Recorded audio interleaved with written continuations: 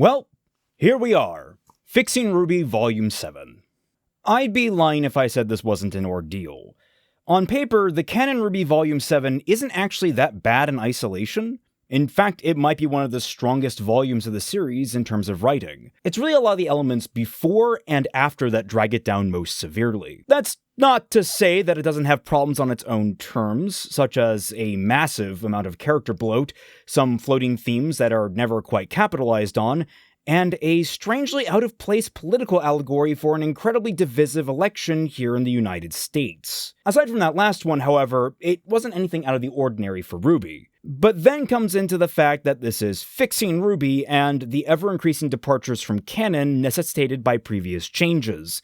And we've got a boiling pot of mess. Then throw in the fact this is the first Fixing RWBY being made after the closure of Rooster Teeth and RWBY's acquisition by Viz, leaving the future of the series in a perpetual state of limbo. We've already bent the rules in Fixing RWBY Volume 6 by only leaving ourselves about 2 volumes of buffer, but now we're in the wilds. We've had to start planning ahead in ways that we've never had to before, and it's certainly been taxing. For Volume 7 alone, we probably went through 7 or 8 different revisions of the overall plot, different character arcs, and who would even be in the volume. There were things that we loved that we had to cut, there were things that we were frustrated by that we had to work around, and overall it took us months to iron everything out. That said, I think we nailed it. Is it perfect? Absolutely not.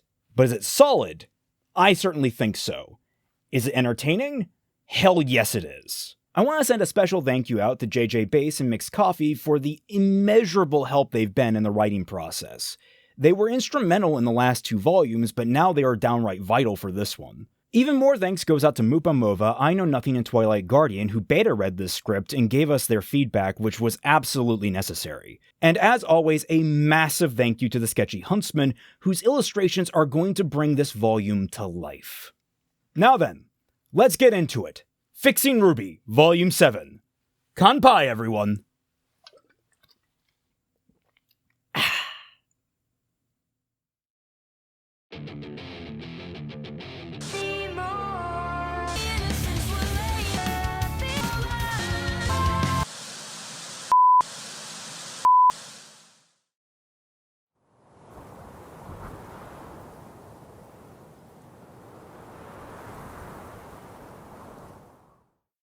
We open on a shelf of Mantel, the horizon and shoreline bisecting the screen. Team RWBY's Manta comes flying in below the camera. We jump inside where we find the sleeping forms of John, Nora, Roman, Blake, and Yang, while Ren and Weiss are having a quiet chat in the corner with morning tea. The camera pans up through the hold to the cockpit, where RWBY is co-piloting for Crow, and Neo is showing her how to operate the Manta's controls. It's a quiet moment as RWBY points to small parts of the control panel and correctly or incorrectly identifies them, with nods or head shakes from Neo. Crow is busy flipping through his scroll, and when he finally has a signal, he attempts to dial Ironwood's number. It rings a couple of times before returning with a "Your call cannot be connected." Crow sighs and puts it down. After a few moments, RWBY pauses and furrows her brow, looking up at Neo. "This is weird, right? We used to, fight?" Neo thinks about it for a moment before shrugging. RWBY replies, scratching her head, "Still, I feel like I should apologize? I did throw you off the last airship we were on together." Neo writes back, "Well, if I can throw you off this one, we're even." RWBY laughs nervously and scrunches up. "You're still kinda scary." Neo smirks down at RWBY before the airship gives an uncomfortable jerk. RWBY and Neo's attention returns to the console as RWBY professes, I didn't do that! On the rear controls, Crow snaps. "That wasn't you, RWBY, they're getting closer. Neo, step in. Driver's ed is over." RWBY pouts but slips aside as Neo falls into the seat. Weiss and Ren stumble forward into the cockpit, with Weiss asking, "How much longer till we get to shore?" RWBY and Neo look out at the approaching horizon and RWBY says, 10 minutes? Glancing to Neo for confirmation. Neo nods back, reaffirming RWBY's estimate. Ren is the first to speak. "Can we go any higher?" Crow responds, "We don't have enough fuel." The airship rocks again and an alarm goes off. We see an indicator on Crow's screen begin to blink and he tacks on, "And now we have even less. Seatbelts on, everyone!" RWBY nods and moves into the rear hold, clapping her hands. "Everyone, wake up! Put your tray tables away!" Everyone in the hold begins to rouse, with Yang asking, "What? Are we there yet?" In the background, Ren folds up the tea tray he and Weiss were using and stows it. RWBY walks over and wrenches open the side door, letting icy cold air into the compartment as she pokes her head out. In the background, Nora startles awake. "What the hell, RWBY?" Below the airship we find the ocean, filled with inky black shapes swarming over one another. Domed, bony heads periodically pop out, revealing an alarming number of mermaids still in dogged pursuit of the airship. Several open their fanged maws and fire off high-pressure blasts of water, harrying the manta. Beside RWBY, Nora pokes her head out and yells down at them, "Don't you guys take a hint? We're not interested in you!" She then whips out her grenade launcher and fires. "I'm taken!" The grenade sails into the swarm and vanishes uselessly. Ren runs up and pulls Nora back in. "Nora, that isn't helping." And Nora replies cheerily, "Don't worry, it was my last one," prompting John to balk at her, suddenly more awake. "Why would you waste that?" Nora rolls her eyes. "We're going to be in Atlas in like a minute." Crow yells back, "What about seatbelts on? Does no one understand?" As everyone sheepishly or comedically strap themselves in, Crow dials up a number on his scroll, all while the ship begins to take even more hits. The phone rings for an agonizingly long time before it cycles to an automated response. "Hi, you've reached the Atlesian Armed Forces Central Command. For active military personnel, press 1. For retired military personnel, press 2. For military personnel on standby, press 3. For..." And this continues as we cut outside the manta, where it's deftly weaving between blasts from the mermaids, their attacks beginning to crystallize in the freezing air. Eventually, the call ticks over to, "For foreign huntsmen, press 9. Prompting the quickest finger movement Crow has ever performed. After an awkward moment of phone drone, the same voice ticks on. "Thank you for calling the Atlesian Armed Forces Central Command. Please input your 15-digit foreign registration code." Crow scowls down at the scroll. "What the hell?" And he's cut off as a heavy jolt rocks the manta, and an even louder alarm begins to blare. Neo points to an on-screen indicator that they've lost an engine, and Crow tosses the scroll aside, trying to focus on flying. Below him, Neo is sorting through a map of the local coastline and spots something. Flicking the screen, it pops up on Crow's readout, and he replies, "Good work, short stuff," before steering the ship off left as best he can. We cut to a low shot of what appears to be the end of a street that dead ends at a cliff. Sitting on the cliff is a small flock of penguin-like creatures with walrus tusks, minding their own business as, in the far distance, we see the blurry shape of the manta coming into focus through the snow. The flock scatters as it bursts overhead, one engine on fire, and it drops as it makes its way over the street, skidding to a halt in the center of an intersection. There is stillness as everything comes to a final stop and the manta settles into place. Inside, Crow leans back in his seat, asking tiredly, "Everyone all right?" The response he receives, other than a thumbs up in the foreground from Neo, is the sound of John vomiting. Yang shrieks, "John!" and he groans, "I just woke up, what do you want from me? I want you to keep your breakfast down!" Slowly, the crew untangle themselves from their seats and the crash. Blake is the first to clamber out, shivering into her jacket and pulling up her hood. As the rest of the crew pile out, the camera pans back and reveals in a wide shot that they have landed on the outskirts of a small mining town. There's only a few people on the street, most poking their heads out of their homes or businesses, but even by small town standards, there seem to be very few people present. The most prim of them wear unkempt business clothing, while the remaining some are dressed for industrial jobs or labor. RWBY trips out of the airship and lands on the concrete. She stands and scratches her head as she says, "Well, you know, any landing you can walk away from, right, Weiss?" Weiss stares at her, unamused. "RWBY, a man died." RWBY flinches. "Sorry." Yang jumps down beside Blake and observes where they are. There doesn't seem to be many people, before raising her voice and saying, "And they're not very helpful." Blake, hugging herself for warmth, nods at a large SDC logo on a nearby wall. "It's a mining town. They're all probably busy leaving for Mantel. It's the off-season." Weiss blinks at Blake. "I'm surprised you know that." And Blake replies with a wry shrug, "I had friends who were from Atlas before you." Weiss opens her mouth to respond, but is interrupted as a middle-aged woman approaches them. She looks warily at the crashed ship and asks, "Excuse me, are you the huntsman we asked for? Thank God you're here. The problem's just been getting worse and worse. We were worried no one was coming." Everyone cocks their head at her and Blake's ears perk up, catching the woman's attention. She frowns. "Oh, I figured we weren't a priority." well, any help we can get. She continues, looking at Blake, and then looking over at the rest of the cast. Ruby steps up beside her team and nods. Don't worry, ma'am, we'll do our best. Yang turns to Ruby and says, baffled, Ruby, we're the ones that need help. Ruby shrugs and waves towards the townsfolk. But we can help them!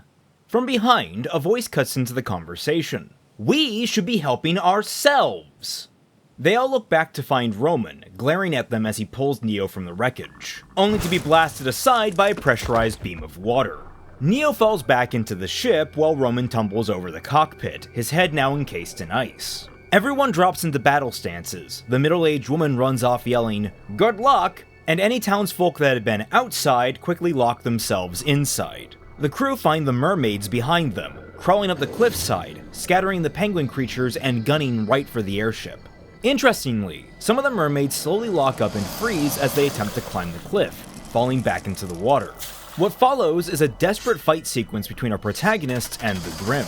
The fight is messy, with only half the team in a functional state. Ruby, Weiss, John, Nora, and Ren take up the main line of defense, fending off the mermaids with some level of ease, but being stretched thin as they need to pick up the slack. Nora is limited only to melee without any grenades, and mid-fight, Ruby and Ren both run out of ammunition. Crow starts out as effective as ever, but as the fight progresses, he begins to find himself slipping, with bouts of confusion and double vision causing him to miss critical attacks. The effects of his withdrawal were muted when they were in the Manta, but under the physical strain, the side effects are now front and center. The visual noise becomes so dissonant that he has to close his eyes to still his equilibrium. Ironically, it looks like he's fighting drunk as a result. Roman, meanwhile, is a comedic mess, with him and Neo fumbling around the street trying to break the ice around his head. All attempts fail, especially when Neo tries to kick the ice and only manages to stub her own toe. Yang is initially off balance, trying to swing her missing arm, only to realize it's not there with a flat "oh," before she gets blasted into a wall with a "yeah!" Her hand pops out of the rubble with a thumbs up, and she says, "I'm good," and she returns to the fight. She manages to slowly correct herself, settling into a one-armed stance, and though it's clear she's not at her prime, she taunts the Grimm confidently with a "bring it" hand gesture. Of the main cast, Blake is struggling probably the most, having lost Gamble last volume. She's been reduced to using only Shroud, the sheath for her weapon, and its shortened ribbon, limiting her reach extensively and choking her natural fighting style. At one point, she gets backed into a corner and reflexively she reaches for Wilton Blush at her hip. She hesitates, her hand resisting grasping it, before Ruby swings by and kills the mermaid attacking her. Shaking the spiders out of her head, Blake dives back into the fray. By the end of the fight, our heroes are tired but victorious, with all of the mermaids dead or frozen solid in the winter cold. As most of the team busy themselves shattering the remaining mermaids, Blake walks over to the still struggling Roman and swiftly brings Shroud down on his head, shattering the ice. Roman sucks in a desperate breath and falls to his knees. Blake frowns, disappointed. Huh, that didn't work. Roman wheezes as Neo tries to help him up. What do you mean, didn't work? Blake smirks and turns away, walking back to the others. Ruby observes the impromptu battlefield proudly as the woman from before peeks her head out of a window. Turning to her with a cheeky grin, Ruby yells up, "Don't worry, your problem is solved, it's safe to come out now." The woman frowns down at Ruby. That's nice, but that wasn't the crab. Ruby's face goes blank. The what now? A rumbling originates from the center of the mining town and all eyes turn the opposite direction of where the mermaids had come from. Rounding a corner by smashing through several buildings is a 2-story tall crab Grimm that is making a beeline right for them. Ruby gives a flat, "Oh," before about facing and calling, "John! Carcanos! On our 6! What's a Carcanos?" "Crab Grimm! Rabbit with Blake's ribbon? It's broken! Are we sure Nora doesn't have any more grenades? Do you think she'd hide them?" The entire group begins to backtrack along the street, but the Carcanos has already picked up enough speed to catch up to them. It sweeps forward with both claws, hitting everyone but Crow, who is forced into his bird form to slip away. John, Nora, Blake, and Neo are slammed into the buildings on one side of the street, with John going through a window. Roman and Ren are thrown forward onto the road, and Ruby, Yang, and Weiss are forced through the wall of a building on the opposite side of the street. The claw that hit them carves a large arc in the building, opening a massive hole and leaving the three buried in debris. Weiss and Yang are either pinned by debris or buried underneath. RWBY herself is the only one that can wriggle free to stand, using crescent rows to prop herself up. She tries to pull it free, but its extended blade is trapped under a slab of concrete. We find her silhouetted in the cavernous hole in the wall, the two-story Carcanos bearing down on her, and the world goes silent. A flash of green blinds the screen, as a brilliant emerald light cuts down the center of the giant crab. The halves split apart and collapse, tethers of grim liquid trying to hold the shape, peeling away, revealing a lone figure hovering in the air behind it, haloed in a brilliant green glow. RWBY uncoils and stares in awe at the figure as if she'd seen a ghost. The figure descends like an angel, coming to rest on the sidewalk below. Though her appearance has been modified, looking slightly older and more refined, it is very clear that the girl who just saved them was Penny Polendina, seemingly returned from the dead. There is silence as everyone recovers from the Carcanos attack. We get to see every one of their reactions as they get a clear look at her, and across the board it's a mixture of shock and awe, and a little bit of worry from Roman and Neo. As the pause begins to edge into uncomfortable, RWBY staggers forward on wobbly legs, tears prickling in the corner of her eyes as she asks, "Penny?" Penny glances up at RWBY when her name is called. After a moment's pause, Penny's pupils widen with confusion. "Ruby Rose?" This gives RWBY all the energy she needs to rush into Penny's arms and hug her for dear life. She begins to cry into Penny's shoulder, and for a split second, Penny blinks down at her, unsure how to react. Eventually, the confusion melts away into a grand smile and she returns the hug. "It is so good to see you. What are you doing in Atlas?" RWBY eventually pulls away, sniffling, but they aren't given any time to speak to one another. There's the ring of gunshots, and a mermaid straggler that had been lunging for the two of them is turned to smoke by a hail of automatic fire. Before we can find the source of the shots, we're distracted by the lumbering speed of a second Carcanos, trundling down the road. The crew outside rush to their feet, either to flee or defend themselves, when an ear-splitting trumpet note cleaves through the air.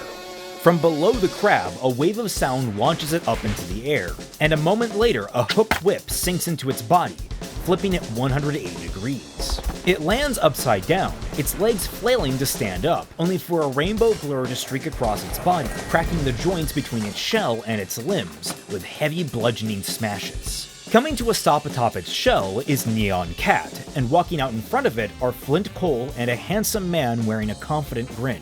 RWBY blinks at them, still clinging tightly to Penny's side, and Penny is smiling at them proudly when a voice breaks out over them. "Penny, heartfelt reunions come after every threat is neutralized." Approaching the two is CL Soleil, who casually shoots yet another mermaid that was creeping towards the crew without even looking. Neon hops down from her perch, rolling her eyes at CL while helping Blake to her feet. Chillax, CL, it's just besties catching up." Flynn follows that with a smirk as he fishes John out of the broken window.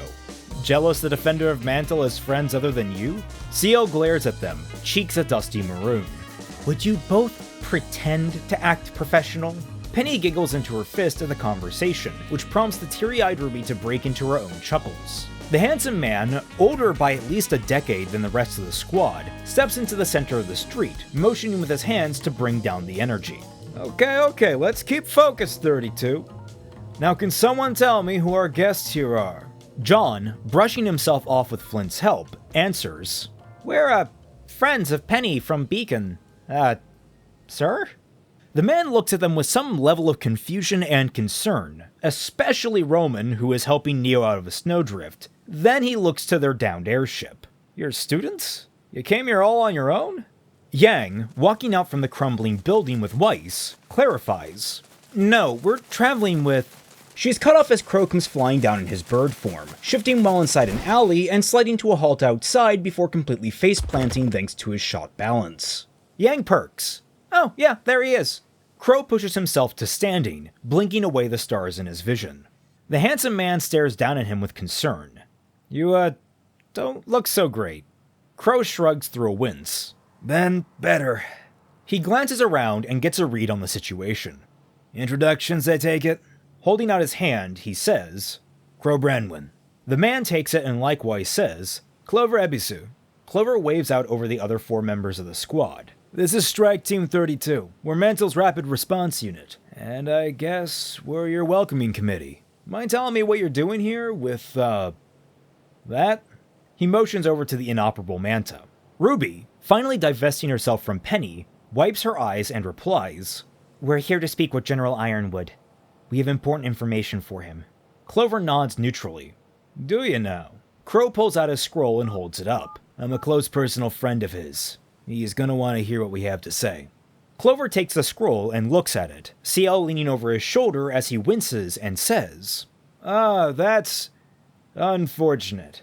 Handing the scroll back to Crow, he grimaces as he says, "You're all under arrest." There's a beat before Nora asks the question on everyone's minds. What? All of the scrolls among RWBY Junior Kern ping, and all of them open up the received messages. CL steps forward with a tablet, reading off a list of violations. Partaking in combat within city limits without a Huntsman license, operating dangerous weaponry without a Huntsman license. As she continues to read, we see RWBY reading along, muttering quietly, "Oh, so that's how you spell that." CL continues in the foreground. Damage to public property, damage to personal property, public endangerment, public disturbance. Her voice trails off briefly as she glances over to see Roman and Neo, who have been watching the situation with some level of amusement. She taps her scroll, and 2 counts of cavorting with known terrorists. Suddenly finding himself involved, Roman goes deadpan. "I know! Can you believe it? Blake Belladonna, former member of the White Fang! How scandalous!" CL blinks at her tablet, looks up to Blake, then back down, pressing a few more keys and muttering, 3 counts. Blake, already wide-eyed at their imminent arrest, turns to Roman and shoots him probably her harshest glare yet. "I don't like you." Crow looks over to Clover, baffled. "Credentials not good enough now?" To his surprise, it's CL that answers, very formally. "Forgeries have become a considerable issue in the last few months." Clover piggybacks off that with a rueful shrug. "All Atlas personnel have had their credentials updated. Yours don't pass the sniff test. Sorry, but you're all coming with us." RWBY looks to Penny and asks, with an awkward chuckle, "Is this really necessary?" Penny smiles back apologetically at RWBY before she cuffs her. We then cut to RWBY and the crew being loaded into a prison transport. The door shuts, the screen cuts to black, and RWBY groans, "Aw, man."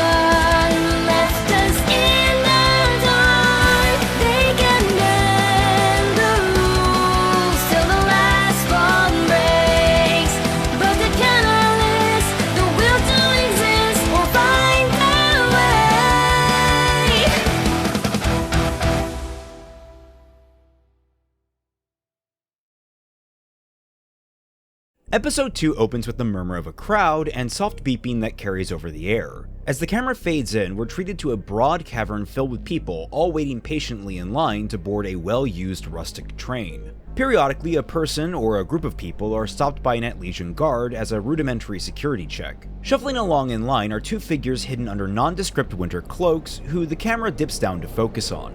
When these figures approach the nearest ticket gate, one of the guards halts them and asks the leading of the 2 figures their name.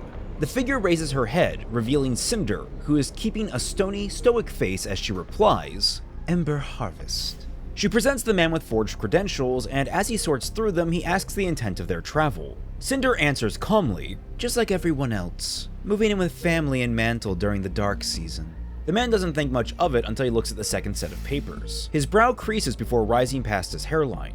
Wait a minute. There's an imperceptible twitch to Cinder's eye, ready to spring an attack, when the man continues. "Steve?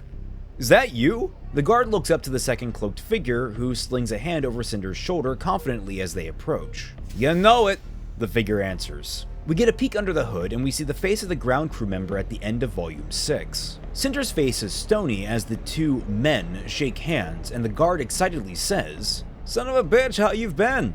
Last I heard you were still stationed in Mistral, right?" Steve waves a hand in the air dismissively. "Yeah, but I got bumped up to a refueling hub out here in the Outlands." He pulls Cinder in closer to his side, very affectionately, which Cinder is surprised by. "Excited to spend the Solstice Festival with my better half here. I've already put in for leave." Cinder very quickly slaps on a forced, affectionate grin to keep up the appearance, while the guard huffs in amusement at the comment. "You and about 1,000,000 others. Better hope you signed up for that soon enough. That's a busy time slot. I'm never letting you live down that whole court reservation thing." Steve laughs, then groans. "Never will I?" The guard hands back their papers and points to Cinder. "You keep this guy out of trouble. He's a magnet for it." Much more composed, though the strain still under her eyes, Cinder smiles with a polite laugh. "Don't I know it? I know just how to handle him." Behind their backs, where Cinder and Steve are holding each other, she squeezes the man's side with her nails, causing him to flinch. The guard steps aside and lets them through. "You two have a safe trip." While he's watching them walk away, the guard's brows furrow. He raises a hand to measure himself, lifts it up a little bit higher to the height of actual Steve, and then lowers it down to the height of the Steve he had just met. Blinking to himself in confusion, he shakes his head and returns to his duties. We quickly montage through Cinder and Steve scanning their tickets and boarding the train. Cinder borderline dragging him by the wrist as they find a quiet seat near the back of an empty car. Shoving Steven into a seat, Cinder glares down at her and hisses, "What was that?" Steven's face immediately becomes deadpan, his mannerisms evaporating as he settles back into the seat with an annoyed shrug. "You're the one that told us to use him." Behind him, in the train's car window, his reflection turns around to look at Cinder with a roll of the eyes, taking on the appearance of Milcha Malachite. "So bossy, even when she gets what she wants, she's never happy." Steve nods in agreement. Cinder scowls. "Because you stabbed him, and he had the transfer codes we needed." Steve rolls his head against the seat. "How are we supposed to know that?" Milcha tacks on, "Not like you were sparing people either." Cinder's glare only deepens. "Reading minds is your whole thing." Milcha lets out a groan. "Ugh, not this again." And Steve levels a glare in return. "We're not mind readers, that's not how it works." "Well, you could have mentioned that sooner than after killing our easy ticket into the city," Cinder hisses, only to be met with the unified voice of Melanie and Milcha. We did! Malachite takes over the singular voice after that. "Don't blame us when you didn't pay attention. We didn't get Steve's memories, we got Steve. That was Steve." Growling, Cinder twists away, coughing lightly into her fist as she does. She wipes away a small trickle of black liquid from her lips and mutters, "You're impossible." Milcha stares at Cinder unimpressed. She should, be looking in a mirror when she says that. Malachite nods in agreement with an audible, "Uh-huh." Sighing, Cinder turns back to the only girl she can see. "Well, drop him. He's useless now." Putting a finger to her lips, Malachite thinks about it for a moment before replying with a shrug, "Sure, whatever." His posture shifts ever so subtly, and Steven's face begins to blur and melt, sloughing off in a distorted wave before evaporating completely, leaving only Malachite's face behind. It was starting to get crowded anyway. Cinder watches this happen with curiosity veiled in disdain. More people begin to enter the same car as them, and after a beat she sits down next to Malachite and crosses her arms. "We can't take any more risks like that." Malachite begins to file her nails, stealing a glance over at Cinder. "You mean you can't?" Malachite's face hardens. "After Roman dies, we couldn't care less what happens." A scoff from Cinder turns into a cough, and once again she covers her lips. "You need to reach him first, and considering who he's going to be dealing with, that's going to need more than some hastily forged passports." Malachite leans away with an offended glare. "Our forgeries are quality? Mom taught us the best tricks." "For street trash? Maybe, but not for high security clearance," Cinder replies. Malachite shakes her head and checks her nails over. "Whatever. They got us this far, didn't they? What actually is the plan, anyway?" Cinder turns to look at a political poster plastered to the inside of the train, advertising an active political campaign called the Happy Huntresses. Relaxing back into her seat, Cinder replies, "There's a thread I think I can pull on." We cut to Nora, handcuffed and sitting on a bench with the rest of RWBY Junior Kern in the prison transport, playing with a loose thread from a piece of clothing. Beside her, RWBY is turned around on the bench, arching up on her knees trying to get a better look out the incredibly narrow window of the transport. She becomes increasingly frustrated, turning around and falling into the seat. "Man, I can't see anything." Weiss shrugs. Atlas really isn't anything special. She trails off as a shadow blocks out the window. A truly massive cargo ship eclipses the view. Weiss leans forward with an arched brow and follows the path of its lumbering movement. "That's odd," she says, her face now almost completely pushed up against the small window pane. Blake asks, "What's up?" And Weiss replies, "That hauler is moving towards the military docks." She looks down to the city below. "Huh," she murmurs and can be seen counting under her breath. 1, 2, 3, 4, 5, 9, 10, 11, and 12. Yang joins her and looks down at what's below. In a massive series of darkened, seemingly abandoned facilities, other freighters lie dormant. Is something the matter? Weiss, worried, replies, "I don't know. That ship was the Empress of Atlas." Then pointing down below, "That's the Duty of Vale, that's the Waters of Mistral, and the others, I've never seen that many at dock before. That's almost all of them."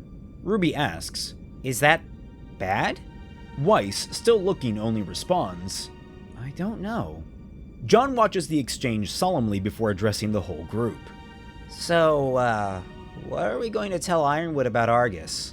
The others in the cabin begin to shift uncomfortably, but Yang leans back with a shrug. "What's there to tell? The pipsqueak in charge tried to flee, and her troops weren't exactly fans." RWBY's face goes pensive to match John's. "I think we all know it's a little more complicated than that. You don't just inspire a mutiny every day, you know?" Crow cuts in from the other end of the transport. "Don't worry, James will understand. Yang's not wrong about Cordovan. The mutiny wasn't just you, RWBY." Mutiny? All eyes turn to the last occupant of the transport, a relatively normal-looking man who's been locked up in a standing restraint with wheels and a human muzzle. It's actually a loose thread of his clothing that Nora was, and still is, pawing at. "Wow, you sound like a bunch of serious folks." Roman scoffs in amusement. "Believe me, they're more like clowns," which earns him an elbow in the ribs from Crow. Ren raises a brow at the man. "What did you do to get so restrained?" The man shrugs as best he can. "They got me on a public indecency charge. 1 minute I was peeing in an alley. Next thing I know, I'm here. I mean, what else did they expect me to do?" Almost everyone's face twists in disgust, Nora flinching away from the string she'd been playing with like it was burning hot. And Weiss becomes the only one to answer. "Use a bathroom?" The man sags with a sigh. But it was so far away." Everyone stares at him in bafflement. Before anyone can add anything further, the transport lands. Outside, we find Winter, standing on a landing pad outside of Atlas Academy's processing center, a small section of the security wing of the academy. Her face is uncharacteristically worried, but that quickly changes to a masked professionalism when Penny lands nearby, and the other members of Strike Team 32 come walking out of the prison transport. Winter spares them each a professional nod, though Penny's excitable waving threatens a smile on Winter's face. Clover, CL, and Flint go about leading RWBY Junior Kern out onto the landing pad. Weiss is the first to notice Winter and the first to call her name. Winter remains stoic, but addresses Weiss, saying they'll discuss things such as Weiss fleeing the kingdom later. For now, she fixes Crow with a glare and says the two of them need to have a chat with Ironwood, a notion that's seconded by Clover as he walks over and hands her the relic. She takes it with a note of curiosity before returning her look to Crow. Crow locks eyes with Winter, and after a beat, Crow asks, "I take it you know?" Winter scowls at him. "I've known." Crow rolls his eyes at the attitude. "Good to see you haven't changed." "They know too." Winter's stoicism falters, surprise and a little sadness on her face when she scans back over the group, especially when she looks at Weiss again. Her eyes harden though when she sees Roman and Neo. "Even the criminals?" Crow offers up a sardonic smile. "Especially the criminals." Winter's glare doesn't falter, instead she straightens up her posture. "I see. Then I suppose we all need to see the general." There's a beat of quiet before Clover asks, "So, should I uncuff them?" Winter replies with a succinct, "Yes," but quickly isolates Roman and Neo. "Except for those two." Another pause, and she can't resist a small smile as she adds, "And Crow." Crow stares at her dumbfounded. "Really?" And we settle into a moment with all of RWBY, Junior, Roman, Neo, Crow, Winter, Clover, Penny, Ciel, Neon, and Flint riding silently up the building, emphasizing the height of their climb with how long the ride is. Breaking the silence is John, who awkwardly says, "So, is it a bad time to mention I need to use the restroom?" Several uncomfortable eyes turn to him. Eyes then move over to Neo as she quickly moves her hands in sign language. Without missing a beat, John adds, "Oh, Neo has to go too." Neo nods in approval before doing a double take and staring at the boy in confusion. We jump to the top floor where the elevator dings and the whole party steps off. From there, it's a short walk across an atrium to Ironwood's office. Inside the office, we find Ironwood, standing at his desk, poring over documents until the door is opened and the combined cast enter. He smiles at first, but frowns seeing the significantly larger number of people. As he steps out from around his desk, Winter, Clover, and Penny drift to his side as Flint, Neon, and Ciel take up positions at the back of the room next to the door. Winter very pointedly places the relic on Ironwood's desk where it hovers peacefully in the air for everyone to see. Ironwood's face is a mixture of exhaustion, surprise, and a hint of disappointment. "Crow, it's good to see you again. Though, when Winter messaged me to expect extra guests, this isn't quite what I was expecting." Crow offers a wry smile in return. "With a group like this, you can't really expect anything normal." Ironwood appraises the group. "I see. How much do they know exactly?" Crow shrugs back. "Believe it or not, they figured out most of what was going on all their own, and after we found the old man..." Ironwood lights up, his back straightening like a heavy burden had just become that much lighter. "You found Ozpin. He's here?" For the first time in the conversation, RWBY speaks up with a meek, "Yeah, kinda, but, Unfortunately, it's drowned out by Ironwood's enthusiasm as he walks to the crew, scanning them over. With only 2 boys in the group, he naturally lingers on Ren and John, with John slowly taking up most of his focus. Both boys are noticeably uncomfortable, especially when Ironwood asks, "Oz?" between the 2 of them. This is when a pair of cuffed hands, and the body they're attached to, lean into frame, Roman giving Ironwood an awkward smug smile and a wave. "Hey there, James, it's been a while." The light in Ironwood's eyes die, and he leans back in borderline disgust. He turns to Crow. "You're joking." Crow doesn't have a chance to answer as RWBY steps forward, finding her confidence as she replies, "No, he's not.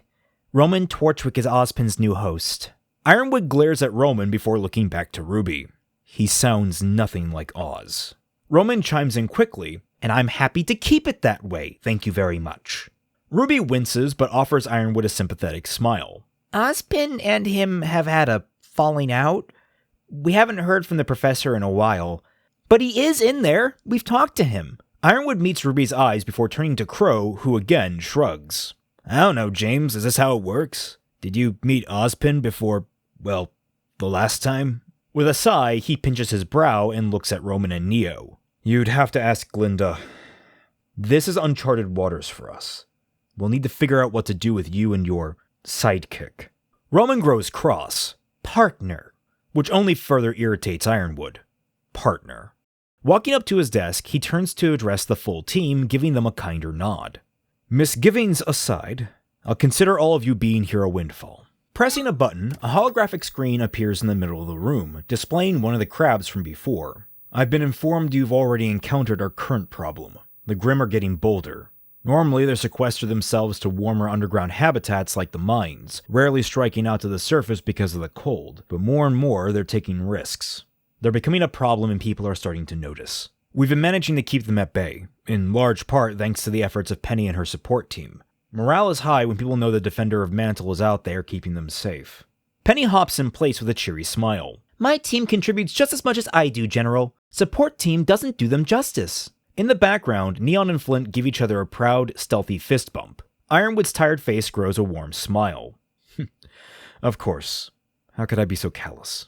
RWBY looks at the crab Grimm, which is joined by a few smaller types of Grimm in the projection, her face drawing with concern. "So, what are you planning to do about the Grimm?" "It may surprise you, but not much," he replies, tapping a few keys on his desk. "For now, we only need to hold them off long enough to get our actual plan in motion."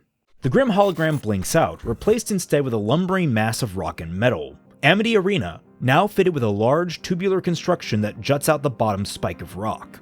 John steps up next to RWBY, his brows furrowing with confusion and a barely suppressed wince. "Amity? The rest of the crew begin to crowd in around it. Ironwood looks at the projection, eyes narrowing as he begins to explain.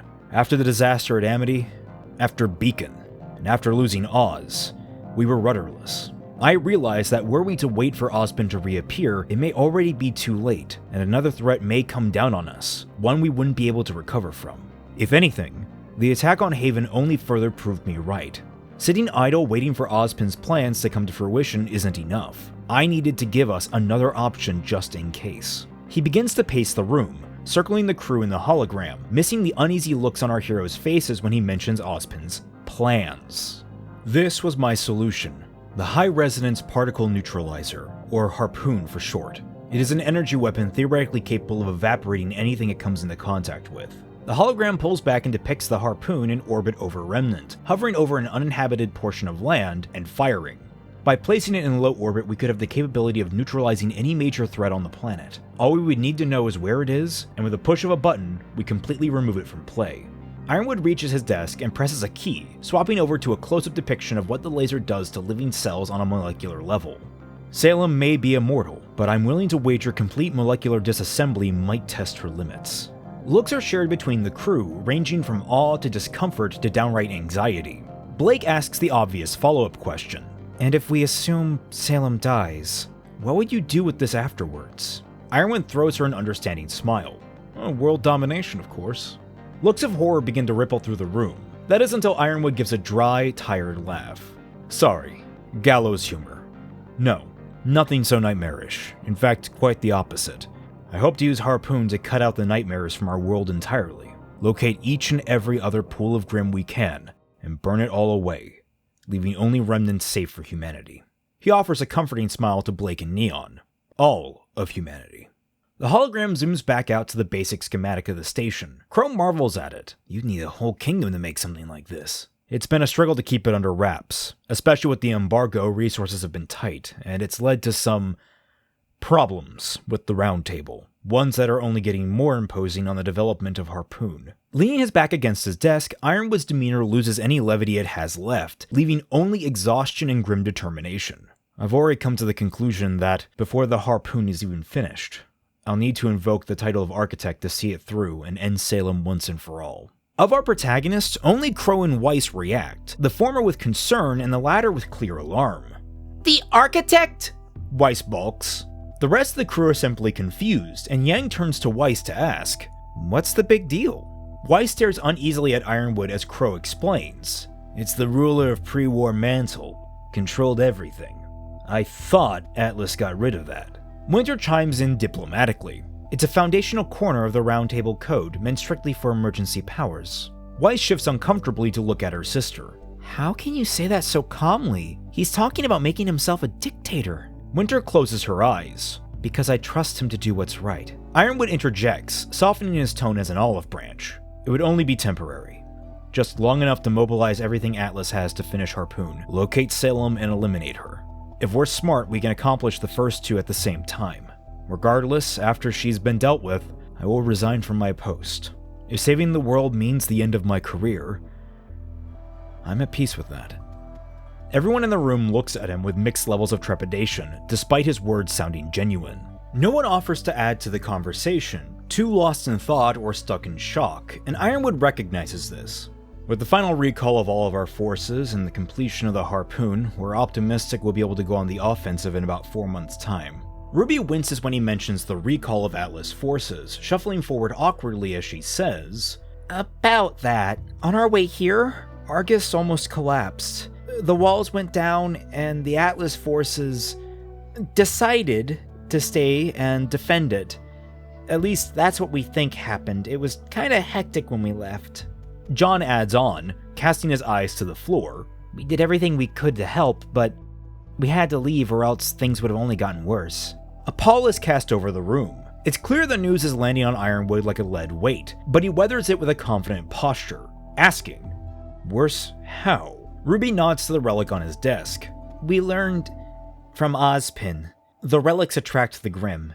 We thought it'd be safe behind Argus's defenses, but we were wrong. Ironwood looks tiredly to the relic, the wheels in his head turning, and it's clear he doesn't quite like the implications. Winter coughs into her hand. Sir, the forces at Argus were not due to arrive for several more weeks. I believe they were one of the lowest priorities on the recall schedule.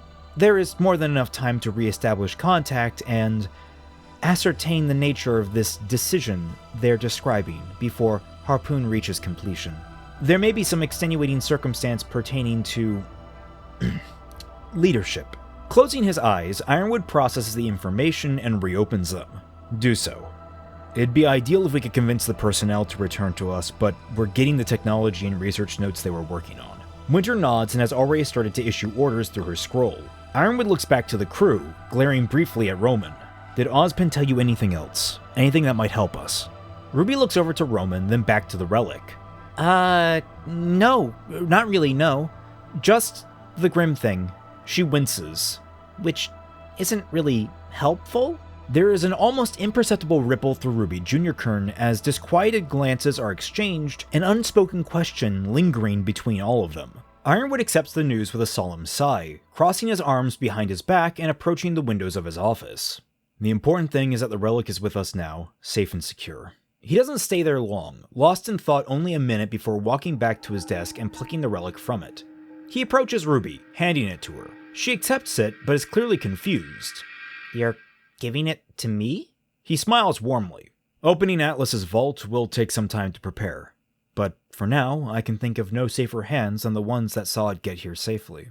Looking up, he addresses everyone else as well. My plan is ambitious, and I can understand where there may be misgivings about some of the steps. That said, I won't pressure any of you into being party to it against your will, but I can thank you for what you've already done. He smiles broadly. You've come a long way to get here, and I'm happy to lodge you all in the dorms to gather your strength. We can discuss whether or not you want to be part of things once you've gotten your rest. Team 32, perhaps a brief tour of the academy is in order. He motions to the 4 team members, and Penny jitters with excitement as they salute him. Yes, sir, General! She turns to Ruby and Junior and chirps. Right this way, friends! The 11 file out of the room, with Crow, Roman, and Neo beginning to follow after, only for Ironwood to stop them. Not you 3. Crow, I'll see you to one of the teacher's quarters myself. He then looks to Roman and Neo. As for you 2, there's a personal suite here that should be more than suitable for you, and a contingent of guards to ensure that. Roman and Neo both roll their eyes, completely absent of surprise. Oh, a suite! How nice of you to gild ourselves. Wait, it's where Oz usually stayed, isn't it? Ironwood only responds by motioning to Winter and Clover, who lead the disgruntled Roman and Neo away. Roman mutters, typical, as he's pulled away. Crow and Ironwood follow them out, but instead of heading down the stairs immediately like Crow, Ironwood watches from atop the staircase, stoically. Crow turns around, confused, as Ironwood steps up to him and deactivates the handcuffs he'd been stuck in all meeting. I meant it when I said it was good to see you. Crow, still confused, shrugs. Yeah. Before Ironwood slowly and awkwardly pulls him into a tight hug. Crow is unsure what to do at first before rolling his eyes and hugging Ironwood back in support. We then cut to Penny and her team excitedly montaging Team Ruby and Junior through a guided tour of Atlas Academy's many locales, listing off a litany of facts and background details about their construction and purpose. Periodically, Flint and Neon will chime in with color commentary about some of the less scrupulous things that occur around the Academy, while CL is always quick to get the tour moving again to keep them all on schedule, though she fails to elaborate on what the schedule is when prompted by Blake. As the tour montages on, it's clear our protagonists are getting more and more exhausted, be it from the day's events or Penny's overwhelming exuberance. The tour comes to a screeching end as Penny proudly declares, "And here is," only to be cut off as Ren groans. "Just take us to our rooms, please." There's a beat of silence before Penny finishes, "The dorm rooms!" All at once, the tired teens deflate, Nora even passing out completely as they do. Penny opens her mouth to speak again before CL steps forward and says, "No time for chit-chat, Penny. We need to retire to our own dorms or we'll be late to roll call in the morning." Penny, still mid-speaking motion, changes her approach, swinging an arm in excitement.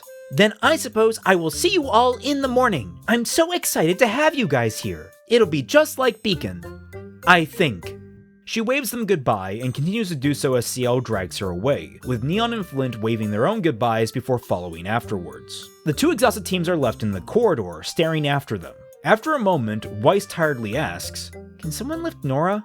earning a chorus of "No" from everyone, and a "She'll be fine on the floor" from Ren. Cut to black, end of episode. Episode 3 opens on a slow, low mechanical rhythm. Lines of light pass by the camera, and it pulls back to reveal their mounted lights on the shaft of an elevator as it descends diagonally. Standing on the platform are RWBY and Ironwood, both waiting for the elevator to reach their stop.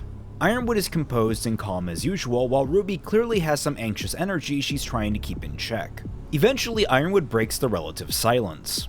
"Thank you for joining me on short notice. We only have a small window where she's active." RWBY, looking around in awe as they descend deep into the core of Atlas, replies, "It's no problem, General. Is this about securing the..." The elevator finally slips free of the shaft, the platform completely exposed as it descends even further into a wide cavern very similar to the one beneath Haven. RWBY stares at the chamber and the massive door that sits at the end of it, in awe. Ironwood is completely unfazed by their surroundings, and when the elevator finally comes to a stop on the floor of the chamber, he casually steps off it while asking, "How are you and your team settling in?" RWBY, shaken from her staring, stumbles a bit to follow. Good enough. No complaints so far, though, I mean, it hasn't been that long, so it's kinda hard to tell. Sorry." She rambles to a stop. Ironwood just shakes his head warmly. "Well, if there are any problems, please don't hesitate to ask." RWBY only awkwardly nods in response, and again her eyes begin to wander the room. "So this is what it's like. I never went down to the chamber at Haven." Ironwood glances at her out of the corner of his eye. They reflect each kingdom in their own way, but they're roughly the same. "Certainly ours has some non-standard additions," he explains, nodding to a walkway that extends out from the platform containing the door. It leads to a boxy room embedded in the wall. "RWBY," Ironwood starts, climbing the steps towards the vault door. "You've been led into a world that most people will never be given a chance to see. Got a peek behind the curtain. I fully intend to give you all the time you need to make your decision. But I think we both know that there's no real way to go back to a normal life after everything you and your friends have learned." As they climb the steps up, they begin to veer in the direction of the added walkway. RWBY blinks up at his back. "Doesn't mean we couldn't carve out our own kind of normal. We haven't really had time to talk about it. We've got friends in Vacuo, so maybe we could go there?" Ironwood nods at this, betraying no surprise or disappointment. They approach the building and pass on through the first door, entering a sterile observation room with a one-way mirror that Ironwood steps up to. Beyond it is a mini medical ward containing a singular, well-maintained medical bed, dozens of advanced medical devices, and an elderly woman who is being tended to by Penny. "Theodore, though eccentric at times, is an excellent headmaster, and I'm sure he'd gladly accept you if you do. Travel might be a bit tricky, unfortunately, but I'm sure something could be arranged. The recall of our forces and the embargo have gotten tensions raised, and Vacuo's council fears war is coming." Resting an arm across the glass, Ironwood frowns. "If only they knew how close we actually were. Just not with each other." Penny seems to hear his hand touch the window and turns to wave at the glass excitedly, having no trouble looking through it to see RWBY and Ironwood. RWBY gives a little wave back, but looks in on the frail maiden with concern, watching how gingerly Penny treats the woman as machine after machine is disconnected from her. Ironwood breaks her focus by asking, "Have you and your friends given my offer any consideration?" RWBY curls inward with uncertainty. "No one's really sure what to make of it. The whole architect thing really has Weiss spooked, and Blake, the big space laser thing has her worrying too." Ironwood nods stoically, commenting, "Understandable. I'm asking you all to follow me into difficult times." RWBY continues, "I haven't seen John, Ren, or Nora yet, so I can't say what they're thinking." For a moment, she offers him a wavering smile and scratches the back of her head. "Yang wants to give you a chance, though." Ironwood absorbs the information before asking, "And what about you? I could use someone I can rely on." RWBY becomes pensive, her eyes locking onto the maiden's frail form, especially as Penny is accidentally too rough with removing a piece of equipment and causes the woman to flinch. "How old is she?" Ironwood pauses, but noticeably doesn't point out that RWBY dodged the question. "I've learned the hard way you never ask a woman her age." This earns a weak smile from RWBY, one that doesn't last. She becomes decidedly more uncomfortable when she asks, Wouldn't it be better if you found a younger maiden?" Ironwood's brow raises, and he's quick to ask, "Are you suggesting..." And RWBY is quick to wave her hand emphatically. No! Not at all. I don't like killing." She goes quiet, pensive. I just mean, didn't you guys have a way to move the powers to someone else? Without that? Ironwood nods in understanding and points to what seems to be a replication of the aura transfer device we saw back in Volume 3, sitting in the corner of the medical room. Unfortunately, it's far from perfect. It's there as a contingency, but we suspect she wouldn't survive the transfer. They watch as Penny removes the last of the devices and eases the woman into a wheelchair. Made and finally unfettered, the last thing Penny does is put a blindfold over the woman's eyes before beginning to roll her out towards the observation room. Freya's a fighter, always has been. Reminds me a little of you, actually. They watch Penny pass by them with a friendly wave as she pushes Freya into the main chamber. Before following, Ironwood adds, "All we can do now is make sure she's as comfortable as she can be and that Penny is the last woman she sees." Ironwood begins to follow the two, only to pause at the door. He turns to Ruby, brows raised. "Oh, and I'll ask you not to speak. We can't risk." Ruby nods grimly. I understand. The two make their way out to where Penny and Freya are parked in front of the door. Penny is gingerly guiding Freya's hand to the surface, and it glows when it makes contact. The door contracts, pulling away the multifaceted slides that compose it until it reveals a wide, grassy field with a crisp blue sky. In the center is a stone dais upon which floats a golden scepter, presumably the relic of creation. Stoic and serious, Penny turns to Ruby as she and Ironwood approach, and she reaches out her hand expectantly. Ruby, equally as serious, hands over the Relic of Knowledge and watches as Penny marches it into the vault. It is placed besides the Relic of Creation, and for a moment, the two orbit each other, almost like a dance, before slowing to a small spin around the center of the dais. Penny retreats from the vault and gingerly guides Freya's hand to the entrance. With another glow, the vault seals, leaving the room in comparatively dim light. Ironwood looks at the three women and says, "Thank you." Freya sighs from the exertion. "Not a problem, James, but do be kind and come visit more often. Penny is a sweet girl, but some more visitors would be nice." Freya turns and looks directly at Ruby, despite the blindfold. It's only a glance, enough for Ruby's back to shudder before she turns back to Ironwood. Ironwood laughs. "Nothing gets by you, Freya. I'll endeavor to stop by more frequently." Freya seems appeased by this and sinks back into her wheelchair. "I'm tired now, Penny. If you'd be a dear." Slowly, Freya's head hangs forward and to the side, beginning to doze almost immediately.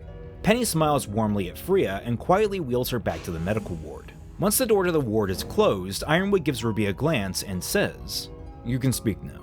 Ruby deflates with a long exhale and stares sadly at the door. "She's so frail." Ironwood nods. "We all have our parts to play, and some are less pleasant than others." Without another word, Ironwood begins to walk back towards the elevator. Ruby follows but stops at the stairs, pausing to watch him go. She looks towards the medical ward, then back to the door, imposing behind her. We focus on her face, almost despondent before it hardens. Tightening her fist, she turns and walks off after Ironwood. She'll have enough time to rest before we need her again. Ruby looks at him quizzically. "For what?" Looking to the door, Ironwood explains. "I plan to use the Staff of Creation to fuel Harpoon. It's the only way we manage to solve the problem of dust losing effectiveness once it leaves our atmosphere. It's powerful enough to keep Atlas in the air, it'll be powerful enough to destroy the reason we put it there." Ruby frowns, more confused. "Wait, won't Atlas fall?" The two step onto the elevator platform as Ironwood chuckles. "We're already preparing for a soft landing back in the crater. Just the first step in the real goal. Unite humanity." Yang's voice carries over the scene. "I hope Ironwood doesn't keep Ruby too much longer, she's missing lunch." We cut to Atlas Academy's massive cafeteria where Weiss, Blake, and Yang are seated and digging into trays of food. Blake frowns at her tray, picking at the food with her fork. She's not missing much. Weiss finishes chewing and daintily dabs her lips with a napkin. "I'm told the nutrition at Atlas is perfectly balanced for the growing huntsman." She goes to scoop up another bite, but freezes and frowns. After a beat, she sighs and swirls the food. "I think the tribe had better food than this. I'll be sure to tell Corporal Hugh that the next time I see him." The new voice causes Weiss's eyes to bulge and her back to go straight. Yang and Blake, surprised but not as much as Weiss, look over to find Winter, sitting down across from her sister with her own tray of food. "He takes great pride in his meal plans." Tucking a napkin into her collar, she looks to Yang and Blake. "Miss Belladonna and Miss Xiaolong, I believe. Pleasure to meet you." Yang awkwardly flicks a finger gun with a quick "yo" as greeting, and Blake straightens her posture with a nod as she replies, "It's nice to meet you too. Weiss speaks very highly of you." Winter looks pleased about that, smirking knowingly at Weiss. Does she now? Weiss, though growing a blush, crosses her arms proudly and pushes her nose into the air. Of course I do. We're family. Winter's grin slips away and her face grows more serious. On the topic of family, care to explain to me why you bribed a smuggler for passage out of the country? Weiss's haughty demeanor sags, but her face tightens with resolve a moment later. Father and I had a disagreement in regards to my future, and I simply wanted nothing more to do with him. Shortly after, her posture becomes meeker, still proud, but more exposed. And I wanted to get your advice on things. Winter's frown dips lower, more concerned than angry. Weiss. Rubbing at her brow in a way very reminiscent of Ironwood, Winter's frown becomes overwhelmingly disappointed. No one knew where you went. It was kept quiet, but you made everyone worry. Weiss levels a flat stare at Winter. Everyone. Winter closes her eyes and opens them again. I worried. The first I hear after returning home is that my little sister has vanished and no one knows what kind of condition she's in. Even Klein, stopping herself, Winter realizes she's begun to rant. She leans back in her chair, almost instantly composed. Please promise me, the next time you plan to do something so reckless, you will find a way to let me know you're okay. Weiss finally deflates all the way, face pensive. If I could have gotten in touch with you, I wouldn't have needed to leave in the first place. From beside Winter, Yang shrugs casually. You'd have still left, though. The two sisters look to her, who smiles back at them before digging into her lackluster meal. Pointing her fork at Weiss, Yang adds through a full mouth, You hated it there, right? Of course you'd want to get away from it all. She swallows and finishes her words clearly. I certainly wouldn't blame you. Is that so? Winter looks to Weiss, nonplussed. Weiss looks down at her food, still in thought, but smiles all the same. I suppose that's true. Regarding her sister with inscrutable eyes, Winter nods. I see. Well, so long as I am contacted before any future escapades, I'll be sure to measure my concerns appropriately. That smirk from before slowly returns, especially if your reports from Argus are accurate. There are some people in Atlas's chain of command that could do with being taken down a peg. Yang snickers almost immediately. I don't know, Cordovan didn't exactly have many pegs left to take down. Winter's smirk becomes fuller while Weiss just rolls her eyes at Yang's wordplay. Blake, however, is surprisingly quiet, having lost interest in the conversation halfway through. In fact, her ears are flickering about, pointing this way and that, and she's looking down at her outfit with a growing concern. Humor dying down, Weiss looks to her. Blake? Everything alright? Blake's attention is drawn back to the table. Oh, yeah. Weiss levels an unconvinced glare her way, and Blake sighs. People are talking about us. Yang and Weiss quirk brows and begin looking around the room. Sure enough, among the Academy's students and even some military personnel, there are skittish glances being thrown towards their table, ones that very quickly look away the minute they're being observed. Yang frowns while Weiss glances at their clothing, contrasted against the sea of whites and grays. We do stand out quite a bit. Blake's frown deepens as she listens more closely, and Winter closes her eyes in undirected frustration. You three seem to forget you carry some level of celebrity. Eyes open, she looks to Weiss, the second Schnee daughter. Then she looks to Blake. A faunus wearing the uniform of a foreign country. Blake pulls defensively at her jacket. Winter then looks to Yang. Yang's frown deepens. And what? Blake finishes off what Winter is hesitant to say. The brute from the semifinals. Falling forward onto the table, Yang hides her face in her hands with a groan. Blake frowns harder. It's not like anyone else could have known what really happened. Winter gives her an empathic look. I fear this may be a reputation you find hard to be free of. And in Atlas, you'll soon learn, reputation is everything. From her hands, Yang's muffled words escape. I need to punch something. Weiss gives her a flat stare. That's not going to help the accusations. Yang lifts her head, a glare matching Weiss's stare. Oh look, a volunteer! The low murmur of the cafeteria begins to build, voices lifting in volume. The four pick up on this, and Yang grows more frustrated. Oh come on people, it was a joke! Blake, who's tuning into the noise with her ears, frowns. It's not you, Yang, it's... Where is she? The murmuring increases even more, and in fact several students who are walking the corridor between tables part to allow Jock to walk through, his face a cold, angry mask. "Where is my daughter?" After one more beat of looking, he finally discovers the table they're sitting at. Yang, Blake, and Weiss frown at him, with accents ranging from unimpressed to disgust to defiance, while Winter keeps her face schooled and calm. He stomps to them, eyes locked on Weiss. Winter speaks first. "Father?" He doesn't even look at Winter as he states, "Not you." Staring at Weiss, the rage behind Jock's mask is vanished away into a sickeningly insincere smile. "Weiss, my wonderful daughter! Where have you been? Your mother and I have been worried sick." Why, Whitley was absolutely beside himself. Weiss glares back at him, hiding her genuine feelings. "I'm sure." Jock replies, "I can assure you we were quite concerned." Winter's voice cuts him off, formal and direct, and also not a managed volume. "Father, may I ask why you are here?"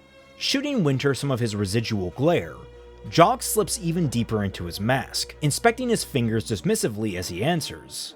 "Happenstance, if you'll believe it. Here I was touring the latest thing that I paid for, only to learn my errant daughter arrived in the middle of the night." Yang's irritation bleeds away for genuine confusion. "But it was day?" Blake tacks on wryly, "Charitably the afternoon." For a moment, Jock is paused, his brain stalling at the unfamiliar banter, before hopping back on track. "Regardless, can you imagine how ecstatic I was to hear of your safe return? I do hope your little excursion was a productive one." His smile becomes even more twistedly sweet. "Help you get out all those pesky whims out of your system?" Weiss's glare hardens. "My whims? Do you mean wanting to be a huntress?" Jock's words, for the first time since this conversation started, sound genuine. "Of course! I only entertained your fascination because it would do well to ensure your safety as heir to the company. Now it serves little more than as a distraction for you when you could be doing more practical things." Face twisting in confusion, Weiss asks, "Have you forgotten? You disowned me." Jock shakes his head. "I never disowned you, my dear daughter. I simply removed from you a responsibility you were clearly not willing to bear. There is still plenty within the family and the company you're more than suited to do, but none of that requires any of this silly huntsman business." Yang leans forward and thumbs over her shoulder. You do realize where we're at right now." The camera zooms out to a wide shot of the whole cafeteria, filled with huntsmen and huntsmen in training. Jock seems less flummoxed by this interruption and simply glares at Yang. "Silly for her." Arching his back, he makes a grand point of saying his next words a little louder towards the watching crowd. "I would never demean a fine institution such as Atlas Academy, especially as one of its largest donors." He motions for Weiss to follow him. "Now, there's much to be done. Come along, Weiss. I'm sure your mother would very much enjoy seeing you after so long." Weiss stares at him in open disbelief. "No?" Jock turns back to her, his mask slipping and the rage beneath beginning to bubble. Weiss, however, after hearing her own words, loses the defiant look and stares at him, surprised, sorting through something in her mind. Jock turns around fully, squaring his shoulders authoritatively. "Nonsense. You will return home and cease this childishness once and for all." Standing up behind Weiss, Blake rests a hand on her shoulder and says diplomatically, "She gave you her answer."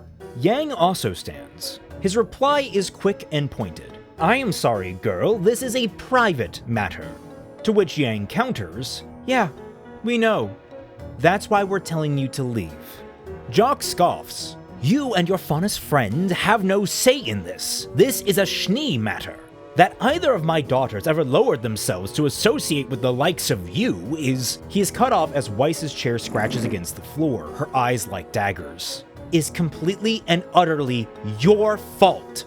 The only person I have ever lowered myself to associate with is you, and that has been out of obligation. You don't hold a candle to the people I fought and almost died beside." Winter, hearing the timbre of Weiss's voice in that last point, slips into a look of serious concern.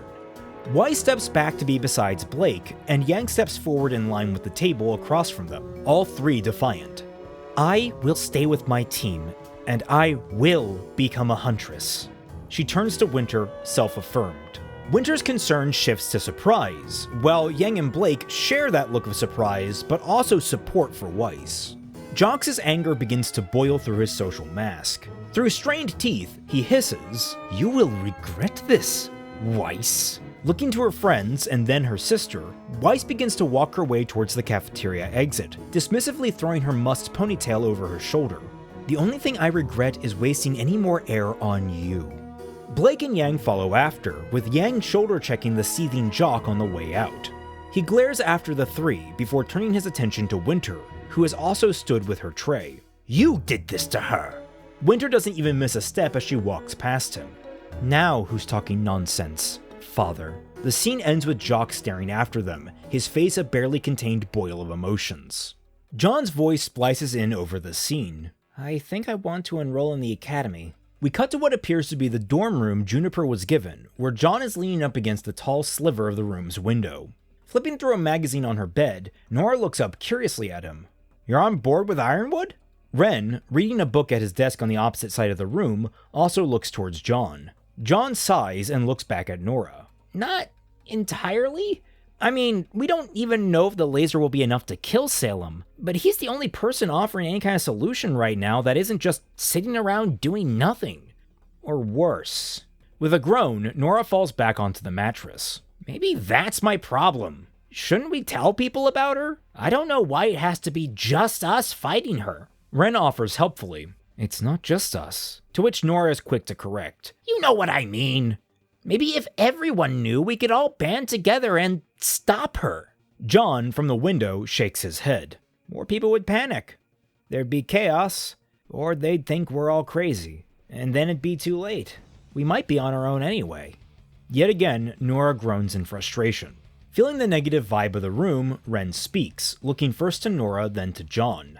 "Even if Harpoon can't destroy Salem permanently, a weapon that large could easily be used to destroy a significant number of Grim Lakes. The number of lives we would be saving would be countless." Nora raises her head to look back at him, frowning. "You also sound like you're ready to sign up," to which Ren takes a moment to respond. "I have been strongly considering the option. It comes across as the most rational choice." Nora lets her head fall back onto the bed, pouting. "Oh, come on, guys! We came here to help Team RWBY, not to get wrapped up in some secret society." John looks up at the ceiling. "I think we missed that boat when we left for Haven in the first place. I don't know if there's any going back." The room quiets for a moment as the realization sinks in. Ren is the first to break it. "The events that brought us here have been circuitous. But it would feel irresponsible to abandon the world when we have the power to help." Nora stares at the bunk above her absently, frown firmly plastered on her face. I just want to help people." John nods to that and looks down at his fist. "We all do. And right now, I think the best way to do that is to finish our training, like we wanted to back in Argus." Sending a soft smile Nora's way, he adds, "After that, well, you're right. We came here to support Team RWBY. Let's try and see that through first." The three match looks, Nora uncertain, Ren stoic, and John weakly optimistic. They each nod. We cut to the next morning in Ironwood's office. James stands next to his window reviewing a paper in his hands before turning to look at the assembled RWBY and Junior. RWBY and John both step forward, representing both teams, and RWBY says definitively, "We have your answer." Ironwood scans over them stoically before wrapping his arms behind his back. Slipping into a formal tone, he speaks. "Good. There's just one last step." Cut to black, end of episode. Episode 4 opens inside of a weapons locker in pitch darkness, with only Ironwood's voice. Your evaluation objective is to secure the central chamber of the mining complex.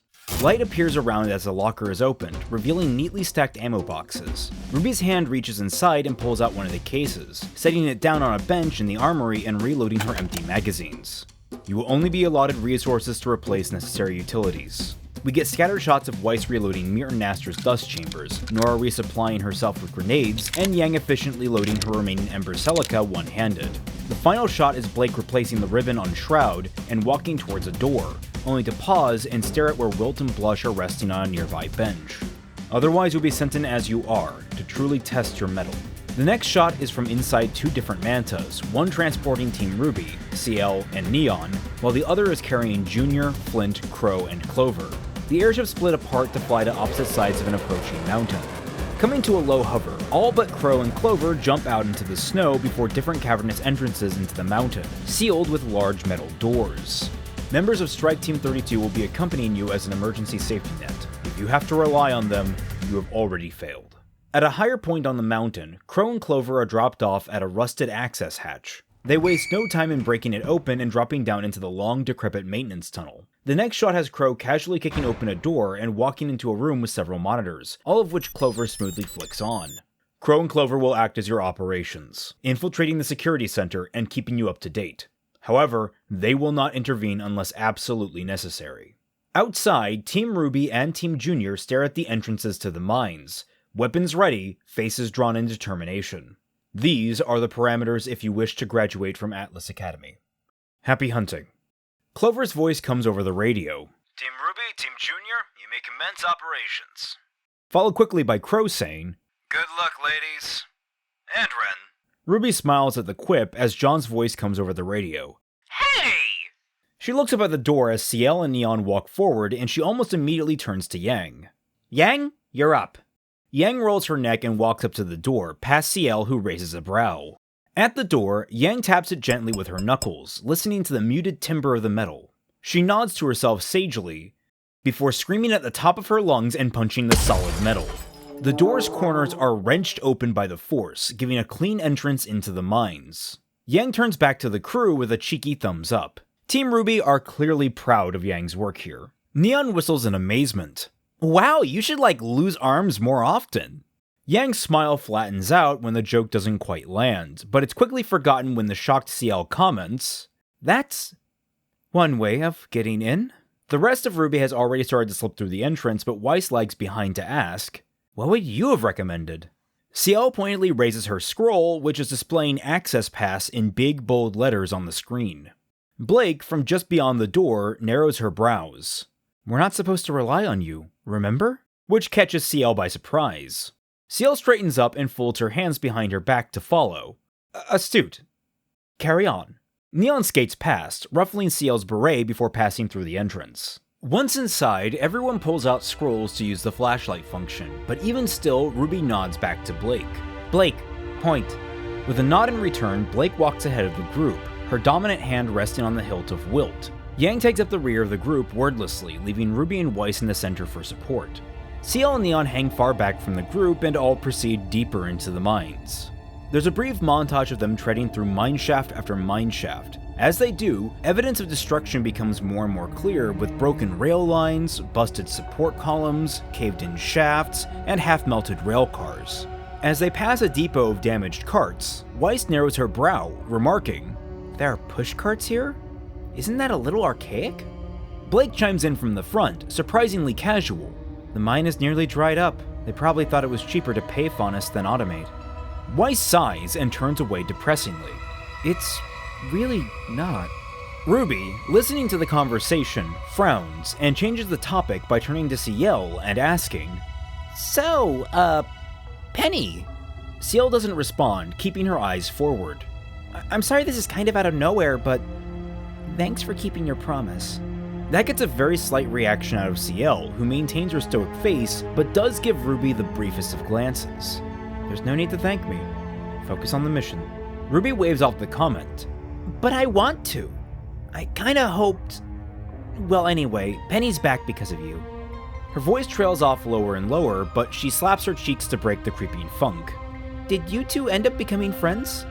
CL slows to a stop, trying to keep her stoic facade, but she can't help the fond sigh slipping free, and a warm smile creeping onto her lips. Before the conversation can continue, Blake's voice cuts through the tunnel. Hold up! There's rumbling. No. Tunneling!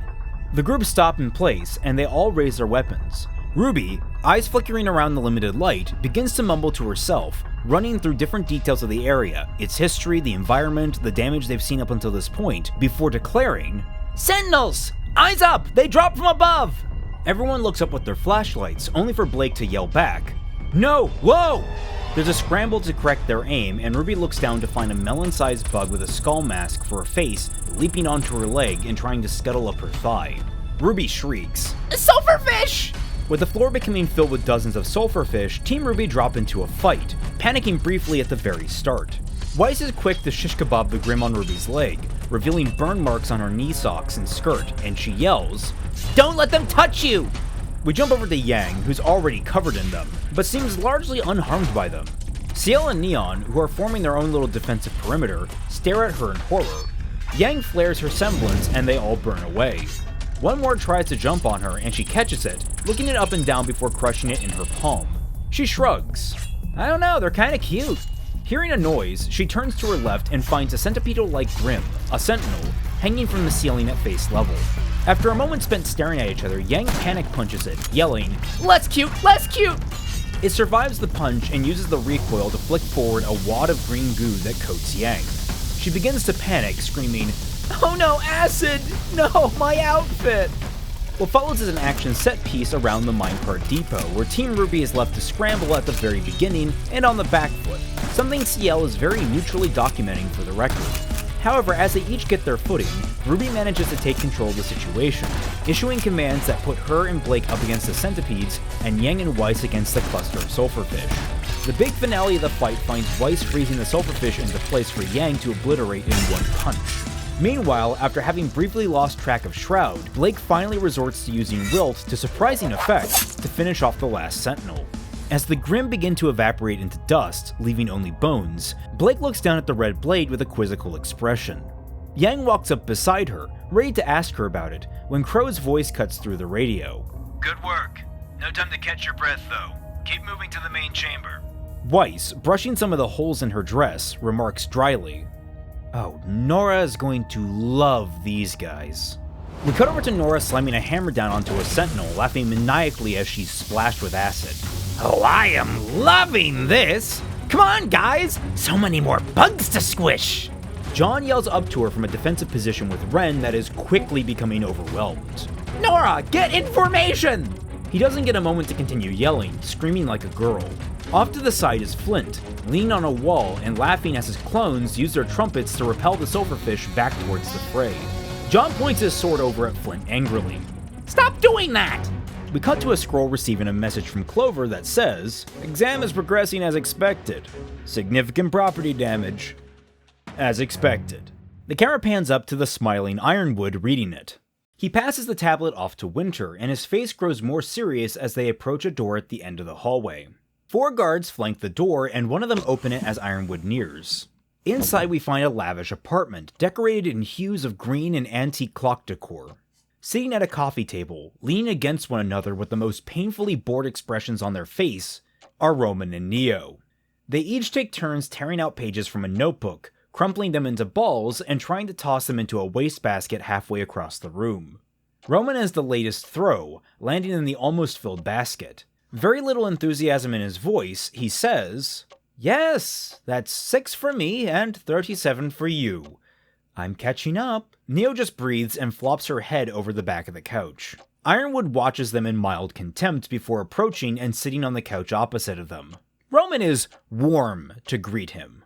"Jimmy, buddy, it's been so long! How are the kids?" There's not an ounce of amusement on Ironwood's face.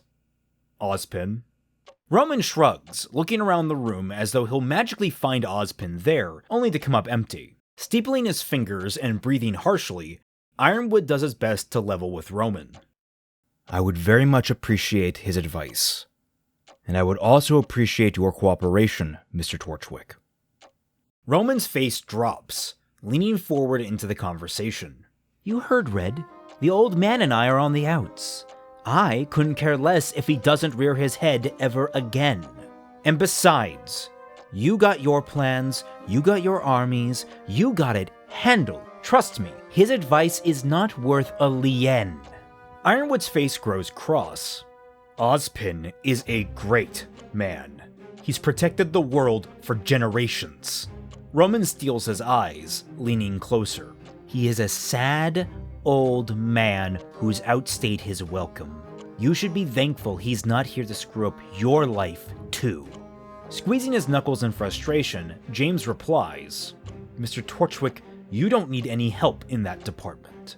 Torchwick rolls his eyes, and a thought seems to occur to Ironwood. Ozpin could be a chance for you to turn over a new leaf. There's a flicker of rage on Roman's face. "Do you have any idea how this works?" Very evenly, Ironwood replies, bringing his hands apart and then together as a visual. "It is the process of two souls joining to become something greater." Roman shakes his head in disbelief. "How long are you going to keep this farce up? We both know the only person walking out of this room is Ozpin." Ironwood replies flatly, "If that's how you want to look at it." He glances between Roman and Neo before standing and walking towards the door. From the couch, Roman yells, "Then why don't you just shoot me and find the next toast?" The door closes behind Ironwood and he sighs, muttering under his breath, "There's still time." He looks up to Winter, who has been waiting in the hallway. Without a word, he walks down the hall and she follows in step behind him. We cut back inside the security room with Clover and Crow, watching the two teams progress forward on their monitors. Clover nods in appreciation. "These kids are doing pretty good. Rough start, but they've hit a stride." Crow is watching the monitors intently, swapping between them quickly as the teams progress. "Not surprised. They've seen a lot more than most graduates have." Clover nods again, but pauses, frowning as he watches them. "So, what makes them so special? I mean, your nieces, yeah, I kinda get that, but the rest of them? Why let them in?" Crow glances back at him quickly before continuing his monitoring. "Well, they figured out a lot themselves already. They were just missing some details.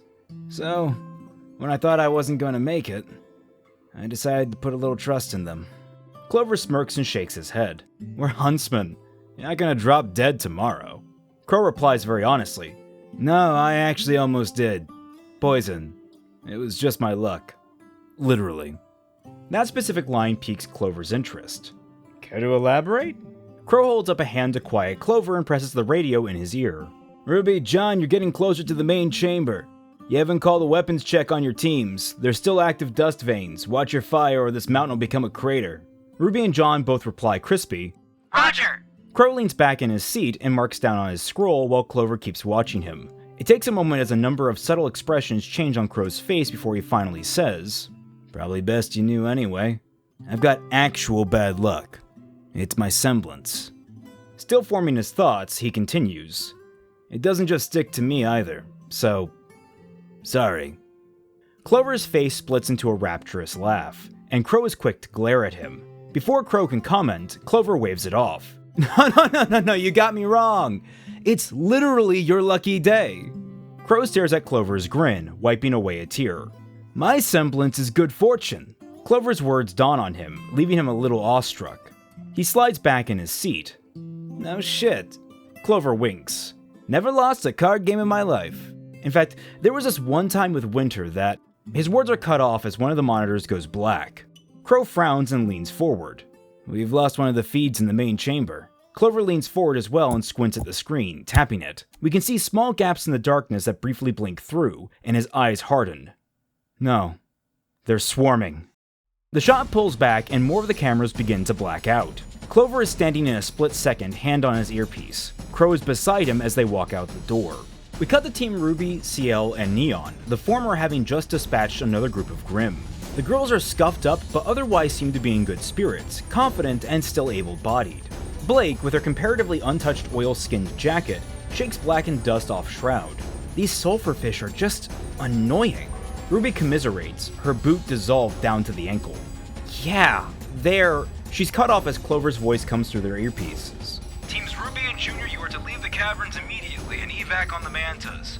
Strike Team 32, you're up. They're swarming. This is no longer an evaluation mission."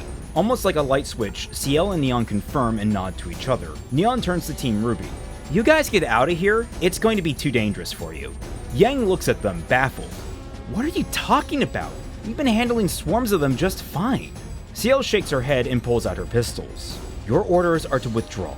CL and Neon turn and take off down the main shaft, and RWBY is just left confused. "I...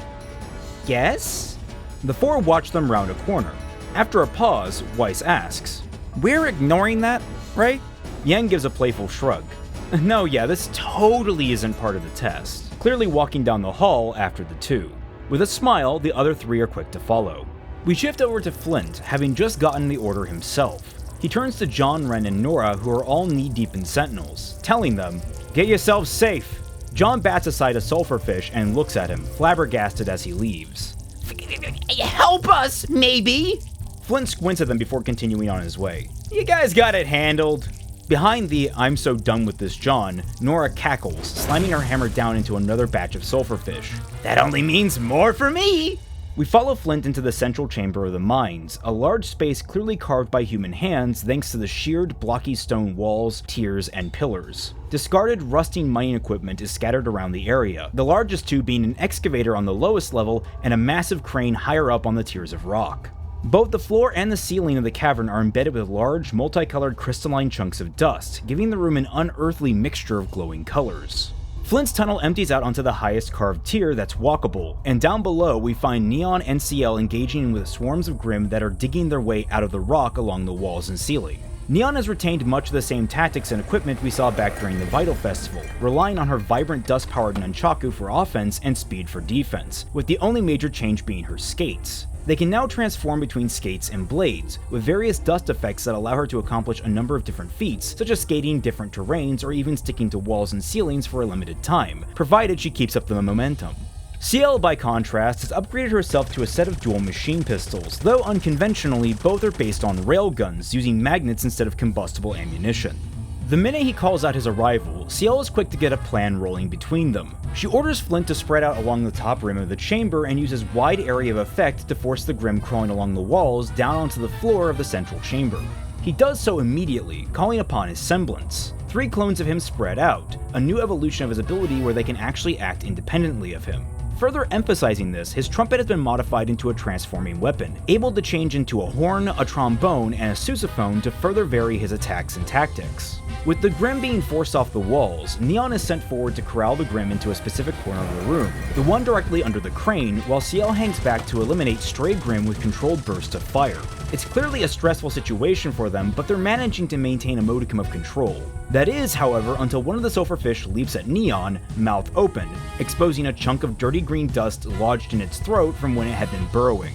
When its jaw snaps closed, the force activates the dust, obliterating the Grimm and sending out a wave of air that takes Neon off balance. Having been skating on the walls, she's knocked free, falling just under another Grimm that also explodes.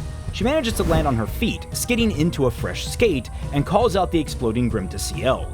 CL begins to watch her fire more carefully, and when she sees a glint of dust among the Grimm she's firing on, she has to hesitate, as it's skittering over an exposed vein of dust. Grimacing, she's forced to duck away and carve around the crystal with her automatic fire. The dust crystal inside clatters to the ground inertly. She's given no time to respond as another sulfurfish lunges at her, doing much the same as the first dust-clogged Grimm and self-destructing, sending a fireball her way.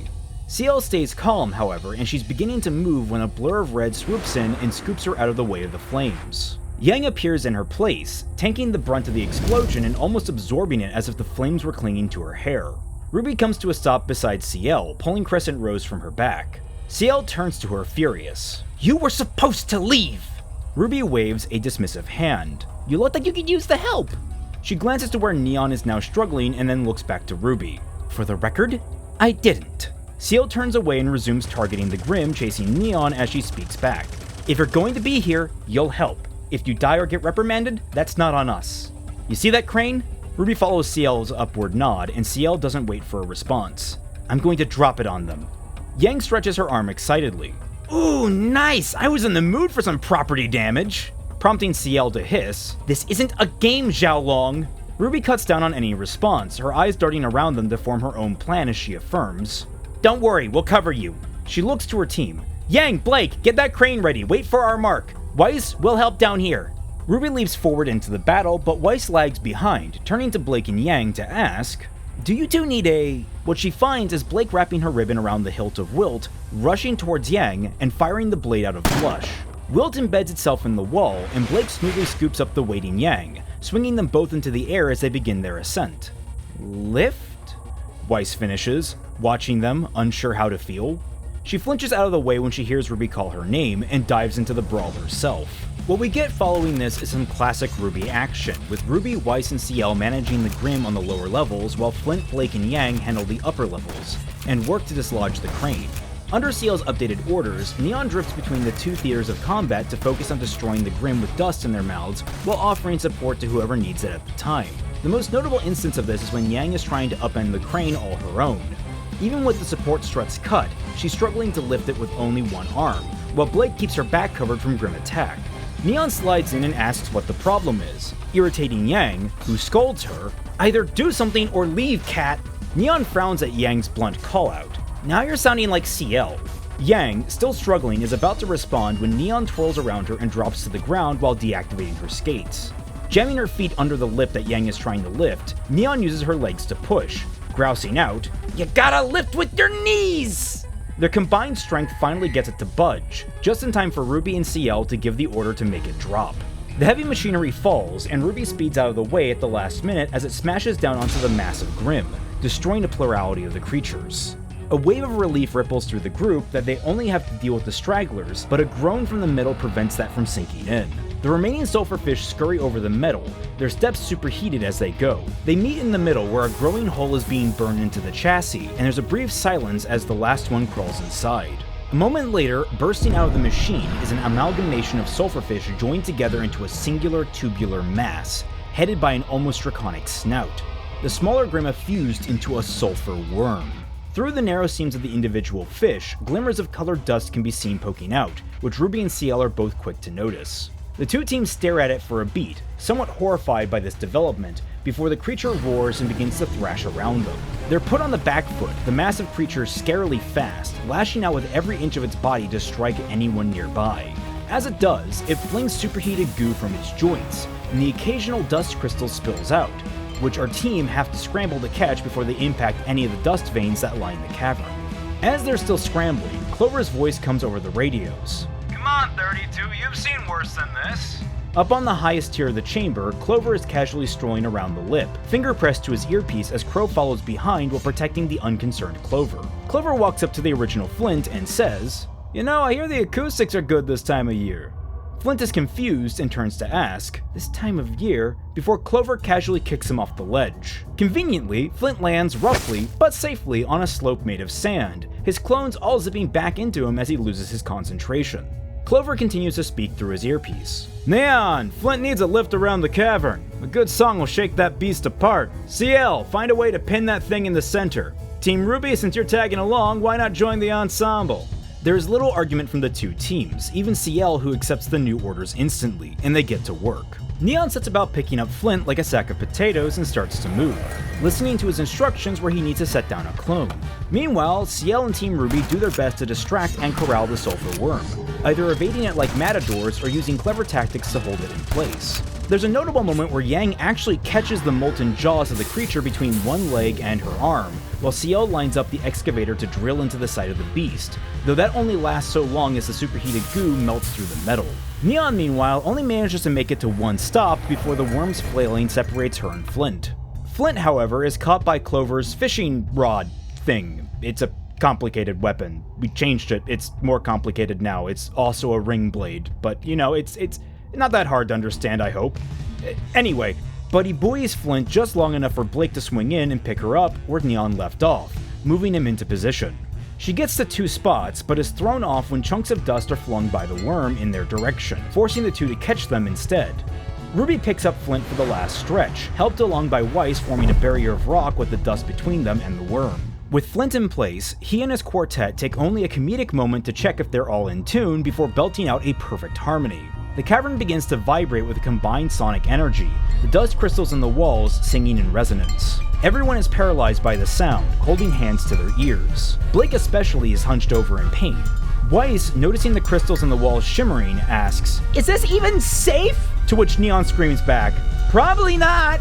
In the center, well managed, the Sulfur Grim vibrates in time with the cavern, shuddering more and more. Its form becomes loose as the note is held. Eventually, the sulfurfish that comprise it peel away before dissolving in the sound, a cascade effect that starts at the snout and ends at the tail. After only a few seconds, the Grim is obliterated, leaving just black Grim ash and bones. and several dust crystals that quickly start to rain to the ground. Everyone uncurls and rushes about trying to catch the falling crystals. Almost all the crystals are caught, but the last few slip through. Crow and Clover swoop in at the end, but one more bounces off a rock face towards a nearby dust vein. Everyone stares at the crystal in panic before it's caught by Yang with her one hand. There's a beat as everyone continues to stare before sighing in relief. Yang frowns at them. "What? You guys thought I would drop it?" As she shrugs, it slips from her hands. Whoops! We cut to outside of the mine where we hear everyone yelling, "Yang!" before she laughs. Psych! Come on guys, I'm better than that. Cut to black, end of episode.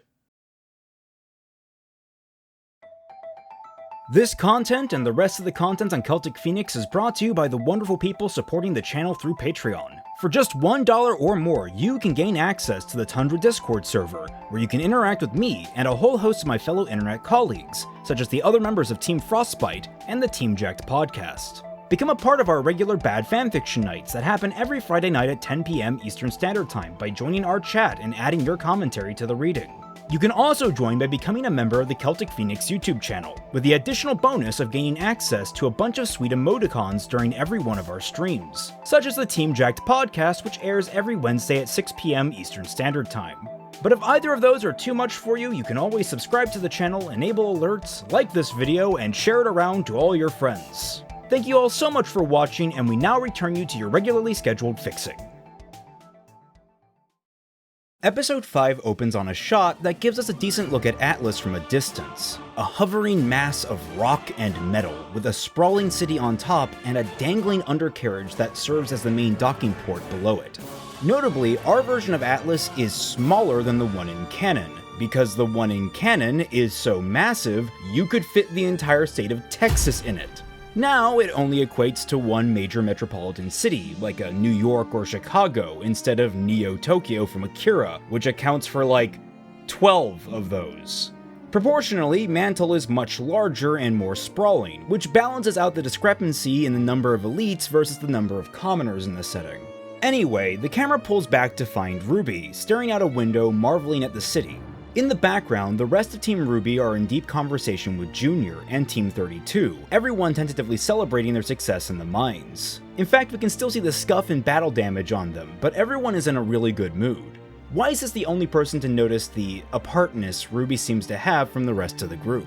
She walks up behind RWBY, brows raised at her, asking, "Everything okay, RWBY?"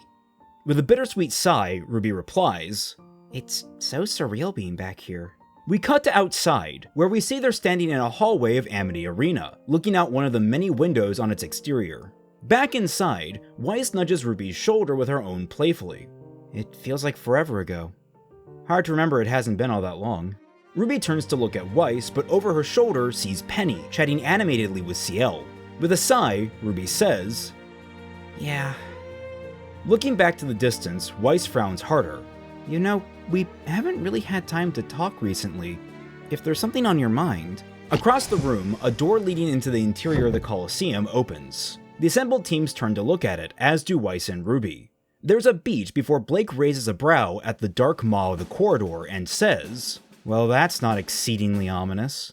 With broad, conspiratorial smiles, Flint and Neon slide to either side of the door and motion inward. Anxious looks are spared at the two and the patiently waiting Ciel and Penny before the rest of the crew step into the darkness. Wordlessly, RWBY turns away from the window, walking into the corridor along with the group, followed by the concerned Weiss. For a brief moment, we're left in the darkness. Then, there's an electrical hum, and the lights of Amity Arena snap to life. Our crew walk out onto the main platform of the arena, where Ironwood stands waiting, with Crow, Winter, and Clover lined up off to the side. Around them, work to modify the arena is already underway, with some gutted stands, light fixtures, and even a missing panel in the floor that's a gaping hole right into open air. Despite this, much of it remains unchanged from how it had been during the fall of Beacon. All of Strike Team 32 fall in line besides Clover, while RWBY Jr. are lined up in front of Ironwood. Tall and proud, Ironwood addresses the group. "It goes without saying that this arena holds significance to all of us. It's only fitting that we should be able to reconvene here, now, when the world needs to be protected the most." Off to the side, Penny bounces excitedly, holding an open scroll, and Winter rests a hand on her shoulder to restrain the motion. Ironwood continues, The road you traveled from our first meeting hasn't been easy. You fought for your school and your friends at Beacon Academy. You fought for the world and the innocent at Haven Academy, and beyond. You faced down terrors people couldn't even imagine. That's not the behavior of students. It's the behavior of huntsmen and huntresses. Penny skips forward eagerly to stand in front of Ren. She flicks a button on her scroll before moving down the line, doing the same for everyone. One by one, as she does, each of our protagonists gets a notification, and on their scrolls we can clearly see crisp new huntsman licenses. RWBY stares at it, somewhat pleased, but the haze hanging over her is not quite clearing. Looking up to Ironwood, she says with a more determined edge, "We are honored, General." Appearing behind the seven as if from nowhere, Neon and Penny raise several party poppers in the air and pull the cords to celebrate, making everyone flinch. We use a little camera trickery to carry us off to the stands, where the group are now standing among a collection of hors d'oeuvres, individual cakes, and apparent champagne. Off to the side, Flint plays a little graduation theme on his trumpet quartet, and CL unenthusiastically blows into a party horn. She follows it up by asking, "Is that what you wanted?" And Penny, delighted, replies, "Yes!" CL rolls her eyes and tosses the party horn away. Ironwood smiles, appreciating the notion, but lays out some notes before festivities can get into full swing. "We'll just have to look past your youthful exuberance during the exam. Beacon's graduates have always had free spirits." John looks over at RWBY unamused. "I still can't believe you did that." RWBY smiles sheepishly and shrugs. "I mean, technically the exam was over." Ironwood shakes his head fondly. "I will warn you, that won't always get you out of trouble." RWBY scratches the back of her head with an awkward giggle as Ironwood drops back into his observations. "Usually, Atlas graduates are mentored by a fully realized huntsman, but clearly both of your teams already have one." James gives a glance over to the surprised Crow, who scrambles to shove his scroll away, clearly taking several hundred photos of his graduating nieces in the space of a mere second. Nora glances over to Strike Team 32, led by Clover, and comments, "Oh, so that's why there's 5. Ironwood finishes the thought. Normally it'd be 1 huntsman to 1 team, but an exception can be made in this circumstance. I trust Crow to oversee both teams. Standing more properly, Ironwood looks them over to give final words. Naturally, as new members of the Elysian Huntsmen, you'll be given a generous stipend to repair your equipment and refit yourselves as you see fit. The group turn to look at each other and slowly realize the absolute travesty their clothing and equipment have become after the battle. Yang in particular holds a burned strand of hair between her fingers, face pensive. Neon, off to the side, yells teasingly, "You look like trash!" Ironwood ignores her. In addition, you're all entitled to individual dorm rooms, courtesy of the Atlas military. All 7 look between each other uncomfortably before RWBY sheepishly asks, could we maybe stay together?" Without missing a beat, Ironwood rolls with it. "Or you could stay together in a dorm. I'll have one prepared for each of your teams." High fives ripple through the 7 as Ironwood moves on to finish his speech. "With your licenses, you'll be happy to know the training wheels are coming off. More complicated and dangerous missions, the ones you would have been prevented from seeing, will be available to you. Something tells me that once you've had a chance to catch your breaths, you'll feel right at home." Ending off with another warm smile, he motions to the food around them, which Nora has already snuck away with a plate of snacks for herself. "It may not be the graduation party some of you were probably hoping for back at Beacon, but I hope it'll be enough to mark the occasion. Please, have your fill." The soiree kicks off properly with Penny giddily handing out food and favors, prattling on about this being her first party. In her excitement, she shoves a piece of cake into Nora's mouth, earning laughter from around the room and from Nora herself. Off to the side, CL is staring in horrified shock while Neon is laughing her ass off and Flint is trying to hold his back. CL glares at Neon, quickly putting the pieces together in her head before saying, "Did you tell her?" "Of course you did." Nora begins to chase Penny, and both CL and Ren watch with empty expressions at their partners. Quietly, CL says, "I'm sorry about this." And Ren replies, "It was inevitable." There's a moment of quiet between the 2 stoics before Ren speaks again. "I like your pistols."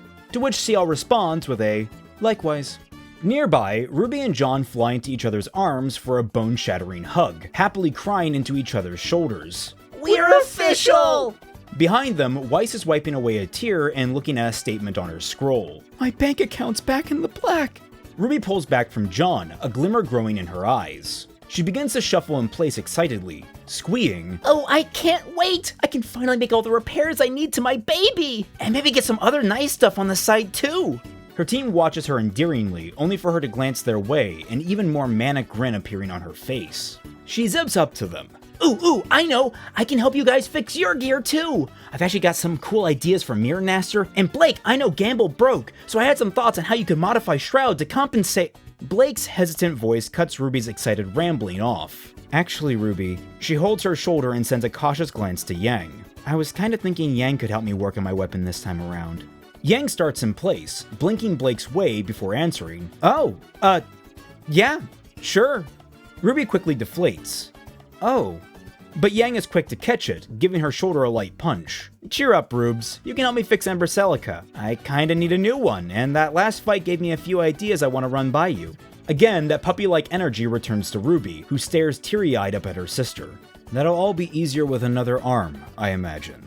The four turn to Ironwood, stepping up to the group. I won't ask what happened to the first one, but I'll assume you ran it through its paces. The replacement should already be in your new accommodations. Yang's smile softens considerably, the playful mood sombered, though no less pleasant. Thank you, General. I was wondering how to ask people for a hand. Started considering just rocking the new look. She rolls the nub on her arm playfully for emphasis. He dismisses the thanks with a shake of his head. No need to thank me. Consider it an investment in the future of Remnant. Turning to Ruby, he hands her the same key card she got from Cordovan last season. As is this. She takes the card hesitantly, excited mood slipping into confusion, anxiety, and regret as she looks down at it. Ruby, this card has one of the highest clearances in Atlas. It allows access to the Relic Chamber and the Maiden's Quarters. In the event of an emergency, I hope I can trust you to protect her and the relic in my stead. Ruby's fingers tighten around the laminated card, her face neutral and serious. She meets his eyes. I understand, General. You can trust me. The other three members of the team stare at her with mixed emotions, the knowledge that Ruby has already hidden things from him clearly on their minds. He nods in acknowledgement before turning to Blake. Miss Belladonna, I also have something I wish to speak with you about. There's a beat as the four stare expectantly up at him, only for him to clarify, in private if that's not too much trouble. Understanding dawns on the other three girls, and they glance at Blake. She gives him a confident nod, and the three step away back to the rest of the soiree, though notably, Weiss never stops paying attention and is never too far away. After ensuring they're alone, Blake looks his way. What is it you wanted to talk about? Ironwood gives her a sympathetic smile. Nothing pleasant, unfortunately. Despite Atlas's reputation for uniformity being largely exaggerated, there are some things that cannot be permissed. Wearing the uniform of foreign law enforcement, for example. Blake realizes what he's talking about and looks down at her outfit. I won't tell you where to allocate your funds that you've been provided, but I would recommend you set a part of it aside to assemble a new wardrobe. There is something to be said of representing where you came from, of being proud of your home, but we can't have you confused for a menagerie guardsman. Pulling at the sleeves of her jacket, Blake is thoughtful as she replies, No, I understand. I'll get right on it, General. Ironwood nods. That's all I can ask. He walks past Blake, towards the catering table where Clover is keeping watchful eye on the partygoers. Didn't your parents give that to you? Blake jumps as Weiss walks up beside her, eyes narrowed at the now distant Ironwood. Blake's eyes follow, frowning. They did, but he couldn't know that. Weiss, seeing Blake's frown, takes a breath and starts to walk after Ironwood. Well, let's just tell him. I'm sure he'll change his... Weiss is stopped when Blake grabs Weiss's wrist. Weiss, it's fine. Slowly, Weiss turns, locking eyes with Blake. But it means something to you, doesn't it? Blake shakes her head. I'm not going to get rid of it, but I'm also not going to ignore that I'm not at home anymore. Looking down at the jacket, Blake thumbs at the material fondly. This outfit has helped me find where I need to be. Maybe now I'm where that is, it's time for a change of pace. Weiss grows pensive at the response, not quite mollified, but not quite dismissing it outright. Blake's arms wrap around Weiss's shoulders, and Weiss stiffens in surprise. It's okay, Weiss, though I'm glad to know you care. Weiss returns the hug as her face sinks deeper into reflection. Blake is about to speak again, to reassure Weiss even more, when a loud yell comes from the party behind them. Nora is swaying back and forth, waving a nearly empty champagne bottle and standing on a ramshackle stack of dismantled stadium chairs. She laughs over everyone else, drunkenly singing, I'm Queen. Ciel, seemingly on her last wit, is pinching her forehead. She eventually yells up, Valkyrie, these drinks are non-alcoholic! We have minors here, why would we provide inebriants? As soon as Ciel says non-alcoholic, Nora sobers up. She doesn't lose her balance so much as she just stops swaying completely and the stack of chairs collapses in on itself. Nora rides it down, gracefully sitting down mid-slide, and cups her chin in her hands with a sigh. Ah, you guys are no fun. While CL is definitely unimpressed, most of the other partygoers are either amused or outright laughing at Nora's shenanigans. RWBY, who has sat down in the nearby stands by this point, watches warmly, but her mirth is overshadowed by some level of exhaustion. Crow slides up beside her and sits down, giving her a nudge with his elbow. Big day for you, huh? RWBY is still lost in thought when she replies, It's definitely a lot to take in. Which part? The finally getting the Atlas part, getting your license part, or the not quite disclosing everything to Ironwood part? RWBY tenses up, but Crow's gaze doesn't become accusatory, it's more concerned than anything. RWBY runs things over in her head, staring down at the ID badge.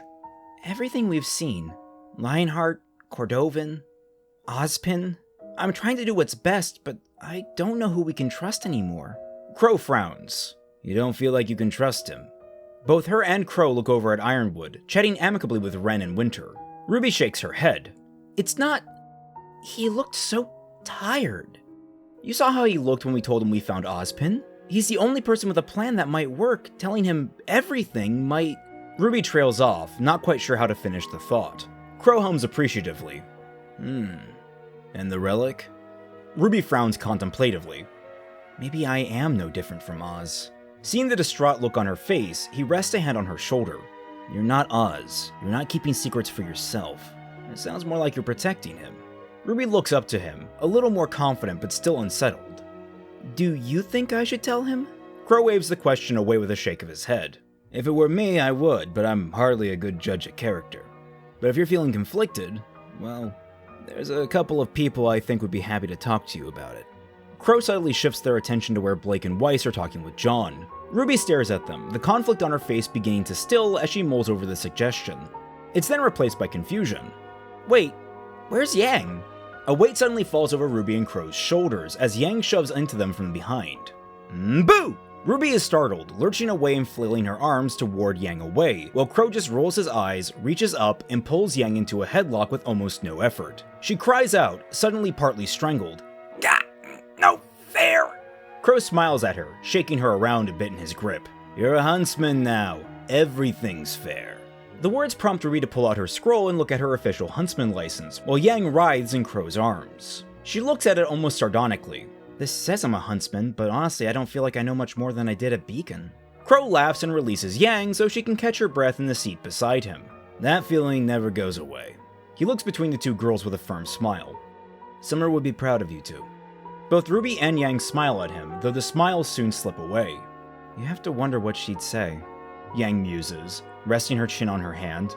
RWBY alternates looking between the license in her hand and the keycard. Scrunching her eyebrows, she asks, Her last mission, was it another Oz secret? The question makes Crow shift uncomfortably where he sits. I don't know. When she didn't come back, he seemed just as in the dark as me and Ty, not that we ever got a straight answer out of him.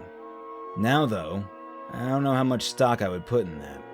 RWBY and Yang both share in his discomfort, and Yang follows it up by asking, You know, Raven knew Oz was up to something.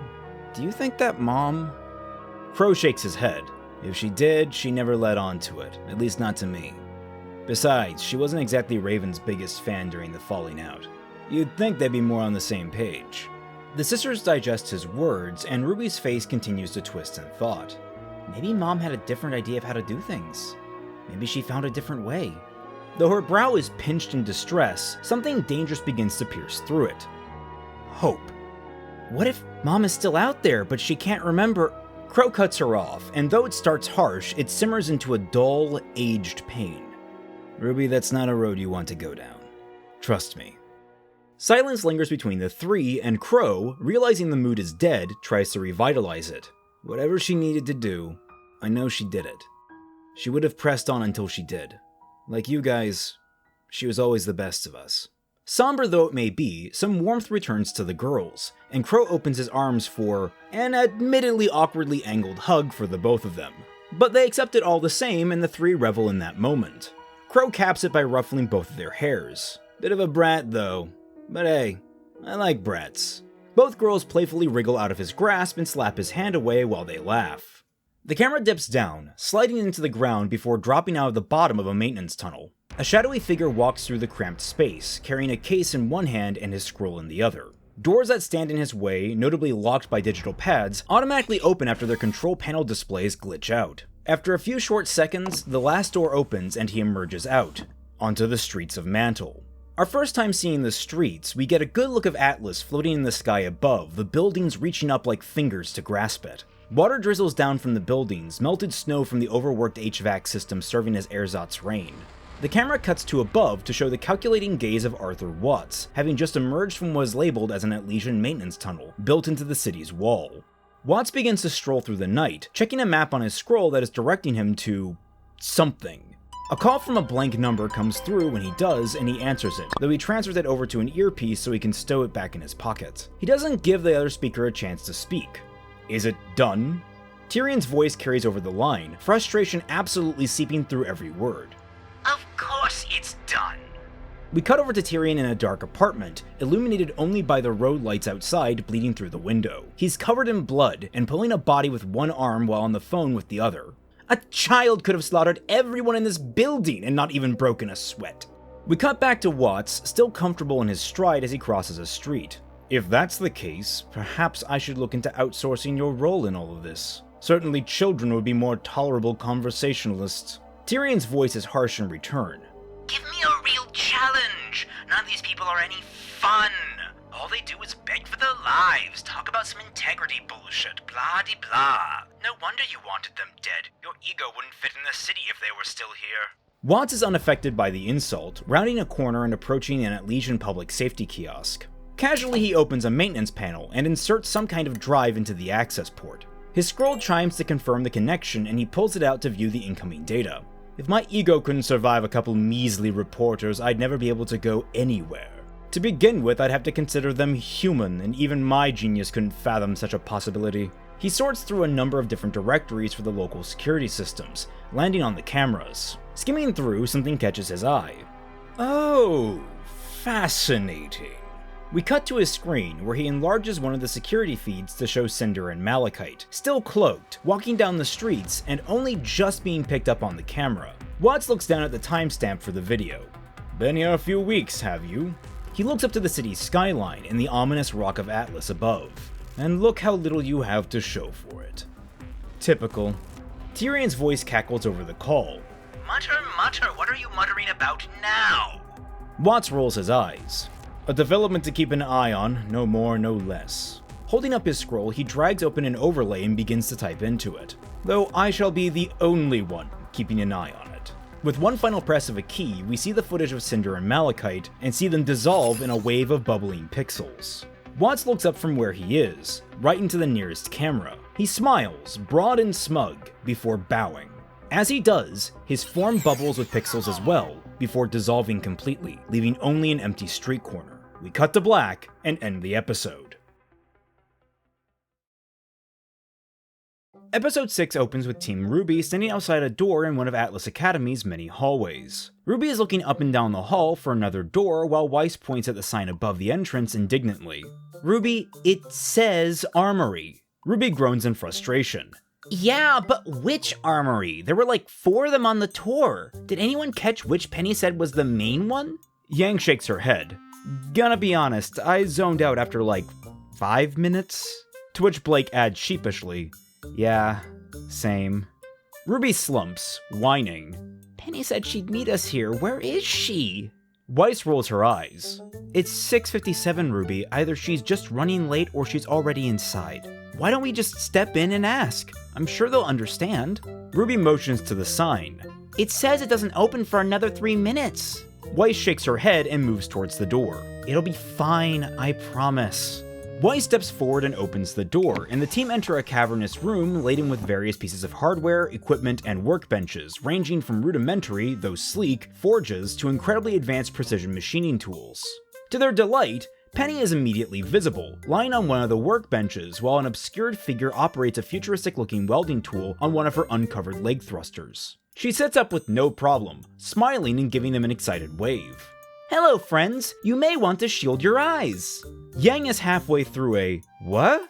When the mechanic activates an arc welder as he works on Penny's leg thruster. The entrance is filled with blinding blue-white light, and all of the girls, save Ruby, flinch as they're blinded by it. The mechanic finishes working, and the girls uncoil. Yang absently mutters, "My spots have spots." Weiss scowls, rubbing at her eyes. "A little more warning would have been nice." Blake is the last to speak, blinking blurrily at Ruby. "Ruby? You okay? You didn't even move." Ruby blinks back at her with a shrug. "Oh, yeah, I'm kinda used to that. When I first got into weapon work, Crow never told me about welding masks, so I just used 4 of Yang's sunglasses taped together." There's a beat of silence as the 3 of them stare at her in horror. Yang humming, "Oh, so that's why you didn't have eyebrows in the 6th grade." A jolly voice breaks the moment. "Sorry about that, folks." Approaching them is Pietro, whose design is largely unchanged from canon, save the addition of a welder's mask and gloves for this scene in specific, and the addition of retractable wheels on his spider chair, which allows for much smoother transportation across level surfaces. He takes off his mask and gloves and puts on a fashionable flat cap. "Just needed to make an adjustment on Penny. Thought it'd be safe since we don't open for a few more minutes." The 3 pairs of, still somewhat bleary eyes float over to Weiss, who stands up straighter, gracefully throwing an upward palm in Ruby's direction. "Of course, it was rude to jump the gun like that, Ruby." Ruby stares at her in bafflement, waving her hands indignantly in the air and floundering to find her words. The man just laughs. "Nothing rude about it. I'm always excited to see new faces. I just hope your eyeballs didn't get cooked after that." Stepping out from behind his chair is Penny, beaming like a 1,000-watt bulb. "Team RWBY, I would like you to meet my father, Pietro Palladina, the Overseer of Arms and Development for Atlas, Honorary Professor of Combat Arms Design, Philanthropic Operator of..."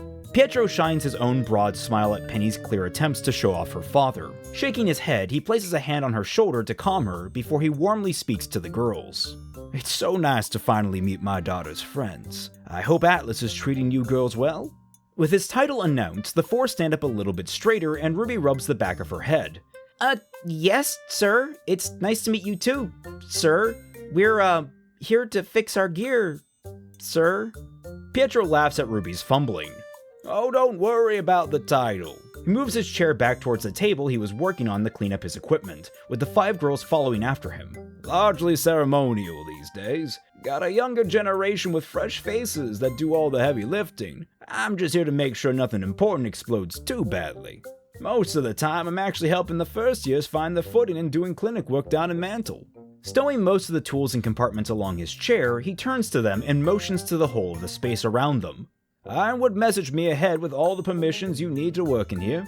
He leans in close with a conspiratorial laugh. "But between you and me, I'd have let you 4 have run of the shop just for being such a good friend to my girl." They all spare Penny a glance, who clearly overheard them, and she waves at them cheerily. He leans back up and moves towards an administrator's desk in the corner of the room. "You 4 be careful now, and if you need any help, I'm always willing to lend a hand." Ruby crosses her arms and nods confidently. "We won't need the help. I've got us all squared away." Blake elbows Ruby's side. "Don't be rude, Ruby." And Pietro just laughs good-naturedly. "Not a problem. I know the type. Come along now, Penny. Let's see how that thruster's handling." Penny hops on her heel and politely chimes, "Yes, father." "Farewell, Team RWBY. I wish you all the best of luck." The 4 wave the father-daughter pair off before turning to the work at hand. Ruby pumps her arm in the air. "All right, Team RWBY, we're about to embark on our most important mission yet." The 3 look at her with bemusement. "You all know what we need to do, so let's get out there and kick some butt! Team RWBY, mission commence!" She pumps her fist again, and Blake and Yang join her, mutedly, in cheering. "Hi!" Weiss rolls her eyes at the goofiness, crossing her arms. Fun as that may sound, Mirror Naster is perfect just as it is. It just needs a good sharpening and polish. I only came here to restock on dust, so if you'll excuse me. Weiss turns on her heels and begins to walk towards a row of powdered dust dispensers, similar to those seen back in Volume 1. Ruby's voice carries on after her. "Oh, Weiss, what if I make you some speed loaders?" Weiss stops in place, thinks for a moment, and cocks her head back towards Ruby. "I'm listening." We cut over to a work table with Ruby rubbing her hands eagerly and Yang standing beside her. Standing straight and coughing into her fist, RWBY very delicately holds out her hand and closes her eyes. Yang, Ember Celica, if you will. Yang places the singular bracelet in RWBY's palm. I only brought the one, she explains, flexing her new golden robotic arm. And this time I'm opting not to go built-in. Hard alloy all the way through. RWBY hums appreciatively and places the bracelet down on the table, activating the mechanism so it pops into full form. She pulls over a large magnifying glass and inspects it thoroughly, humming and mumbling to herself, running through different small problems and concerns that might need to be addressed. Yang's brows narrow as RWBY mutters, eventually saying, "You know, I really just need a replacement for the..." before RWBY bolts straight up. She nods confidently and says, I see. Well, in that case, back to basics." Yang only gets one horrified moment to realize that RWBY wasn't listening to her at all before RWBY reaches down and in a single smooth motion, dismantles Ember Celica all the way down to its base components. The parts spill out from each other in a crude pyramid, Yang watching with bulging eyes. We cut to Blake, who is lining up Shroud, Blush, and Wilt on her own workbench, looking at them pensively before we can hear Yang shrieking, "RWBY!" Blake turns in their direction only to see Yang storming off over to join Blake instead of hanging around her sister. Yang is muttering to herself, "I'm not going to kill her, I'm not going to kill her, I'm not going to kill her." As Yang sits on a stool in front of Blake's station, Blake asks, "Yang? You okay?" Yang snaps up to look at Blake. "I'm not going to kill her, yeah, I'm fine. Yang lets out a frustrated sigh. RWBY wants to do things her way, she can do things her way. Who am I to get in the way? It's not like it's my weapon or anything. She crosses her arms and pouts. Blake smiles wryly. "Well, now that you're here, maybe you can help me get some ideas? I'm not quite sure where I want to start with this." Yang blinks out of her funk. "Oh yeah, you wanted my help." She looks down at the three weapons and slowly begins to frown, particularly looking at the glinting red blade. For a moment, the sheen from the overhead lights glints in a way reminiscent of Adam's old mask before flickering back. "Are you sure you want to use that?" Blake's face remains neutral as she very hesitantly rests a finger on the red metal. "I am, but I'm nervous about it." Looking up to Yang, she asks, "Does it make you uncomfortable?" Yang stares at the red blade, the fingers on her mechanical arm flexing open and closed. "A little bit, honestly." That's when Blake begins to frown, and Yang picks up on it almost immediately, rushing to stymie that. "Maybe run me through why? That might help." Blake stays pensive, even as her shoulders relax just a bit. "Back when the White Fang started to shift focus, protests started to turn more violent. Sometimes we were just protecting ourselves, other times, I won't say we were always in the right, but it was definitely a point of concern. We started to arm ourselves with whatever we could get our hands on. It's how I wound up with Gamble's Shroud. It was just some stock weapons one of our members cobbled together for me." Her hands briefly ghost over Shroud, almost lovingly, smiling at a bittersweet memory. The smile fades. "Adam already had a reputation for fighting humans to protect the other faunus. In hindsight, I don't think he ever stopped fighting, even after we knew they were safe. Every single time, he sounded so justified to keep on going. He ended up saving Sienna's life when she was a new lieutenant. This sword was a thank you to him for that." Blake closes her eyes, trying to recall something. "But it is more than a sword. This is a symbol.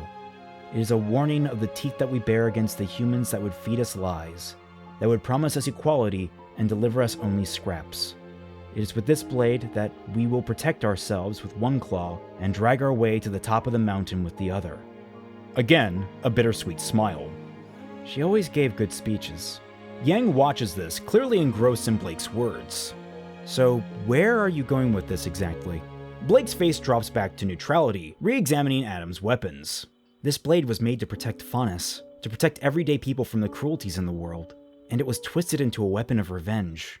She makes a show of gripping the handle of the blade and spinning away from the table, swinging it down in an uneven slash. Staring at the wobble it has in her hands, Blake finishes. "Maybe I can use it for what it was supposed to be, not what Adam twisted it to be." Eyes glued to Blake, Yang slowly comes to a stand beside her. Silently, through only nudges and body language, Yang asks Blake to hand the sword over, and she does after only a moment of hesitation. Holding Wilt by its grip in her left hand, she runs her robotic hand across the blade, inspecting it even as her fingers begin to tremble and jitter across it. She pulls her hand back into a fist, still trembling, but she turns to Blake with a smile that says everything. It's good metal. No use letting it go to waste. Blake brightens almost immediately and Yang nods over to the workbench. Come on, I've got a few ideas. She rests the blade besides the other pieces as she starts talking. So we should probably keep it kinda similar to what you're used to. The camera slowly pans away from them to where Ruby and Weiss are sorting through a pile of metal sheets. Ruby crinkles her nose at one as she inspects it, but smiles broadly at the one Weiss waves in front of her. Ruby takes it, it obscures the camera, and time cuts forward into a playful, music-only montage covering Team Ruby's work to re-equip themselves for their career as huntresses. We see Ruby and John talking in a hallway with him opening his shield and Ruby taking avid notes at its function. We then hop over to Yang examining Blush, accidentally ejecting the magazine which Blake scrambles to catch. Following that is Weiss in the workshop, taking careful measurements of Myrtnaster's cylinder before double guessing herself and measuring it again. The next segment appears from the perspective of a security camera, looking in on Roman and Neo's apartment. Neo jumps in surprise as Yang and Blake arrive for a visit. The footage cuts forward to show the three of them having a cup of tea together, and then cycles through different days as different combinations of Yang, Blake, Ruby, Ren, and Nora visit to play various games together, from cards to Jenga to Remnants of the Game. Then we slip away to a mall, where Ruby is about to walk into a clearance store which appears to be a mix of a Hot Topic and an army surplus, before being stopped by Weiss and Yang, both of whom shake their heads at Ruby. Ruby is dragged by her cape, practically kicking and screaming, towards the higher-end stores, with Blake in tow laughing into her knuckles on the way. We flip through Ruby trying on different outfits, and showing them off to her team outside the changing room, suffering the whole time despite their generally positive responses. The one time she seems really happy is with an incredibly rugged utilitarian look save for her signature cape, but the rest of the girls clearly disapprove. With a silent groan, Ruby walks back into the changing room. From there we jump to the perspective of Ruby's scroll while they're eating at the cafeteria, looking up at her through the glass as she cycles through different missions. Her face shifts in time as she reads the descriptions and parameters, sorting through the various options as she goes. When she scrolls up, we transition back to the Oz apartment where Ruby, Yang, and Nora are visiting. Roman arrives to middling conversation from Ruby and Yang, while Nora seems a lot warmer by comparison. She playfully feigns punching him in the gut, then actually does twice when he flinches. He basically doubles over in pain, but just smiles and bears it. Time skips forward to Roman challenging Ruby, then Nora, then Blake, then Weiss to games of chess, which he is very smug about winning, though less so each time.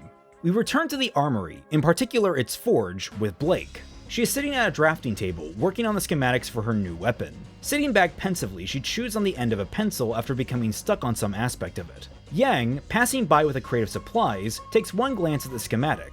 Leaning over Blake's shoulder, she reaches over and gently removes the pencil from between Blake's teeth. She draws a few quick lines on the schematic, nods in satisfaction, and places the pencil back into Blake's mouth.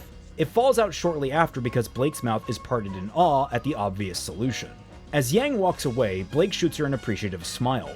Yang approaches Ruby and Weiss, dropping the crate for them and getting passing thumbs up from Ruby as she helps Weiss pour molten metal into a cast. Weiss's hands are trembling with uncertainty, out of her element, and almost spills the pot before Ruby steps in to steady her arms. From here, there's a brief moment where we cut away to the girls returning to a very sparse dorm, only to flicker through a sequence of them adding small bits and bobs that bring small amounts of personality to the space. This includes a moment where Yang tries to park the still damaged Bumblebee inside, before Weiss drags her back into the room by the ear and makes her remove it.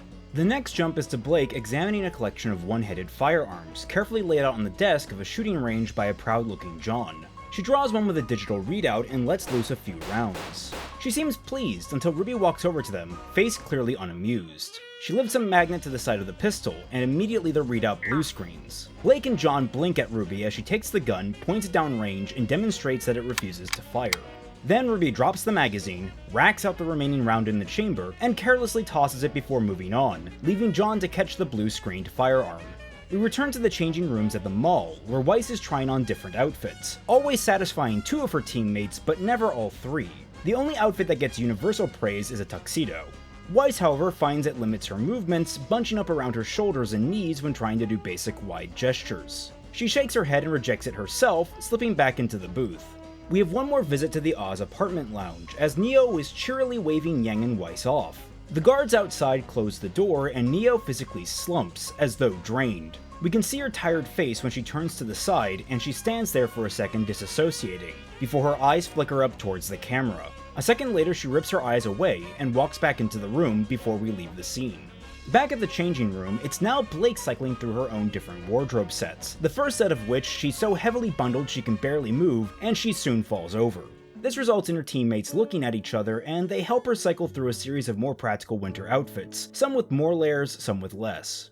We transition back to the workshop, panning over to Weiss and RWBY inspecting one of Weiss's new speed loaders as the two comedically approve of each other's work with over-exaggerated goofy formality. Sliding past them, we find Blake and Yang staring at their worktop, Blake's incomplete weapon just out of frame. Yang's face is pensive, staring down at the schematics in frustration, while Blake is fondly watching Yang with amusement. After a lingering shot, there's a moment where Blake's expression goes from fondness to something warmer, which seems to catch her off guard. Blake blinks, and her eyes begin to flicker around as she becomes lost in thought, cheeks beginning to pink. This is cut off when Yang lets out a breath and shakes her head. Blake is knocked from whatever thought she is having. When she looks down at the schematics, it dawns on her how tired they both are, and she seems to shake her head in solidarity with Yang. Our last major moment in the montage takes us back to the changing rooms, where Yang is confidently showing off outfit after outfit with flair. Weiss and RWBY are generally unimpressed by her showboating, but Blake is clearly enjoying every outfit Yang tries on. Yang actually blushes at some of the praise and shyly tucks a bit of hair behind her ear. Her hand brushes past some of the damaged ends, and her smile flattens out. The finger curls around the lock and tugs it so Yang can get a good look. Dissatisfied, Yang speaks, bringing the montage to an official end. "Hey, RWBY? Do you think you could help me with something?" We jump to the team's dorm room, with Yang seated in one of the few chairs, a towel thrown over her shoulders like a barber's cape. RWBY is behind her with a pair of scissors, looking a bit nervous. She glances over at the room's couch where Weiss and Blake are both sitting, the former painting her nails and the latter poring over weapon schematics. Next to each of them is a small portable fire extinguisher.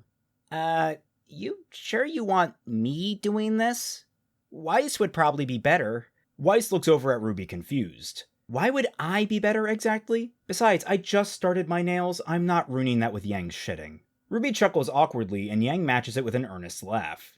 "No, RWBY, I really want it to be you." Still clearly anxious, RWBY replies, "Okay," before taking a careful snip at one of Yang's damaged tips like she's defusing a bomb. She squints, watching the lock drop to the ground, curling in on herself in fear. After a moment, Yang asks back, "Everything okay back there?" RWBY perks up. Oh yeah, I just, you know." Quieting, RWBY leans forward and snips another strand of hair, slowly building her confidence. Yang, however, doesn't let the comment die. "You know what?" RWBY takes a breath but keeps pace with the scissors. "You've always been super sensitive about your hair, you know?" Yang smiles, bittersweet, her eyes glazing over. "Mom used to cut her hair, do you remember that?" There's a stutter in RWBY's clipping, but she picks it back up quickly. "Kinda." Yang closes her eyes, smiling fondly as she speaks. "She always got so excited to trim it, said it was like playing with a warm cotton cloud." The smile sags. "When she died, it didn't feel right to have other people touching it. That was what she did." RWBY glances up at her sister, concerned. "So what changed?" Yang gently opens her eyes, staring at the ground. "Well, acid for one. Wish we had a little warning about that." RWBY groans in agreement. "Tell me about it, the smell is burned into my nose." They both chuckle, and Yang becomes more wistful. "But I figured I needed someone's help to cut away the damage, and then I realized thinking about that didn't bother me as much as it used to." She pulls a strand of damaged hair between her fingers and stares at it, only for RWBY to snip it and surprise Yang. "So I'm seeing if I can have someone do it for me, and I thought I'd be safe and ask you." RWBY stops snipping and looks judgmentally down at her sister, her voice playful. "Oh, so I'm a guinea pig now, am I?" Only for Yang to look up at her and very earnestly reply, "You're the closest person I could think of to Mom." RWBY freezes, staring down at Yang in shock as water prickles in her eyes. She lunges forward, hugging Yang tightly from behind, only for Yang to scramble in alarm. Hey, scissors! Careful, careful! From the couch, both Blake and Weiss watch the two warmly. We focus mainly on Blake, who is still puzzling over the schematic in front of her. Face becoming pensive, Blake lets out a sigh, loud enough for the rest of the room to pick up on. Yang is the first to reach out, while RWBY is still working on her hair. "Blake, I told you, we'll worry about that in the morning. You're allowed to give it a rest." Blake shakes her head, eyes never leaving the page. "We're so close, though! It just feels like I'm rebuilding..." Weiss sits up and RWBY looks over her shoulder, asking, "Rebuilding... what do you mean?" Blake stands, taking the schematic with her, beginning to pace. Every time I look at our design, all I see is Adam. I don't see any of me. Ruby's brow creases, and slowly she asks, maybe using that sword wasn't such a good idea. Blake shakes her head. I want to use it for this. Back when we were together, when he was different, there was a part of him I don't want to forget. Ruby blinks in surprise at Blake, and Yang exclaims, You and him were dating? Weiss looks at Yang, baffled, and says, Seriously? You didn't pick up on that? Blake gives a weak chuckle and only replies, We did. He was a lot sweeter back then. She becomes dour again, and continues, So much of who I was in his shadow. It wasn't until I met you guys that I started to understand who I am. There's a brief moment of the three looking fondly between each other. But if I keep the sword, am I just going to be another him? She trails off, and there's a long, silent pause, save for Ruby's quiet snipping. Make all the same mistakes, or a whole series of new ones. Become some monster undeserving of being loved. She looks up, her eyes a little bleary, and is surprised as Yang breaks through the silence. No? You could hear a pin drop before she continues. You're Blake Belladonna, kick-ass huntress who's helping save the world. Blake is surprised by this before Weiss speaks up. You're far too in your head about this. You've been at this for days, maybe you just need a clean break. Ruby offers a wobbly smile. Yeah, I'm sure you'll find a way to make it your own. Yang looks at Blake with Mama Bear level energy. And about all that self-doubt talk, stow it. You're wonderful and everyone is lucky to have you. Blake smiles warmly at the three, but warmest at Yang's reassuring words. A snipping breaks the moment, sharper and louder than the ones before, and Blake looks over Ruby's shoulder. Eyes widening, she says, Ruby. Ruby looks at Yang's head and squeaks in fear. We get a close-up of Yang's face, too tight to see her hair. Rubes? Everything okay? What's happening back there? Ruby and Blake share an anxious glance before Ruby chuckles awkwardly. Well, it'll grow back. Yang blinks, her eyes becoming red. What will grow back, Ruby? Ruby's awkward laughter gets more and more panicked. Well, you know what they say, you can't fix something until it's broken, right? As Yang replies, I have never heard that in my life. The camera zooms in on Blake's face as an epiphany occurs to her. Twisting on her feet, she rushes out of the room. We cut to the perspective of the crafting bench, Blake unraveling a fresh sheet of paper before she begins drawing anew with quick, purposeful, and visually unseen simplicity and a new assuredness on her face.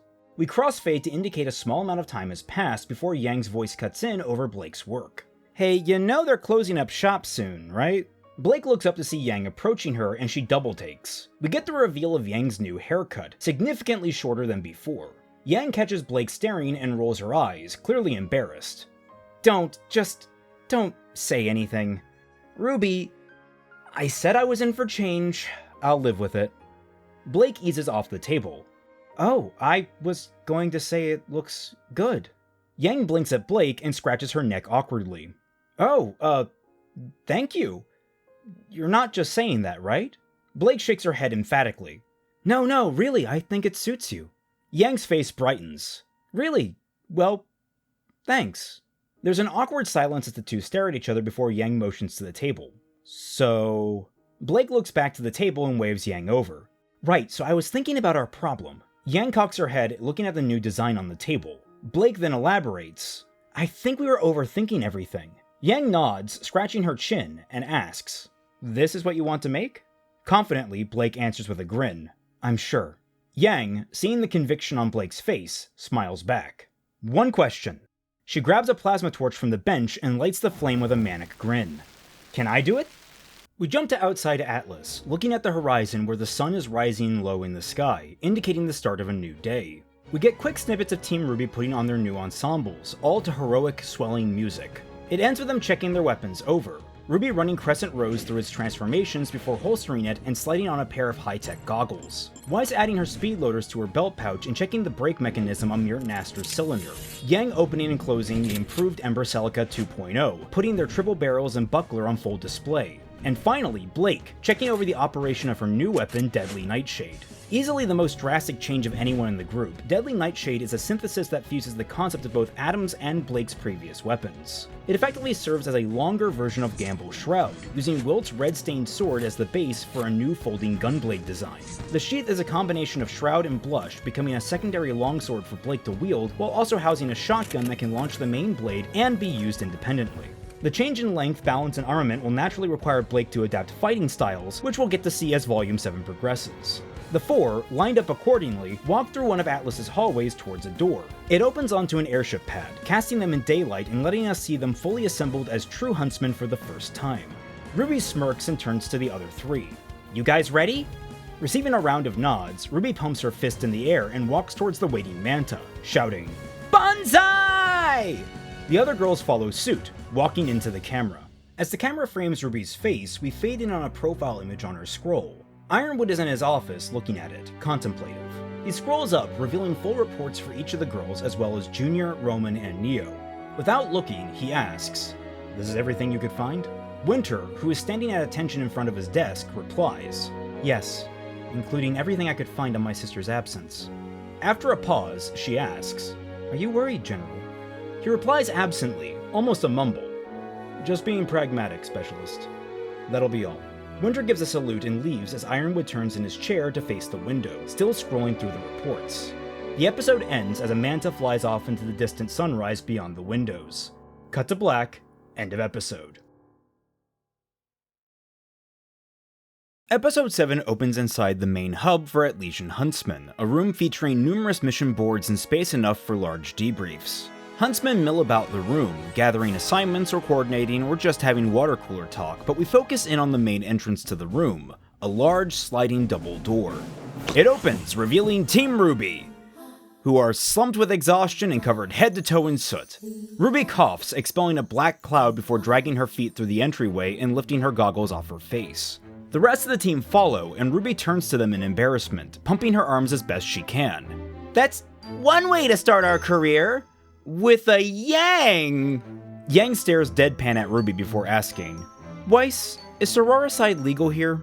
Weiss blinks at Yang, sighing. "Sadly, no." Blake walks up beside them and raises a hand. "All in favor of someone else picking our missions?" RWBY balks as the other two raise their hands. "But I am literally your leader!" Blake shakes her head. "We're graduated.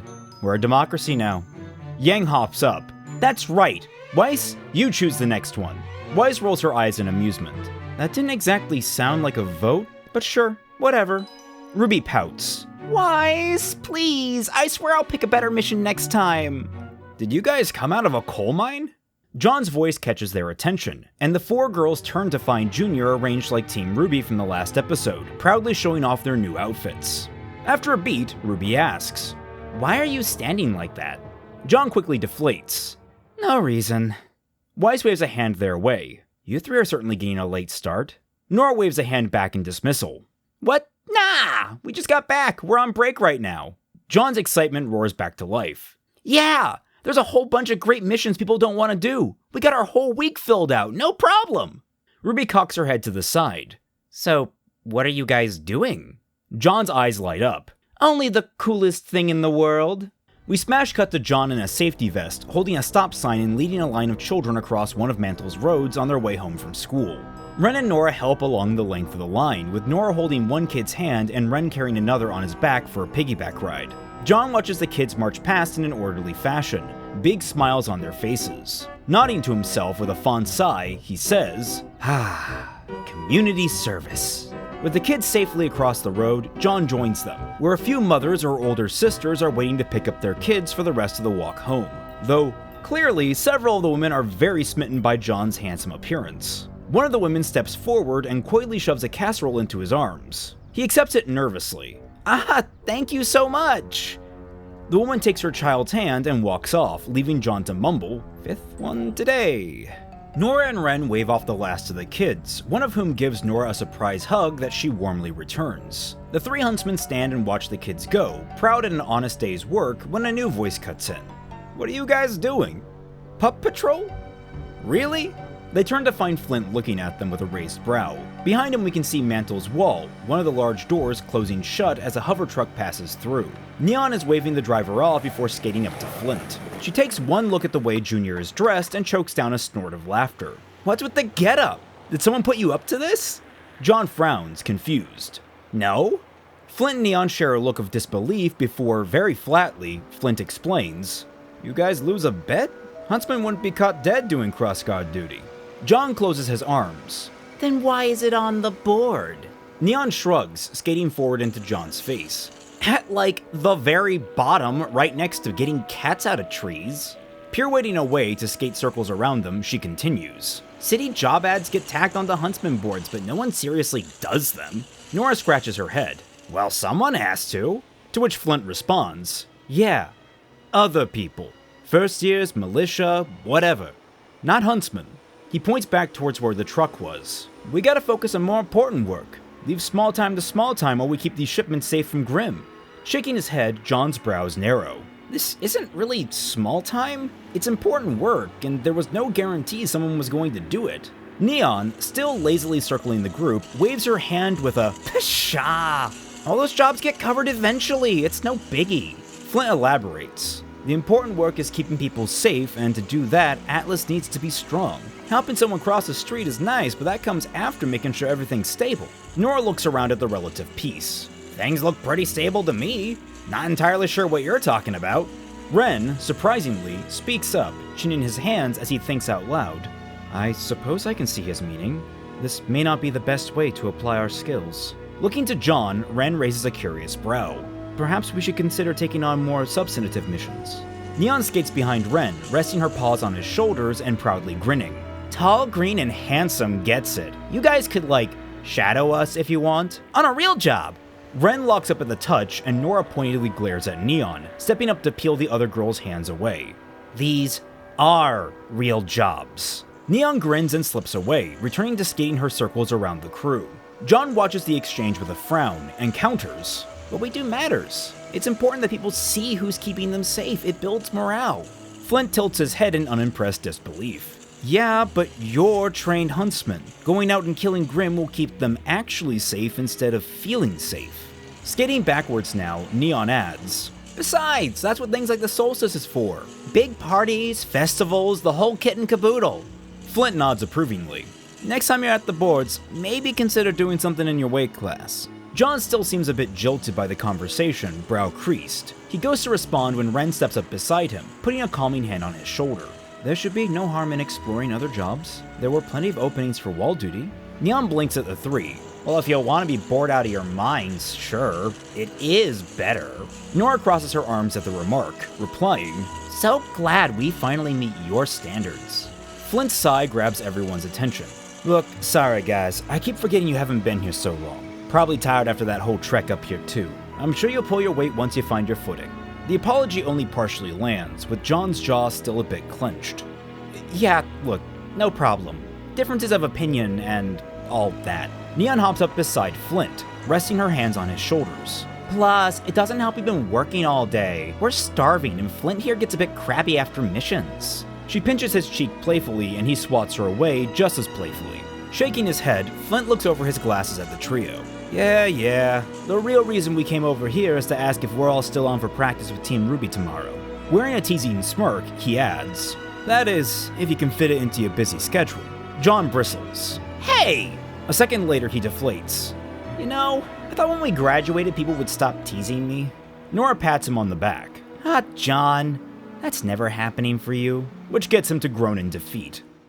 We cut to Atlas's main training room, a cavernous holodeck-esque space that can produce hard-light structures for maneuverability training, shield walls for sparring, and training dummies for target practice. So basically, it's just the training room we saw in Volume 7. It hasn't changed. We fly through the space, again like Volume 7, but instead of it just being Team RWBY versus Team Funky, it's various different practices going on simultaneously. First and foremost are John and Blake, who are sparring to get better use of their new equipment. Blake is making good use of her ribbon and the shotgun built into her second blade to maneuver herself around the battlefield, but a miscalculation sends her flying face first into John's shield. John pulls back in concern and asks if she's alright. Blake stands, rubbing her nose and looking down at Deadly Nightshade. "Yeah, the weight's still a little off. Can we try that again? John nods and they drop back into fighting stances. As they start over, the camera slides past them to where Nora is giggling with excitement. Using a button on her new shock harness, she's covered in electricity. It hurts, clearly, but she also gets her trademark manic rush from it as she lunges forward and cleaves through a whole row of training dummies with her hammer. Beyond her is another arena that's been sectioned aside for Winter and Weiss to spar, or more accurately, Winter putting pressure on Weiss while she's summoning to train her endurance and concentration. Weiss nearly succeeds at summoning one of her Lancers, but is easily tripped by one of Winter's attacks. The older sister looks down on Weiss with a smug grin, and Weiss just groans in irritation. Wordlessly, Weiss reaches up and Winter lifts her to her feet. We don't stick with them, as circling the whole arena are matching blurs of red and rainbow. Neon and Ruby come to a stop near the entrance of the room, where Ciel is standing with a stopwatch, giving a raised brow of approval to her own teammate. Neon whoops and jumps in the air. "Victory is mine!" And Ruby yells breathlessly, "What? I totally won that!" Neon pulls her eyelid down at Ruby. "Aww, someone a sore loser." Ciel looks up at them disapprovingly. "Cat, don't get cocky. You're still struggling to build speed on straightaways."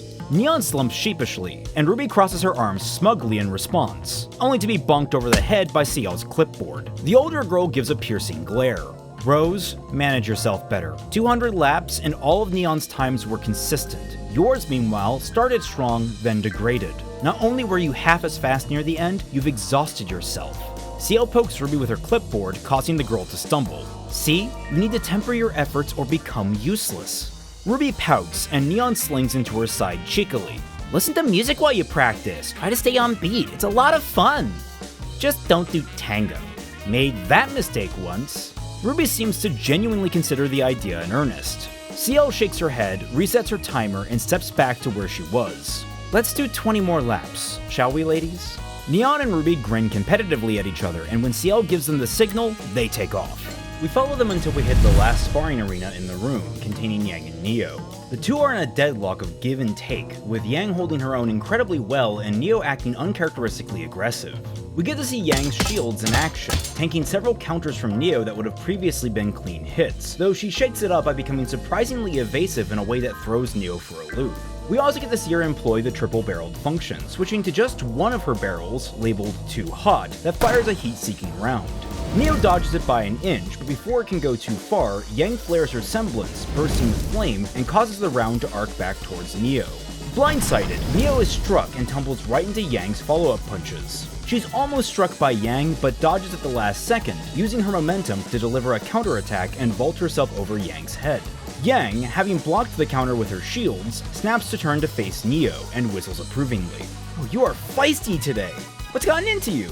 Neo gives a frustrated huff and rolls her eyes, her shoulders motioning around to the observation stands of the training room. Sitting there, watching her closely, are 6 Atlesian troops. Yang becomes more sympathetic and moves in for another round of sparring, though it's a bit slower and a little more telegraphed. It's more of an excuse to close the distance between them so Yang can quietly say, "Yeah, that can't be fun."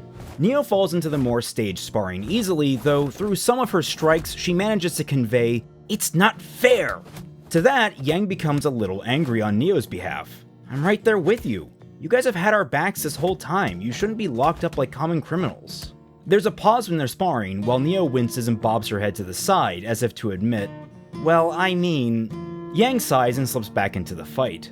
"You guys are more than that. I just wish Ironwood would take our word on it. You don't deserve the way he's been treating you." They only get a few more blows before Neo kips back, hesitates, and then signs, "I can't do what I need to do like this." Lowering her arms for a moment, Yang digests the words, and then slips right back into the fight. After one more exchange, Yang simply says, "So why not just do what you need to?" The words, combined with the shake-up to Yang's style, takes Neo off balance, and for the first time on screen, Yang manages to pin Neo, which surprises both of them. Instead, Yang offers Neo a smile and a hand to pull her up. "I got your back." Neo takes the hand and is pulled up to her feet, smiling as well, though it's clear she's lost in thought over Yang's words. Both standing, Yang wipes her hands and stretches. "Alright, I think that's enough sparring for today. I'm ready to call it quits." As a part of the stretch, she lazily detaches her robotic arm and rolls the joint on her shoulder with relief. Around the room, it's clear everyone else is beginning to pack up as well, migrating towards the stack of gym bags and benches along one wall. John and Blake pass by, and as they do, Yang asks, "Hey, Blake, mind getting my bag for me today? My socket's been a pain." Blake perks up and replies, "Oh, yeah, sure," without question. Yang smiles as Blake goes to get the bags when John stops beside Yang, scanning the room as holographic geometry sinks into the floor. "Hey, has anyone seen Nora?" Yang's brows raise and she replies, "She left a few minutes ago. Said something about a meeting with Ren? Why?" John's face falls and he approaches his own bag solemnly. "Oh, guess I won't be finishing that book then." Ruby frowns at him from her own bench, wiping away her sweat. Looking at her scroll, her frown deepens. On it we can see a message from Penny that says, "Apologies, I will not be able to hang out today, friend. Perhaps another time." John notices her expression and offers her a sympathetic smile. "She cancel again?" Ruby shakes her head and sighs. "Yeah. She's always so busy, we haven't had a chance to really talk." John zips up his bag. "Well, I mean, defender of Mantel." Ruby groans. "I know, but still." John chuckles. "Well, you and I haven't had time to hang out. My schedule's clear tonight. You got anything else you need to do, or should we go grab something to eat?" Ruby watches as Weiss and Winter leave together, as do Blake and Yang, and the remainder of Team 32, helping escort Neo back to the apartment. Ruby's face falls pensive before zipping up her bag and saying, "Yeah, actually, there's a few things I wanted to talk to you about." In the middle of cutting over to a cafe in Atlas, we hear John exclaim, "So you have laser eyes?" Ruby leans across the table and waves her arms in front of his face. "Shh, it's a secret, I think." She pulls back and John leans forward. "Why didn't you tell me?" Ruby hunches into herself defensively. "There was a lot going on, and I'm telling you now, aren't I?" John stares at the table, digesting what's just been revealed. "Why aren't you using it all the time?" Ruby looks at him flatly. "Did you forget the whole amnesia beam thing?" John lights up. "Oh yeah, you did mention that. Guess I forgot." Ruby kicks him under the table and the two break into giggles. They sober up and Ruby qualifies. "But really, I don't know how?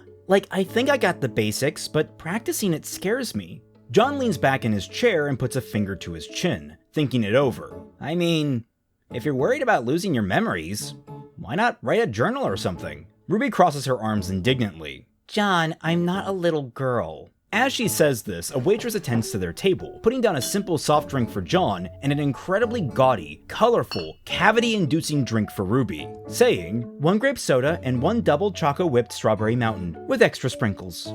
The waitress walks away without further comment, and Ruby keeps her indignant pose for only a second before deflating completely. "Why does this always happen?" John barks out laughing and slaps the table, causing a precariously placed cherry to roll off and the other Atlesian customers to silently judge them. His laughter dies down and he continues on his point. "Well, you said Maria described it like a book, right? Why not keep your own? A bunch of my sisters kept journals. There's a lot of pointless stuff in there, but it might be nice when you're older and you want to recall something. Never really thought about it like that, honestly." Ruby takes his words to heart and begins to spoon into her drink as she thinks. Swallowing, her brows furrow. "You were reading your sister's journals?" John blinks in panic. "It was for research." Ruby slams the table. "That makes it worse!" Pointing, he exclaims, "They were scheming!" The two are muted as they break down into a playful argument, and Watts' voice carries over the scene, saying, "Yes, ma'am, yes, she is quite unaware." We cut to a dark chamber where Watts is finishing setting up a bank of computers. I assume she has some convoluted machination of her own, not that it would be worth entertaining. Standing, he turns to look at a Seergrim floating menacingly in the dark among the wires and cables. Salem's voice comes through, haunting and sharp. "You forget your place, Doctor. You forget that she is mine, and I still have plans for her." Watts coughs into his hand.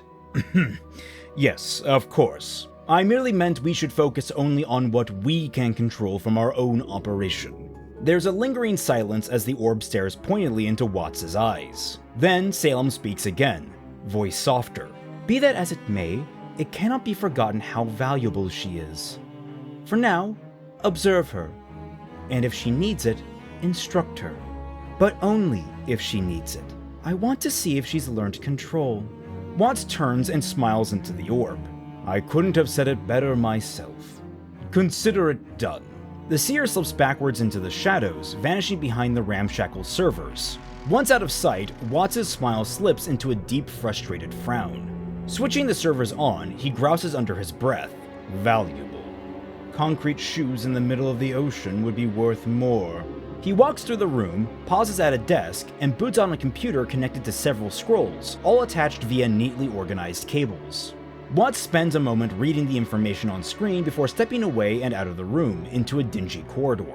With a quick pan of the camera and a sneaky cut, we speed up his walk between rooms. The room he enters contains a crude visage of Salem, assembled out of a mishmash of pieces of junk, such as mannequin parts, stolen clothing, metal cable, chain link, and so on. Tyrion is deep in focus, tongue extended in concentration as he applies the finishing touches on this, monument to his lady. Watts folds his arms. Truly a work of art. I'm sure Salem will be so endeared by such a ghastly display. Tyrion scowls, but pulls back, having finished his work. He flings his hands up in exaltation of the display. Your mockery is empty. We are robbed of her visage here among the savages. If we are to worship her properly, she must have presence, even if that means basking in the light of a pale imitation of her holiness. It is very little, but in that, I know she will be pleased. You could have asked her yourself. Watts rolls his eyes. I'm surprised you didn't want to speak with her. Tyrion only shoots Watts a momentary glare before returning to his awe-filled stare at the statue. As much as I am vexed to be your companion, it is my mistress's will, and I shall see her tapestry woven even if my thumb be pricked along the way. He clenches his fist with a manic grin, though there's some underlying level of spite within it. Watts sighs at the theatrics, but continues on his point. Speaking of her tapestry, we're ready for the next phase of the plan. However, we've also been tasked with keeping an eye on an old friend of yours. Tyrion pivots, eyes narrowing. Cinder, is it? Watts gives a bitter smirk. Tyrion uncoils, shoulders sagging. Our mistress, she is testing us. With an amused humph, Watts appraises the statue. Then I suggest we not fail. He says with a dry huff. We zoom in on Salem's face, cut to black, and end the episode. Episode 8 intentionally opens very similarly to Episode 7, with Team RWBY coming through the door to the Huntsman mission control. They look just as miserable this time, trading out burns and soot for garbage and scuff. Weiss leads the group, and RWBY sends a side-eye to all three of her other teammates. Not so easy picking missions now, is it? Weiss glares at RWBY. That was the first time one of my missions ended that poorly. You can't blame me for an outlier. RWBY waves her arms indignantly. And every mission I've chosen since has gone perfectly. Why do I get the blame for that? Yang rolls her eyes and steps between the two, wedging between them. Ladies, please, you're both beautiful. Yang is immediately rebuffed as RWBY and Weiss turn to her and shout in perfect sync. This was your idea to begin with! Yang steps back with her hands up, only just realizing she made herself the target. Blake rests a hand on Yang's shoulder and smiles, playing peacekeeper this time around. How about I choose the next one? Something relaxing after getting ourselves dunked in a dumpster? Twice? Weiss shakes her head in disbelief, muttering despondently, why was there a dumpster in the middle of the tundra? Yang shrugs and the crew begin to move deeper into the room. The camera follows them, and as Huntsmen walk past them, we smoothly cut to the four arriving at their apartment. Yang, still mid-shrug, suggests, maybe we should just take a day off. Blake frowns and asks, can we just do that? From their open door, across the hall, John pokes his head out, calling out to them. That was always an option! Yang, Blake, and RWBY look back at him while Weiss hits the door controls, not in a mood to entertain Junior's shenanigans while declaring, the only option I need right now is a shower. Yang piggybacks off what John said and motions to the apartment. I mean, not like we can't afford it. It's not like we've got a lot of expenses. RWBY looks around the room all the same, but it seems only to trouble her, her mood sinking faster. We can't be ungrateful, Yang. Putting Crescent Rose on a table, RWBY unzips her cloak. The General has been so accommodating to us, and we... Yang picks up on RWBY's slump, scooching in close and wrapping RWBY in a side hug. Still feeling guilty about all that? The other two, shifting a sense for the serious, draw in closer as RWBY grows more pensive. I feel like we could be doing more. It's almost been a month, and we're just sitting around waiting for Ironwood to get done with Harpoon. Maybe, if he knew more... Weiss crosses her arms. Don't go double-guessing yourself. This gets a raised eyebrow from Blake. Weren't you the one that wanted to trust Ironwood? And Weiss replies hesitantly, want to and do are two different things. She turns to Ruby, growing pensive herself. Invoking the architect is troubling. Even if it's for different reasons, we have more than enough to believe he might not need to know. The only thing I still think we should do is tell him about the lamp. But if Ruby thinks it's best, I'll stand by her. Still conflicted, Ruby at least manages a soft smile Weiss's way. But I'm not your leader anymore, remember? The words are playful, but tinged with a grain of truth. Surprisingly, Blake's hand chops down softly on Ruby's head, causing her to look back up at Blake in confusion. Blake offers a comforting smile in return. That was a joke, and you know it. Ruby smiles back, still conflicted. I guess I just don't like seeing her around like this, knowing she's still out there. For all we know, she's planning something over in Vacuo to get the relic, or doubling back to destroy Vale or something. Blake's smile slips just a bit. We can only work with what we know is in front of us. Worrying about things like that, it doesn't lead to good places. Weiss shrugs. For all we know, after her failures at Beacon and Haven, she plans to wait 100 years until we're all old and wrinkled. Or maybe she'll cast a magic spell that ends the whole planet without needing to get the relics. Her gaze falls to Ruby, piercing. We can't know what we can't know, Ruby. All we can do is what we can with what we have. Ruby's face twists pensively before Yang nudges her shoulder with her own. We're playing a literal waiting game to save the world. All we gotta do is kick back, relax, and, well, do our jobs. In a couple of months, poof! No more big bad guy. Ruby sends Yang a skeptical eyebrow. If the laser even works. Yang just ruffles Ruby's hair. Gotta think positive. Ruby's expression doesn't change. Kinda hard when we all smell like week old sauerkraut. Yang sniffs Ruby, then herself, and crinkles her nose. Yeah, hard to deny that. Well, shower time! She stands and heads off towards the bathroom, only for Weiss to swiftly follow her. Now hold it, Xiaolong, I call dibs! We cut to Blake's face, watching the two as Yang teases back. Since when do you respect dibs protocol? Blake smiles fondly at them before getting a message on her scroll, which makes her raise her brows. Typing something back, she walks past the room's window, then off screen. Outside, the sky darkens into evening, and we cut to Ruby stepping out of the bathroom while running a towel through her hair. The other three members of RWBY are joined by John, and all four have scattered around the main living space while eating out of takeout boxes. Ruby's handed her own box by Weiss, and she's quick to tuck in. Lifting a fork laden with food, and through a full mouth, Yang says, "This hits the spot." "Thanks for dinner, John." Quickly swallowing, John replies, "Not a problem. Looked like you guys had a rough day. Thought I'd cheer everyone up." Blake actually pauses eating to ask, "Ren and Nora busy?" John nods. "Early night in for them," he explains, struggling down a yawn himself before continuing. "Our sleep schedules have been completely out of whack since we got to Atlas. It's becoming a real pain." Ruby looks to him curiously. "What's causing it?" And John shrugs back. "Heck if I know, but this weird weather we've been having isn't helping." The three look at him as he takes a sip of his drink, confused, and Weiss asks, "Weird weather?" John answers back, equally confused. "You guys have totally noticed it, right? The sun doesn't start rising until it's almost noon, then it only sticks around a few hours." They continue to stare at him blankly before Weiss responds. "That's normal?" John blinks at her. "What?" Ruby nods excitedly, pointing to the dark sky outside the window. "Yeah, because we're so far up north. Atlas sees less and less sun during the winter, but then it's almost all sun during the summer." John rears back in surprise. "Really?" Weiss looks to Ruby. "How can you know that, but not that the seasons are different?" Ruby jerks her chin away in indignance. "I can study! I know my geology!" Blake raises a brow and corrects Ruby. "Don't you mean geography?" There's a beat before Ruby deflates, hanging her head. "Aw, man." Blake gives her a reassuring head pat until Weiss speaks up. "It's astronomy, actually." Blake blinks and Yang reaches over to pat her on the head. "Nerds." The group fall into a comfortable silence as they tuck into their meals. It's only when Ruby's scroll chimes that the moment is broken. She looks down and frowns at yet another apology from Penny for canceling their plans. The other four almost immediately catch on and grow sympathetic. John leads off, asking, "Really? Again?" Ruby leans back in her chair, defeated. "There's some dumb political speech thing she's working security at that's going to take all day tomorrow." Yang frowns. "Oh, I'm sorry, Rubes." Ruby just slumps further in her chair, less depressed than frustrated. "Not your fault. Not like you can just magic Penny up some time to spend with me." Face scrunching, John sits up straighter in his chair. "Maybe not, but what if you take a mission she's on?" Ruby's slumping stops, and she begins to blink as the suggestion sinks home. "Oh, we can do that?" John replies, confused. Yeah, we do it all the time. I just assumed you four like sticking together. Cool wolf pack thing.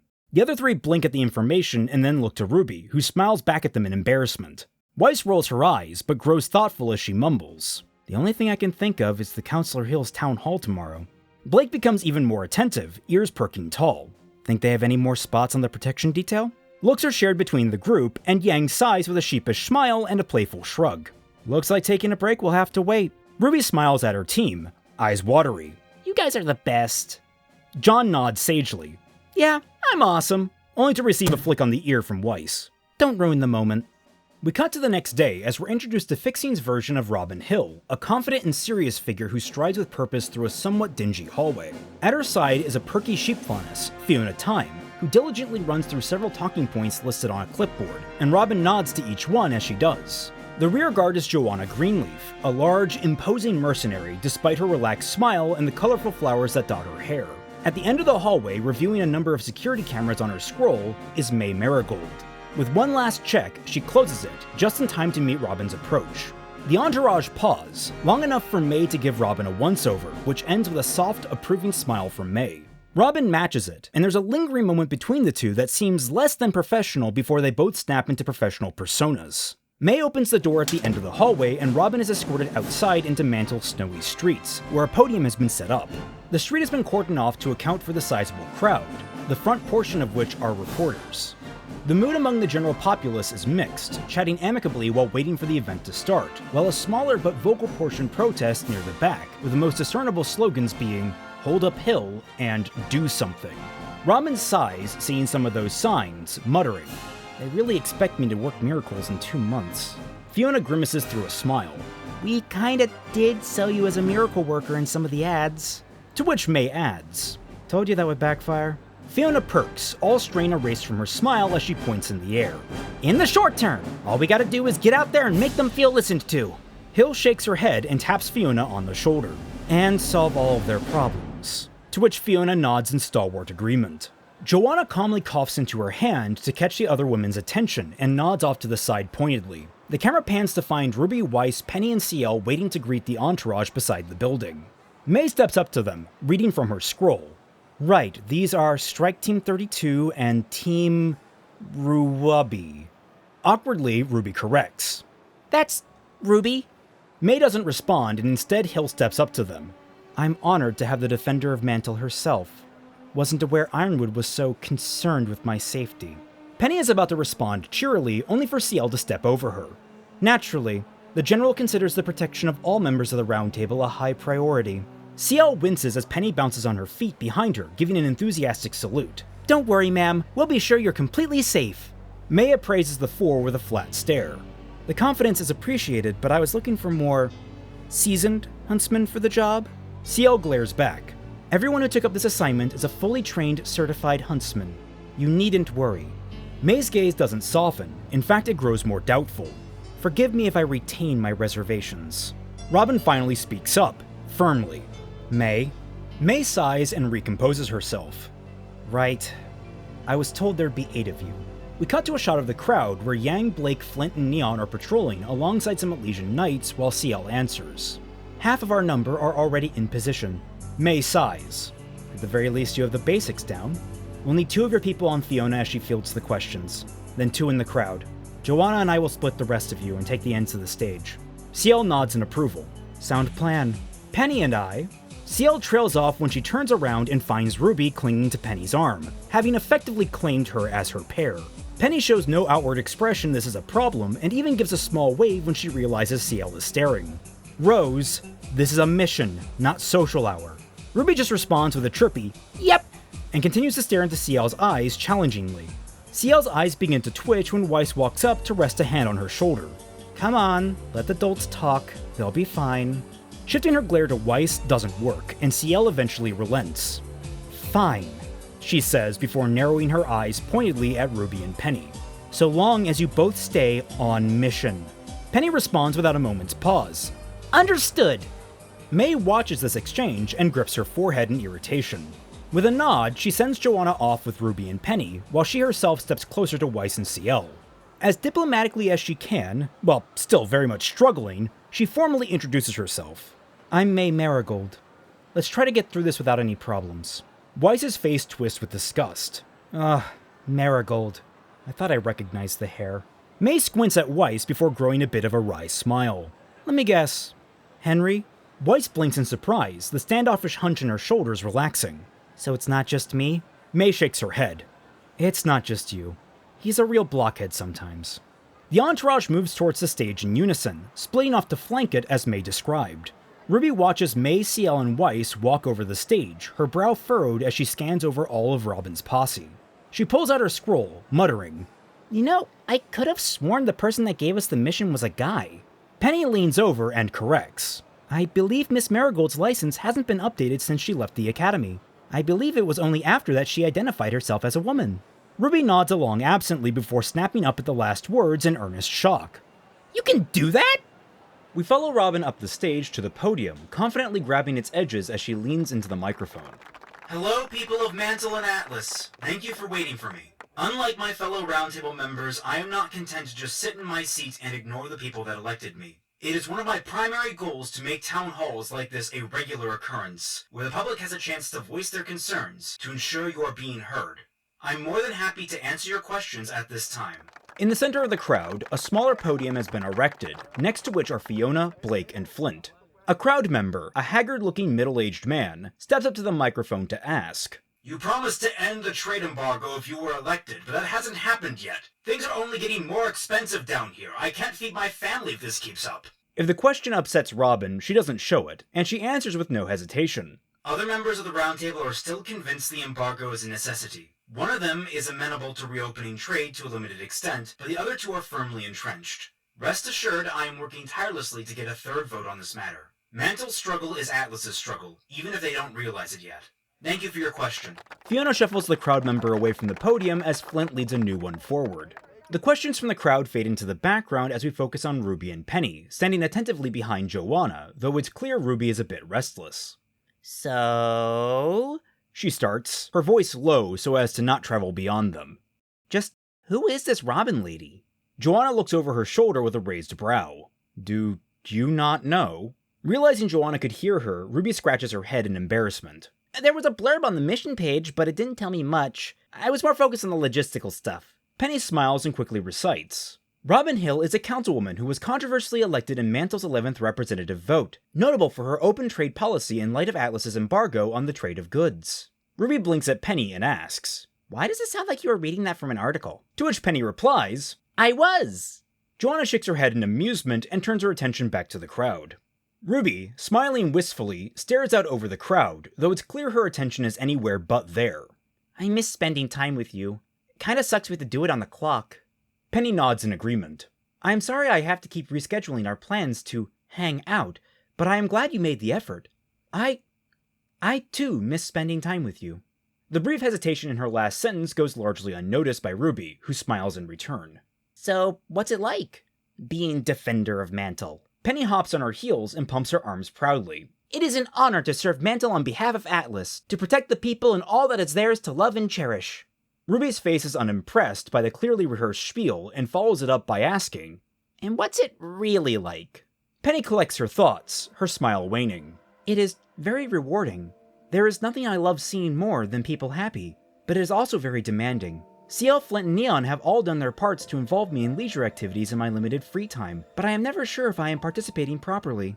RWBY waves that off. Please, you're like the funnest person ever! Penny's face remains frozen in thought, and RWBY nudges her side gently.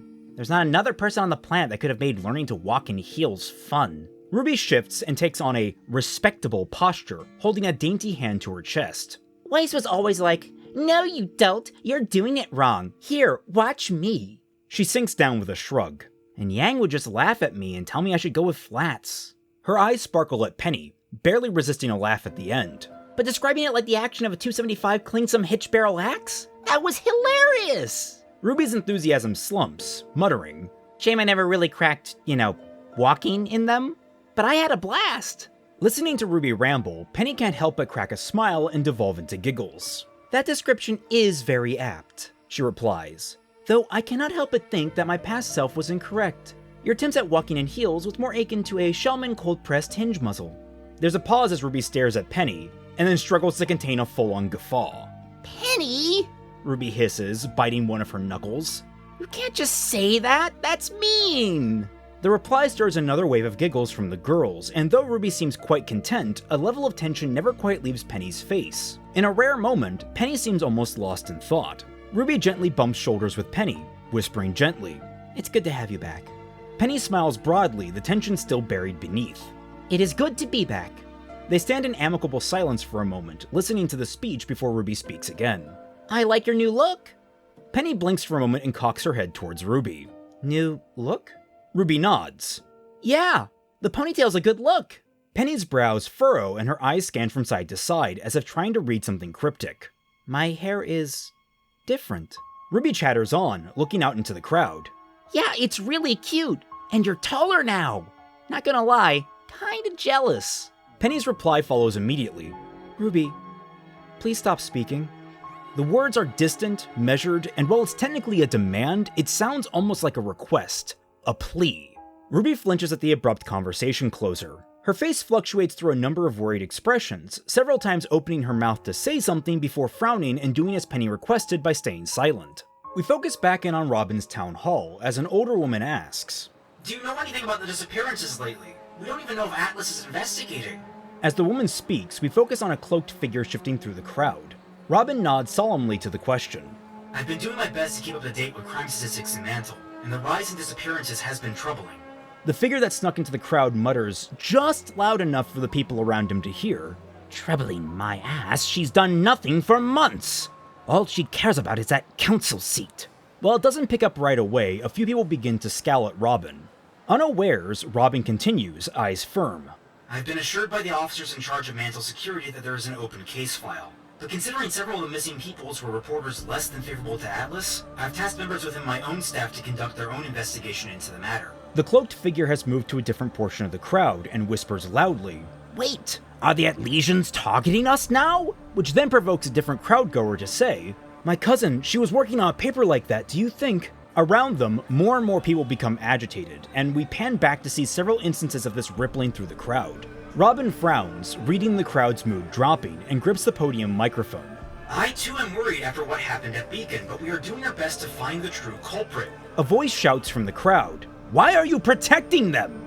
While no one is quite sure where the yelling came from, the camera pans over to the cloaked figure of Tyrion, lowering his hands from his lips with a giddy smile. Robin glares in the shout's general direction and snaps. I would never defend the guilty, but we cannot jump to conclusions. The nervous murmuring already taking the crowd by storm grows in volume.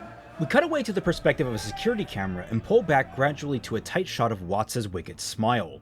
The camera stays close to his motions, following his fingers as he activates something on one of his many scrolls in front of him.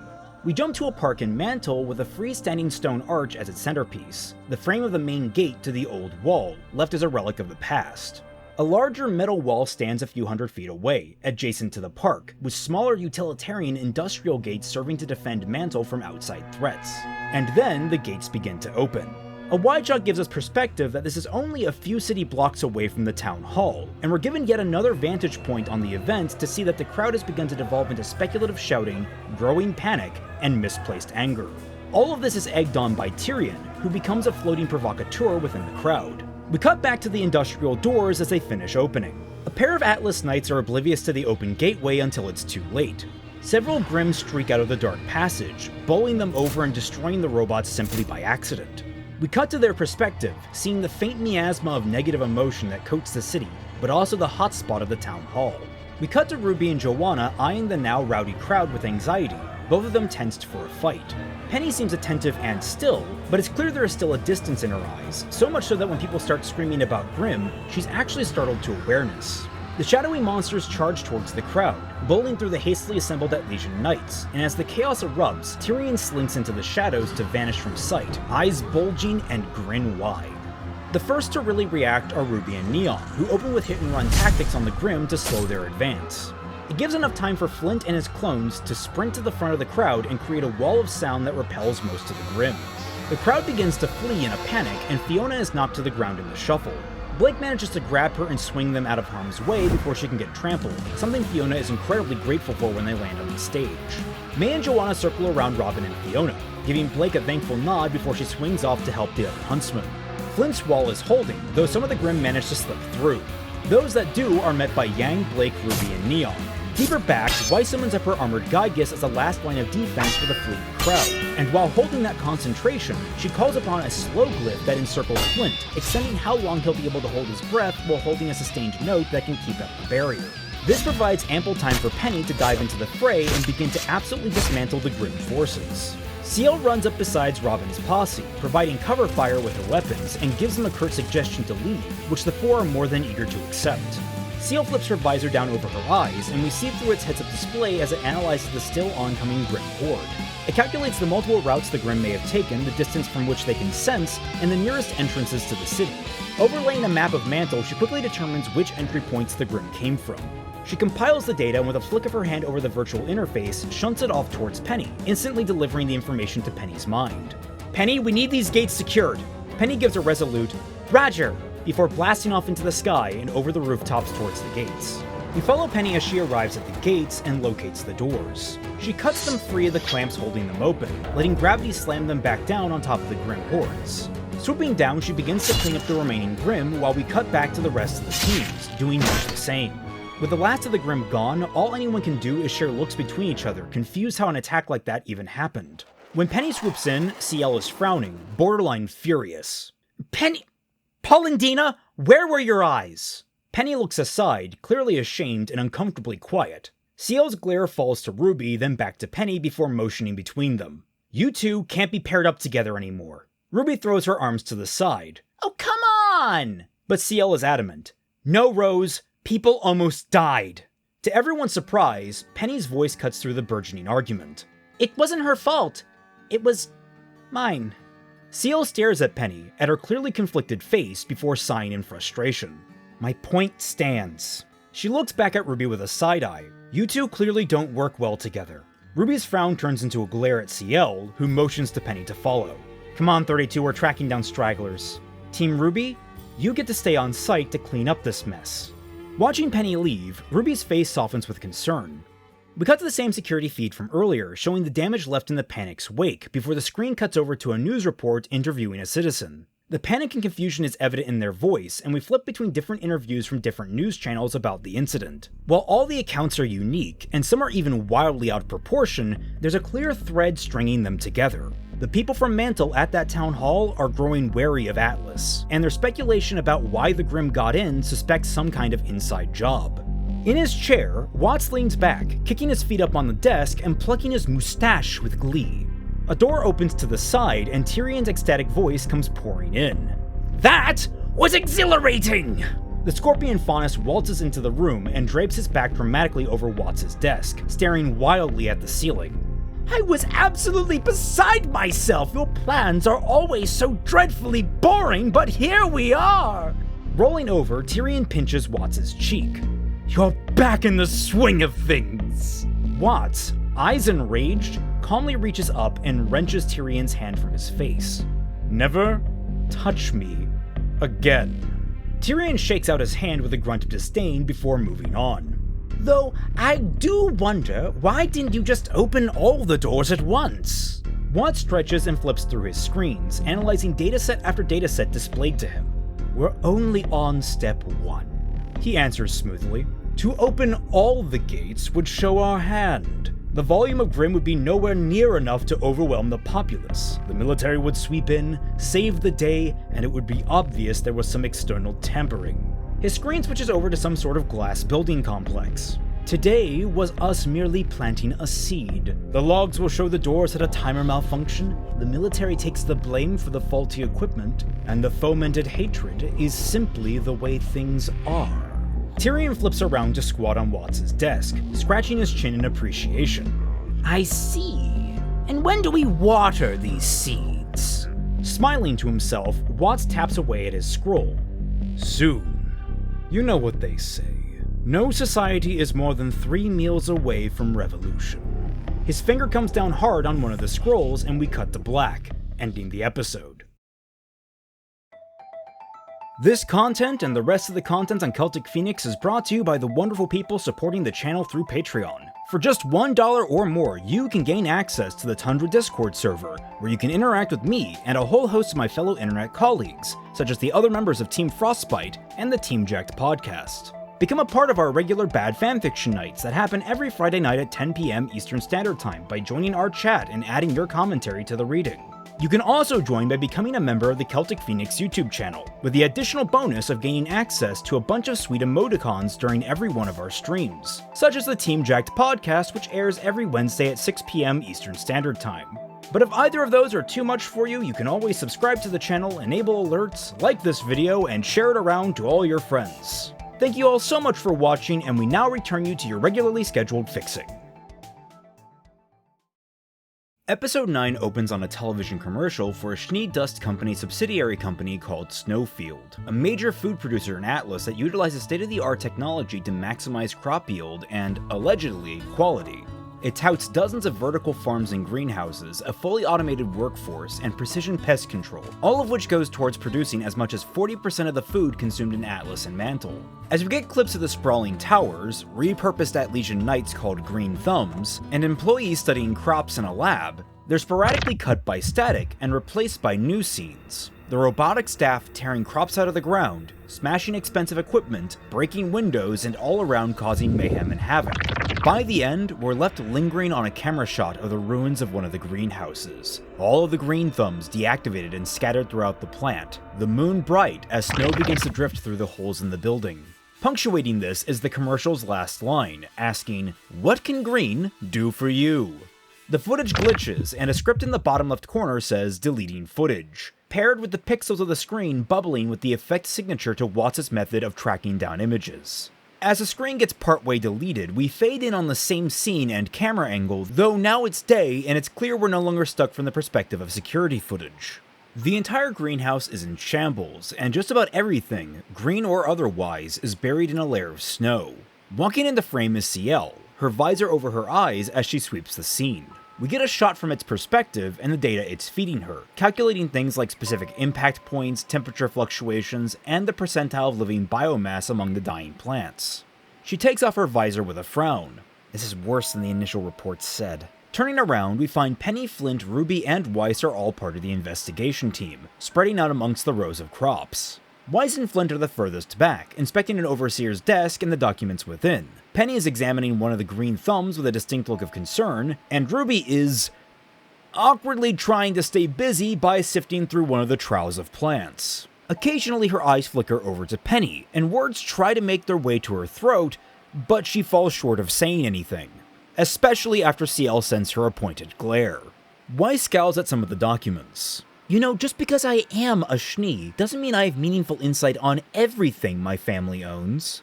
CL walks past Penny and approaches the two. Your business acumen will be more than enough, Miss Schnee. Besides Weiss, Flint speaks up. Besides, that's why she has me here. Family used to run these farms. Weiss blinks. Oh, And Flint cuts her off. No apologies. We're square after the tournament. Weiss's face splits into a soft smile before one of the documents Flint is holding catches her eyes. Hey, look here. She, Flint, and CL lean in to better investigate the page. As they do, the camera pulls back to Ruby, still not really knowing what she's doing as she's sifting through the dirt. Sighing in defeat, she leans back to look at Penny again with a frown.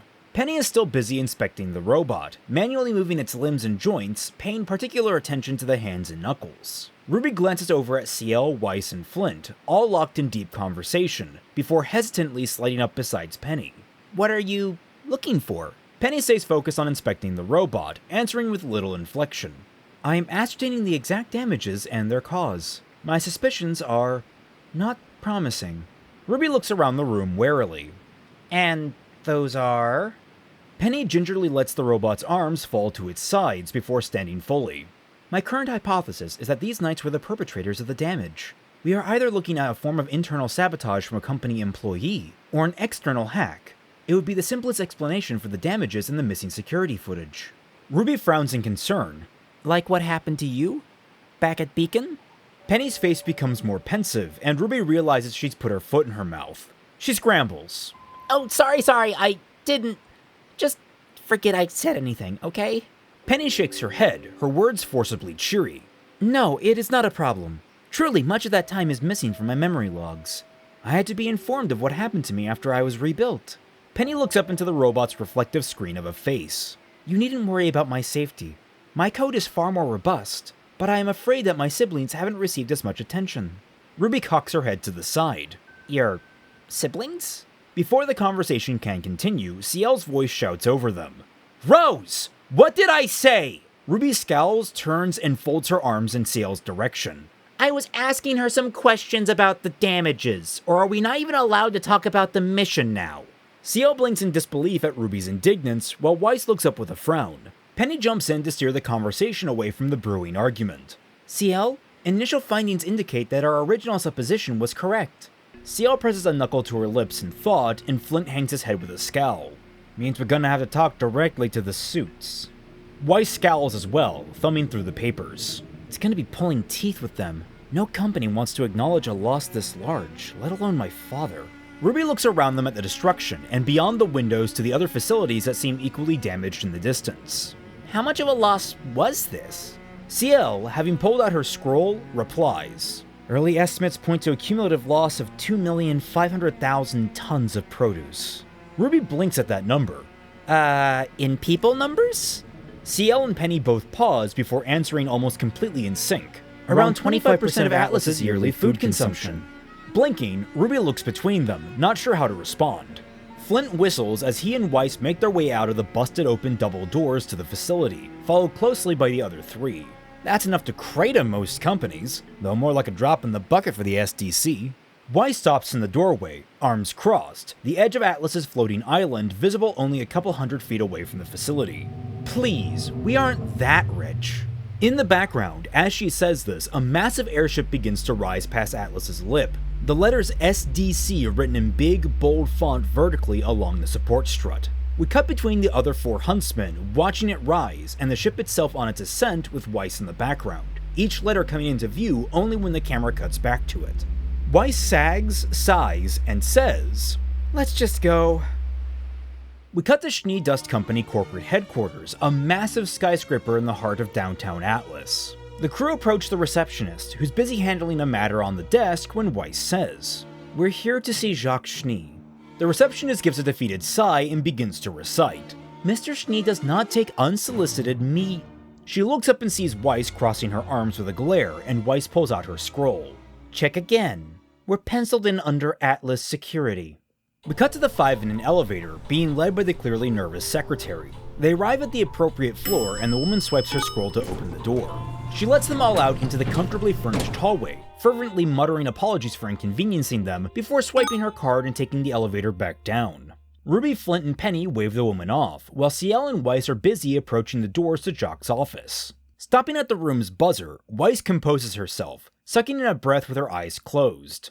Pushing the button, she waits for a response. Jock's voice comes through, clear and snappy. What? Weiss's mood sours instantly hearing his voice as she replies. We're here? His reply is quick. Oh, wonderful. Damaged goods here to talk about damaged goods. I cannot wait. The speaker blips out, and there's an audible click from the double doors. Weiss stays still, staring daggers at the intercom, fist clenched tight. This doesn't go unnoticed by the rest of the crew, with most staring at her with concern, though CL seems far more piercing. She walks past Weiss, pushing Weiss's shoulder back towards the elevator. Thank you for your assistance on this matter, Miss Schnee. However, I believe certain conflicts of interest make you unsuitable to attend this meeting. I believe the 4 of us can handle the discussions on our own. Weiss double takes at CL's blunt, emotionless statement. What? Are you joking? I would never help him. RWBY shuffles awkwardly off to the side. Actually, I think it's more you might kill him. A little bit. Weiss stares at RWBY, mouth open in shock, only to close it in a moment of self-reflection. You may have a point. Flint steps up beside CL with a confident smirk. Don't worry, Schnee. Weiss, I got the corpo speak handled. Exhaling her stress, Weiss shakes her head. Fine. Just don't believe a word he says. Oh, and word to the wise. It confuses him when people don't sit. He elevates his chairs. CL opens the door and Flint follows her, walking backwards to throw Weiss a wink. Got it. Penny follows after her, and Ruby lingers before giving her a quick hug. Weiss hugs back before Ruby joins the other three. The door clicks closed, and Weiss looks around the hall. Approaching the elevator, Weiss swipes her scroll against its sensor, only to receive a rejection from the machine. Confused, she tries a few more times, getting rejected each time. Face scrunching with confusion, she wanders around to the other doors on this floor, scanning the scroll in all of them and being rejected by every single one. Even the hallway's bathroom, she discovers, to which she grouses, "Really? This has to be a fire code violation." It would be if it didn't unlock during a fire. Weiss spins around in surprise to find Whitley standing behind her, glaring at her. "Whitley? What are you doing here?" Whitley checks his nails before sarcastically casting his gaze around the hallway. "Sister, I work here. That is to say, I was working, until my security alert triggered because someone was using a revoked card over and over again. You do realize all you succeeded in doing was giving our security staff a meltdown, don't you?" Weiss matches his glare, actually mirroring his standoffish posture, eyes flickering poignantly to Jock's office behind Whitley. "What a shame! If only someone hadn't revoked my clearance, then that wouldn't have happened." Whitley rolls his eyes and turns his back to Weiss, walking back towards one of the other doors on the floor. "Oh, there you go, blaming everyone but yourself. Couldn't possibly be the consequences of going missing for months on end. We should ignore all the safety protocols we have in place, they don't do us any good. Should we make an exception just for you?" Weiss scowls and averts her gaze, not that he can see it. Gritting her teeth and clenching her fist, she swallows her pride. "I'm sorry, you're right. It is my fault." Whitley freezes, confusion written all over his face. He turns as Weiss continues. "I'll discuss this with him later. For now, can you help me get down to the lobby?" Whitley's brows warble, still baffled by Weiss's behavior, but he nods and walks towards the elevator. "Of course. We can't have unsanctioned guests wandering our offices." Weiss watches him after a moment before following. We cut to Whitley swiping his scroll and the two entering the elevator. Awkward silence abounds as the descent starts, the skyline of Atlas framing them both through the elevator's window. Eventually, Weiss tries to strike up a conversation. "How have you been?" Whitley's response is cold and sarcastic, keeping his eyes affixed to the doors. "Oh, absolutely wonderful. One of our subsidiaries going into crisis has been a delightful new experience." Irritation and anger flash across Weiss's face, but it melts quickly into disappointment. "I was genuinely asking." Like before, Whitley's brows scrunch, confused. "Since when do you genuinely care?" Weiss's dour face hardens somewhat. "Since I know what it's like. Being the heir is stressful. I thought you'd appreciate someone who could understand you." Whitley's face twists with contempt. "I doubt you could. Unlike you, I actually wanted to be heir." There's a ding and the doors open to the building's lobby. Whitley steps aside with a bitter flourish. "I'd offer to show you the rest of the way out, but we both know you're quite good at leaving." The words clearly hurt Weiss, her face dropping any sense of edge. Averting her gaze and mastering her composure, Weiss takes a decisive breath and walks out into the lobby. As Whitley presses the button to ascend, Weiss looks back at him. "Take care of yourself." Whitley barely acknowledges it with a grunt before the doors close, leaving Weiss alone with her reflection in the mirror-like sheen. John's voice cuts over the scene, maligning. "I can't believe we're stuck doing this." We find him, Nora, and Ren in the hallway leading to Roman and Neo's room. Ren and Nora each carrying covered trays of food as John leads them. Ren comments on John's lament. Yang has mentioned how restless the both of them have become. They may see pulling pranks as one of their few outlets. John hunches in disbelief. "Yeah, but what kind of pranks are they pulling to send people to therapy?" Nora chuckles, a bit awkward, a bit maniacal. "Oh, I can think of a few," which makes John blink in concern. They arrive at the door with the 4 guards, John giving a salute on behalf of himself and his team, and he pulls out his scroll. Entering a passcode, he gains access to the cameras inside Roman and Neo's main room, showing the two bored out of their minds with the TV on in the background. Nora looks over his shoulder and her eyes bug out in alarm. "There are cameras in there?" She begins to look around the hallway. "Are there cameras out here? Or in our room?" She begins checking herself over, muttering to herself at the end. "Or was I the camera all along?" John ignores Nora's shenanigans, but not Ren's following question. "You have access to them." Nodding, John flips through a few different feeds of different rooms and angles. "Everyone else might like them, but they're still criminals. I also don't want to get pranked either." Finished checking the feed, John knocks on the door before letting the guards open it for him. "Delivery! Don't worry, we got you the best slop from the cafeteria." John enters the room but immediately slows to a stop, noticing Roman and Neo are not sitting where they were originally. Frowning, he walks over to the couch and waves his hand through the space where they were, finding nothing, not even one of Neo's illusions. Growing more concerned, he pulls out his scroll, and his face pulls tight in anger as he sees the camera feeds, still showing Roman and Neo bored out of their minds watching TV. Son of a bitch! John closes the tab, storms past Ren and Nora into the hallway, startling the guards, and begins to dial Ironwood and RWBY. We cut to Weiss, sitting patiently on the ledge of a park fountain outside of SDC headquarters, staring into the temperature-controlled water. She's distracted when CL, RWBY, Flint, and Penny all exit the building. Penny is her normal, cheery self, and Flint is as relaxed as he normally is, though his face hints at some mild frustration. RWBY, meanwhile, is slumped over with a vacant expression, contrasted nicely by CL's intense focus as she types away at her own scroll. Weiss approaches them, curious about the meeting. RWBY groans to the sky. We got nothing. CL looks up at RWBY, frowning. "Nonsense. We learned the assigned employee movements for the last week, the major third-party shipments that may have had access to Snowfield's network, and the exact defensive protocols their network had in place." RWBY glares at CL. And how does any of that help us now? CL is silent, her typing pausing in tandem as an answer fails to manifest. Flint speaks up instead. "We got nothing." RWBY throws her hands in the air. Exactly! Flint looks to Weiss sympathetically. "Your old man's shrewd. I thought for sure he was like some of the fogies I've met, but he really has the bite. Even still, it was easy to tell he's pissed about this." Weiss is about to comment when, uncharacteristically, CL makes commentary while keeping focus on her scroll. "At least he pretends to be polite. Couldn't say the same about that miniature version of him we ran into." RWBY perks up before slipping into a pout. Oh yeah, Weiss, I didn't know you had a little brother. Why didn't you tell me? Weiss pinches her forehead. "Because he's an annoying brat. He and I don't exactly share many fond memories." Penny rocks on her heels. I thought he was quite pleasant. "He was very eager to show us how to exit the building, despite how much CL insisted we knew where to go." CL's face reddens and she averts her gaze, jaw clenched in frustration. Flint grows a teasing grin, both he and RWBY holding back chuckles. "Most polite shouting match I've ever seen." CL snaps at Flint's direction. "I did not shout. I raised my volume. That is all." Which only prompts RWBY and Flint to start laughing. RWBY is still laughing when her scroll begins to ring. She pulls it out as she answers, only for her smile to drop when she hears the voice on the other side. Shock on her face, she asks, "They're gone?"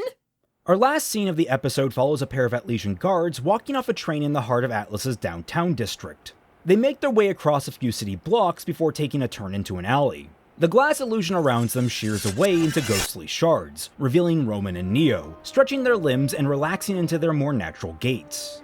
"That could not have gone any better if I don't say so myself." With a playful smirk, he adds, "Why, we can make a career out of it." Neo smiles, but it doesn't quite meet her rolling eyes. Roman's own smile softens and he rests a comforting hand on her back. "Blondie won't hold it against you." Neo's eyes flick up to his, doubtful, and she signs, "She might, but you're more important right now." Roman actually stops walking, face inscrutable, as it flickers between microscopic expressions of pride, affection, grief, guilt, regret, and a whole host of subtler emotions. Settling on a slight smile, Roman ruffles the hat on Neo's head and says, "Well, it's your cue. Lead the way." Neo reaches up and carefully loops their hands together before they both set off down the alleyway. We fade to black and end the episode. Episode 10 opens with a series of digital lines scanning across the darkness. They burn away the black screen, revealing CL, using her visor to analyze what used to be Roman and Neo's apartment for clues. Half a dozen Atlas texts are spread throughout the room, coming through every inch of personal effects. In the center, overseeing this, is Ironwood himself, glaring at a note which simply reads, "Time enough for me," in flowy, fanciful script. Next to it is a doodle in pink of a face sticking its tongue out. Ironwood scowls harder and folds it aggressively before tucking it into his pocket. From the hallway, there's a brief commotion as RWBY arrives at the open door, the guards posted there blocking her from entry. She huffs out, "General, I got here as fast as I could." Ironwood looks over at her, eyes cold. "I didn't call for you." RWBY is taken off kilter by the chilly response, and she glances around nervously. Well, I mean, he's kind of my responsibility, isn't he? Ironwood scrutinizes her and silently waves her in. The guards let her pass, and he asks, "Do you know something that I don't?" Ruby rubs her arm, scanning the room. I thought that he had changed. Thought that Oz... I don't know, he was different. Ironwood's face softens. He was a criminal, Ruby. And Ruby shrugs. Well, he had the chance to run in Argus, but he came back. And he hasn't tried to kill us once since he joined. From across the room, CL shoots Ruby a baffled, disgusted look. Ironwood sighs and pinches his nose. That's hardly a ringing endorsement. Turning towards the window to the city, Ironwood adds, "We'll find him. There's no way out of the kingdom." Ruby slumps and looks out the window as well. Maybe if we'd given him a little more freedom. Inhaling sharply, Ironwood's face twists in disappointment. "Ruby, have you ever considered he was a plant? He was lying through his teeth. Like Leonardo. Like Cinder." Ruby's defeated expression only sinks more. I'm sure it was Oz. I'm sure Roman had changed. Ironwood needles in on that. But how do you know? Ruby is obviously conflicted, and for a second, she parts her lips to speak. CL's voice breaks through the moment. "Sir, we found how they hacked the cameras." Ironwood looks to her, but before he heads over, warmth re-enters his face, and he rests a comforting hand on Ruby's shoulder. "Don't worry. We'll take care of this. You can go." He leaves to talk with CL, and Ruby watches him for a second. She turns back to the window and looks out at the city as the streetlights flicker to life.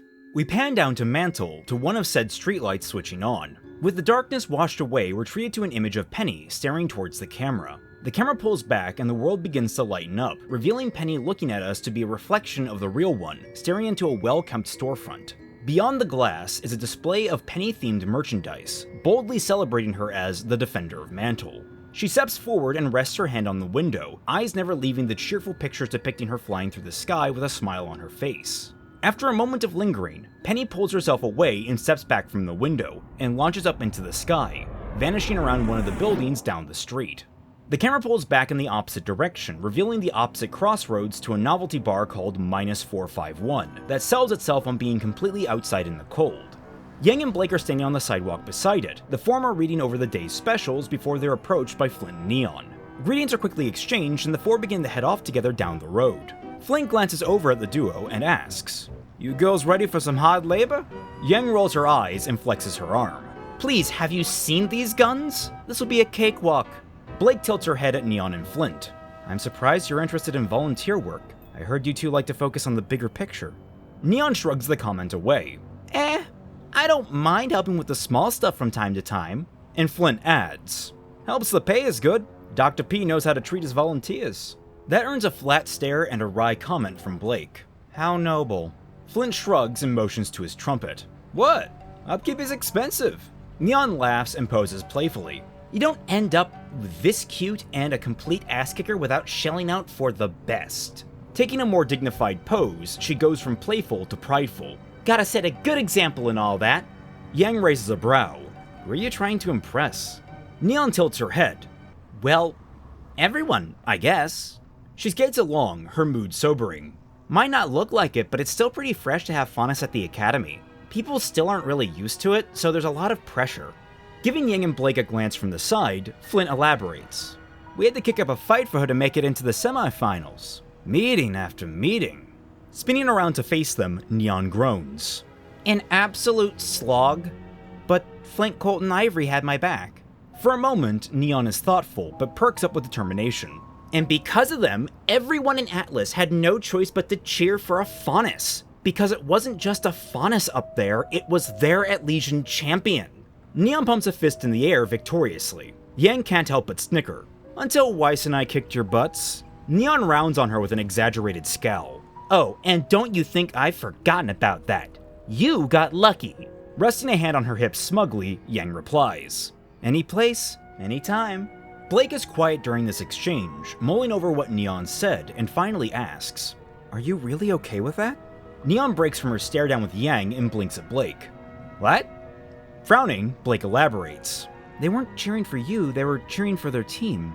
Doesn't that miss the point?" Neon raises a brow, confused. "Does it, matter?" Blake's ears fold.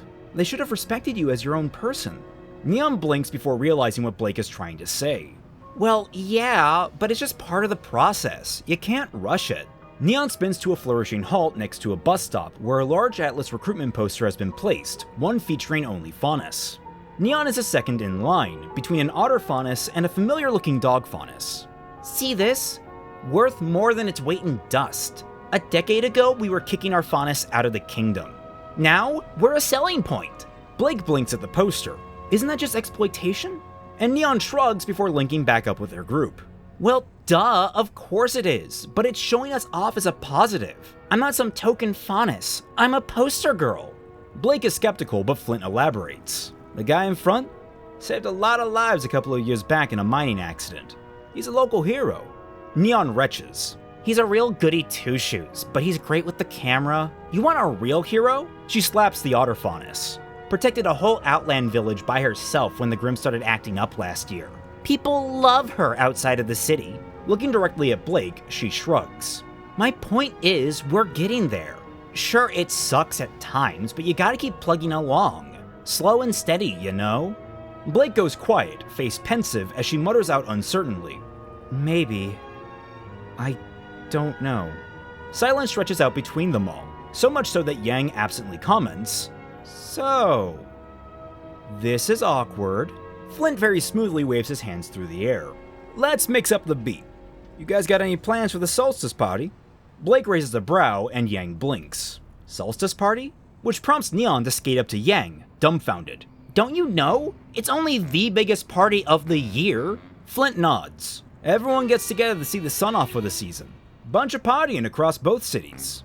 Neon grabs Yang's hand excitedly, bouncing on her heels. Oh, you should come out clubbing with Flint and me. We know all the best spots. And ooh, I've got some blush that's totally your shade. We'll make you look so pretty now that you've taken off those gaudy hair extensions. Yang awkwardly draws her hand back with an annoyed smile. Yeah, maybe. I'll have to see what everyone else is doing. While not really picked up on by Flint and Neon, Blake takes note of Yang's discomfort with a soft frown. Neon hops back excitedly. You won't regret it. Oh, this is going to be such a blast! She throws her hands up in fervor, and it takes Flint resting a hand on her shoulder to bring her down. Dial it back, girl, you're overselling. Neon pouts. I am not. And the two devolve into a round of playful bickering. Blake continues to look at Yang skeptically until a noise catches her attention. Looking forward, she calls out, "Why is there so much traffic?" All eyes fall to the street, where a long chain of hover trucks are being held up, going the same way the quartet are heading. Some drivers have even gotten out of their cabs and started to talk to one another, disgruntled by the standstill. Flint frowns. That's where we're going. Looking to each other, the four move much more quickly down the road, more and more disparaged by the unmoving traffic. They come upon a warehouse where the standstill originates, a mess of trucks in a veritable knot trying to enter and exit the facility. Fiona is out front, struggling to direct traffic. She sees the four, and catching Blake among them, waves to her pleasantly. This pleasantness slips away when she sees Yang clearly, but we're not left time to linger on it. One of the trucks near her honks its horn, making Fiona leap and cover her ears. She puffs her cheeks and stomps her foot as she glares up at the driver. I'm right here! Looking at her scroll, she quickly compares it to a number on the truck's side and groans. No, this isn't a delivery spot, this is a pickup. You're in the wrong place. If it's not an emergency shelter, it's not a drop-off.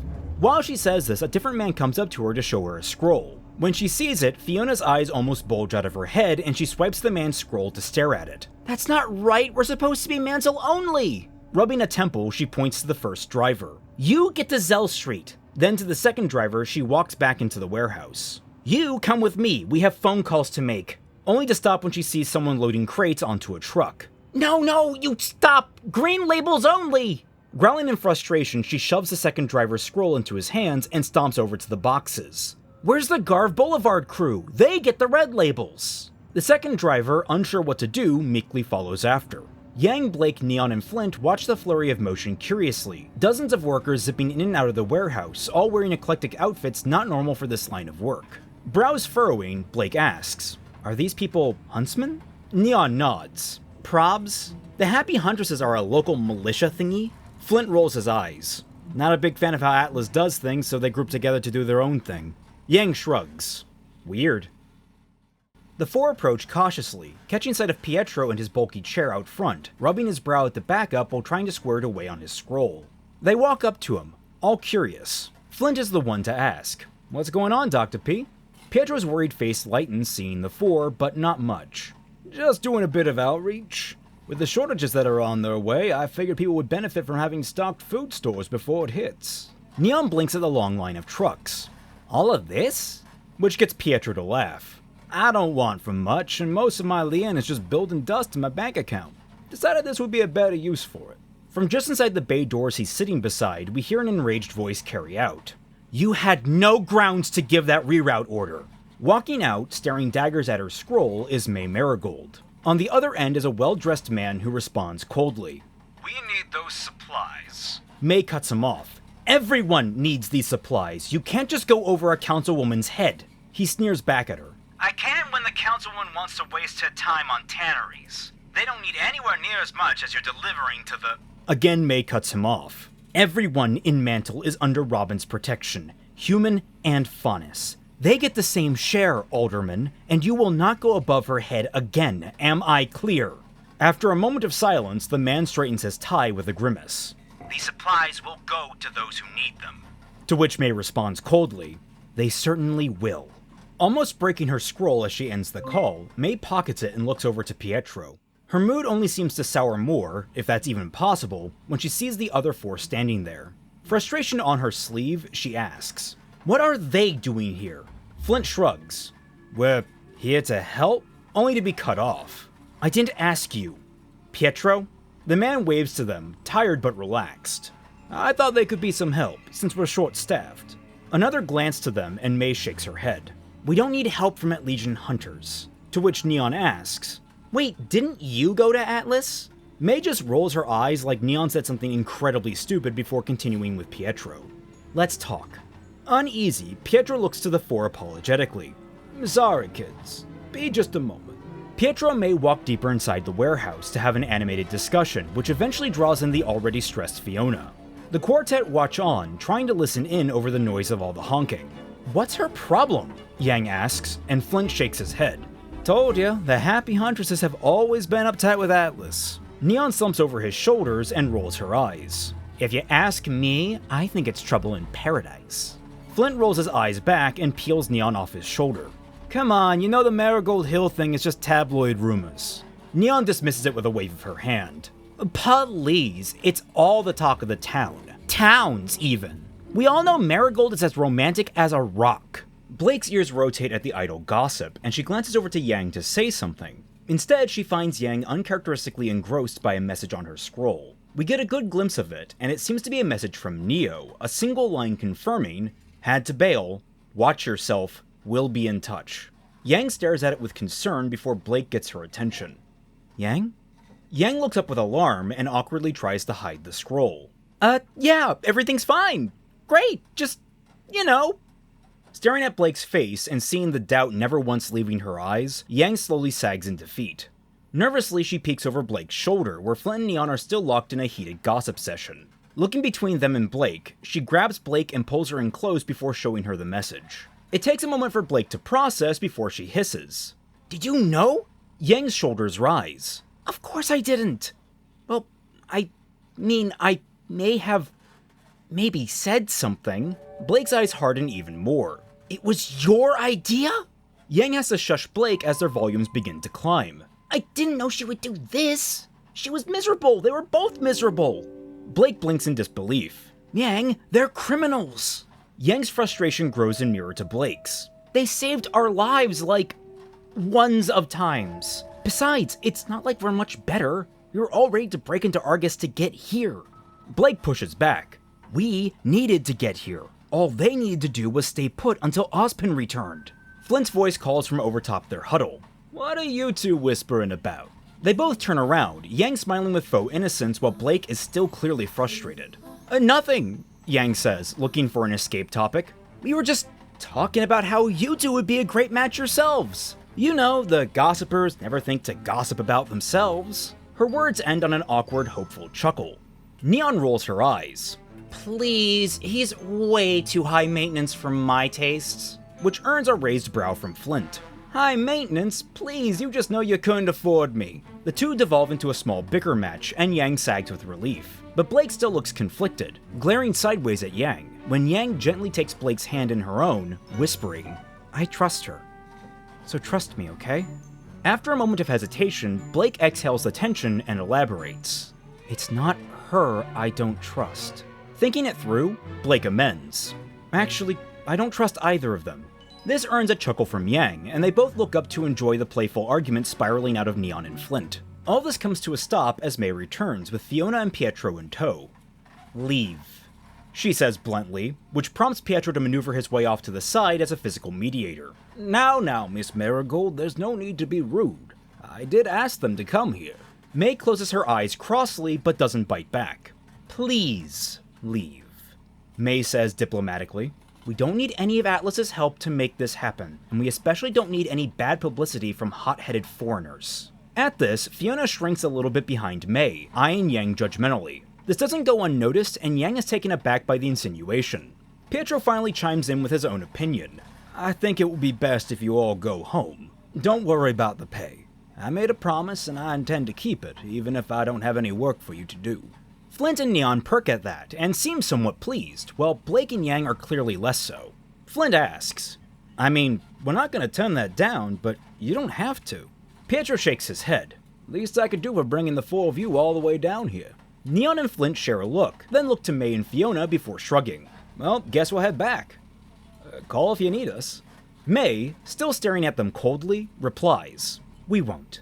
Awkwardly, Flint and Neon walk off down the road.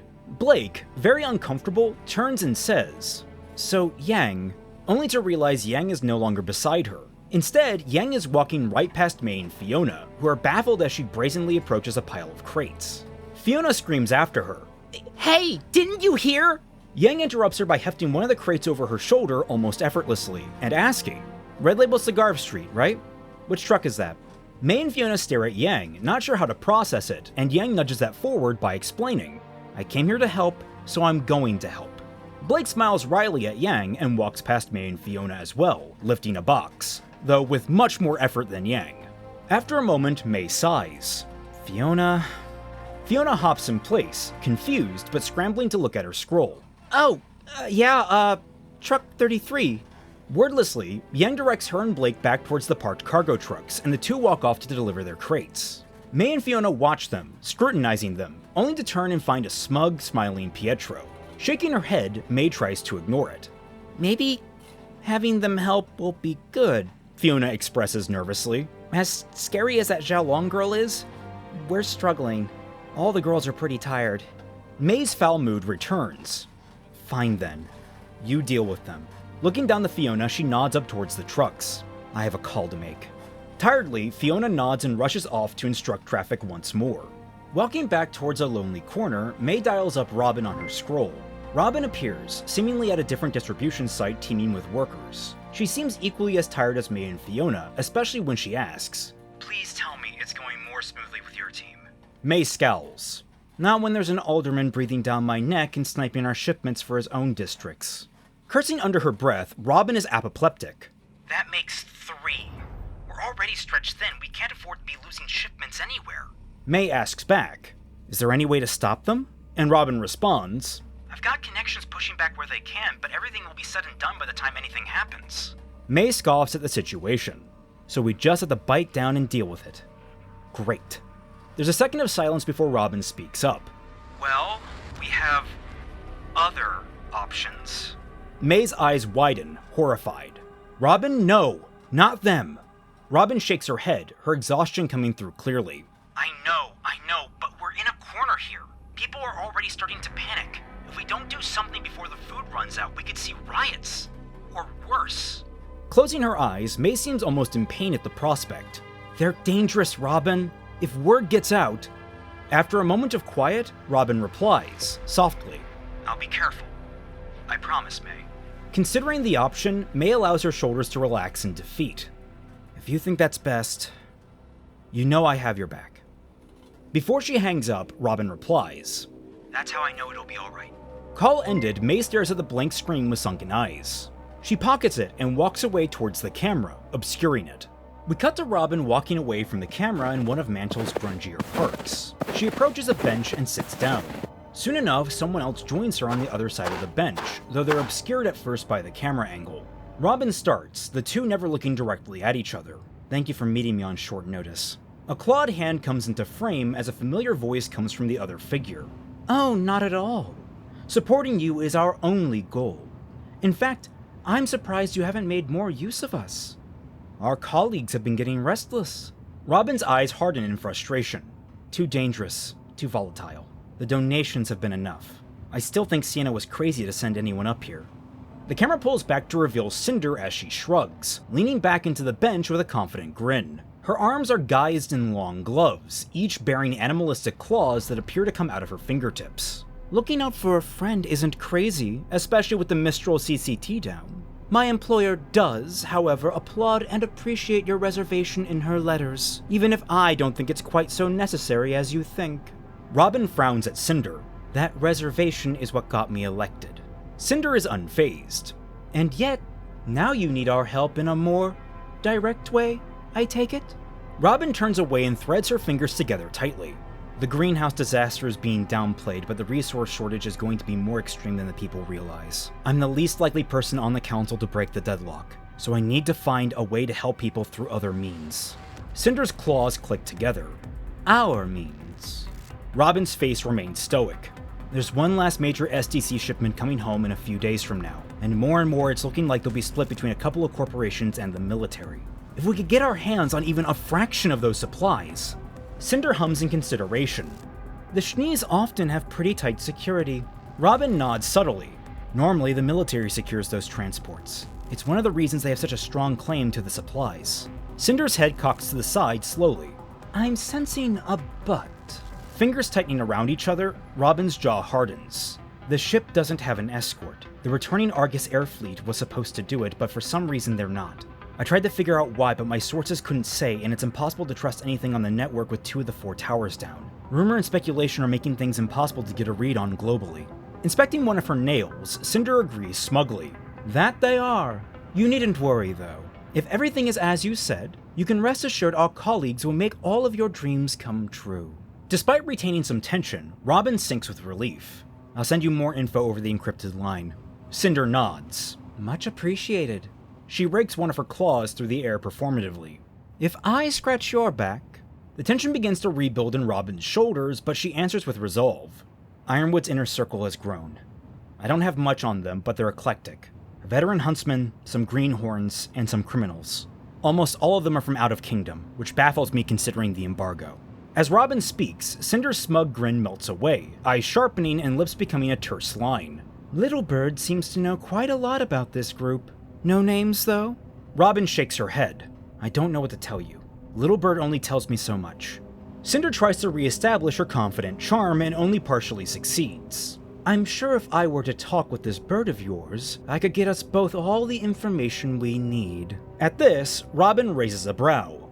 I'm already pushing my luck. I don't think you get any warmer reception. Robin's eyes narrow and she adds, especially since you've been ducking my request to speak with Sienna directly. Mediators are fine, but now that I'm elected, we need to talk about the next stage of our cooperation. Cinder's reply is warm and practiced, taking faux offense. My, are you that appalled at working with our humble little club already? She uses a knuckle to wipe away a fake tear, much to Robin's irritation. And here I thought we developed such a good rapport. Sobering up from the sarcasm, Cinder becomes more relaxed and confident. No worries. My employer is quite eager to meet you as well. It is unfortunate that matters in Mistral have kept her occupied, but we have been looking into ways for the two of you to meet face to face to negotiate. Navigating the embargo is our biggest concern. It wouldn't do to have such a fine political figure arrested at the door. Robin's unamused face doesn't shift. Standing, Robin brushes out the wrinkles in her outfit and levels a harsh glare at Cinder. Tricky as that may be, I can always pull some strings. Give me a time and a place and that door will be open for her. With an earnest smile, Cinder replies, Certainly. My employer has big plans for Atlas. I'm sure she's eager to get your help with that. Wordlessly, Robin looks to Cinder one last time uneasily before turning and walking the path to leave the park. Cinder watches her go, still smiling as she gets up herself and walks the opposite direction. The smile slips off her face, first into a scowl, then into a bitter smirk. Big plans indeed. Cut to black, end of episode. Episode 11 opens in the midst of a raging blizzard, the howling wind and snow obscuring the camera. Out of the maelstrom emerges a wall of metal and light, and as impossible as it seems, more noise. The object overtakes the screen as we get a long-running shot of a hulking Schnee Dust Company cargo hauler. A moving latticework hull filled with gantries and containers, illuminated against the night by stark white running lights. Framed near the bow is the ship's name, the Seventh Breaker. After the cacophony of noise reaches a crescendo, we jump to a crew member forcing one of the external bridge doors closed against the raging winds. Turning the door mechanism with a loud, satisfying clunk, they make a show of rubbing their hands together for warmth and shivering as they approach the bridge station. The middle-aged commander of the ship eyes the returning crewmate with mild but mirthful irritation. "You took too long on your inspection, Arian. We almost had to send out the dogs," he says, gesturing to a female security officer. Her face remains unreadably firm, save for the prickling of two dagger-sharp canine ears. Whether the joke is appreciated by the officer or not is unclear, as she dryly asks Arian, "Anything to report outside?" Arian responds with red cheeks peeking out of her SDC-issued parka. "Could barely see my hand in front of my face." She approaches her terminal, the helm where the security officer had been sitting, and retakes command of the station. She places her fingers on the control pad to log in, fumbling the code on her first try before closing her eyes, relaxing, and letting the cold seep out of her fingers as muscle memory takes over her movements. The Fauna security officer looks at the crewman and wrinkles her nose in mild confusion, but is cut short by the captain speaking. "Helm, are we drifting?" Arian flicks at her console. "Looks like the winds are picking up, sir. Heavier than we expected." "I'll correct for it." Almost silently, the entire bridge lurches to the side, throwing the crew off balance as a groan of steel and stress rumble up the hull. "What the hell was that?" The captain leaps up from his seat and looks out the window, only to see a flash obscured by the storm and the ship's own bulk. A moment later, the entire bridge crew feel and hear the resulting boom through the floor. The security officer, scrambling at her console, cries out, "Sir, aft cameras offline!" The commander spins back towards her in a panic. "All of them?" There's another rocking explosion and he turns to Arian to yell, "Helm, have we hit something?" Eerily calm, Arian responds, "No, boss, everything is responding correctly." There is no time to focus on it as another explosion hits the ship and it begins to list. Outside the window, the winds become sharper and sharper, the snowflakes like blades literally scraping the hull. Hovering above the ship, centered in the eye of the storm, is a lone figure, silhouetted amongst the limited lights, wreathed in flames like an angry god. The commander squints out, trying to get a clear view of this distant figure. "What is that?" The chief engineer shouts, "Sir, we've lost primary propulsion in 3 of the grav wells. We're limping." The security officer sitting at her now useless station turns to look at Arian, who appears to be turning the ship's wheel nonchalantly with one finger, almost bored. The fauna scrutinizes her more thoroughly and picks up on a speck of red along the collar of the woman's SDC parka. Arian catches her gaze, and they stare for a solid second before the helmsman winks at her. Dispassionately, Arian flicks out her wrists, extending a pair of twin wrist blades to rip her station to absolute shreds. The commander stares in horror at the mangled electronics, while the security officer jumps to stand and scrambles for her weapon, yelling, "Stop! What are you?"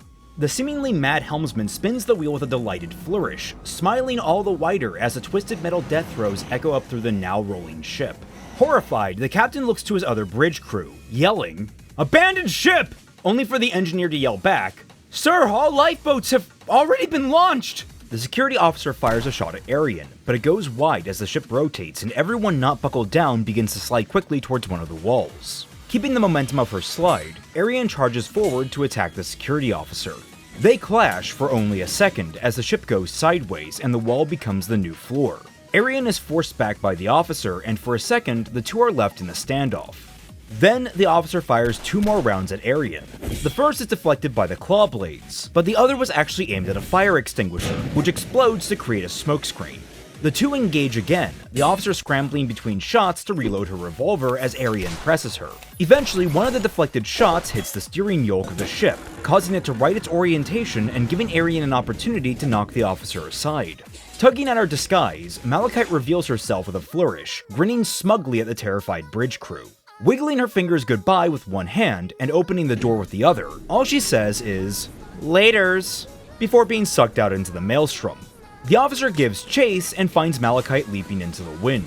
She tries to line up one last shot, but just as the bullet is about to hit, Malachite vanishes in a blur of speed. The officer watches the empty space in horror as the ship continues its crash. Above the ship is Cinder, holding Malachite in her arms, watching as the 7th breaker plummets to the ground below. Malachite leans into the bridle hold. She exclaims, "Oh, my hero, thank you for saving me." Cinder very coldly replies, "Shut it." And the two watch the ship descend into the storm. It crashes bow first into the icy plateau below with a sickening, rippling crunch through the earth, a shockwave of snow and dust wafting out in all directions as it comes to settle. We cut away to Watts' base of operation where he's typing away at his network of scrolls. Aside from his main monitor, several monitors sit to either side of him, each one portraying security footage of different notable locations and people in Atlas, including Ironwood, Robin, Sleet, and Camilla, among others that it cycles between. One of the scrolls ping and he's quick to check it, brow raising in confusion. Seismic activity? Intrigued, he slides the information onto his main monitor and begins typing away. After only a few moments of working, his eyes blink wide and he stands. Oh, for the love of what has that idiot done now? On screen, we can see the grainy security recording of one of the surviving cameras on the SDC ship, which caught a glimpse of Cinder and Malachite flying through the tornado during their escape. Sneering, Watt swaps all of his monitors over to further analyze the footage, and in the process misses a monitored Roman Torchwick look up at the camera observing him and Neo, and tilts his head in a very Ozpin-like curiosity. With all of his visuals actively focusing on the footage of Cinder, Watts' mood only sours. He falls back into his chair, scouring over image after image of Cinder before, during, and after the crash, all in low, grainy quality but clearly not as careful as she had attempted to be with her plan. Putting a hand to his head, Watts mulls over his options. Subtle as always. Uncurling, he goes to close the files. Instruction. Not a bet. His fingers linger over the close key, but he hesitates and glances over at the shadows of the ramshackle server farm.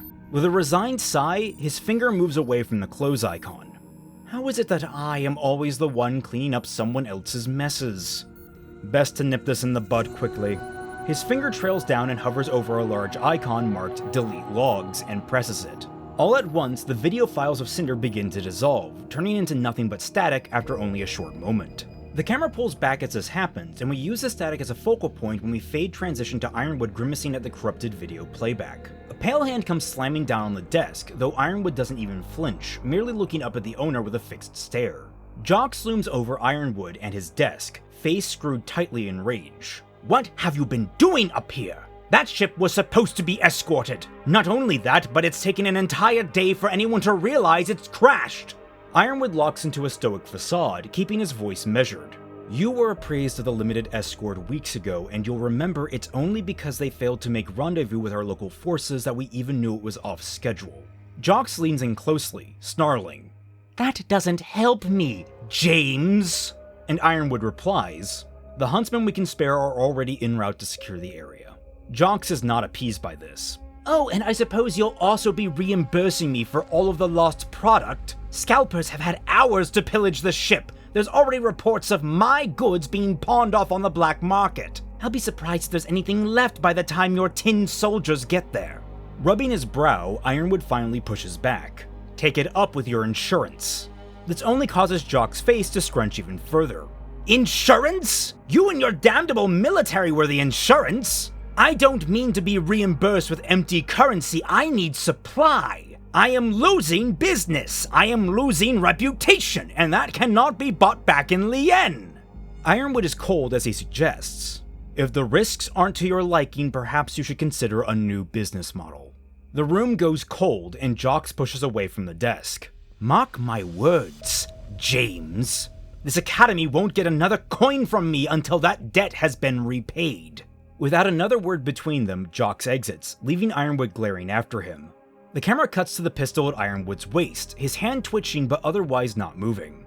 Left alone, Ironwood shifts his narrowing gaze to the static on the screen, muttering, "How did the scavengers know so quickly?" Once again we focus on static, zooming in until it consumes the screen before it transforms into a busy snowfall. A manta cuts through the snowfall, wobbling slightly as it catches a stray air current. We jump inside to find RWBY at the controls, only slightly panicked as she steadies the airship against the gust. Yang is beside her, looking slightly more worried as she asks, Rubes, are you... only for Ruby to squeak out. Fine, we're fine. Yang crosses her arms with some playful doubt. You know, just because you got that learner's permit doesn't mean you need to... Again, Ruby interrupts her with a whine. Yang, I want to do this. You can't be the only person on the team that knows how to fly an airship. Raising a brow, Yang shakes her head with a teasing smile. You know, of all the electives I took, I didn't think it'd be that one you got jealous of. Ruby groans and glances back at Yang. Noticing Yang is on the precipice of the cockpit's entrance, she flips a switch and closes the door in Yang's face. Yang jumps in surprise. What? Hey, Ruby! The reply is muffled through the door.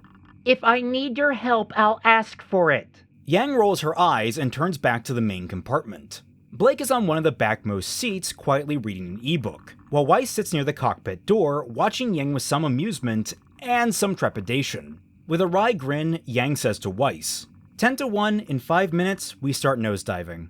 Weiss smiles back confidently. 3 minutes, tops. From behind the door, Ruby's frustrated scream barely comes through. I can still hear you guys! Yang and Weiss break out into laughter, and Yang begins to walk to sit next to Blake. Weiss, however, speaks up. Actually, Yang? Can I ask you something? Her words are nervous, which jogs Yang into concerned mama bear mode, and even attracts the subtle attention of Blake, whose ears turn their way. Yang replies, sure, and sits down next to Weiss on the bench. What's up? Weiss frowns, searching for the right words, before asking, How do you be a good older sibling? Yang blinks and leans forward, elbows on her knees, hand in her chin as she thinks. That's... Wow, you don't open on the easy questions, do you? Weiss frowns at the floor. I mean, if it's too... Yang waves her hand to cut Weiss off. No, it's fine to ask. I'm flattered, actually. Yang grows quiet, averting her eyes to the cockpit. Just not sure I'm the best person to ask. I've tried to be there for Ruby, but... Heel beginning to bounce against the ground, Yang runs a hand through her hair. Sometimes I think I've been more trouble than I'm worth for her. Across the way, Blake's ears fold flat against her head, but only for a moment. Weiss nudges Yang's side, comfortingly. Ruby adores you. I know she does. I wouldn't have asked you for help if she didn't. Yang raises a brow. I don't know how to take that. Weiss rolls her eyes. It's a compliment, you knucklehead. Yang raises her hands defensively, but is interrupted as the ship begins to list noticeably. The cockpit door flies open, and Ruby's panicked voice comes rolling out. Yang, a little help? Yang blinks at the door and starts moving towards it, saying back to Weiss, I think you won the bet. Let's pick this up after the mission. The list gets more pronounced as Ruby whines. Yang! And the door shuts closed behind the older sister. After a few seconds, the airship rights itself, and Weiss relaxes into her seat, having been braced for anything. It might not be best to idolize their relationship. Weiss perks in surprise as Blake walks up to her, having stowed away her ebook. Weiss narrows her eyes back angrily. Excuse you, that was a private conversation? Blake stares at Weiss flatly and wiggles her ears. After a moment of locking eyes, Weiss huffs while Blake smirks. Blake sits down next to Weiss, and Weiss asks, What do you mean? She looks towards the door. They seem so... happy. Blake smiles softly, also looking to the door. It's never going to be the same. Everyone's relationship is different. Weiss frowns and sarcastically replies, No, really. Sighing, Blake powers through. I mean, you're probably not going to wind up with the same relationship those two have. You can't force that. Weiss slumps back into her seat, mulling over the words. I know, but this whole time I feel like... No. I have been a bad older sister. Whitley and I have never been on the best of terms, but I left him all alone when I went out looking for Winter. Eyes rising to the snowfall outside the window, Weiss becomes distant. I'm scared he hates me. Absorbing Weiss's words, Blake hums and thinks it over. Going home was hard for me, after Beacon. Even if it was the only safe place I could think of, I was scared my parents would hate me. Or disown me. When I stayed in the White Fang, I ended up throwing everything they taught me in their faces. How could they not? Twiddling her fingers, Blake adds. But I still went to them because deep down, I think I knew I'd be safe with them. And even if things were rough, I could always apologize for what I did and they'd be happy to have me back. Looking to Weiss probingly, she asks, Do you feel like you're past that point with him? Weiss is pensive, fingers gripping the seat. No, I don't think we are. Blake smiles and lays a comforting hand on Weiss's forearm. then I don't think it's too late. Some of the tension in Weiss's shoulders sap out, though plenty remains. That doesn't tell me what to do. Blake shrugs. Try apologizing to start, even if you think you're not guilty of anything. See where that goes. Weiss winces and shakes her head. I don't think he'll accept an apology. Blake is very frank when she replies. Then try again. Keep trying until it sticks and he believes you're really trying to fix things. Weiss only winces harder. That's going to be hard. And Blake follows that with, it's family. Things like this are supposed to be hard. Glancing up to Blake's eyes, Weiss gives a weak, thankful smile, and Blake reciprocates by squeezing her arm. There's a shift in the ship, and a look out the window tells them they're descending. The door opens and Yang pops out, yelling back, "Slow and steady, no sudden motion." There's a jolt through the ship, and Yang glares at the pilot's seat as she stumbles. You did that on purpose. Ruby's voice comes through clear. I can neither confirm nor deny that statement. Yang sighs, and when she returns to Weiss, she's surprised to see Blake. Brow raising, she asks, We're about to land? Everything all right out here? Smiling, Weiss stands and brushes off her skirt. Just getting some perspective. Connecting the dots, Yang says, "Oh, good." After an awkward, lingering moment, she continues, "So, yeah, ready up." We cut outside as the Manta gradually descends with only the barest of wobbles towards the scar-like crater made by the SDC cargo ship. The ship itself landed crooked at a 30-degree angle along its length, and while the whole body is twisted and mangled, the damage is most serious where the belly dragged along the rocky plateau. The front 5% of the ship, the bow, hangs over the cliffside, casting a precarious pall over the recovery efforts. Other Mantas have begun to descend on the wreckage, most landing like RWBY along the perimeter of the site to cut off the congregation of civilian hover trucks and cars that have arrived to pillage the crash. The remaining Mantas give chase after some of the trucks that manage to flee into the tundra, as well as the odd retrofitted civilian airship. From the cockpit, RWBY is deep in focus, taking them in for a smooth landing, though she's distracted by a glimmer of green at the corner of her eye. There's just enough time for her to glance at the glimmering green speck racing off after one of the fleeing airships, both tailed by another Manta. RWBY's good mood sours and she shakes herself out of it, bringing them all the way down. Landing gear pops out and the Manta comes to a rest on a flataway not too far from the lip of the rocky scar where the ship has come to rest. Manta parked, Team RWBY steps out into the snow and surveys the site. The lengthy trench is surprisingly colorful, exposing several layers of dirt typically hidden beneath the snow, each of which contain different mixtures of vibrant rock and sediment that contrast strongly against the icy layer above and the stark colors of the crashed airship. Adding to it are a number of fissures that have cracked open underground streams, which have begun to drain down into the miniature canyon towards the cliff face. Around them, commotion can be heard as the Huntsmen are hard at work routing any of the scavengers that haven't managed to flee, leading to doomed attempts to escape, quick surrenders, or even the rare violent resistance. Grimm too begin to play a factor, either burrowing up from the ground or some rushing out of nearby caves thanks to the sharp spike in negative emotions from the wreck. RWBY slips on her goggles as the entire team draw their weapons, excitedly saying, Straightforward job, ladies. Kill Grimm, apprehend crooks, and secure whatever's still in the ship. Let's get to it! From here, the girls rush their way into the wreck through one of the holes ripped in the hull, and we slide into a musical montage of Team RWBY getting to work scouring the hallways. For the most part, the tone is light as they confidently demonstrate their skills at full capacity. There are humorous moments as they locate scavengers who have wedged themselves into unusual crevices to hide, goofy moments where they use the mangled interior to destroy the Grimm without even firing a shot, and warm moments of camaraderie as they run into different groups of random huntsmen and signal each other the all clear. The montage ends with the girls atop the spine of the cargo ship, as Yang closes the door on a transport that pulls away into the sky. Wiping her hands, she comments dryly, "That's gotta be some kind of arrest record." The words make Blake furrow her brows in discomfort, but this is left in the background as Weiss brushes off her sleeve daintily and comments back, "It's really baffling how many people think they can just do what they want without repercussion." There's a very subtle crunching sound. Blake's ears perk and twist, and the crunching comes more and more into focus, mixing in with the creaking of metal. Looking in the sound's direction, Blake narrows her eyes, only catching the barest hint of movement in the fresh layer of snow blanketing the surface of the cargo ship. She bites out a short, hoarse whisper. "RWBY! Sound and movement, no visual." RWBY, Weiss, and Yang drop into professional mode on a dime, and RWBY slides back on her goggles. She dials into the thermal mode, and the spot Blake had pinpointed lights up bright with 4 people-sized splotches of red, as well as an entire cloaked civilian airship smartly nestled behind several supply containers. Drawing crescent rows with one hand, RWBY quickly whispers, "Ice rink," to Weiss.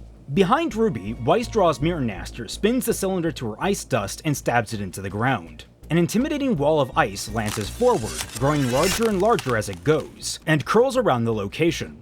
There's a flicker in the air and an audible yelp from the spot, but still nothing appears. Ruby raises her rifle into low ready as she yells, Whatever you're doing, drop it! We know you're there! There is silence before the air wobbles around the spot.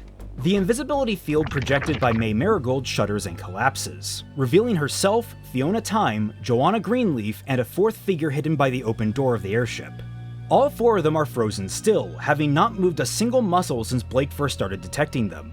Free to move their bodies, they all straighten up, with May in particular glaring at Team RWBY. RWBY steps forward, Crescent Rose still in low ready, though she and her teammates are confused. What? Yang folds her arms, brows cross. You're Hills people, right? And Blake adds on, what are you doing out here? Weiss and RWBY remain in a guarded stance, Weiss in particular tightening even more as she sees the number of boxes stacked besides the airship. Looting. Just like everyone else. RWBY's face grows even more conflicted as she reaches the same conclusion, but she does her best to look assertive towards the Happy Huntresses. Drop your weapons. Whatever's going on, we can get it all sorted out when we talk to Ironwood. A defeated sigh comes from the fourth member of the Happy Huntress team, and Robin comes stepping out from the shadows of the door, scowling. That won't be necessary. Team RWBY go from confused to outright shocked, their readied weapons drooping. RWBY is easily the most conflicted, her eyes darting between the Happy Huntresses as if that give her an answer. I don't understand. Robin walks forward, unflinching even as the girls reflexively bring their weapons back to ready. An opportunity. Robin looks at the wreckage around them as she elaborates. Food, medicine, dust. Winter is right around the corner, and the food output from Snowfield being crippled is already putting a strain on Mantel as it is. Things are only going to get worse. People need these supplies. They don't need them tied up in a bureaucracy that puts its own well-being before theirs. Weiss scowls. You say that like Atlas won't also need them. It's May who replies back. Won't they? They've got it good living up in their penthouses. Even the poorest up there have it made next to the average person down here. Robin piggybacks on that. Despite my best efforts, it's clear the reserves Atlas has are going to be used for Atlas. Mantel is going to be left to fend for itself. So that's what it's doing. RWBY frowns. That doesn't mean you can steal. It's Fiona that speaks up now, her normally pleasant face turning angry. Oh, it's the SDC. They steal from everyone. They scrimp on paying people for their work, get subsidies from the round table, Robin actually has to hold out a hand to stop her before she descends into a rant. Fiona? Returning her focus to Team RWBY, Robin continues. They have climate controls, we have heaters. They have clean air, we have to vacuum away dust from the mines. They still have plenty of hydroponics, our sunlight is cut off because they're floating above us. This? She motions to the airship and the supplies behind her. This is fair. Nervous looks are shared between Team RWBY, all of the girls clearly conflicted. Realizing they need to do something, RWBY reluctantly hardens her face and steps forward. That's not your call to make. Now please, put down your weapons and step away from the airship. Robin is unmoving when she replies. Actually, Huntress Rose, it is my call. As third chair of the round table, I am ordering you to let us go. There is silence as the two groups stare each other down, but it's only RWBY whose resolve seems to falter. Eventually, RWBY lowers Crescent Rose, and the rest of her team nervously follows suit. Robin stares them down a few seconds longer before turning around and walking back towards the airship, where the rest of her team are finishing loading the supplies. As she does, RWBY speaks back up, asking, How did everyone know about the crash before Atlas did? Robin pauses at the words, and doesn't show her face as she replies, Word travels fast in Mantel. We all got lucky. With no more words, the Happy Huntresses load up the airship and board it. Out of the back, Fiona tries to give a comforting smile to Blake and Yang, but it's clear this standoff is weighing on her and has soured their warm rapport. She closes the door without saying a thing. Team RWBY watches the airship lift into the air and head towards Mantel, an entire cargo container attached to its belly. Blake frowns, eyes locked on the ground. Was that the right call? RWBY looks over her shoulder, still clearly torn up about the confrontation. Her words trail off, unsure what to say. Off to the side, Yang shrugs and drawls out. So, think we'll get in trouble for this? The other three look to her, somewhat annoyed, but worried, and we cut to black, ending the episode. Episode 12 opens on a loud thud and a hard cut on Ironwood's bald fist hitting a table. "You have no right to override my authority." He's standing on one end of an ornate circular table with 5 seats, of which only one is vacant. The empty seat divides him from Robin, who is quick to mirror him by planting her hands and leaning forward. "You have no rights to withhold supplies from the people." Ironwood doesn't move, but it's one of the other members, a pepper-haired middle-aged man named Sleet, that speaks up from his seat. "Withholding? Miss Hill, those supplies belong to the SDC." Robin goes from angry to condescending in a blink. "Oh really? Then why was so much civilian cargo marked with military shipping labels?" There's a beat of silence in the room as Sleet and the 4th council member, Camilla, awkwardly look between Robin and Ironwood. Ironwood pushes forward, like a scalpel through skin. "How much cargo do you think was slated for Atlas?" There's a flicker fault in Robin's scowl, realizing she tripped up, but she recomposes and pushes back. "What are you doing with that much dust?" Ironwood stands to his full height, hands behind his back, eyes glaring down at Robin. The movements of military resources are confidential. Robin doesn't back down, jutting forward as far as she can with the table in the way. Then why wasn't this done through military channels? Why is this being done through a civilian transport company? Camilla speaks up next, seemingly swayed by Robin. "If what she's saying is true, then it is a very good question. The SDC is contracted for military use regularly. Why hide it now, General?" Ironwood closes his eyes in frustration. "What about classified don't you understand?" Robin cuts him off, shouting, "We are not some random civilians!" Opening his eyes, Ironwood is very direct, his voice raised but not shouting. "You are also not military personnel." Silence rules the room as they stare each other down. "Drop the subject and never cross my orders again." Robin crosses her arms. "My orders are just as valid as yours." Ironwood's eyes narrow defiantly. "If that's what you want to believe." Stepping back, he fully addresses the full round table. "I believe we're done here." Robin gets him one last nasty glare at Ironwood before turning around and storming out the door. A pall falls over the room, and while Camilla leaves quietly, Sleet holds Ironwood back, speaking in a soft, diplomatic voice. "James, I am sympathetic to the needs of the military, but this secrecy of yours..." Ironwood cuts him off, tired and cold but resolute. "Is necessary." Sleet tries to get a read on Ironwood's expression and only becomes more and more displeased with what he finds. "Necessary," he repeats bitterly. Sleet peels away and walks out the door, and after a deep, frustrated breath, Ironwood follows. As he obscures the screen, we swap to his office, which is revealed as he walks in and stops obscuring the screen. We find all 4 members of Team RWBY present, lined up in front of his desk. He approaches it and thoughtlessly tosses his scroll to the surface. Ironwood doesn't address them immediately, staring out the window to calm himself. His stoic posture returns, his face inscrutable. Ironwood stares down at them, and the 4 girls flinch under his gaze. After a beat, he rubs his brow. "I'm not going to yell at you." There's a release of tension across the 4, but it all rewinds as he speaks again. "However, I am going to make one thing clear. My orders are absolute." Walking around his desk, he doesn't ever shift his gaze. "As headmaster and leader of the Atlas military, I am both the first and second chair of the Round Table. It would require the unanimous command of the other 3 chairs to override my authority. Do not let something like this happen again." While all 4 of them are clearly uncomfortable at the order, Blake seems particularly upset. "And if it does? What are we supposed to do? Put the elected leader of Mantel in cuffs?" Ironwood stares Blake right in the eyes and gives a cold yes. Blake recoils and her ears pin back in shock, matched by her teammates. RWBY takes a small step forward. "General," and Yang cuts in over her, voice much less conflicted. "That'd look pretty bad, wouldn't it? Arresting another council member?" Eyes closed and scowling, he replies. Robin circumvented every legal option she had available to her and decided that theft was a better solution.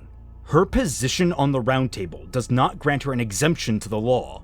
"And what if the law isn't just?" Blake snaps back. "Why is she so worried Mantel won't be getting supplies from Atlas's reserves?" Clenching his jaw, Ironwood replies, "She is getting supplies, just not as many as she wants. We have an army to feed. Giving them any more wouldn't just potentially damage Harpoon's development, but it may compromise our ability to defend ourselves. The crash has only worsened our position. We have to scrutinize the distribution of every vital commodity."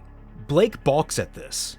A few soldiers can go hungry for a day or two in order to feed some kids. You're building a weapon, not going to war. Who are you defending yourself from? In a defeated rasp, he replies, ourselves. Once Harpoon enters its final stages, there's going to be mass panic. That's unavoidable. Hungry soldiers make keeping the peace difficult, either because they're not strong enough or they become part of the problem. Could I would feed everyone, but we need to be realistic about our limitations. If you have another idea, I would be happy to hear it. Blake and Yang are still cross, but their faces soften somewhat, conflicted, and there's a lull before Weiss speaks up. Why not just tell her? All eyes in the room fall to Weiss's honest, thoughtful question. It'd solve all the problems in one go. She'd be on your side. Arguing over resources would be way easier. Unfortunately, this only seems to frustrate Ironwood, though none of it is targeted at the girls. It's not that simple. Convincing someone of the truth is already going to be hard enough. There's a shift in eyes to RWBY, who gives only the subtlest of flinches before Ironwood finishes. But even after convincing her, there's still no telling what she'd do. At the end of the day, she's a politician like any other. Twisting the truth to their own ends is in their nature. It put everything we've been working towards in the crosshairs. Team RWBY deflates at the answer, and Ironwood relaxes his shoulders. He falls back against his desk, eyes closed and chin to his chest, before he looks up at the girls with a tired smile. Let me handle the bad PR. I've been around the block a few times. I can weather it until Harpoon gets finished. Standing, he retains most of his military decorum, face inscrutable. I told you things would become more difficult as we go along, and I didn't mean physically. Steel yourselves and follow my orders. Dismissed. Looking between each other, they all awkwardly shuffle their way out the door. RWBY throws a concerned glance back at Ironwood as he tiredly leans over the front of his desk before leaving. The double doors close behind her. The screen is cut in half with a close-up of Malachite idly toying with one of her double-wrist claws, the angle of the two blades mimicking the two doors opening we'd just seen close. She's lounging on a couch in an apartment, polishing her blades while Cinder speaks on her scroll while looking out the room's extravagant window. And the product. I trust you'll be distributing it where it's needed most. We aren't privy to the other side of the conversation, but we are treated to a strange disconnect. Cinder's stoic face despite the sweetness in her words. Wonderful. The underprivileged are our greatest concern. The fact they've benefited from our exchange is what warms my heart and keeps our little enterprise spirited and alive. Again, silence as the other end responds. Something catches Cinder's attention and she narrows her eyes off into the cityscape beyond. I'm certainly flattered you plan to remember my contribution to your program.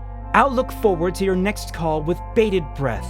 Cinder closes the call and her scroll, languidly tossing it to the coffee table in front of the couch.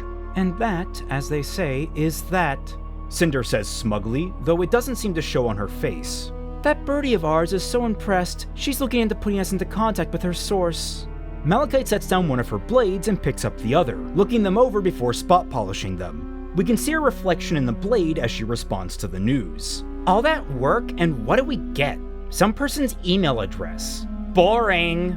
Inspecting the other side, the visage becomes that of Milsha. You should have brought us along in the first place. We could have gotten that, so quickly by impersonating her. It's not just some email. Cinder scowls. A source that close to Ironwood is everything.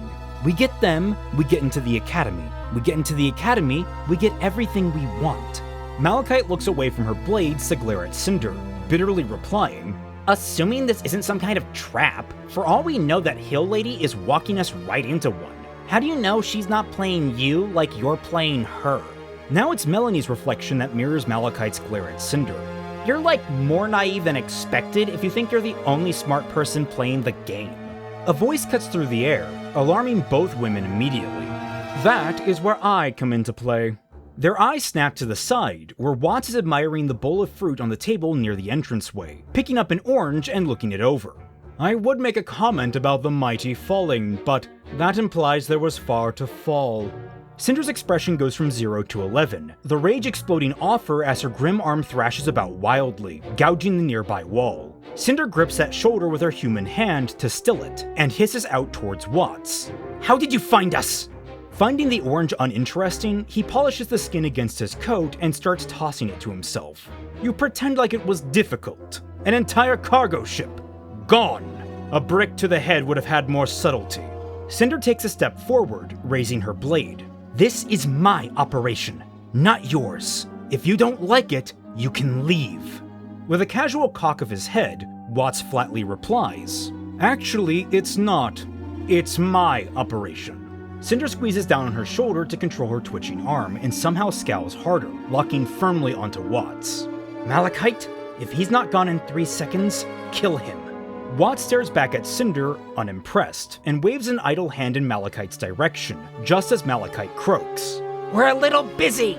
Cinder chances a glance and is surprised to see Malachite standing, arm blades at Tyrion's throat and a heel blade at his chest, while Tyrion has done much the same to her with his arm blades and tail, the two locked into an impressively fervent stare-down.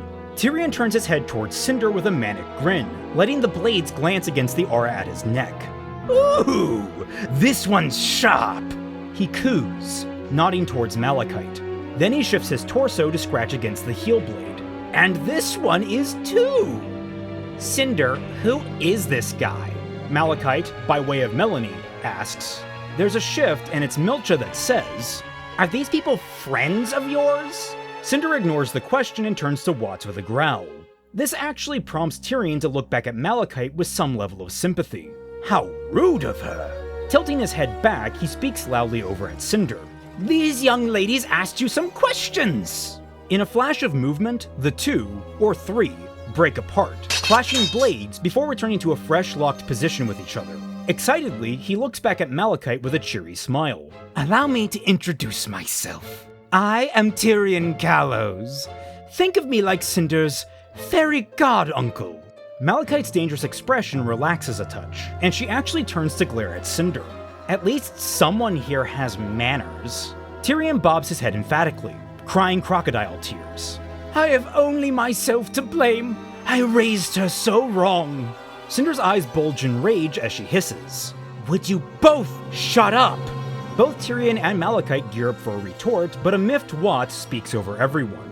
As I was saying, walking further into the room and pointedly walking past Cinder's blade, Watts arrives at the window. The airship was sloppy, even for you. Were it not for my timely intervention, you would be the most wanted person in both cities. And all for what? A single mole? And here I thought I'd seen your lowest after Beacon. Cinder turns and watches him, but makes no move to stab him. Yet. Do you have a point? Several, actually. Watts replies, looking back at her over his shoulder. Returning his view to the city outside, he elaborates. Your actions, disruptive though they may be, are not mutually exclusive to my goals. In fact, I found a way to make them a boon. But I cannot have you running around making amateur mistakes, so allow me to make this clear. Watts turns around, his form small next to the wall-sized window, the city stretching out before him. Atlas is mine, and I will not have you getting in the way. This is punctuated as he crushes the orange in his hand. Cinder's rageful expression shifts, a touch of smug crawling onto her scowl as she thinks she's found a weak point. Yours? Isn't there someone you're forgetting? The remark doesn't even make Watts blink. Cute, but we both know that's not what she wants. Glancing to Tyrion, Cinder remarks, I'm surprised you're not angrier over the way he talks about her. Watts cuts in. That's because I'm not talking about her. I am speaking for her. Drawing a scroll, Watts hits a button and tosses it to the floor. After only a second, Salem's voice comes crawling through, like snowy tendrils across the room. My dear Cinder, my errant child, do not think that I have forgotten about you. I would never abandon someone so precious, but your performance has been found wanting. I have great faith in you, in everything you are to accomplish, and I wish to see that greatness nurtured. So our wonderful Dr. Watts has agreed to mentor you, to provide the growth you need. Do as he says, and do not disappoint me again. The recording ends and Cinder is visibly shaken, her furious face roaring with panic over which will stay. Through wavering lips, she hisses, It's fabricated. Tyrion is quick to correct it with a manic chuckle. Oh no, it's very real. I was there when it was recorded. Cinder's grip slips and her sword falls to the floor, shattering as she drops to her knees. Watts picks up his scroll and returns it to his pocket before walking past her. Worry not. I promise you'll find yourself worthy of her praise by the end of our collaboration. He makes his way to the door before realizing Tyrion is not beside him. Tyrion, we can arrange a playdate later. Both clearly disappointed, Tyrion and Malachite clash one last time before throwing themselves away from each other. Once rejoined, Watts opens the door and states, "We'll be in touch," before exiting. Just behind him, Tyrion waves to Malachite with a "Toodles!" Malachite waves back cheerily as the door closes. Cinder, meanwhile, has her fingers dug into the room's carpet in panic. Malachite takes one look at this and shrugs. Well, they seem like fun. Melanie didn't think you had any friends. Cinder's head snaps furiously in Malachite's direction, but the camera dollies into the apartment's wall, dollying out into Team RWBY's apartment. The four are just arriving after their debrief from Ironwood and are not in good spirits. RWBY and Yang flop onto the couch while Weiss walks over to a coffee maker and begins to brew a pot for the crew. Yang absently pulls off her arm and turns on the mounted TV, turning the volume down low as she flicks through the channels looking for something to watch. Blake remains by the door, lost in thought as she pulls her scarf off to hang it on a coat rack. Her voice breaks the relative silence. Would we have gone through with it? She looked up to the rest of the team, worry scrolled all over her face. Arresting Robin. If we knew Ironwood wanted us, knew it was in order, would we have done it? Rubbing her brow with her palms, RWBY groans out. I mean, he wasn't wrong. She was stealing a bunch of stuff. There's a conforming hum from Weiss. I find the idea of arresting a council member worrying. She turns towards her team, but her eyes are to the ground, almost shameful. But I also can't ignore there's quite a few people I know who should be behind bars but aren't. And they're kept out because they have all the power and connections. I don't think I want to contribute to that. Blake frowns when Weiss explains that, and Yang notices. Trying to give Blake some dry land to stand on, she pushes back on RWBY and Weiss. But what if she's right about Mantel needing the supplies? There's a pause before RWBY, hands still over her eyes, lets out a pitiful, conflicted whine. There's a ding as the coffee maker finishes heating and Weiss pours herself a cup. We can't just let looting slide because it helps some people. I could dig into all the economic reasons, but on principle, where do we draw the line? Blake looks at Weiss, almost hurt. Even if people starve to death? Turning around, Weiss hugs herself with a dejected frown. If I had any say in the company, I'd be more than happy to donate what I could from that shipment. But I don't, and I can't. The reply does nothing to lift Blake's mood, and her next words only chill the air further. RWBY, maybe we should tell Ironwood about the lamp. RWBY's hands slowly slip from her face, and she pushes herself up onto her elbows as she and the other two look at Blake with concern. Blake very much mirrors Weiss, hugging herself tightly as she elaborates. If we do, he can show Robin the truth. Get her on his side like you suggested. RWBY sits up and wrings her hands together anxiously. I already considered that. Now all eyes turn to RWBY with curiosity, though that dims when she shakes her head. He wasn't wrong. Even if she knew the truth, there's still no guarantee she'd help us. Even using the lamp, we don't know if she'd believe us. To her, it could just be some elaborate trick. And the way Jin likes to tell her stories, I wouldn't necessarily blame her. Weiss looks at RWBY pointedly as she adds. Then there's the fact we have to admit to lying to the general. RWBY winces but doesn't rebuff the statement. Weiss calmly sips at her coffee. This all culminates in RWBY looking up to Blake with an apologetic frown. I'm sorry, but I don't think there's an easy way to solve something like this. We'll just have to hope we aren't the ones that have to handle it. Shoulders squared and face wearing open dejection, Blake turns back to the coat rack and retrieves her scarf. While the three are concerned, it's Yang who stands, brows raised. Blake? Going somewhere? The words carry with them an unspoken, "Are you okay?" Blake redons her scarf and replies, Yeah, I think I'm going to go read in the library. Blinking, Yang steps forward. "Oh, I'll come," and Blake cuts her off. No, I need to think. Alone. Opening the door, she steps out. Don't wait up for me. The door closes, leaving the other three in silence, save for the quiet murmur of the TV. Face falling, Yang barely looks over her shoulder as she says, I think I'm going to go out too. I'll see you girls when I get back. Grabbing her jacket and leaving her arm behind, Yang walks out the door and closes it behind her. RWBY and Weiss look at each other, both concerned. After a moment, Weiss sighs deflatedly before asking, "Do you feel like going out?" RWBY shrugs honestly. Not really. Weiss manages a small smile. Pizza? And RWBY smiles back appreciatively. Pizza. We cut to a sign hanging from an Atlesian pizza parlor before the camera pans down. Crow and Clover walk down the sidewalk past the entrance.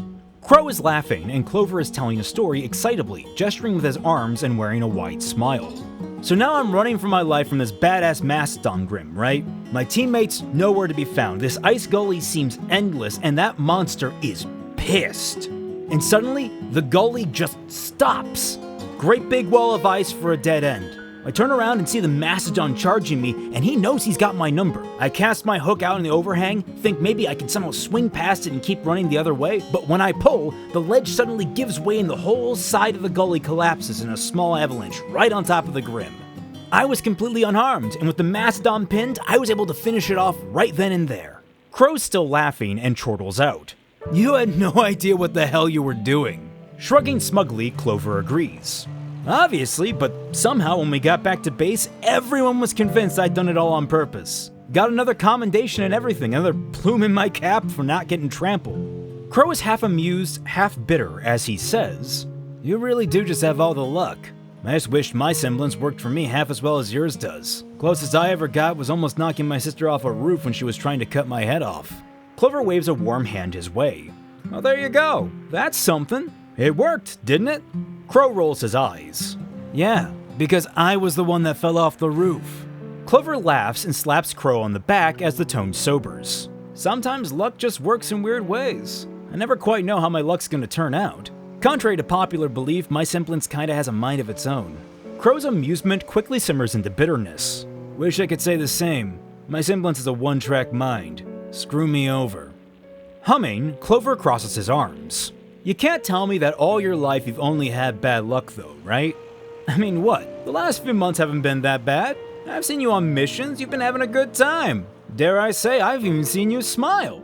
Clover throws an arm over Crow's shoulders and he's quickly pushed off with a mirthful grumble. Unless you think meeting me has been bad luck? Crow gives him a good shove with a smile. Knock it off, you obviously don't count. Growing more somber, or at least nothing bad has happened yet. Sooner or later, something will happen and ruin it, just like every other relationship I've ever had. They come to a stop at a road crossing, and Clover takes a moment to close his eyes in thought before replying. You know, good fortune didn't stop my first boyfriend from breaking up with me. And his shoulders start to sag with each addition. Over text, on my birthday, and hooking up with my best friend at the time. Crow's brows furrow as Clover becomes even more somber. It didn't help me save my mom from a saber wolf. And it didn't stop me losing my crew during a training exercise. Opening his eyes, the light turns green and the two begin to cross the road.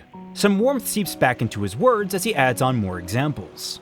But you know, if none of that had happened, I might never have become a better judge of character, or learned how precious our time with our loved ones really is.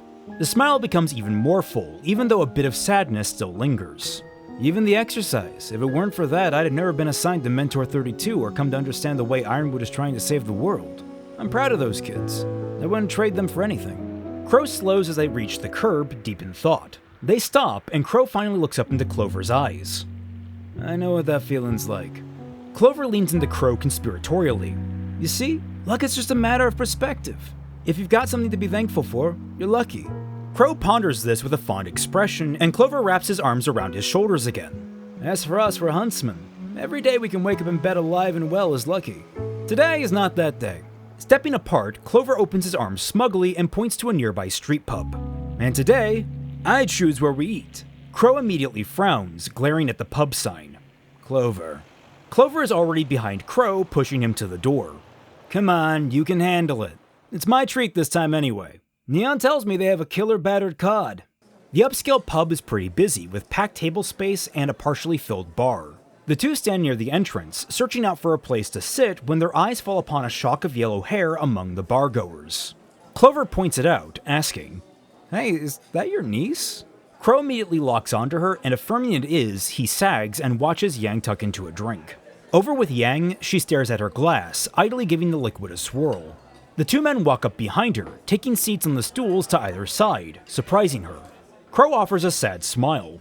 Aren't you a little young to be in here?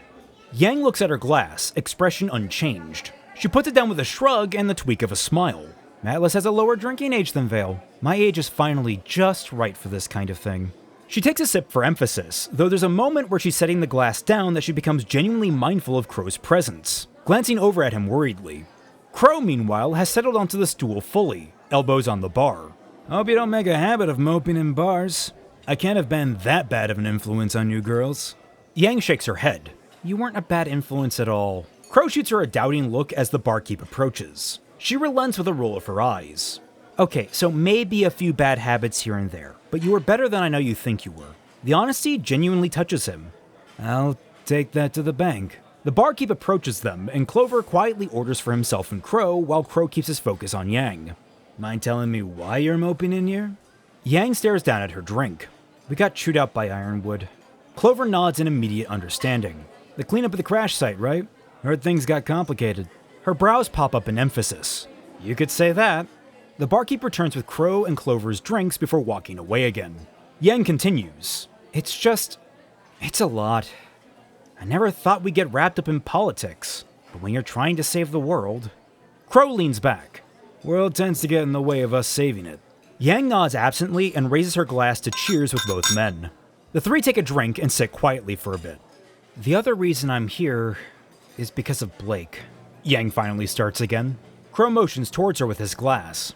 Why? Did she do something again? Yang waves a dismissive hand his way. Oh no, sorry, we're good. I didn't mean it like that, it's just... Yang lets her forehead fall against the rim of the glass she's holding.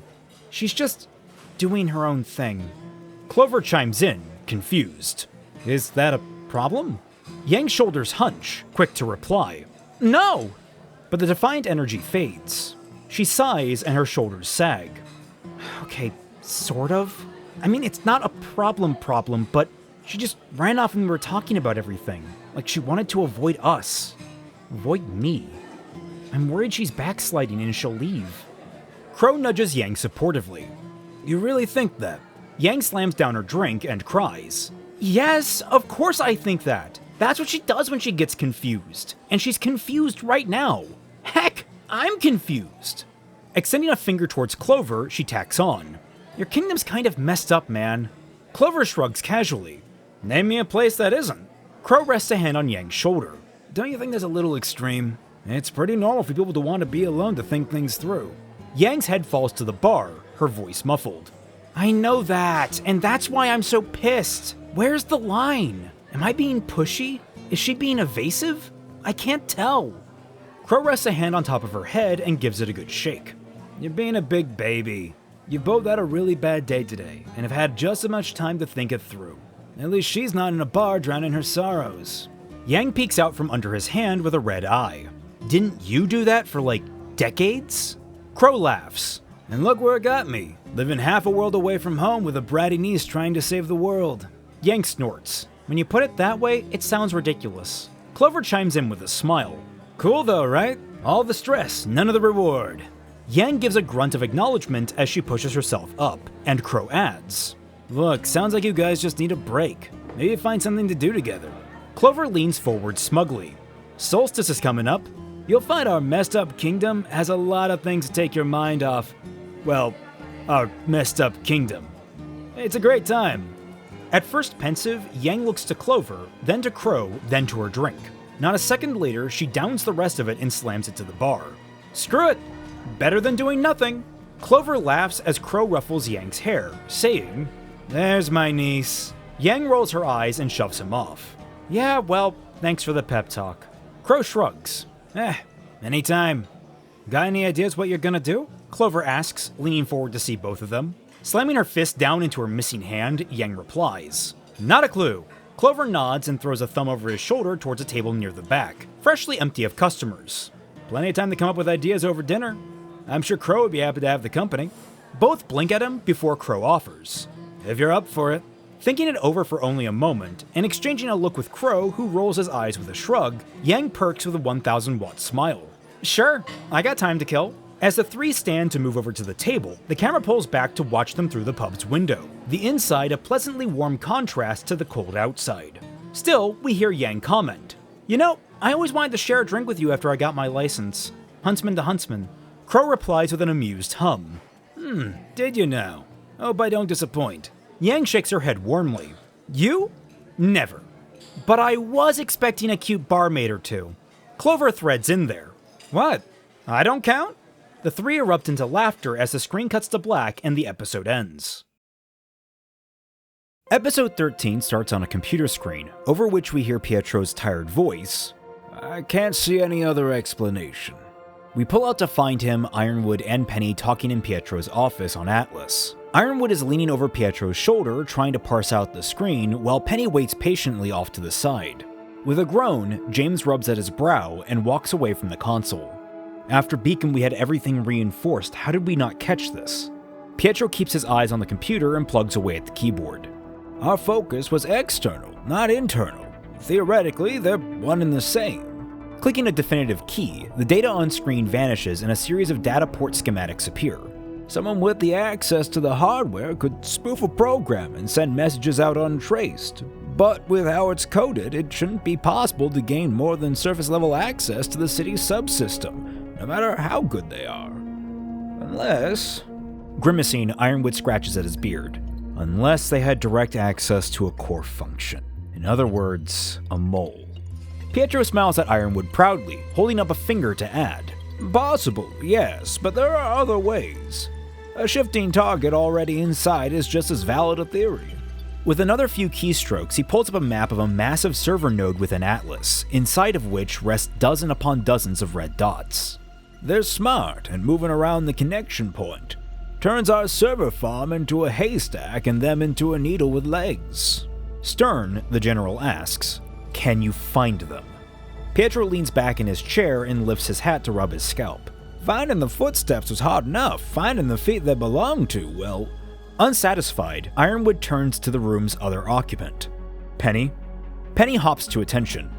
At my father's request, I have already scoured the security logs. Forensic analysis indicated tampering, but we could not uncover what edits were made, nor could we restore any footage of the perpetrator. Eyes hard, James looks to Pietro. Is there anything we can do? Pietro turns to him. Toward catching them? Unless we get lucky, not much, but Penny and I can plug the holes as we find them, hopefully restrict their chances of getting commands in or out, but it'll also require a change in protocol for the senior staff. I wanted to get you up to speed before we did anything. Considering the option for only a moment, James nods. Do it. Ironwood exits Pietro's office only to almost run right into RWBY, who was lifting her hand to knock. They stare at each other before RWBY shuffles awkwardly to the side with a polite, General? Surprised, his eyes harden before he quickly relaxes and smiles a little more with a polite nod back. RWBY? As he steps past her into the hall, RWBY shuffles back from the door a little more as both Pietro and Penny are also making their ways out. RWBY perks seeing them, though the surprise is swallowed by disappointment. Oh, are you guys going somewhere? A glance is shared between the three before Penny blinks in alarm. Oh yes, my apologies, RWBY. In a rare moment, Penny looks genuinely anxious and conflicted. A problem has occurred and the General has requested our assistance in the matter. I'm afraid that our hangout will have to be postponed. Again. While RWBY makes a good show of hiding her disappointment, it's impossible to miss how the energy leaves her body. Pietro looks to Ironwood, who matches it back, and the two men communicate silently on the matter before Pietro speaks up. I don't see a reason Miss Rose couldn't join us. To help, of course. His words are more of a question, and Ironwood considers the situation before relenting. A praiser of the situation. But RWBY. He turns to her and is very measured and serious. This is a confidential matter and must be kept so. Am I clear? Not even your teammates can know. Worry lances across RWBY's face, but she nods back, matching his expression. It's Penny that speaks up next, and though her words are confident, there's a strained uncertainty that underlies them. You can rest well, General. RWBY Rose is the most trustworthy huntress I know. That gets a small, calm laugh out of Ironwood. High praise indeed. He nods to the three. Well, get to it. They watch him walk away, and Penny places a hand on RWBY's shoulder with a kind smile. Shall we go? Energy begins to feed back into RWBY as she begins to walk. So what exactly are we doing? We cut to the rooftops of Mantel, shadows against the thin light that comes from the sun at the horizon. Thanks to the nearing solstice, it's hard to tell what's dawn and what is dusk. Clover's voice cuts over the scene, presumably audio from an earlier briefing. We've gotten a lead on a substantial number of supplies stolen from the freighter crash a few days ago. Computers, technology, dust, weapons. Two figures hop between the roofs, and we cut closer to find Blake and Weiss keeping low and quiet as they make their way over another alley.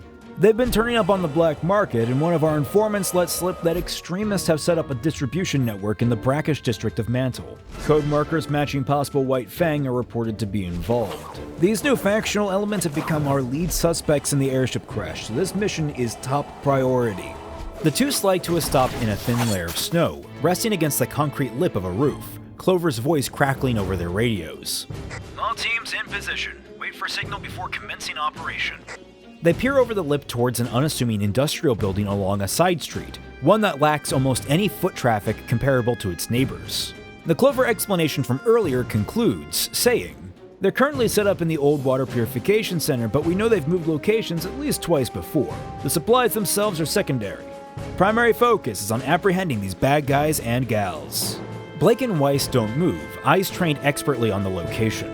A cold wind whisks by and Blake shivers, fingers clenching into the concrete barrier. Couldn't have placed us near a heater, could they? Weiss smirks. Too noticeable with how bright they are. I thought you'd gotten used to the cold. Blake shakes her head subtly. How could anyone ever get used to this? That earns a small amused huff from Weiss. Well, you just have to be as warm and jolly as us Elysians. There's more comfortable quiet as they continue to observe until Weiss speaks. I've been meaning to ask, but are you okay? You've been distant since the freighter mission. Blake tenses subtly, but it's still enough to give her away. Weiss frowns self-consciously. Was it something I said? I know we didn't exactly see eye to eye. A cool hum comes from Blake's throat. I'd be lying if I said it didn't bother me. But you made a good point, and that's what's been bothering me more. Weiss's frown deepens. Oh, I'm sorry? Blake shakes her head. You didn't do anything wrong. None of you did. I can't wrap my mind around it. Is this what being a huntress is actually like? Shifting a bit to try and find some comfort, Weiss asks, do you want to talk about it? With a shrug, Blake rejects it. I don't know how I feel. There's a beat of silence before Weiss comments. Things really are different up here, aren't they? I hadn't considered what it'd be like for you, working with the people you fought. She goes quiet as the exact words she wants to convey fail to materialize. There's a crackle as Ciel comes over the radio and the two perk in alarm, eyes squarely on the building. Belladonna, Schnee, your comms are open.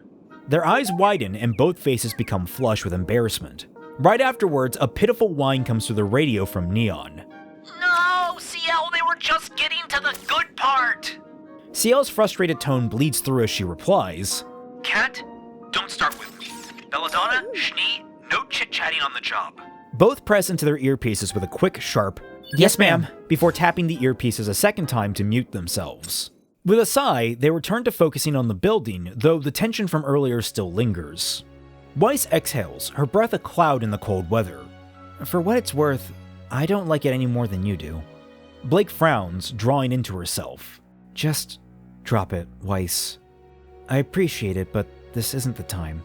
Weiss scrutinizes Blake's face, clearly not satisfied with the answer, but does as she asks and stops prodding. Idly, she changes the subject. Maybe we all need a break to unwind. We never did end up taking one. That gets Blake to chuckle, if quietly. Weiss Schnee asking for a vacation? Never thought I'd see the day. Weiss raises a challenging brow. I'm still a person. Besides, the Solstice is coming up. It's only natural to be thinking about that.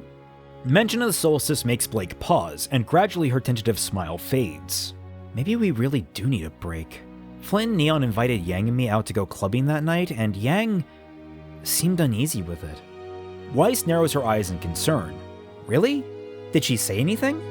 Blake frowns. I could just tell she was uncomfortable with it. Weiss cocks her head to the side. Did you ask her about it? Earning a shrug from Blake. We've been so wrapped up in everything that I keep forgetting to ask. It seems kind of small in the grand scheme of things. Weiss grows a crooked smile. And yet, you're worried about her. That flummoxes Blake for a moment. Well, of course I am. She's like our mascot party girl if she doesn't want to party. Weiss is amused and confused in equal measure. Isn't that a little demeaning? Blake blushes and her ears fold back. No, that's not... Weiss laughs. You're allowed to be worried about her, Blake. Blake groans into her hands. I know, but if she's having a problem, I want to help her. Weiss raises a brow. I mean, did you want to go dancing? Blake averts her eyes. Not really. Gaze more pointed, Weiss asks, maybe Yang was picking up on that? She might have been trying to be polite. Blake's brows furrow tightly as she considers the words. I hadn't considered that. She ends up frowning. So, do you think she'd go if I did? Weiss shrugs. Doesn't hurt to ask. But are you sure that's something you want to do? Just for her sake? Blake nods silently, brows still tight as she thinks things over. I think it would be good for me too. After a moment, they unfurrow and she looks towards Weiss again. Speaking of, what happened with Whitley? Have you talked to him yet?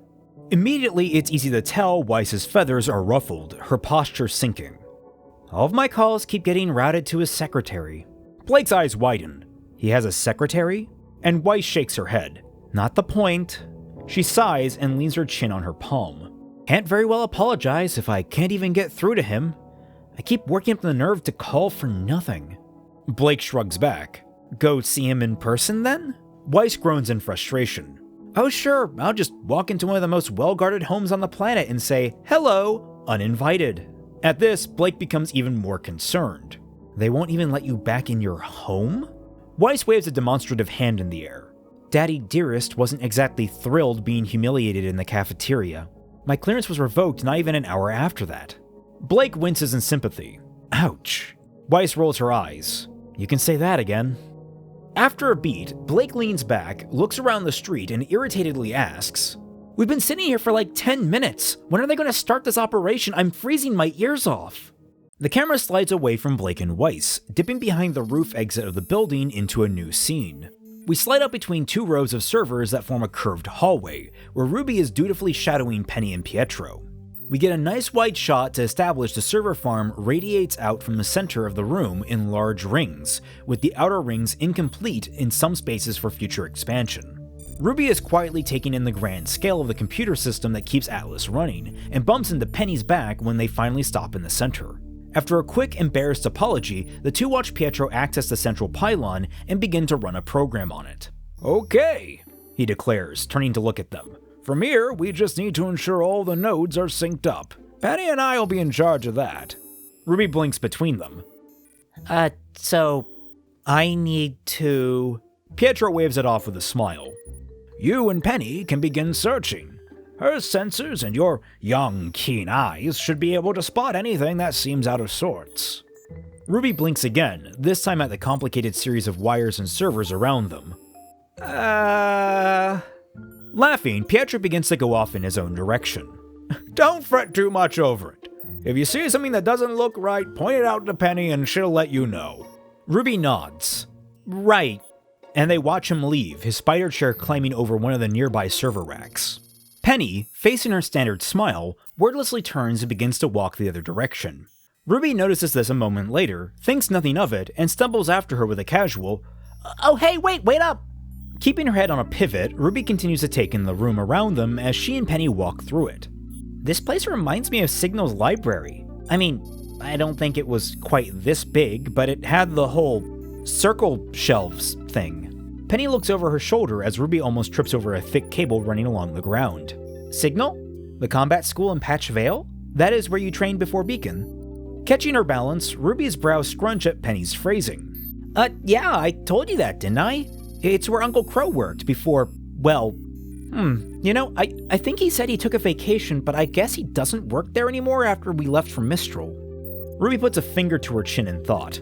Penny rounds a corner into one of the main thoroughfares at the center of the circles, a shadow crossing over her face before it lights excitedly. Oh yes, that is correct. You visited Mistral recently. Please, do tell me, how was it? Rushing to stand beside Penny in the wider space of the corridor, she throws her hands in the air eagerly. Oh, it was Awesome! Well, except for the whole coup thing with the White Fang and, the vault. But the rest was super cool. There were all these food shops we got to go to, and the festival was so much fun too. Some of her enthusiasm dies recalling that night. Man, I really wish we got to stay the whole time. We had to leave the day after all that started. They reach a node terminal as RWBY's mood sinks further and Penny begins to type away at the keyboard. However, a light goes off in Ruby's brain, and she fishes out her scroll to show Penny several pictures taken that night. But all of us got to wear these really pretty outfits. Well, it was pretty on the others. I just kind of felt like a clumsy duck in mine. She rubs the back of her head, and Penny looks to her without ever ceasing her work. Penny's smile splits even wider as she says, I do not see what you mean. Those images show the outfit you wore was very flattering. I believe you are just as pretty as everyone else in those photos. Ruby blushes bashfully and waves it off. Oh, why said the same thing? You guys don't need to lie to me. Penny turns away from the monitor, an automatic program beginning to work independently of her input. She grabs Ruby's hands and very seriously says, Ruby, I would never lie to you. I am incapable of it. Ruby isn't quite sure how to take that proclamation, stuck between discomfort and honest flattery. Thanks, Penny. That means a lot. Penny smiles just as brightly before she pulls back. Anytime. You are my precious friend, after all. Despite how cheery Penny's words are, some level of tension still pulls underneath them, and it's clear Ruby is starting to feel it. Without another word, Penny turns and begins to head to the next node, and Ruby watches with a mix of emotions before following after. There is silence as Ruby wrestles with something, moving several times to say something before backing down each time. Eventually, she manages to ask, voice strained, You are my friend, right? Penny's head twitches almost imperceptibly, and though Ruby can't see it, her smile begins to even out. What do you mean? Of course I am your friend, Ruby. Ruby shudders out a sigh and scratches the back of her head, conflict written all over her face. I know, but we never get to talk anymore. We're always working together, never hanging out like we used to back at Beacon. Penny's face has gone almost completely neutral as she replies. With the graduation to full huntsman, free time is often a luxury. It is unfortunate that we cannot hang out like we used to, but it means we should value the time we have together all the more, does it not? Ruby's mood only worsens, grabbing her shoulder uncomfortably. She stops walking and finally puts words to her feelings, looking at Penny's back with watery eyes. No, it feels like you're avoiding me. The words seem to echo across the empty row of servers, leading into a pregnant silence. Penny stops as well, unable to face Ruby as she replies. Ruby, that is... The words cut out, like Penny hit a hard wall. She tries again. That is not... Again, her voice stops. I am... Ruby's face begins to tremble. I'm right, aren't I? There is a lingering, uncomfortable silence until Penny finally manages to speak. I am... afraid. Surprise runs across Ruby's face. What? Turning to Ruby, Penny's face is strangely grief-stricken. Ruby, I am not the Penny you think I am. All traces of anger vanish from Ruby, replaced only with confusion and concern. Penny, what are you saying? Closing her eyes, Penny explains. When I told the general I was certain you were trustworthy, I genuinely cannot remember. Opening her eyes, she rests a hand over her chest. My records... No, my heart tells me you are, but when I try to remember an instance where you were, I recall nothing. She looks into Ruby's eyes, her expression very different from the Penny we know, carrying a very somber energy. The damage Penny sustained at Beacon was irreparable. Many of the records stored on her main processing unit could not be recovered, but that could not be said of all of them. It was decided that the records, damaged as they were too invaluable a resource to lose. So they were transposed onto this unit as a reference archive after its activation. Penny, or more accurately, this Penny, looks down at her hand and flexes it. Ruby isn't sure how to process what she's hearing, looking Penny over with fresh, anxious eyes. So, does that mean you're not my Penny? Penny continues to stare down at her hand before replying frankly. That is... I do not know. Then she looks to Ruby, eyebrows drawn. And it is that which I am afraid of. Ruby braces herself against one of the servers, taking in the information. Eyes growing even wetter and her voice cracking, she asks, So the Penny I know is... gone? Penny's words are surprisingly harsh in return. How many times must I say I am unsure? Ruby snaps back, voice wavering. How can you be unsure? In a surprise outburst, Penny nearly shouts.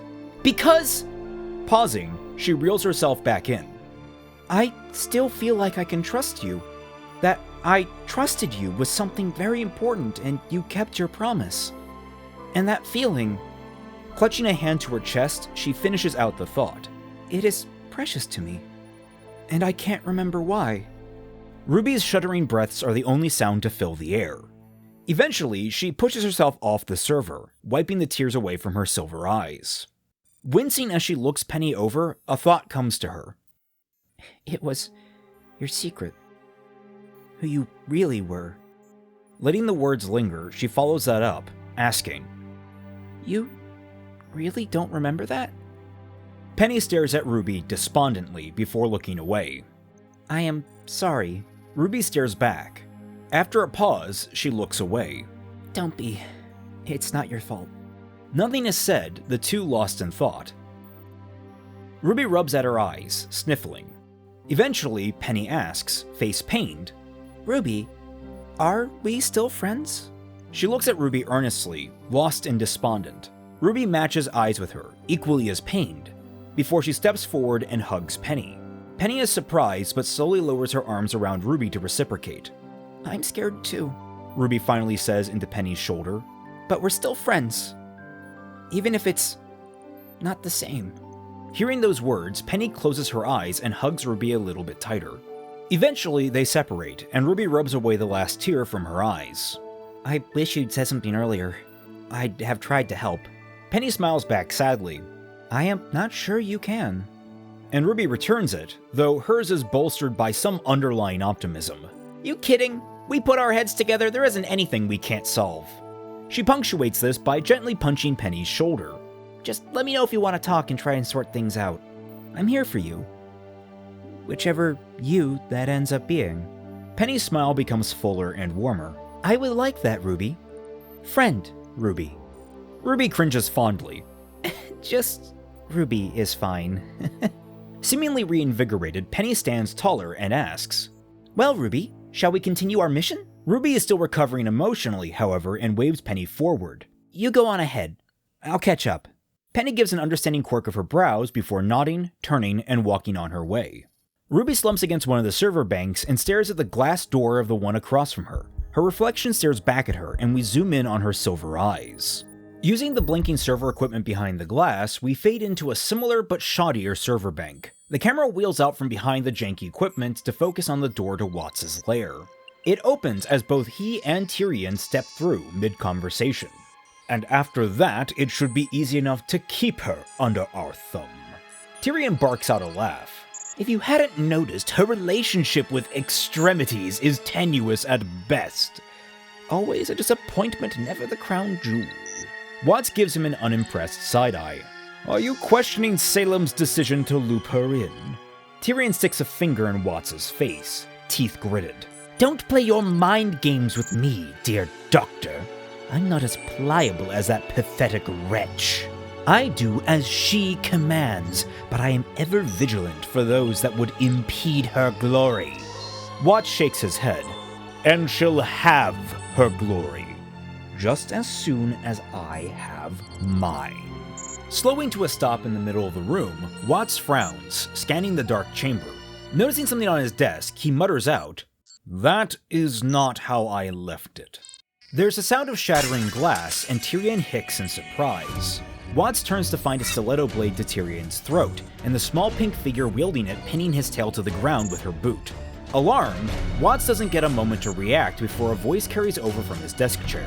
Boy, you are not easy to find. The chair spins around, revealing Roman, tapping his cane down between his legs to punctuate the statement. Watts' face twists into a distinct scowl. Torchwick. How? Roman stands and observes his own fingers pompously. You've been watching us. He taps his cane to the series of monitors flipping between different security camera feeds. Wasn't Jimmy. Had to be someone.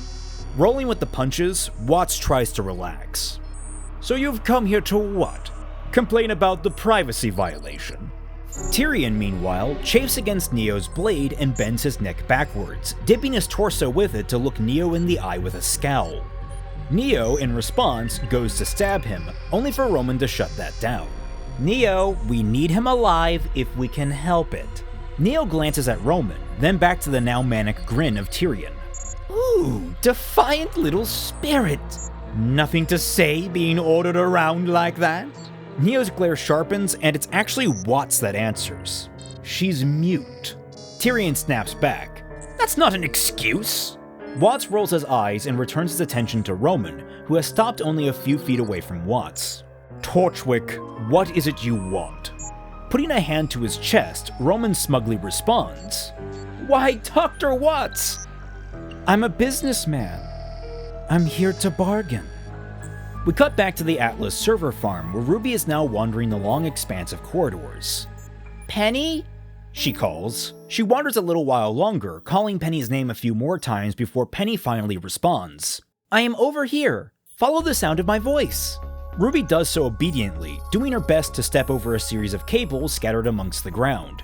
The nest of cables get thicker and thicker, and eventually Ruby's sloppy footwork is too much. She trips, ripping a few of the cables from the server banks. She sits up, rubbing her head, and Penny is there a minute later, helping her to her feet. Are you okay? Ruby waves her off. Yeah, I'm fine. I'm more worried if I unplugged something important. Penny observes the cluster of dislodged cables. It does not appear you have disconnected anything vital. However, it will take some time to reattach these correctly. Both she and Ruby crouch down and begin trying to figure out where certain cables connect, with Penny comedically instructing Ruby as they go. After a few seconds of this, however, Ruby frowns and reaches down into the bundle, finding a dislodged flash drive with a small bird motif inscribed in it that only shows up at the correct angle in the light. Penny, is something like this normal? Penny takes the flash drive and examines it, her face becoming serious as she flips it over in her hands. Straightening up and standing, Penny opens a call. Father, I believe we have found the evidence we are looking for. We cut away to Weiss, leaning against the concrete lip of the roof, toying with the ends of her friendship bracelet in her sleeve. Blake is much the same, tapping her fingers in rhythm to a nameless tune, though the cold is clearly beginning to get to her. The two jump when their radio squawk to life with Clover's voice. It's go time. Move in, get us eyes. Blake and Weiss fall comfortably into professional mode, and quietly navigate the remaining rooftops to arrive on top of the decrepit waterworks. On the other side of the roof, we see Neon land from a skating long jump, carrying CL on her back. Another set of huntsmen arrive at a distant corner, and the three pairs trade nods as they get to work. Using her blade and ribbon, Blake suspends herself from the roof, peering in through one of the windows. Using their own means, CL and one of the other huntsmen pair do the same, peering in different windows trying to get a good view of what's happening inside. Blake uses her scroll in its closed mode to transmit what she can see from her perch. Inside, we can make out the shuffling of bodies and the scattered illumination of a few low-intensity lights, angled to avoid shining out of any of the windows where avoidable. Blake's vision is arguably clearer than the camera's, but it's hard to get a read on what's happening thanks to everyone inside the building wearing heavy layers of cloaks and coats, leaving their movements shrouded in mystery. It's much the same for the other two scouting pairs, and even shifting windows doesn't give them a clearer image thanks to the remains of the old machinery getting in the way. The best they get is an indication that there are goods being traded at certain rudimentary stalls. Unsanctioned, but nothing overtly harmful. Blake frowns and says over the comms, "It just looks like a regular night market." In the Situation Room, Clover is overseeing the operation, scouring the footage she's being sent to him by the scout teams. Hearing Blake's words, he replies dismissively, "Not your call, Belladonna." Silently considering his options, Clover goes back on the mic. "Scout teams, reposition. We need clearer images. Ground teams, stand by." Blake and Weiss share a glance, and we cut around the building as Blake, CL, and the other suspended huntsmen work on opening the nearest windows as silently as possible. We cut inside, among the crowds of people shuffling around from place to place trading goods. One of the people standing guard, a bat faunus, is above the floor on an elevated gantry, and his ears twitch at the sound of the huntsman repositioning. He becomes more tense, but doesn't immediately notice anything amiss. Outside, Blake is getting a clearer view and she becomes even more cross, saying more sharply, "I don't see any contraband. It's just a regular market."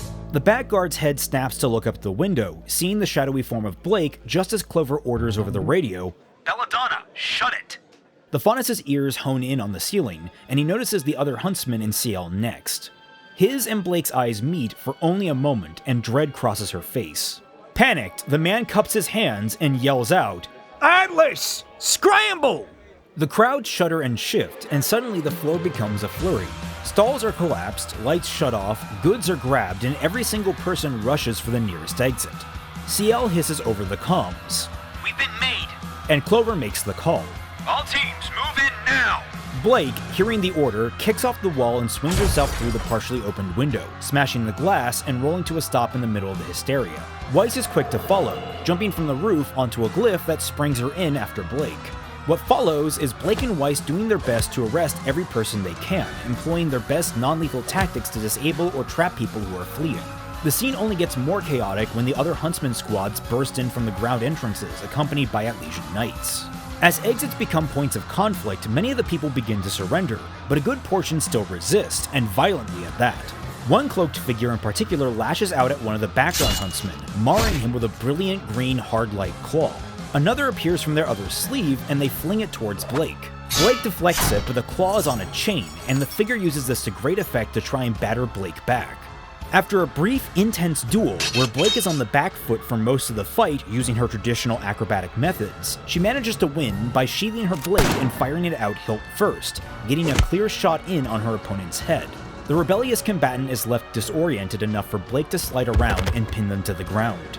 The combatant isn't one to take it lying down, however, struggling violently against Blake's grip and revealing themselves as a woman when she begins yelling, Get off me, totalitarian pig! Blake glowers down at the woman, forcing out the words, And let you get away with terrorism? The woman squirming slows to a stop, head perking in surprise, and she asks, Belladonna? Blinking with recognition, Blake asks back, Time?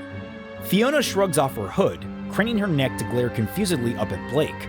Blake's face twists in shock, and Fiona asks in complete befuddlement, Terrorism? What are you talking about? Blake's face hardens, shoving Fiona into the ground. Because you're... She looks up to survey the situation, and with the chaos beginning to settle, Blake's face begins to fall. Among the people, children can be seen, accompanied by frightened parents. Several of the light fixtures turned out to be space heaters for a building that lacks internal heating. White Fang. Blake's grip on Fiona slackens, and Fiona wastes no time in breaking free. She rolls out from under Blake and uses her chain claw to scale the nearest wall, escaping out the window as Atlesian Knights fail to apprehend her. Blake watches her go, her head scanning the room in dawning horror. She's only brought back when Weiss begins to shake her shoulder and snaps her fingers in her face. Blinking to awareness, she gives Weiss a pained expression, before croaking out, Weiss, It's only now we see Weiss is equally alarmed by the situation around them, and she manages to say hoarsely, I know, Blake. I know. Their radios crackle with CL's urgent voice from somewhere else in the building, where it's clear the struggle is still ongoing. Weiss, Blake, we could use some backup over here. Weiss and Blake share conflicted stare as CL's voice continues to plead for reinforcements. All Blake and Weiss do is turn and stare at the cowering civilians. We cut to black as CL's cries go unanswered.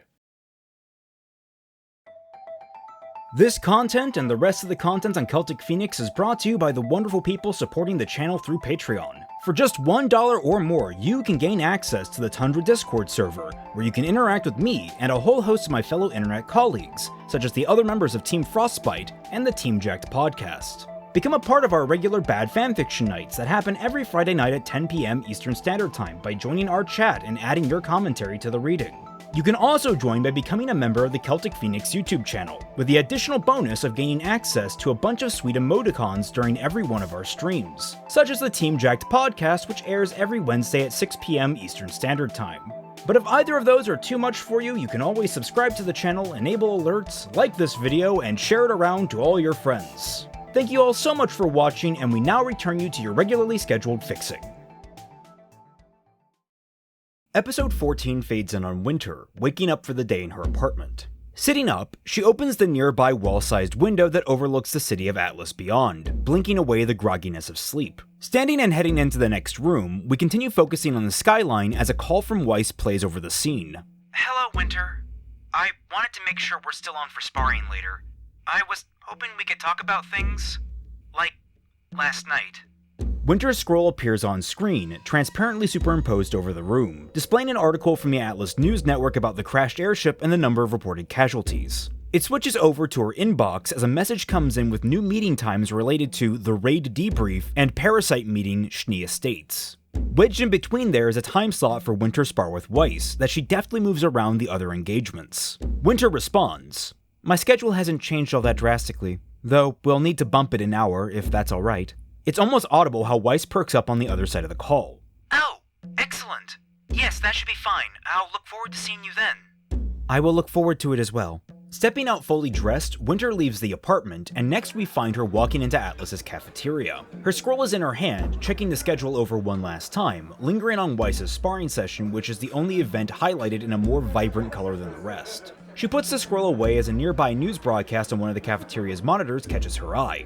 A report is coming through about the prior night's raid that we saw in the previous episode, and the optics are poor. Not even state-sponsored television can hide the number of arrested and injured civilians. There's even been a retaliatory attack against one of the prison transports by self-proclaimed White Fang, though the newscaster is quick to dismiss any actual association with the defunct terrorist front. With a breath, Winter gets in line for her food, or more accurately, everyone of a lower rank steps out of her way. And we get a quick montage through her getting her tray together and arriving at one of the tables. Before she can sit down, she's called over by Crow to another table where he's sitting with Clover.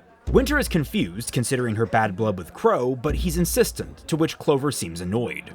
Sitting beside Clover and beginning to eat, Crow's shoulders relax.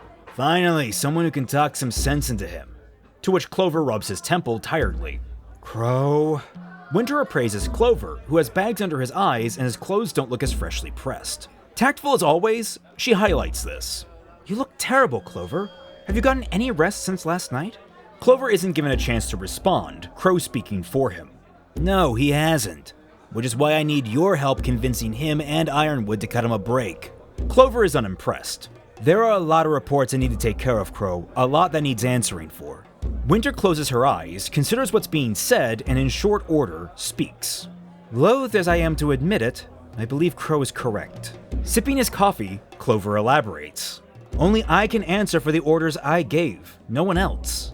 Winter cuts into him with a glare, while Crow's hand juts into frame to point in Clover's face. Oh no, you don't get to pull that card. You can't control every unlucky thing that happens.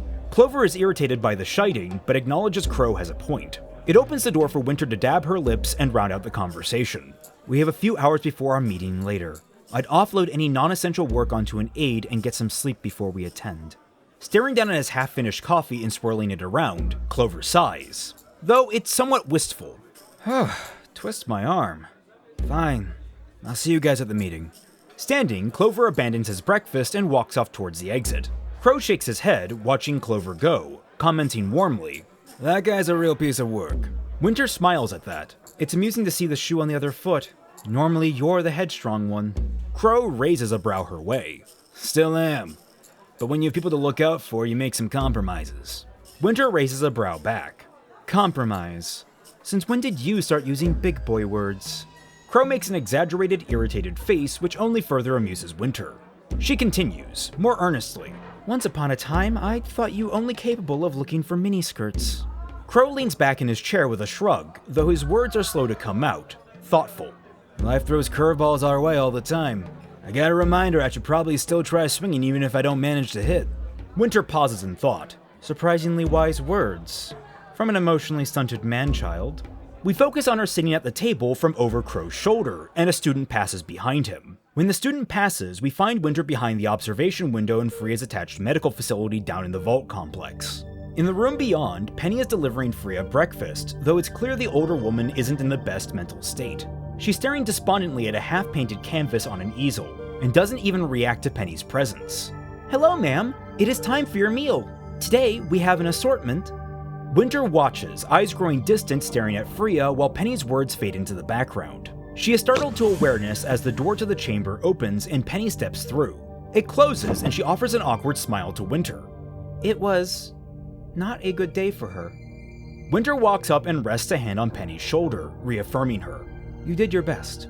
Penny seems soothed by the comment, and as Winter walks past her, we transition again, this time to Penny sitting back in a standing frame that will keep her supported even without power. She is suspended off the ground, allowing Pietro to give her a maintenance checkup. Ciel is there too, taking notes based on Pietro's work, and Winter observes quietly. When Pietro skitters away to work at his desk for a moment, Penny smiles down at CL, though there's a distinct sadness. CL, when were you assigned as my partner? We get a quick shot from Pietro's computer, framing Penny over his shoulder beside his face as it becomes pensive. CL is confused by the question, pausing only to remember the exact time. 3 years, 4 months, 7 days ago, give or take a few hours. Nodding, Penny follows up by asking, And what was our first meeting like? CL freezes, staring at her scroll before answering. Why do you want to know? Penny's face becomes distant and thoughtful. I have been meditating upon the missing files from my previous version's memories. I've tried to call upon our initial meeting multiple times, yet the data is missing. Thank you for supplying me with the date. I will be sure to remember it from now on. CL shifts through her notes as she says, You could have just looked up the date on the network, couldn't you? Penny shakes her head fervently. I wish to create a new memory with you by asking. That would not have been possible had I checked the database. And I could not ask the database to describe our first conversation. CL shudders, her cheeks turning pink. You don't want to hear about that, Penny. Shifting what little she can, Penny replies, Of course I do. You are a valued member of my team and my friend. I wish I have an accurate understanding of how our friendship began. CL purses her lips before squeezing her eyes closed. Opening them, she answers, You don't want to hear it because it's not pleasant. I didn't treat you very well. Penny jolts forward defiantly against the harness. Nonsense! Every memory I have of you has nothing but positive. Gripping her forehead, CL responds, That's because you only ever look at the positives. That's all you've ever done. Lowering her hand, her face falls. You are so annoying. Penny blinks, frowning. CL? After another pause, CL continues speaking, returning to her scroll as she does. You reminded me of my younger brother. Excitable, bubbly, the center of attention. I was cold to you. It was unfair. Quickly, she tacks on. However, I've moved on from that. I would rather not linger on the past, and I would recommend neither do you. Penny stares at CL, at a loss, before putting on a gentle look and saying, Thank you, CL. CL pauses only a second in her note-taking. After a second, she steps onto the dais beneath Penny's frame and pushes her back into proper position. I didn't do anything worth thanking. Penny settles in, her grin widening as CL fusses over Penny's alignment in the machine. For seeing yourself as my elder sister. CL gives Penny a flat stare before getting back to work. Focus, Penny.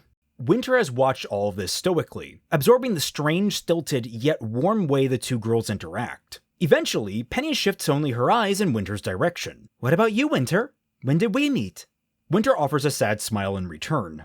Sometime prior to the fall of Beacon. However, we didn't exchange much more than pleasantries. I wish I could elaborate more for you. I'm sorry. Penny subtly shakes her head, prompting CL to grab Penny's chin and hold her in place. Eyes still locked on Winter, Penny elaborates. Do not be sorry. There is nothing for you to be sorry for. Winter's eyes go distant at the response. We smash cut to Winter's eyes, still distant, but in short order she's jolted out of the disconnect by a blade stabbing past her face. She manages to dodge to the side at the last minute, narrowly dodging the attack, but she's on the back foot as she defends herself from Weiss. The two continue their spar in earnest, a quick exchange of blows, focused heavily on footwork and blade placement without the use of dust or summons, and Weiss demonstrates herself as nearly as competent as her older sister. In fact, the fight ends half a minute later with Weiss gaining a decisive victory, knocking Winter to the ground and holding her at blade point. Winter relents with a proud smile. It's your win, Weiss. You're catching up. Weiss retracts her blade, but doesn't look pleased by Winter's observation. You were distracted. She helps Winter up, and Winter dusts herself off. Then take pride in besting a distracted opponent. The response does nothing to placate Weiss, but she breezes past it by crossing her arms with concern. You usually don't slip like this. What's wrong? Winter freezes, face and all, and after a beat, responds. Burdening you with my own weights would do neither of us any good. Weiss rolls her eyes. When I come to you for advice, do you think that I'm burdening you with my problems? Snapping, Winter responds. Of course not. But she freezes, realizing she's been caught in a trap. With a smug grin to rival Yang, Weiss stares down to Winter, to which Winter subtly chafes. She pinches her brow. I suppose it's not burden, but pressure, more so. You nor I can change the state of affairs that are vexing me. The emergency situation has made my already priority position in resource management into a critical one. Allocating who needs what, where, and when, and ensuring we do not dip below critical reserves. With a bitter smile that slowly grows more affectionate, she remarks. The world is unkind. making me the most stressed I have been when now I have a little sister to look after. Weiss blushes and looks away defiantly. We're both adults, Winter. I am more than capable of looking after myself. Winter's smile doesn't budge, and she walks over to the bottles of water on the training room benches as she speaks offhandedly. You are my little sister. It will always be my job to look after you. That comment cracks into Weiss's defiant mask, and her shoulders lower. Winter takes a swig of her water, but levies a curious stare at Weiss. There is a silence as Weiss recedes inward, pulling back on the conversation. Winter caps her water noisily. Weiss, you cannot chide me for not sharing my worries and then hide your own. Speak. Please. Weiss walks to her own water and sits on the bench as she drinks it. Eventually, she responds. I've been trying to get in touch with Whitley, but I keep getting ignored. Blocked on every number, banned from the manor. I'm at the point where I'm considering breaking into his room. Winter's reaction is muted, merely a blink of intrigue before sitting down beside Weiss. Whitley is difficult. There's some humor in Weiss's face, but not much. So are we, I imagine. But he's all alone there with Father. I want to be there for him, even if he doesn't want me there. It's my responsibility as his big sister. A light goes off in Winter's head, reflected in her widening eyes and a shadow of pain. She really takes Weiss in for a moment, frowning more and more before averting her eyes to the ground in shame. After a moment, she lifts her head, now much more in control. Would you like to become my aide for the day? Weiss blinks and whips her head to look at Winter. What? Calmly, Winter explains. There's a meeting today at the Schnee Estates with major heads of industry. I don't typically bring aides with me, but I think this time... She looks at Weiss with a mischievous smile. I can make an exception. Weiss's face goes from confusion to a matching mischievous grin. We cut to the front doors of the Schnee Manor, opening wide to its lavish driveway and a heavy-set businesswoman. A valet stands to either side of the door, one human, one faunus, and the human valet invites the woman inside. She is followed by two men, who are locked in a discussion with one another, and pay little mind to the servants, seemingly familiar with the layout of the house. Behind them, walking up the steps, is Ironwood, flanked by Clover, Crow, Winter, and Weiss. The human valet greets them, and Ironwood gives a professional nod before his posse moves inside. In the grand foyer, Jocks is greeting the arriving guests, instructing fresh servants to lead them to the room where the meeting will be held. Noticing the approaching group, he offers a saccharine smile. "James, so glad you could make it to this little soiree." He barely gets the last word out before noticing Winter, which makes his smile strain. Weiss, however, makes him completely lose it. "What is she doing here? She has been banned from the premises." Winter steps forward, taking the brunt of Jocks' stare. Weiss has been assisting me in administrative tasks, and is here in that capacity. Jocks' cheeks twitch and he turns to Ironwood, clearly displeased. "The discussions today will be of a sensitive nature. It may not be well to have such rogue elements in our midst." Weiss glares at him. James glances over at Winter and asks, "Specialist Schnee, do you believe you could part with her for the proceedings?" Crossing her arms, Winter pretends to mull it over before Jocks narrows his eyes at Winter. All right, Father, I acquiesce. My aide, your daughter, will wait outside.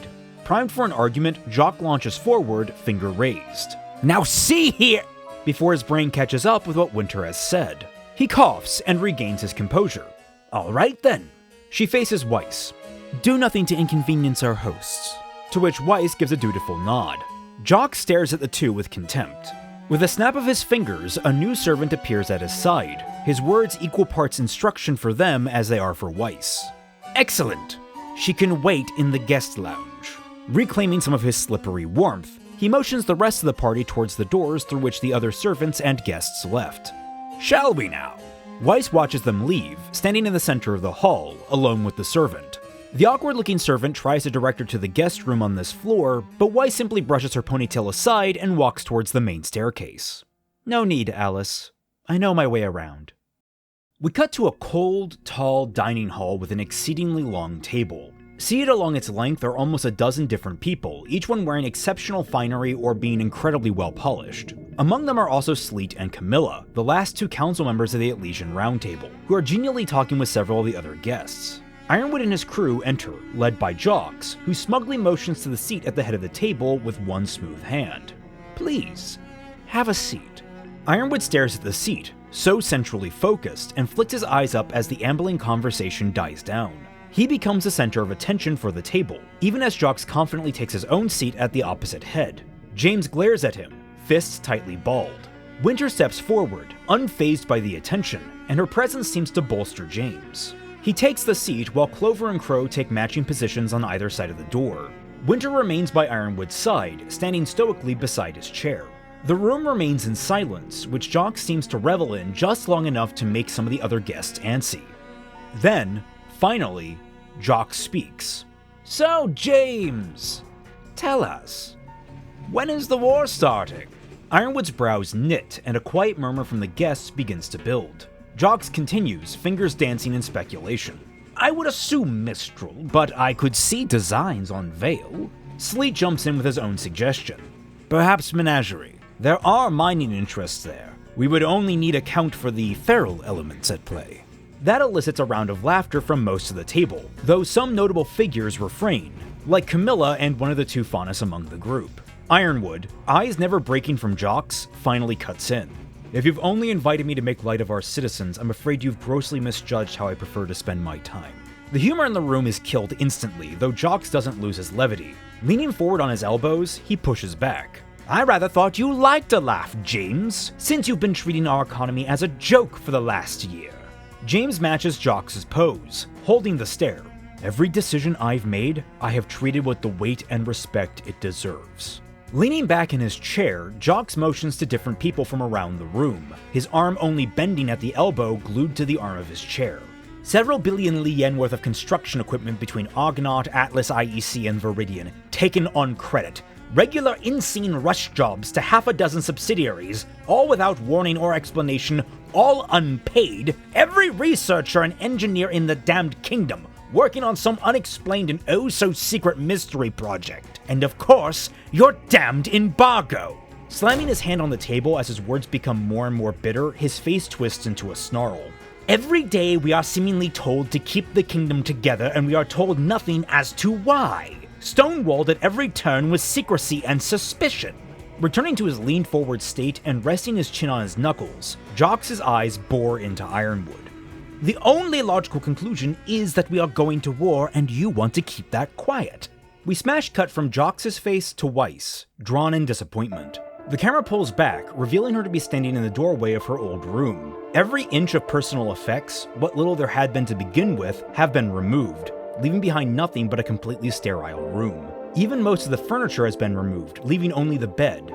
With a resigned sigh, Weiss closes the door and we cut to her walking the halls. A montage begins of her walking the different rooms of the house, each very empty and cold, mirroring the opening scene we had of her back in Volume 4. This only stops when she comes across the door to an open lounge, one that holds a lone baby grand piano. Seated at the piano is Willow Schnee, bathed in warm light from the nearby fireplace, and beside her is a young Weiss, singing soundlessly. A transition occurs where the warm light bleeds into the normal harsh white, the fire vanishes from the fireplace, and Willow disappears entirely. Weiss grips the door, uncertain, but slowly moves through and closes it behind her. Approaching the piano, she rests a single finger on one of the keys, letting the lonely note ring around the room. After only one moment of hesitation, Weiss slips onto the bench and rests her hand at the ready position.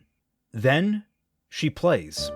It's not the most complicated song, it's not the simplest, but with every note Weiss's fingers hit the keys more confidently and her eyelids slowly come to a close. She becomes lost in the playing, and a smile begins to creep onto her face. The camera spins around her enjoying the moment, a sense of levity and freedom in how everything else around her loses focus. This piece is cracked when the camera slows to a stop, looking at the door behind Weiss, and there's a new finger standing in the door. The real Willow speaks, shattering the moment completely. "I didn't know you were home." Weiss whips around in her seat as her mother fully enters the room. "Mother, you're here?" Willow is almost dismissive as she walks past Weiss to a nearby cabinet. "It is my house." The glib response catches Weiss off guard. "That's not... You usually prefer the garden."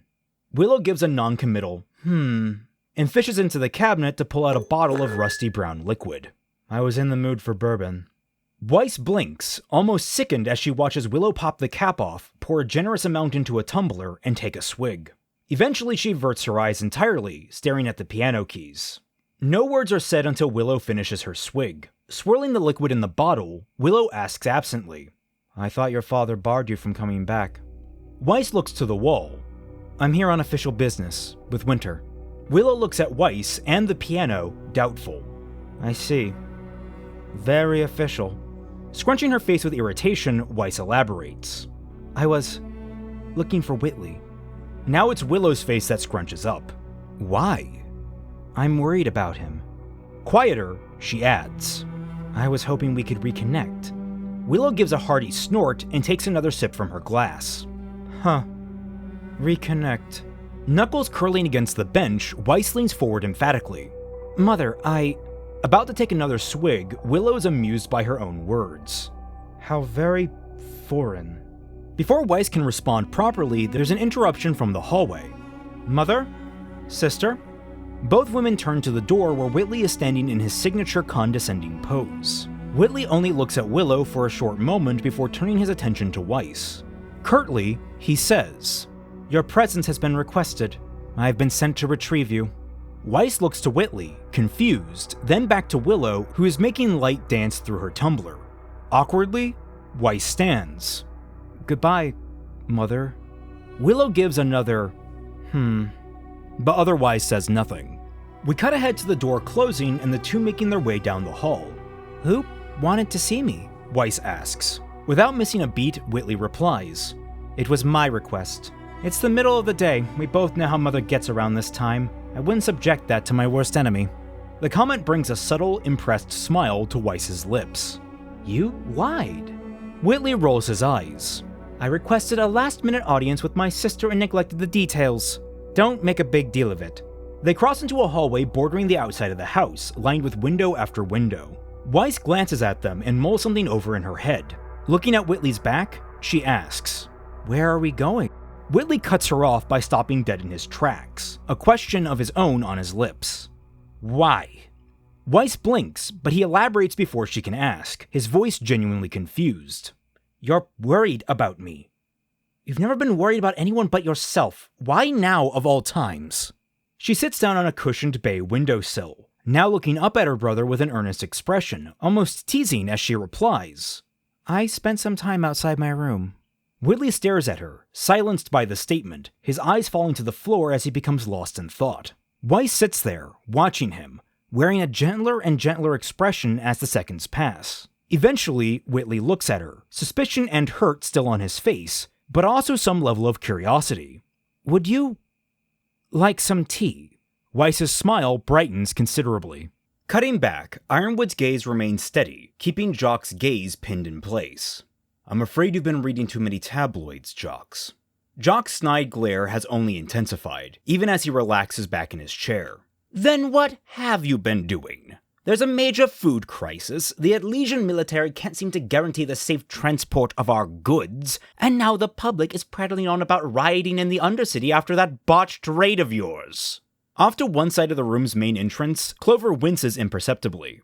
Jocks curls forward in his chair, fingers waving and pointing in Ironwood's direction to emphasize every word. All we're seeing is our numbers going down and nothing else going up. I am not a gambler in speculative markets, James, and neither is anyone else at this table, and yet all we can do is speculate on a coming war market. Though his brow is crimping in frustration, Ironwood remains composed. We are not going to war with another kingdom. Jock's response is immediate and cavalier. So veil then, an occupation, not a war. Ironwood finally has to grit his teeth. We are not invading another country. Jocks' forearm rests along the table to support his growing rage. Then what are we doing? Ironwood's face remains cold and he offers no response to the question. Camilla cuts in, eyes shifting sharply from Jocks to James. If I may, General, it is not just the industries of Atlas and Mantel you have left in the dark. Sleet and I are your fellow counselors. Whatever it is you have planned, we should be privy to, if only to help. James is fast to respond, almost mechanically. Atlas Provisional Code 708.9. In protecting the secrets of Atlas's military strength, any officer authorized is to withhold such secrets from civilians. That includes elected civilian officials. Sleet snarls at that, banging down on the table and making his silverware clatter. Preposterous! We are equals in our governing. We are owed such vital information. Ironwood stares back at him with challenge. Let's not stand on ceremony. We are not equals. I hold 2 seats. You each only hold 1. Camilla is equally as frustrated but remains sharp. Then perhaps it is time we make things equal. For the first time in the conversation, a comment seems to knock Ironwood off kilter. She zeroes in on this as she continues, raising her hand. Under the Roundtable Pact, I am invoking a vote of no confidence in General James Ironwood's ability to carry out the office of both first and second chairs. Sleet raises his hand in solidarity. I second that motion. Camilla nods and finishes formalizing the moment. The motion is put forward and will see final voting once the full roundtable has assembled. The room erupts into heated chatter, the many industry heads awed by the sensational motion. Ironwood is on his feet in seconds, hands flat to the table, voice dangerous. You don't know what you're doing. Of course they don't. None of us do. Jocks intercedes snidely. You won't tell us. And evidently we're happier to live with the consequences of acting on that. Sleet looks to Jocks with a smile. I will put forward Jock Schnee as replacement first chair. I'm sure you could find someone to handle the academy duties. Jocks grins slickly, resting a hand on his chest. I would be honored. Ironwood's glare flips between the three until one of the industry heads asks, Doesn't second chair require active military service? Camilla's brow raises. Indeed it does. Both she and Sleet look down the table, right towards Winter. Sleet again makes the proposal. Perhaps, Miss Schnee, you would also like a council seat. A father-daughter collaboration could be quite a powerful story for the media. Winter glances to Jocks with discomfort, but then lets her eyes fall to the floor, hands behind her back squeezing tight as her brows mull over the offer. Ironwood glances over at her. A moment later, he focuses back on the table and slams his hand down, drawing all attention his way. You want to know what Atlas is doing. What I am doing. Looking up, he begins to make eye contact with each person at the table, doing his best to cow them with his glare alone, and for the most part succeeding. After Beacon fell, it became clear to me, as dangerous as the other nations are, there is one danger we have done nothing to destroy. We hold it off, push it back, but have accepted it as an unkillable evil, set to haunt every corner of the world we inhabit. His hands slip from the table and he rises to a full stand. What am I doing? I am eliminating the greatest threat to every human life on this planet. I am building a weapon powerful enough to burn away the Grim for good. He punctuates his last point with a fist slamming down on the table. He stares at it for a good long second before folding it behind his back. Taking a dignified, defiant stance, he stares down every person in that room. And if in order to do so I have to play your insipid power games, I will be invoking the emergency powers of the Roundtable Pact. I will become the Architect. You could hear a pin drop, the room goes so quiet. Jocks unwinds from his smug posture into one of abject shock. You're insane! The rest of the room, including Ironwood's posse, all look alarmed by the declaration. James is resolute and unflinching under the attention. I was hoping to stave this off as long as possible, maybe even hopeful to avoid it altogether, but it's clear my fears were well founded. Camilla stands, face furious. Your fears? James, not a single person understands what you're trying to do! Sleet stands as well, glasses slipping down his nose as he stares in disbelief. Destroy the Grim? All of them? Is that even possible? They burble up from the ground! You would have to core the planet! Without missing a beat, Ironwood responds. If that's what it takes. Yet more silence before Jocks mutters out. You'll drive all of Atlas into an early grave. Industries collapsed, fortunes gone to waste! The other industry heads break into fervent arguing, which escalates quickly into yelling over each other and at Ironwood. He takes the brunt of it, and with a clear, firm voice, talks through the noise. The public announcement will be made after the Solstice. That will give you all a few days of preparation. I thank you all for your cooperation prior to this, and I look forward to your future cooperation. Each of your companies will no doubt receive new requisition orders in the near future. Winter, Clover, Crow, we're leaving. Stunned, Winter watches him leave, and after a moment, pulls out her scroll to shoot off a quick message to Weiss. We cut to Weiss, sipping from a steaming cup, listening quietly to Whitley as he's waving his hand through the air and ranting, not unlike Jocks.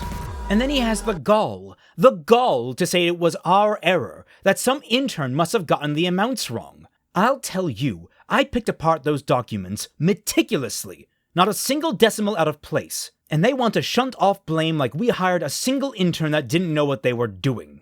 With a long exhale, Whitley falls back into the plush couch behind him, taking a sip of his tea. Then, almost casually, he rounds out the story. So I sent them copies of the copies we had, and copies of those copies, and some notarized copies. They eventually got the point, paid the difference and everything. With a thoughtful smile, Weiss looks at her reflection in the tea, confident and perhaps even relaxed. I remember discrepancies like those being a true pain. It's a relief not having to deal with them anymore, though I can't say my job is free of irritations either. Whitley hums as he sips his tea, but remains quiet even when he finishes his cup. Setting down the cup and saucer, he asks, You really have no intentions of returning to the company, do you? Weiss raises a brow. You thought I did? Irritated, he explains. Well, of course. If it were me, I would be chewing at every chance to get back my birthright. I thought that's why you left in the first place, to try and twist the knife into Father and make a miraculous return to earn his pity. Weiss cracks a smile, wide and wobbly, and she can't help but laugh. Father? Pity? I'm not perfect, Whitley, but I'm also not an idiot. Whitley's cheeks redden. It's the only thing that made sense to me. Still trying to get control of her laughter, Weiss finally explains. I left because I didn't know where I belonged, and I wanted the freedom to choose, like Winter did. Running her fingers along the cup fondly, she adds, I didn't find Winter, but I found a lot of other people that helped me figure out where I'm supposed to be. She looks into Whitley's eyes assuringly. And no, that doesn't involve me returning to be the heir. That's behind me. But I still intend to do the Schnee name proud, especially after he's gone and soiled it so much. The last words fall low, bitter, and it sets Whitley on edge. As direct as Father can be, Weiss interjects. Callous, vindictive, cruel. Whitley's irritation is worn on his sleeve.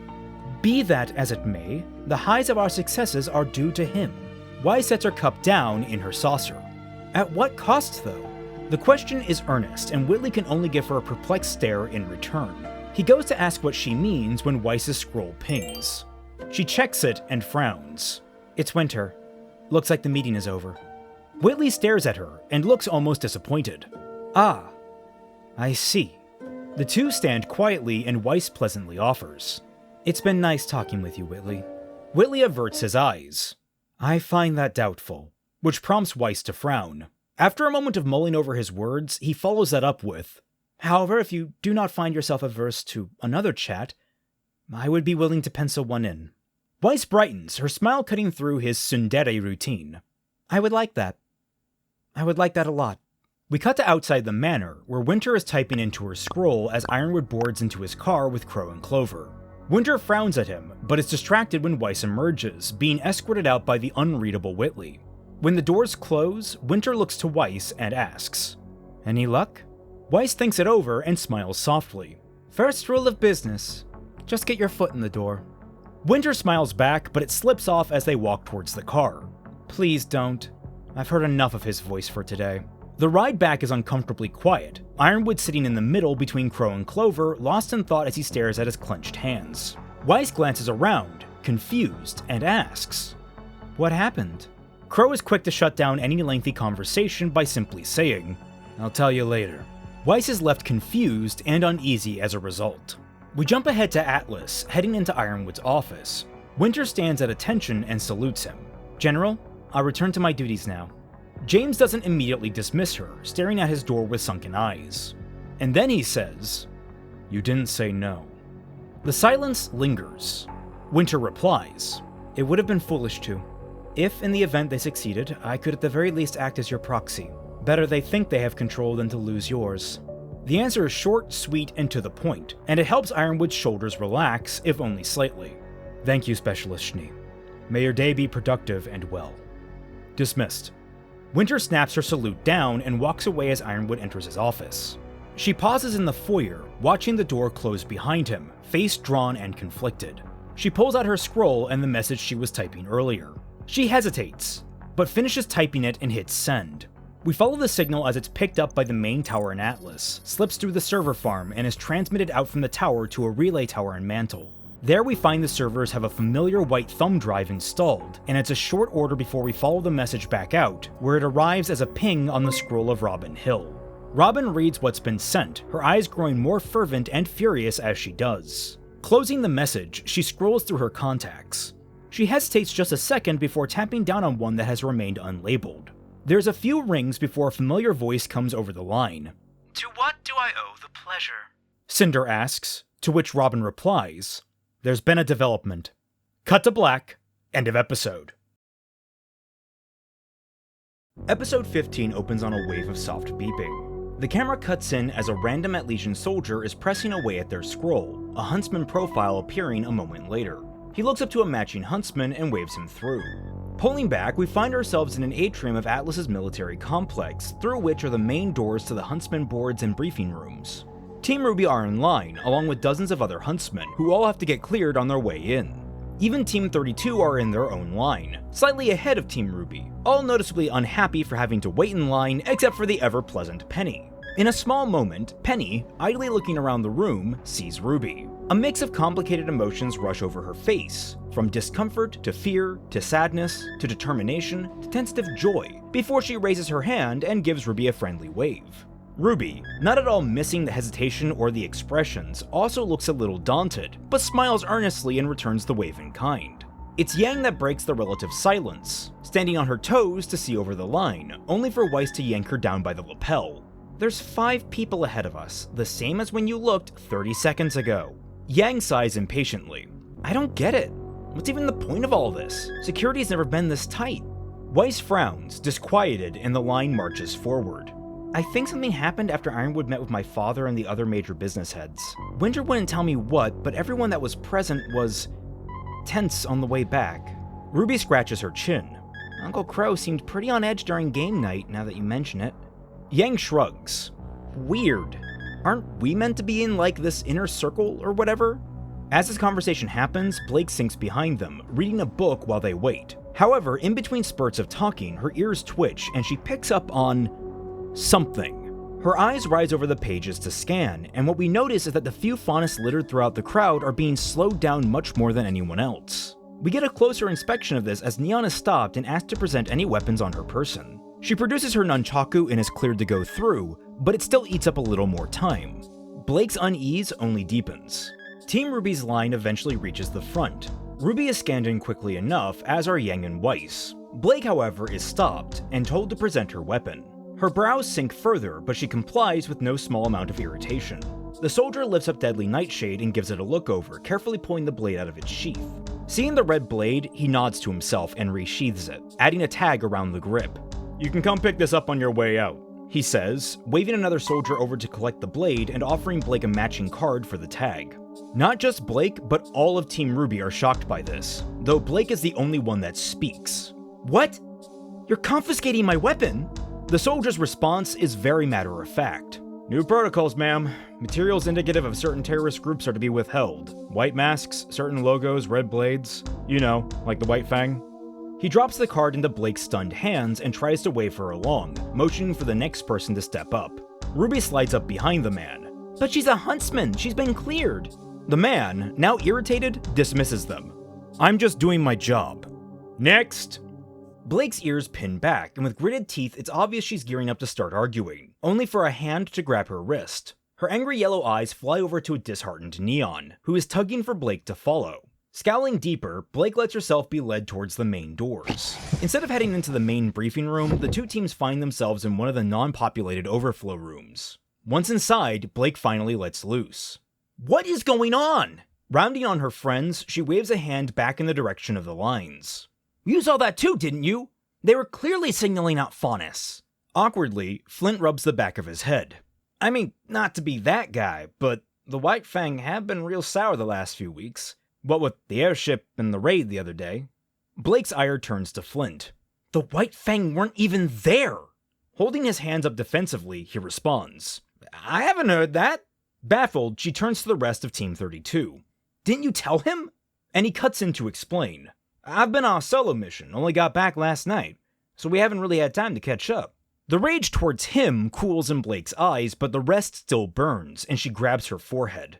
"What's happening out there isn't right." CL pushes back, her words measured and concise. "Considering the number of security breaches recently, it's only natural security would be increased." Yang speaks up, crossing her arms in defiant disbelief. "They took her weapon away because it's red."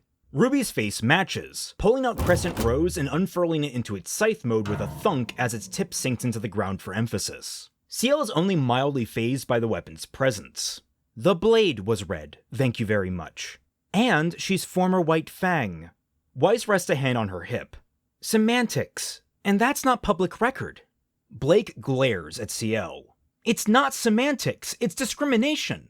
RWBY leaves crescent rows embedded in the ground to cross her arms. Separating someone from their weapon isn't a small deal. Blake hasn't done anything wrong. Yang jumps on that. What if Neon had had her weapons taken away?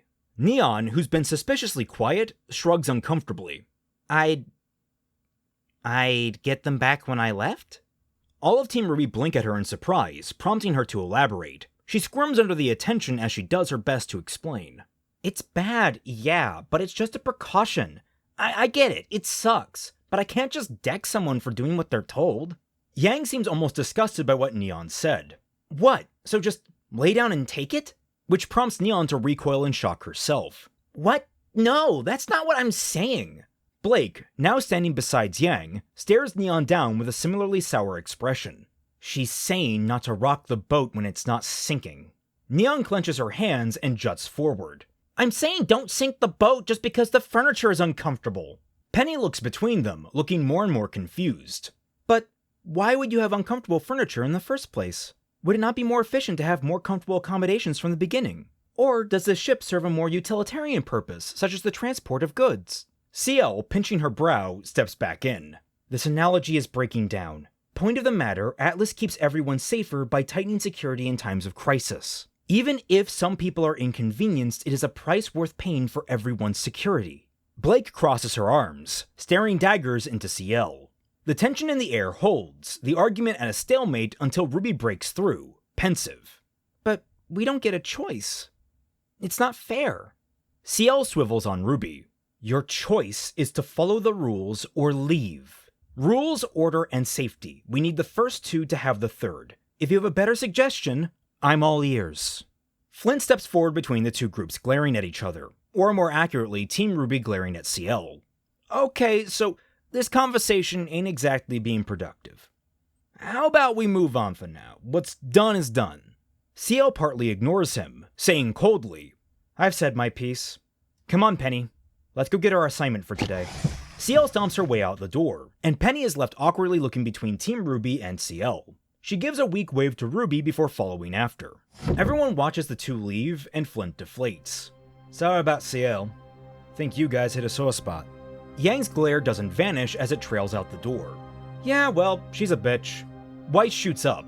Yang! And Yang shrugs. What? I'm right. Flint winces and scratches his chin. She can be a little intense. Behind Yang, Blake looks over to Neon, who is lost in her own thoughts. Do you really think what's happening out there is okay? Neon snaps her head up. No! Those security checks are like so uncool. There's a moment where her energy dips. I hate when this kind of stuff happens. Then, her energy returning. But every time I see it, it reminds me why I'm here, why I've worked so hard to fix it. Yang rolls her eyes, overhearing the conversation. Yeah, doing a real good job so far. Flint looks over his glasses at her. These things take time. Blake looks more conflicted, seeing the exhaustion buried beneath Neon's upbeat facade. Neon slaps her cheeks to perk herself up and pumps her fist determinedly. All right, first thing after the mission, I'll talk to Winter. Maybe she can do something. Blake isn't pleased with the answer, but her anger has largely subsided.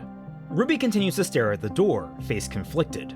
Weiss, similarly not engaged in the conversation, is the only one to notice. She reaches out and touches RWBY's shoulder, startling her. RWBY, are you okay? RWBY, distant in thought, replies. I just have a lot to think about. Weiss pulls her hand back, hesitantly. The moment is broken by Flint clapping his hands. Well, better topic. Yang, Blake, you gonna join me and Neon for the Solstice? Weiss, RWBY, offers open for the both of you too. Both Yang and Blake shift uncomfortably at the question, but to their luck, Weiss takes the attention as she speaks. RWBY and I will have to decline. We're both planning to attend the Atlas soiree, so I can show RWBY the height of Atlesian culture. Perhaps next year. RWBY blinks in surprise. Wait, we are? Since when? Weiss looks to RWBY flatly. Since I told you 2 weeks ago? Do you ever listen to me? RWBY grimaces sheepishly. I'm going to have to get dressy, aren't I? Flint points their way. You'll be missing out. Mantel clubbing is a completely different ballgame. Neon's conflicted air evaporates, hopping excitedly in place. Oh yeah, it's going to be so peak fire. Weiss shakes her head. No thank you. I actually rather enjoy the soiree, but I will grant you it's probably not your kind of thing. It's a little foo-fooey. RWBY nudges Weiss with her elbow. There's gonna be fancy food, right? Having been in quiet thought, Yang finally responds. I'll get back to you guys. I've got to check with someone first. Equally as awkward, with a quick, nervous glance to Yang, Blake replies. Yeah, same. Flint looks between them, not quite sure what to make of their body language before shrugging. Yeah, sure, just let us know soon. Neon excitedly jumps onto Flint's back, her hand reaching to the stars. Oh, trust me, girlfriends, if you go, we are going to have so much fun. There's this place that has those tiny little swords for olives and junk, and they glow in the dark. Eyes sparkling, she thrusts a hand forward towards the two, emphasizing her words with its movement. Rave laser sword fighting. After one more uneasy glance to Blake, Yang finally rolls with Neon's excitement. That does sound pretty cool, but you gotta have more than that in store. The group naturally begins to spill out towards the main briefing room, and Flint elaborates on their plans for the coming Solstice celebration, with Yang listening, though not as fully as she could be. She's paused by a ping from her scroll, and she lets the rest of the crew go on ahead as she checks the message. We can see it's from Neo, and all it asks is one simple question. Do you trust me? Yang frowns, looking up from her scroll to her friends, to Blake, then back down, stress building on her face. With a sigh, she rubs her temples, closes the scroll, and continues after everyone else.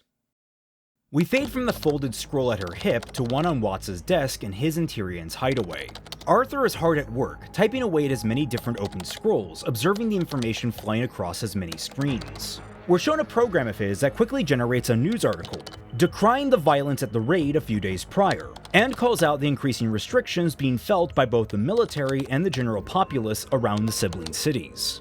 Watts squints at the article, deep in thought, and flicks through a few specific word changes before pressing definitively on one of his scrolls. We see that article, along with several others, published across a wide spread of pop-up tabloids and news sites, or otherwise get submitted for approval to more official venues that would notice getting hacked. He leans back analytically and glances at some of his additional screens, showing news coverage of open protest in Mantel and even some in Atlas, though it seems much more muted by comparison. There are even some crude replications of the White Fang logo among the poster boards and signage, though it's evident they're far from official. Tyrion appears leaning over Watts' shoulder to see the unfolding chaos. My, things are getting hairy out there, aren't they? Arthur preens his mustache, flourishing his hand out to the side when he reaches the tip. I am nothing if not an artisan in my work. The two watch the screens in silence, Tyrion slinking to the other side of the desk to sit and watch complacently. Then, he asks, One wonders then why this next plan of yours is so reserved. We have our maiden, unpleasant as she is. Why not seek to steal it all in one go? Why keep this game going? Watts doesn't look at Tyrion, instead fixated on a conflict between a protester and an Atlesian knight, ending with the knight being torn apart and the protesters being corralled by the other law enforcement. Certainly it is doable. I'm confident I could worm my way into Atlas even with her in tow. That catches Tyrion's curiosity. So then... Watts scoffs, humorlessly. Are you so eager that Cinder gains even more power? A look of disgust and almost fear rushes over Tyrion's face. Far from it! But Salem intends the power for her, no? Why withhold what she is already destined to receive from our goddess? Glancing over at Tyrion with a side-eye, Watts responds. Your goddess. And I'm of no illusion that my assistance carries me so far as it is necessary. And then I will be tossed aside. No, I will get what I came for. Afterwards, there is very little that matters to me. There's a beep from one of Watts' scrolls. Pressing it, one of the screens reveals Cinder and Malachite waiting outside of a door in an alleyway somewhere in Mantel. Tapping a few more buttons, Watts ends the conversation. Our first guests are here. We jump ahead to Cinder and Malachite strutting into the room confidently, though Cinder's mood has only soured since we last saw her. Malachite, by contrast, is peppy and excited, waving eagerly to Tyrion, who waves back. Oh, girls, it's so good to see you. He cheers. Perhaps we can finally finish our game of cards.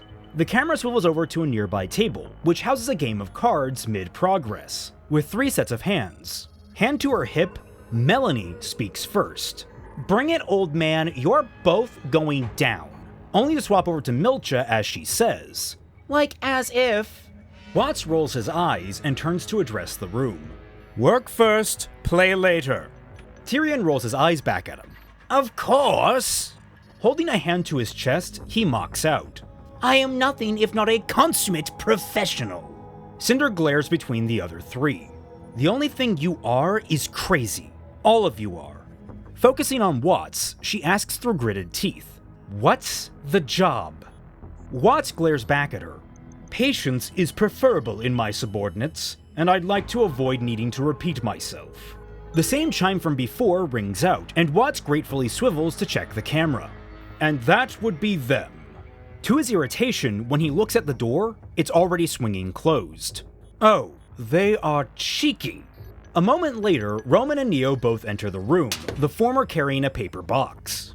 "I'm back, and I've got donuts!" Let me tell you, those prices are killer! Time slows as both Cinder and Malachite's eyes widen, head snapping to the door in recognition of the voice. Roman's face, smug as it normally is, slips and falters when he recognizes the 2 extra people standing in the middle of the room. Watts, sensing the mood, frowns in confusion, and Tyrion lifts his brow in intrigue. We jump back to Malachite, eyes strained and furious, drawing her claws and lunging for Roman in the spur of the moment. Neo, picking up on the instant hostility, steps in front of Roman and opens her umbrella, all as time returns to normal speed. The attack connects, both Roman and Neo shattering into glass, reappearing on the other side of the room, rolling out of the way of the attack. The donuts spill to the ground, splattering against the back wall. They stand, Roman drawing Osmond's cane and Neo pulling out her stiletto. Malachite recovers quickly, pirouetting on the spot to redirect her momentum and rush them again. The 3 clash, with Roman and Neo trying to flank Malachite, and Malachite able to dance between them with her 4 different blades. During the skirmish, Roman winds up behind Neo, and Malachite's flurry sends her staggering back into him. The 2 slide to a stop besides the baffled Watts, where Roman asks Riley, How many nutcases are you going to hire? And that includes me! Watts stands, furious. What in the blazes is going on here? Tyrion, watching from the sidelines, has only grown a wicked smile, laughing in amusement at the clash and clapping like a deranged sea lion. Malachite, again, rushes towards Roman and Neo, only for Watts to glare Cinder's way. Cinder, restrain her! Cinder whips her grim arm forward, extending it like a tendril of shadow. The claw wraps around one of Malachite's biceps and yanks her backwards, so Cinder can wrap her good hand around the other, holding the madwoman in place. Malachite squirms against the hold, teeth bared, raw screams of anger and frustration crawling out of her throat. A bladed foot kicks back at Cinder, but it's restrained as Cinder kicks it back down and pins it with a weight of ice. Tears prickle in Malachite's eyes as she struggles more and more, exhausting herself and slowly sinking down to the floor in a vain attempt to wriggle away. You killed... you... Her shout is marked in spittle and agony, her sink becoming a collapse as her other knee gives way under the restraint. The room looks down on her with a mix of pity and confusion, before Watts looks up in seething rage to Cinder. Explain! Cinder rolls her eyes pointedly towards Roman. She's under the impression you killed her sister. The words seem to hurt Malachite, and she thrashes harder for a moment, screaming, I'm not! She's not! Recognition enters Roman's eyes. Oh. Before slipping into confusion. How? Cinder's lips quirk up into a shadow of her normal smug grin. You're the face of the fall of Beacon. What else would you expect? Roman goes from confused to calculating to challenging, staring down Cinder. Neo glances warily between Roman and the restrained Malachite, umbrella raised to defend him. Watts' exhausted sigh cuts through the tension. It would seem I have been neglectful in my research. Malachite thrashes against Cinder's hold, and Cinder's fingers begin to dig in deeper, causing the girl's aura to flash. Glancing to Watts, Cinder snaps out. This would have been avoidable had you told us we were working with them. Roman sends an equally disdainful look Watts' way. In that, we can agree. Watts holds their gaze with a scowl. Let's not kid ourselves. Neither of you would have walked in here had you known the other was coming. Your personal animosities had been accounted for. This is errant data. Roman sneers. Well, that does leave us in a bit of a predicament, doesn't it? I don't know about you, but I'm not a fan of hostile work environments. Malachite surges forward again, Cinder's grip leaving marks in her skin. Even still, the girl fails to notice, furious tears sliding from the corners of her eyes. One thing! We've only wanted one thing! Another thrash, and there's actually a flash as Cinder uses a burst of maiden power to keep holding Malachite back. She actually shides the girl. You're going to exhaust yourself. Stop! Those angry eyes snap to Cinder. You told us I could kill him! Why are you stopping me? Watts stares her down. Because we need him alive if we're to accomplish our goals. That untamed fury swings his way. He is our goal! We don't care what the rest of you want, we want his head! Growing more cross, Watts puts his foot down. You better care, or I'll have Cinder kill you herself. Cinder looks up at Watts in surprise, startled. He continues. We both know she's more than powerful enough to do so. Or I could have your new friend do it. His eyes fall to the very entertained Tyrion off to the side. It takes a moment for Tyrion to realize who's being talked about and presses a hand to his chest in shock and offense. You would make me do something so deplorable? Watts' stare garners no argument. This plan, my plan, is Salem's plan. Need I elaborate? Tyrion considers the words, brow raising as he looks to the sky and skewing his lips in thought. A second later, he shrugs and pops out one of his wrist claws. Well, if I must. Watts' stare swivels back to Malachite, who is still struggling but clearly tiring against Cinder's hold. And that's when Roman finally speaks up. Oh, please, look in her eyes.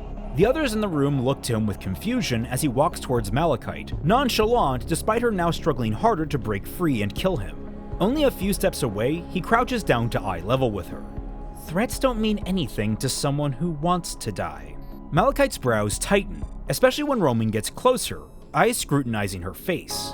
All of this over a dead sister, he mumbles idly. The rage reignites in Malachite's eyes.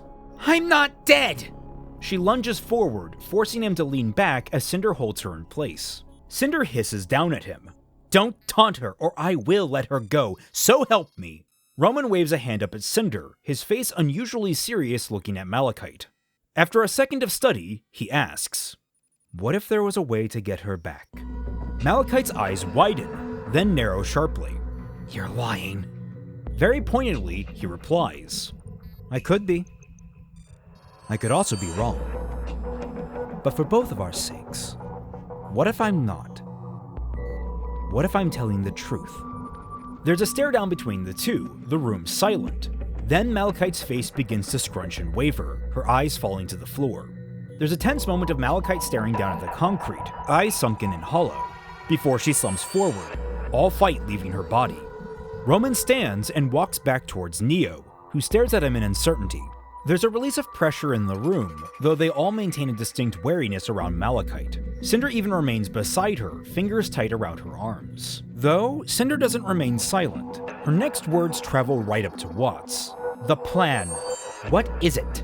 Watts leans back in his chair and swivels around again to pull up a schematic screen. The next step in full-scale destabilization. An image appears of the park built around Mantel's old main gate, where a stage is being set up below the arch.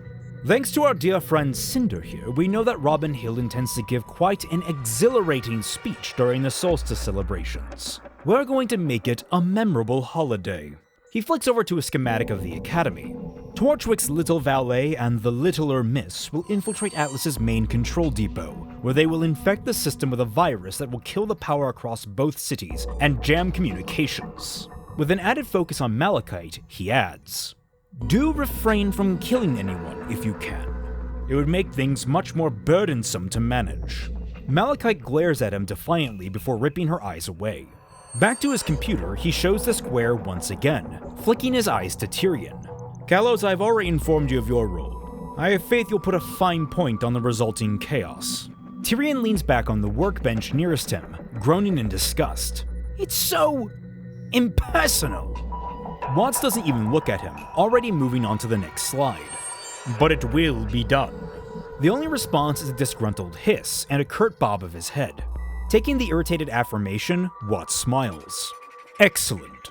The next slide that appears is a geographic map of the area surrounding Atlas and Mantel, upon which has been noted a particular series of dots tracking the movement of something. I will be taking care of a personal peeve. Were it not for Torchwick, I would have been frustratingly unaware of the ace James has been keeping up his sleeve. I look forward to cutting all of his hard work off at the pass. Glancing around the room while still holding Malachite in place, Cinder narrows her eyes. Forgetting someone? Watts smirks and turns around, switching maps back to Atlas's interior. Hardly. You and Mr. Torchwick have the most pressing task of all, if I do say so myself. Folding his hands, his grin only grows. It is not taxing for someone of your skills, but I assure you it will be very rewarding. The camera switches to a view of the full team of villains, looking up at Watts' off-screen camera as he presses a button to the next slide. You're going to send a message. Staring at the screen, we zoom in on Cinder's face, curling slowly into a malicious, vile grin. We fade from Cinder's grin to Yang's worried expression. She's back in the apartment standing by the window while looking at the last message she received from Neo. The door behind her opens and Blake walks in, hanging her scarf on an overloaded coat rack. She notices Yang and glances around the room before asking, "Where are Ruby and Weiss?" Yang glanced over her shoulder. "Oh, shopping, remember? For tomorrow?" They drag Penny and Nora along too. Blake acknowledges with a hum and walks deeper into the room. "What are you doing?" There's not a beat of hesitation as Yang puts the scroll behind her back and she smiles coyly. "Nothing." Blake raises a brow, doubtfully watching the scroll move behind Yang's back. "What are you actually doing?" Yang jolts upright in place. "What? I am!" Blake's gaze becomes more pointed and a touch angry, and Yang deflates under the pressure. With a defeated sigh, she explains. "I got a message the other day." Holding out her scroll, Blake takes it and reads Neo's message, frowning with concern. "Yang."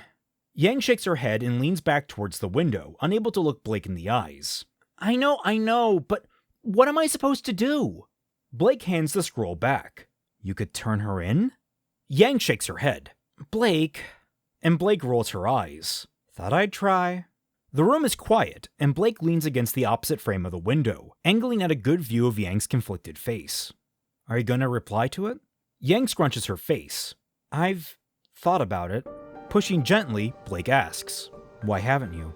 Yang shakes her head again. "Whatever she's doing, I don't think she needs her friend distracting her." Blake keeps her eyes on Yang, scrutinizing her. "Don't go telling me she was the person you needed to check with before accepting Flint and Neon's offer." The expression shifts to wry amusement as Yang groans and rolls her eyes. "No." Yang sighs and runs a hand through her bangs. "I may have lied. Just a little." Now it's Blake's turn to roll her eyes. "Well, I figured that much out. Why though? I've never seen you turn down a chance to go partying."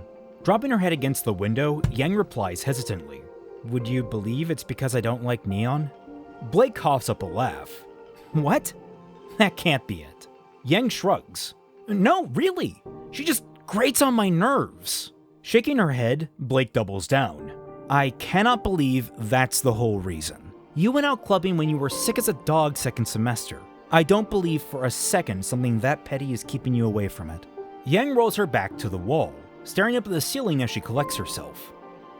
I don't know. A lot's changed, and when I think about going out to party like I used to, it feels small." Cocking her head to the side, Blake asks, "Small?" Yang nods. "Like, the moments where I've been the happiest and had the most fun. Hanging out together in our dorms, that first dinner together in Mistral, spending time together in Argus. I love that Ruby was thinking of me when we went to the club there, but that wasn't what made it special to me.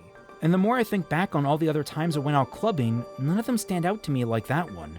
Finally, with a shrug, Yang declares, "I guess my priorities shifted."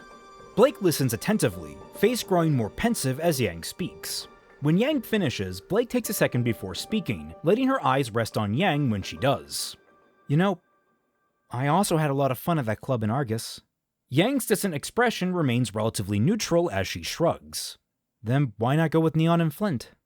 With an affectionate smile, Blake shakes her head.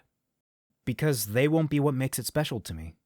Yang blinks and turns to look at Blake. Their eyes lock for a second, and then after another beat, Yang realizes what Blake was trying to say.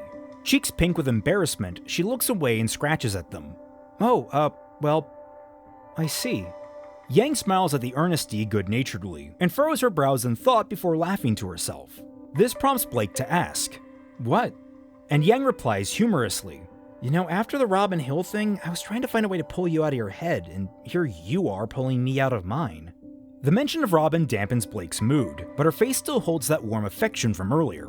"You were worried about me?" Not missing a beat, Yang replies, "Of course. I just didn't think partying would be your style. I thought of all these Blakey things we could do, but all of them felt kind of dry for a big holiday." Raising a brow, Blake asks, "Blakey things?" And Yang shrugs defensively. "You know, books, culture, plays.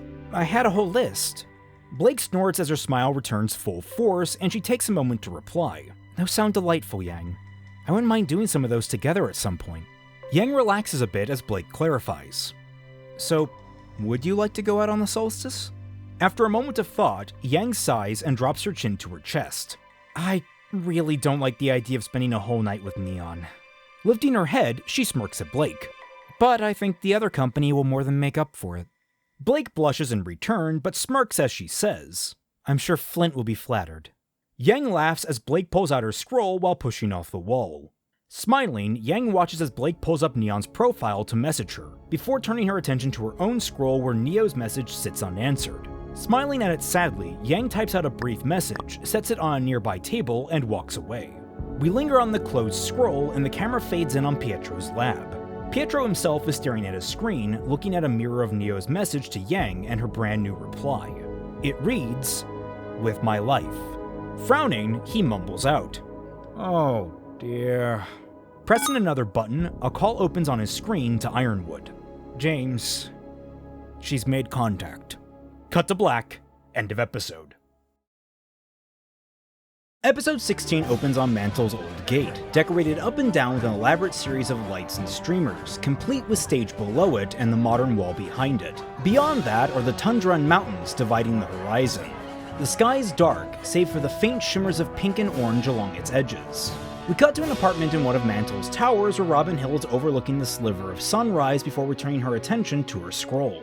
Behind her is Fiona, organizing PR releases between multiple different scrolls at the kitchen table, while Joanna stands guard next to the door. May is reviewing something on her scroll when she notices Robin frown and rub her forehead. Walking over, she lays a supportive hand on Robin's back. Robin glances to May grimly. "There are going to be riots." May's worried gaze gains some steel. "It'd be what he deserves." Robin pulls away from May, not sharply but still visibly stings. "He won't be the one getting hurt. We signed on to take care of the people, not send them to war." Though disappointed by the answer, May's conviction doesn't waver. They deserve to know, and if tearing it all down is what it takes to fix the problem, why would we stop them? Robin remains conflicted, but May pushes, resting a hand on Robin's back. "People have already gotten hurt. We can't..." Robin cuts her off with a glare. "I'm giving the speech. You don't have to convince me." May scowls and goes to speak, but Robin continues. "We can't forget why we do what we do. We have to be better than the Atlesians." The words get through to May, who sets her jaw even harder and falls quiet. Now it's Robin's turn to lay her hand on May's back comfortingly. "Today is going to change everything, and we're going to be the ones leading everyone through it. And we're going to have to be the leaders they need us to be." Unfortunately for Robin, this advice doesn't go over well for May, who closes her eyes with resignation and a stressed sigh. She pulls away from Robin's touch, and with a hint of disappointment and anger, replies, "You'll be the leader they need." Not saying another word, May walks towards the apartment hallway and disappears around the corner. Fiona and Joanna watch without comment, and catching their lingering gazes, Robin turns to the sheep faunus. Stressed, she asks, "Fiona, is everything prepared for tonight?" With an uncomfortable smile at the tension in the room, the woman replies, "Yep. The celebration committee assured us everything is right as rain. They're really pushing to make this more showy than last year, so they're pulling out a bunch of stops. Atlas even approved some of the pricier line items." Robin turns in confusion at that. "Really?" Joanna huffs emotionlessly. "Full circus." Fiona rolls her shoulder, exposing bandages under her collar. "Least he could do after what happened with those supplies."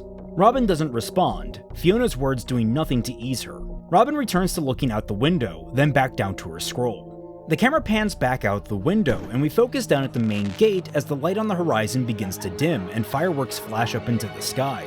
A heavy but playful drumbeat builds into a musical montage of people filling the streets to celebrate with sparklers and cheers.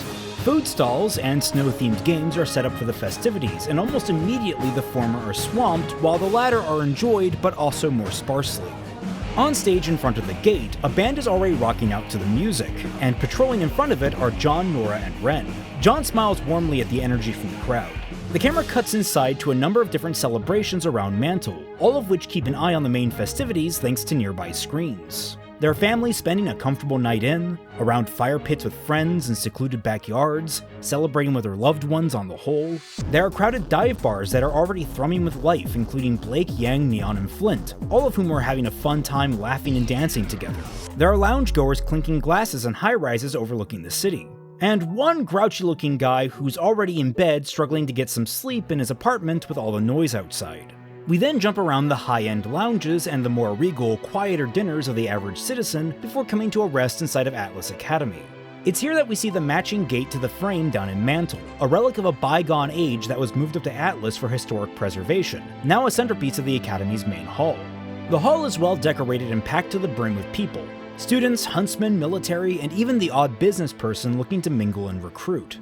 As waiters shift around, carrying all sorts of drinks and hors d'oeuvres, a figure comes striding into the room on one of the stairwells with a surprising confidence. RWBY, flush in a dress and wearing a determined smile that's only slightly uneasy.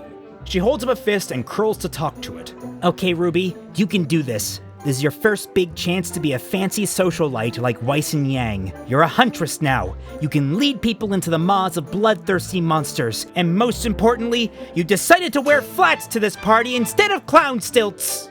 The camera shifts to focus on RWBY's practical footwear as she strikes a defiant pose towards fate. From behind, Weiss sighs. RWBY, what are you doing?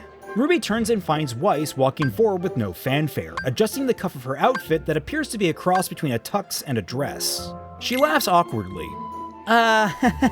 Nothing. Weren't you gonna be wearing a dress? Weiss rolls her eyes, irritated. I'm wearing it, RWBY.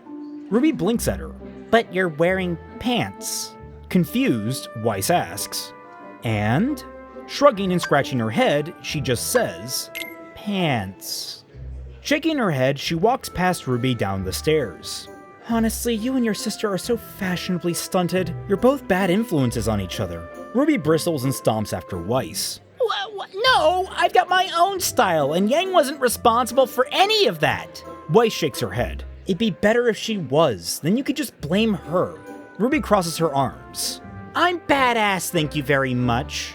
Weiss laughs, their conversation fading as she replies. Please. Zwei was more threatening. There's a pause before RWBY sags. I miss my dog, Weiss. Weiss exhales and averts her eyes. I miss him too.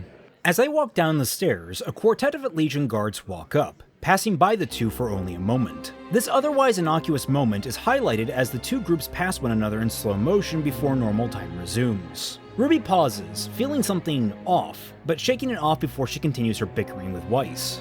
Behind her, one of the four soldiers cranes their neck to look at her, if only for a second. We stick with the four, and we montage through a series of Legion hallways, the party occasionally encountering other officers who greet them politely or ignore them. Along the way, they pass through a number of different doors using not just one, but many different keycards, until they come across an unremarkable door labeled Restricted. The leading man uses one of his cards, and while it's accepted, it also asks for a voice print authorization and code. Without a word, the leading man slides to the side, dramatically motioning to one of the shorter officers with a smug grin. She glares at him, steps forward, and speaks. Chalices filled, in a very masculine voice. A moment of analysis, and the door slides open to a small atrium with several offshoots. The four step in, and the man comments, I believe this is where we part ways. Looking to the two smaller officers, he remarks to the one who'd spoken in a masculine voice. Do take care of her. She's a sensitive soul. The officer glares at him openly, huffing and turning away. The other short officer looks up to the man and nods. He nods back with a smile and she leaves. The final of the four finally speaks up. She's going to kill you, you know. The man shrugs and the two begin to walk down the opposite hallway. Her and a very long list of other people. What's one more between friends? Panning down, the camera travels over the polished white tile and the floor darkens, becoming almost obsidian as a number of different feet step into frame. The camera pulls up, revealing it to be a packed dance floor at the heart of a bustling club. We fly through the entrance to the club, past the bouncers, and into a long line of people waiting to get in. Walking into line are Neon and Flint, and a moment later, Yang and Blake arrive, pulling up to the curb riding Bumblebee. Parking, the two of them slide off while Neon gives them an unimpressed look. I still can't believe you brought that relic. Are private vehicles even allowed on the streets anymore? Flint chimes in, more amused than anything. Forget private.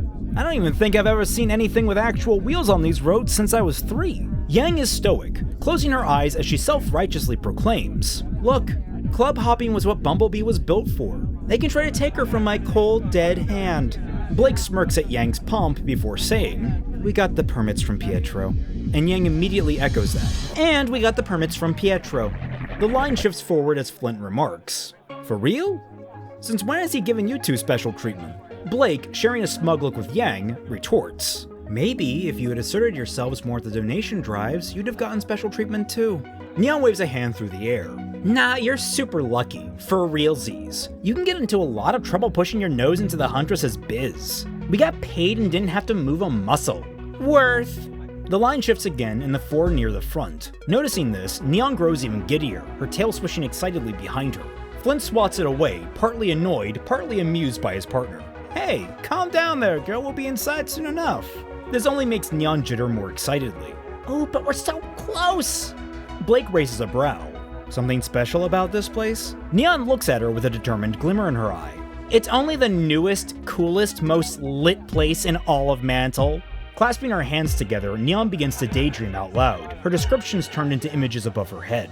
Recurved dance floors that keep your feet from getting sore, quarterly volumetric smoke infusions for maximum laser light visibility, a bar that stocks some of the rarest drinks you can't even import anymore, exclusive music deals with Vivzy Drop, Snowshoe, and NSYNC. Squealing with glee, Neon shoves her hands into the air. "It's going to be the bomb!" Blake's eyes are wide, processing all the information before Yang leans over and stage whispers, "It's a gimmick club that'll be closed in like half a year at most." This gets a laugh out of Blake as the line shifts forward. Neon pouts, hands on her hips. "Nuh-uh, this place will be a landmark. Mark my words." Yang rolls her eyes. "Oh please, every club that's ever started with this big of a push is always a flash in the pan. Seen it happen enough down in Vale." Gaze narrowed, Neon pushes back. "Well, notice where we're not?" But she's surprised when Flint chips in, on Yang's side. "Actually, I kinda see your point. Now that I think about it, didn't that happen to the Tops? Had that everything's gold shtick." The line shifts forward, the group almost at the front as Neon points to Flint defensively. "Hey, that was because it was a racketeering ring. Completely unrelated to business stuff." Flint nods at that. "Right." The person ahead of them is admitted into the club, passing through the velvet ropes with no problem. The four step into the spot, growing more eager to enter in the wake of the good-natured bickering, only for the bouncer to point to a sign on the wall that reads, "No Faunus." Immediately, the mood shifts, and the good vibes are squashed. In fact, while everyone's had their smiles wiped from their faces, Blake is basically bristling with anger. Neon, though clearly disappointed herself, mutters under her breath, "Ah, crap apples," while glancing at Blake. Blake is nowhere near as quiet, snapping at the man, at the club.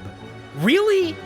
Flint coolly steps forward in an attempt to keep the temperature low, holding out a thinly concealed Lien card to the man. "Hey man, it's been rough. Think you could maybe turn an eye for a couple of huntresses?" The bouncer seems intrigued by the money, but he isn't given a chance to respond. Blake, angry, pushes Flint's hand down and starts to worm her way out of the queue. "Don't bother, I'm not going in there." Yang, whose jaw has been locked into a grim line, gives a huff of disgust and finally glares at the man. "This place isn't worth our time." She follows after Blake, which prompts the distraught Flint and Neon to leave the line as well after them. They're halfway back to Bumblebee when Neon speaks up to the fuming Blake. "Hey, sorry about that. Probably should have dug more on the place. Our bat..." Blake stops in her tracks, her hands in front of her face, fingers curling into claws. "That's not..." Snapping back at the other three, she laments. "Why is everyone okay with this?" Turning around, she puts a hand to her chest. "Stop apologizing for them. This shouldn't be a thing in the first place." Neon, brows creased, reaches out tentatively to Blake. That's norm..." Blake wheels around on her sharply. "Don't!" I don't care if it's normal, it shouldn't be. Neon pushes back on that. We're fighting to change it. And Blake is ready. Fight harder. Don't just roll over when they treat you like dirt. Neon recoils, less pained and more angry. She's about to respond when both Yang and Flint step between the two. Molto dim, eh? It's rough out here, but we're all on the same side. Bitterly, Blake asks, "Are we?" Which gets a glance of concern from Yang. Neon is hurt even more by the question, her face growing even angrier, but Flint shifts to prevent her from retorting. Yang, sighing, looks back sheepishly to Flint and Neon. Maybe you guys go on without us? Flint gives a commiserating smile, while Neon pouts angrily. He flashes up his scroll. Sure, if you guys want to link back up, you know where to call. Anger sapping from everyone, Neon just gives a disappointed, "I'm sorry," before frowning and skating away. Wordlessly, Flint gives him a discomforted tip of the hat before walking after her. Yang runs a nervous hand through her hair, turning to Blake to ask, "You okay?" The response is quick. "No." Blake lets her head fall into Yang's shoulder. "I'm so tired, Yang." Hesitant, Yang's arms come up to Blake's shoulders as she pulls her into a gentle hug. "Do you want to go home?" Shaking her head into the collar, Blake replies, "I just want to clear my head." Squeezing Blake in the hug and huffing into the cold night air, Yang puts on a dramatic show of saying, "Bah! Who needs some stupid clubs?" Pulling back, she looks down at Blake with a smile. "Come on, I bet you we can find a way cooler place than this dumpster fire." Blake, still very much distraught, manages a brief, appreciative smile before we smash cut to the two mounting Bumblebee and taking off down the road. The buildings turn into the large server towers of Atlas's server node, where a patrolling pair of guards discover an open maintenance hatch in the ceiling. They move in to investigate, but are swiftly attacked from behind by two assailants, knocking them out cold. Neon and Malachite stand over the two, having completely shed their disguises from before. Poking at them with her umbrella, Neo looks to Malachite and pantomimes tying the men up. Malachite balks at her. Using what? Already moving away and drawing out Watts' thumb drive, Neo motions to all the wires surrounding them in the room.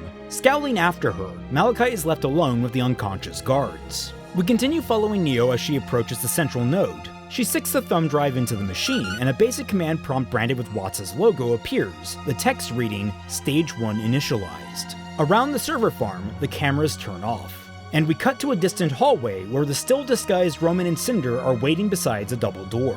The light on the camera nearby goes off, and Roman pushes off the wall he was leaning against. Well, that's our cue. Both take one side of the automatic door, grab the seam in the middle, and pull it open with little effort. We jump back over to the stage in front of the Mantel gateway, where several of the background happy huntresses are walking out from behind the backstage. They take up positions around the main platform, standing between the stage and the already assigned huntsmen to the area. This includes Penny and CL, who are muscled out of their positions, earning CL's ire. "Excuse me, what's the meaning of this?" The happy huntresses don't respond, staring stoically down at the shorter CL with cold eyes. That only irritates CL more, and she steps up to them, putting a finger to their faces. "You are interfering in official Atlas security actions." Fiona approaches them, her glare icy. As per the request of Councilwoman Hill, she has elected to use her personal security for this event. She holds out her tablet for CL to see, and after CL gives it a quick look over, she glares back. "This pattern is inefficient for the breadth of coverage this event needs." Taking her scroll back and walking away, Fiona lifts her nose in the air. "No longer any of your concern." Penny, earnest as she is, asks, "Is Robin not satisfied with our protection?" But Fiona has already walked out of earshot.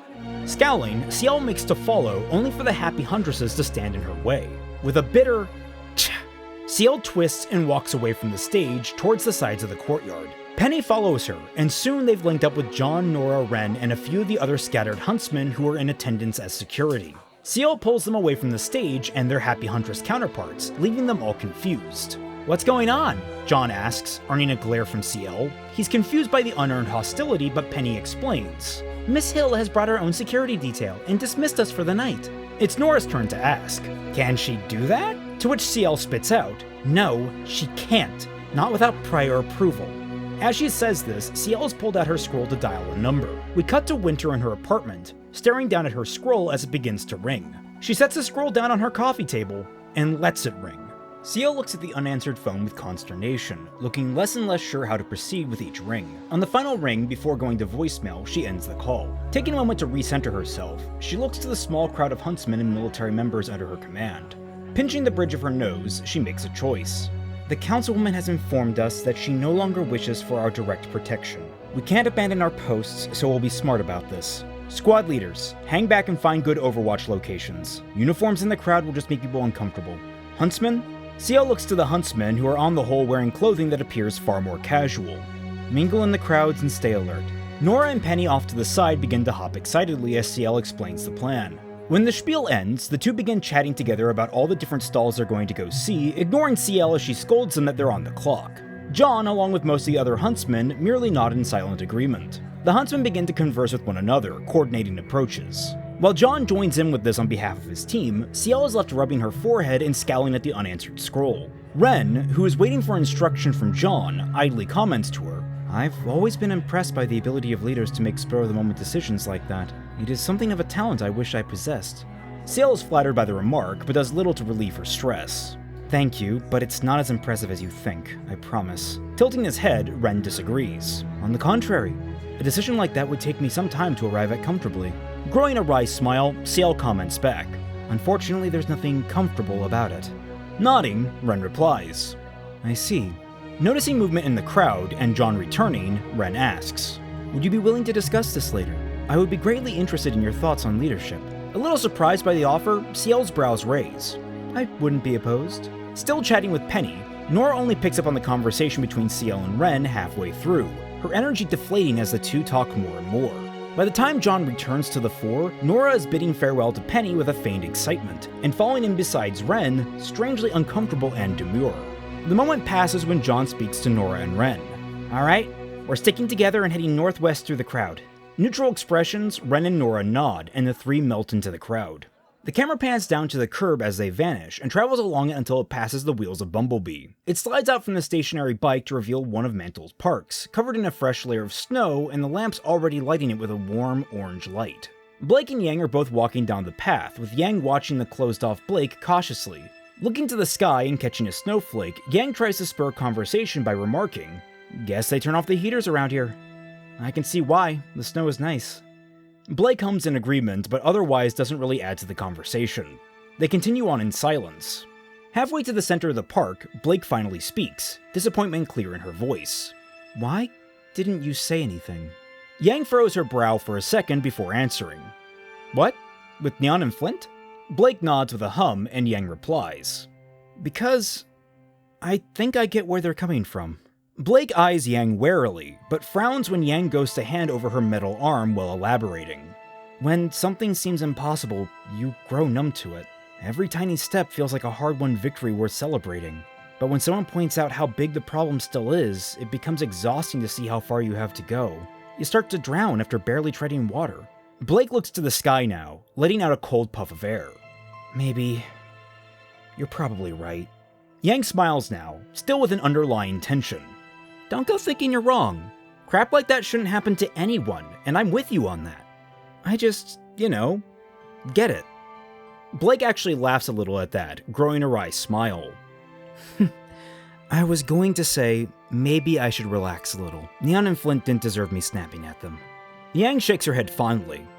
Well, it takes two to tango, and Neon's got a real hard head if you hadn't noticed. Raising a brow Yang's way, she comments. Pot nose kettle. And Yang crosses her arms. Damned straight. Blake laughs now, the dour mood dispelled by Yang's shenanigans. Beaming at her success, she hops on the stone wall of the bridge they're walking across, balancing playfully as she remarks, "There's my Blakey." Blake's laughing dies down, cheeks pink. Goofball. Yang smiles down at her cheekily before hopping off the wall as the bridge ends. If it gets you smiling, anytime. Blake's smile softens and she looks down to her feet as her cheeks get redder. The two come upon a fountain in the middle of the park, the water heated to allow it to flow. They both take a moment to appreciate it before Blake sobers a bit from the good cheer. Sorry I ruined the night. I really wanted to do more clubbing with you. Yang softly bumps shoulders with Blake as she replies. The clubs aren't what make it special. Instead of cheering her up, the remark makes Blake's face tighten with tension. Unprovoked, she turns and throws her arms around Yang, pulling her into a tight hug.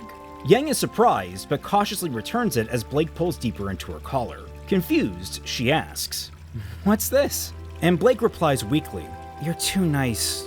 Frowning down at her softly, Yang pulls her in for a tighter hug. "You deserve it." Blake shakes her head. "Do I? I always make life more difficult for everyone around me."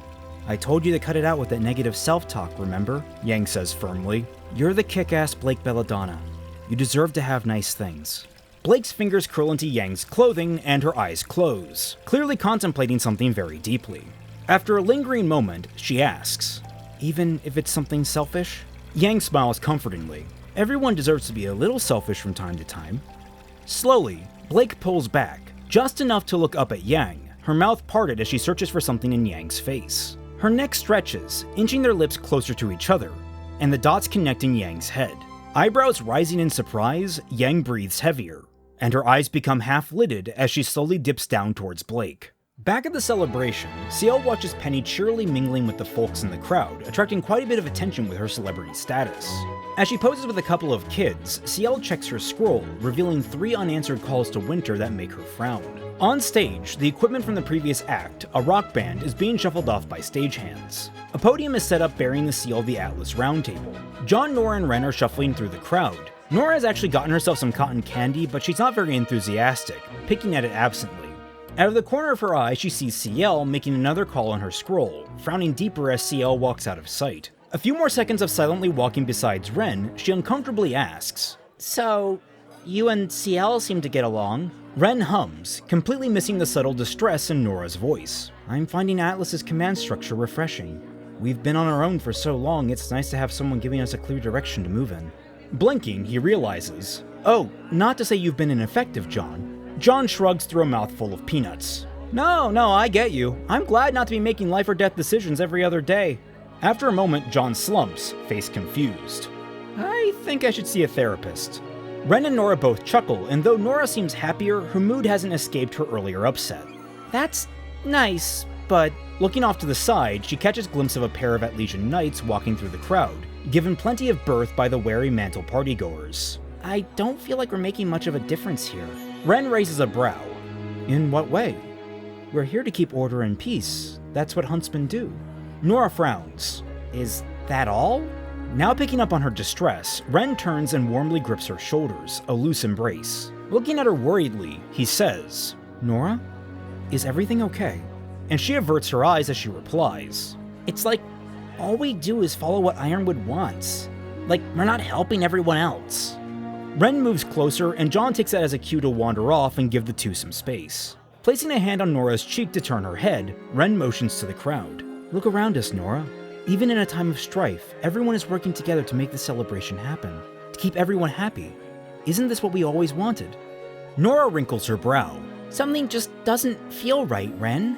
Lifting her chin up, her worried eyes meet his worried eyes, and he softens his expression. "As long as we have our friends, like Team RWBY, like John, as long as we have each other, we can get through anything." Faces already inches apart, Nora closes her eyes, as does Ren, and they both lean in for a peck on the lips. They pull apart, and there's a boom from the mic on the stage as the proceedings move along. Nora lets her head rest on Ren's shoulder, though notably, she's still very much lost in thought. John sees only a bit of this from behind with a forlorn smile, and he continues to walk through the crowd, content to let his friends enjoy the night. Robin finally arrives for her speech, flanked by May and Joanna.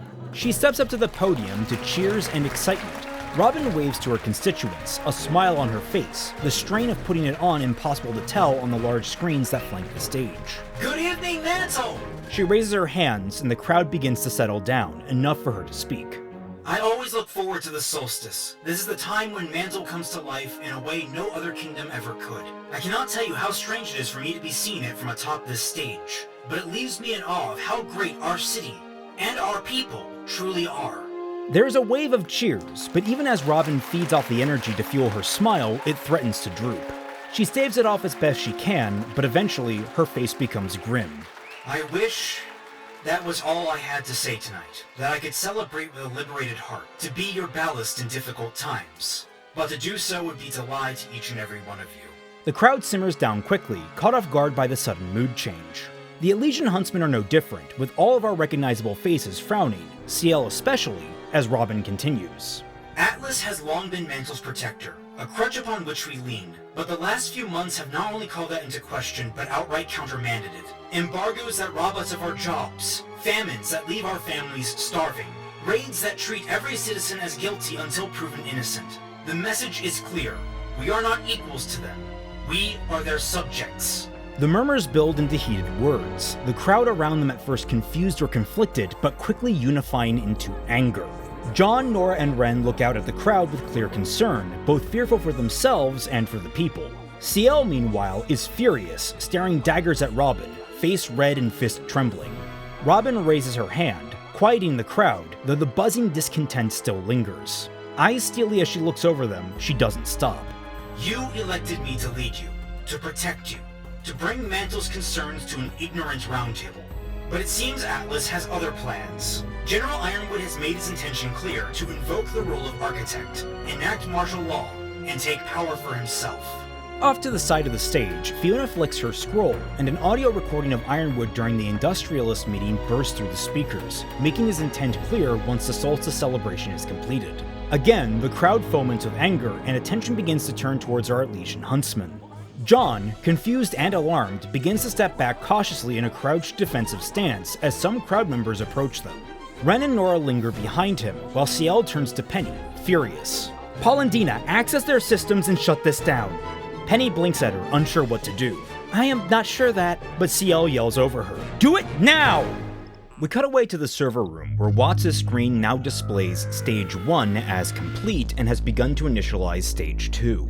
Neo stares at it boredly, borderline asleep as it pings the turnover and indicates the thumb drive can be removed. Neo unplugs it, but her brows furrow as she considers something. She glances around the room, only just now noticing that Malachite never joined her at the kiosk. Not seeming too surprised by this development, she pulls out her scroll and sends out a message. A moment later, the two guards from before round the corner, weapons drawn, completely unrestrained. Neo silently groans with understanding, raising her hands in surrender. One of the guards steps forward aggressively, motioning with his rifle. Who are you? What are you doing here? Neo blinks at them, unperturbed, and in fact holds up a finger, asking for them to wait. That makes the guards pause in confusion, when every light in the room goes out, including the servers around them. In the darkness, there's panicked gunfire as the muzzle flashes illuminate Neo, beating the guards into unconsciousness. We cut to the door to Ironwood's office and pan over to the atrium in front of it, where Roman and Cinder are walking into one of the elevators. Roman is flipping a flash drive between his fingers before making it disappear up his sleeves. Well, that was easier than expected. Cinder presses one of the lower floors, responding to his comment with silence. The elevator begins to descend, and the two are left in that silence. At least until Roman comments, I noticed you didn't select the hangar. Still staring forward, Cinder remarks, I noticed you didn't correct me. Another few seconds of silence, and Roman's scroll pings. Without even bothering to check it, he uses his cane to push the button for a floor they'll be passing by shortly. You know, that was my mistake. Cinder looks at him, confused as the elevator comes to a stop and he waltzes out of it, giving her a polite bow. I'll get out of your hair. Cinder looks at him confused, as the doors to the elevator close shut and it begins to descend again. Rolling her eyes, she doesn't think much else of it until the elevator shudders to a halt as the power goes out. Cinder's eyes widen and her fists are on the door immediately. Roman!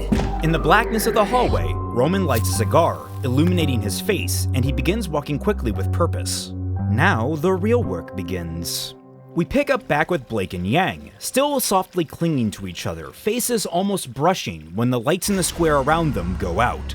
They pull apart in surprise as the fountain stops flowing, leaving them confused among the snow and shadows. Jumping over to the Mantel speech, Robin is glaring at one of the screens as Ironwood's audio ends, as if the audio recording were the man himself, as she adds, He will claim his intentions are noble, but there is no justification for this move. Down with the Sketchy Huntsmen, the crowd is closed in around them, and a rock sails out towards Ren, which John deflects with his shield. Trash and other projectiles begin to pelt them, even knocking one of the background huntsmen off their feet with the force. More panicked now than angry, CL shouts at Penny, Penny, shut it down! On stage, Robin looks at the riled crowd. We should not and will not bend to this move. We must resist the General's tyranny with every breath. The microphone cuts out, and we get a wide angle of both Atlas and Mantel as almost every visible light flickers out, save for a very few select buildings and locations with backup generators, as well as the lights on the stage. Jumping back to the Elysian Huntsman, CL sighs in relief. "Thanks, Penny." Only for Penny to respond, "I did not do that." Robin and her huntsman look around in confusion at the power outage. The entire square has gone dark, with the strange exception of the lights illuminating the stage, before there's a crack in the air. There is a jolt as Robin's aura completely shatters, the light it gives off tastefully silhouetting a spray of dark blood that bursts from her back. May and Joanna watch in horrified slow motion as Robin topples back behind the podium, eyes open in shock. Full disclaimer here. We tried very hard this volume to detach it from real-world political events, knowing full well that was an issue many had with the actual Volume 7. This particular plot point was conceptualized early in the summer of 2024, well before, particular events. While pulling from historical and narrative assassinations for this moment, this scene is in no way supposed to be analogous to anything in history. Just to make that absolutely clear for everyone, especially the people in the back. Now that we're hopefully all clear on that, back to the story. There is a stillness in the air, the crowd barely registering what just happened in the dark. The Elysian Huntsmen are stunned, but John is the first to react. His eyes follow the trail of light left in the wake of the high-powered energy rifle, burned into the sky from the powerful shot. Following it back to a building, we cut inside a room with an open window, where a shadowy Tyrion stands and drops the rifle with open disgust. John looks back to the other huntsman, motioning first to the building he saw. "Nora! Ren! 4th floor! 3rd window from the left! CL? With me! Penny? The rest of you?" He falters. "Try to keep things under control with the crowd." CL is about to argue, but John glares at her. "Move!" The shout galvanizes everyone into action, and they break, following John's plan. We focus on John's face in a one-take, seeing the huntsman move to secure the crowd in the periphery. We even see as Nora launches herself and Ren up towards the window using her hammer. The shot ends when he reaches the stage and is immediately stopped by the happy huntresses, who have tightened their security. On stage, Joanna is standing over Robin while May and Fiona try to tend to her. "Let me through!" John yells, shoving against them futilely. "I can help!" May glares down at him on the stage, tears in her eyes. "We don't want your help!" John is confused by the response, but is distracted when CL appears, rushing forward and effortlessly kicking the legs out from under the woman holding John back. They don't spare more than a glance to each other as they rush up on deck. John wastes no time trying to rush to Robin's side, but Fiona drops her medical equipment and spins to a crouch, energy claws at the ready to defend. This stops John, and he reiterates, "It's my semblance! I can help people heal!" only to hear the click of a gun behind him. He realizes that Fiona is not glaring at him, but at CL, who has her pistols raised. "Move out of the way, John." The words hit him like a sack of bricks. "She's dying, CL!" CL shakes her head. "They just tried to incite treason!" Fiona snarls back. "Don't talk to us about treason! We were trying to organize civil disobedience!" CL shouts, "That's not what we heard!" And Fiona tries to counter. "Because Robin was..."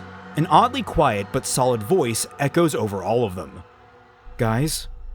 The three people arguing look to Joanna, holding back tears, averting her eyes from May and Robin. May's body is shivering, concealing Robin's condition, before she turns back to them, venom and pain in her eyes as she says, "She's gone." We get confirmation when we see Robin's eyes, empty of all life. May reaches forward, holding back sobs and screams as she closes Robin's eyes.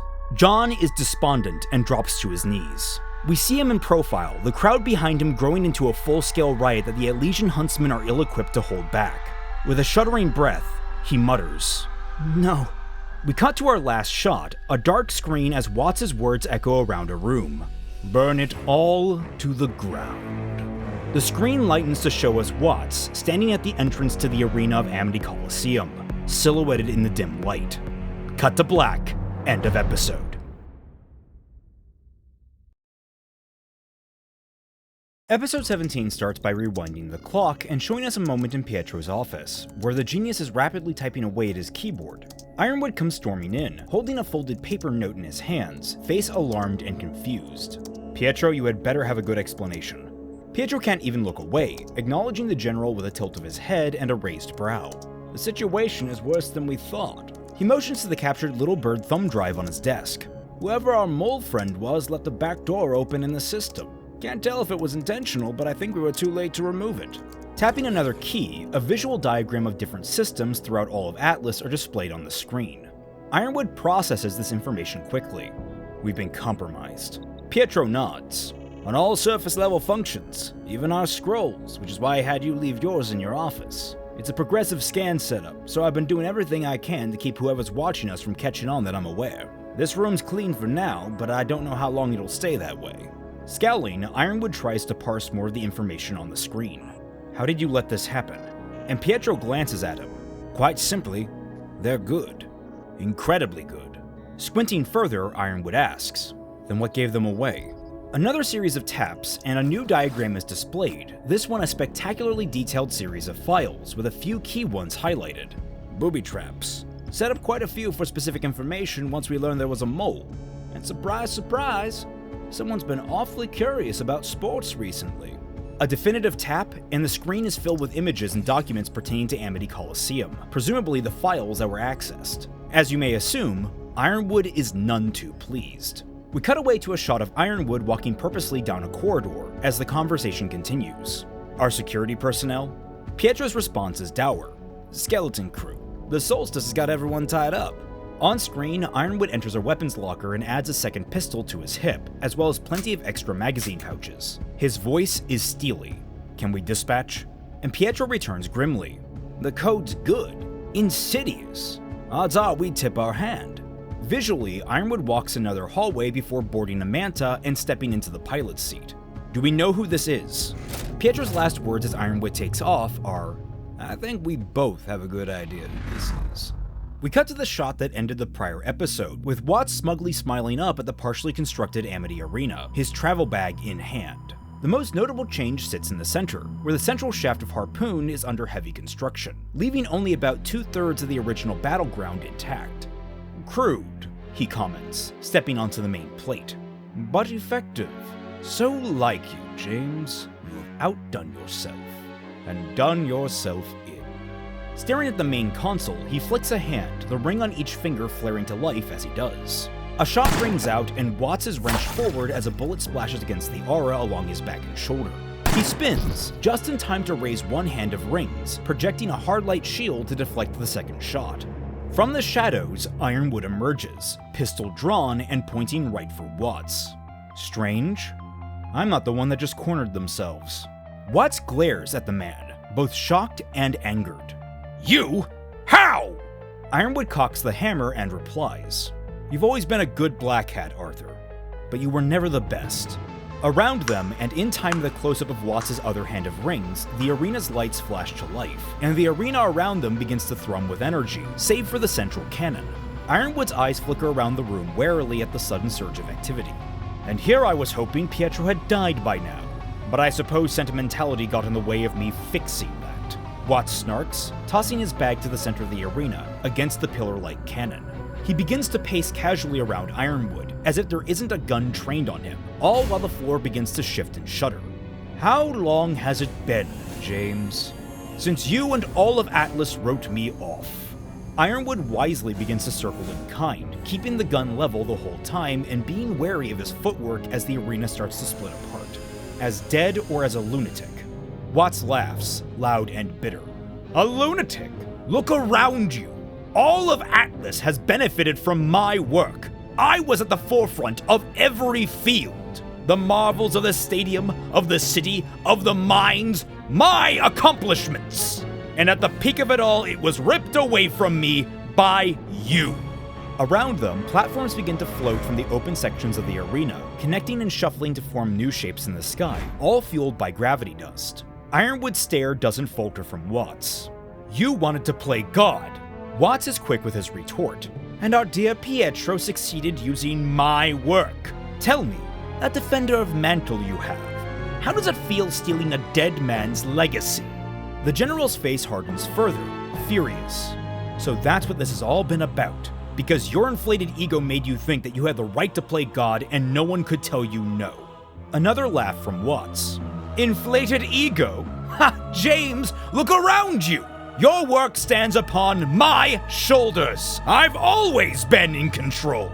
Clenching his fists, the transformations shift into high gear, the platforms moving even faster. Ironwood fires a shot, but Watts raises his knuckle, force field appearing to block the shot. What follows is, honestly, a very similar fight sequence to what we got in the canonical Volume 7. The key difference this time around is that Watts doesn't have his garish revolver. Instead, he fights purely using his control over the environment, flinging platforms and force fields and conjuring weather effects like lightning and lava vents at Ironwood. All of this while Ironwood chases Watts across the floating platforms that regularly distort gravity. As this happens, a key thing to note is that the central platform around the cannon has become more or less a service elevator to the main control platform near the top of Harpoon. This location is where the end of the fight winds up going, and the result is much the same as Cannon. Watts planting his rings and using his hard light shield to trap Ironwood's arm. Brushing off his coat, Watts approaches the center of the platform and begins to hack the laser, gloating all the way. Truly a man of poor choices, a child playing general. You want to pacify the world but can't even control your own house. Look at it! Your wonderful kingdom is falling to shambles. I barely had to lift a finger. In fact, your inner circle did most of the work for me. Tell, did the little Rose ever discuss with you what she saw in the lamp? As we cut to Ironwood's confused face, mumbling, "In the lamp?" Watts adds, "What they all saw. I don't think she trusts you, and I think that makes her leagues smarter than you." Ironwood twists and begins to pull at the energy shield. The screen on the laser indicates that it's almost halfway hacked as Ironwood rips free, sacrificing that arm. Watts is caught off guard when Ironwood stomps up to him, grabs him by the throat, and drags him away from the computer. Ironwood dangles Watts off the edge of the platform, exhausted but in control. All of this is kept as Ironwood definitively declares, "I will sacrifice anything to protect Atlas, to keep the world safe." Beaten and bloodied, Watts still manages a smile and a laugh. "Oh, you will. Anything and everything, James. Just to try." Infuriated, James headbutts Watts into unconsciousness and tosses his body to the platform. The camera lingers on Watts' crumpled body, then pulls back to the main control platform where Watts' bag begins to open with inky black smoke behind the central pillar. We cut over to the Solstice party at Atlas, where Ruby is zipping around the buffet table, picking at the different delicacies, while Weiss talks with a group of people not too far away, a cheery plastic smile on her face. Ruby's body moves on its own when the waiter passes with a tray of bubbly drinks, and she takes one as a part of her splurge. When she takes a sip, she scrunches her face and says, "Black," before she keeps on sipping at it throughout the scene. Weiss waves the people off and slips back to Ruby's side. I thought the conversations would be far more substantive, but it's all just droll financial talk and bragging. No one wants to talk about anything interesting. Ruby, through a mouthful of food and champagne, mumbles, "Or what?" Weiss rolls her eyes as she plucks the drink from Ruby's hand and places it on another passing waiter's tray. "Dry as it is, I hope you've been paying attention. Connections are important in our field." Ruby, swallowing, holds up a hand like a mouth, mocking Weiss's speech. "It could lead to exclusive contracts, or brand deals, or equipment access. But it's a day off. You guys were all over me about taking one, so maybe we should just go with the flow. Let's at least, I don't know, do some dancing or something? Now that I can, walk?" She points to her flats for emphasis. With a sigh, Weiss relents. "Fine, after the next round of mingling, we can go dancing. But if you step on my feet, I swear to God." Ironically, despite getting what she wants, Ruby has lost focus on the conversation and is now poking her head over Weiss's shoulder. Frowning, she gets Weiss's attention.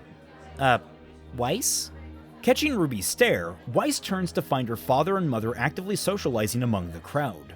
She makes no attempt to hide her look of disgust and contempt, but a resigned look begins to cross her face. Breathing deeply to steady herself, she turns back to Ruby, asking, "Ruby, do you mind waiting back on this one?" Concerned, Ruby looks between Weiss and her parents, and Weiss explains before the question is even asked. "I'll be alright. Even if I can't open a door like I did with Whitley, I need to try." After another prolonged worried stare, Ruby smiles weakly and pats Weiss on the back reassuringly. "I'll be here if you need me."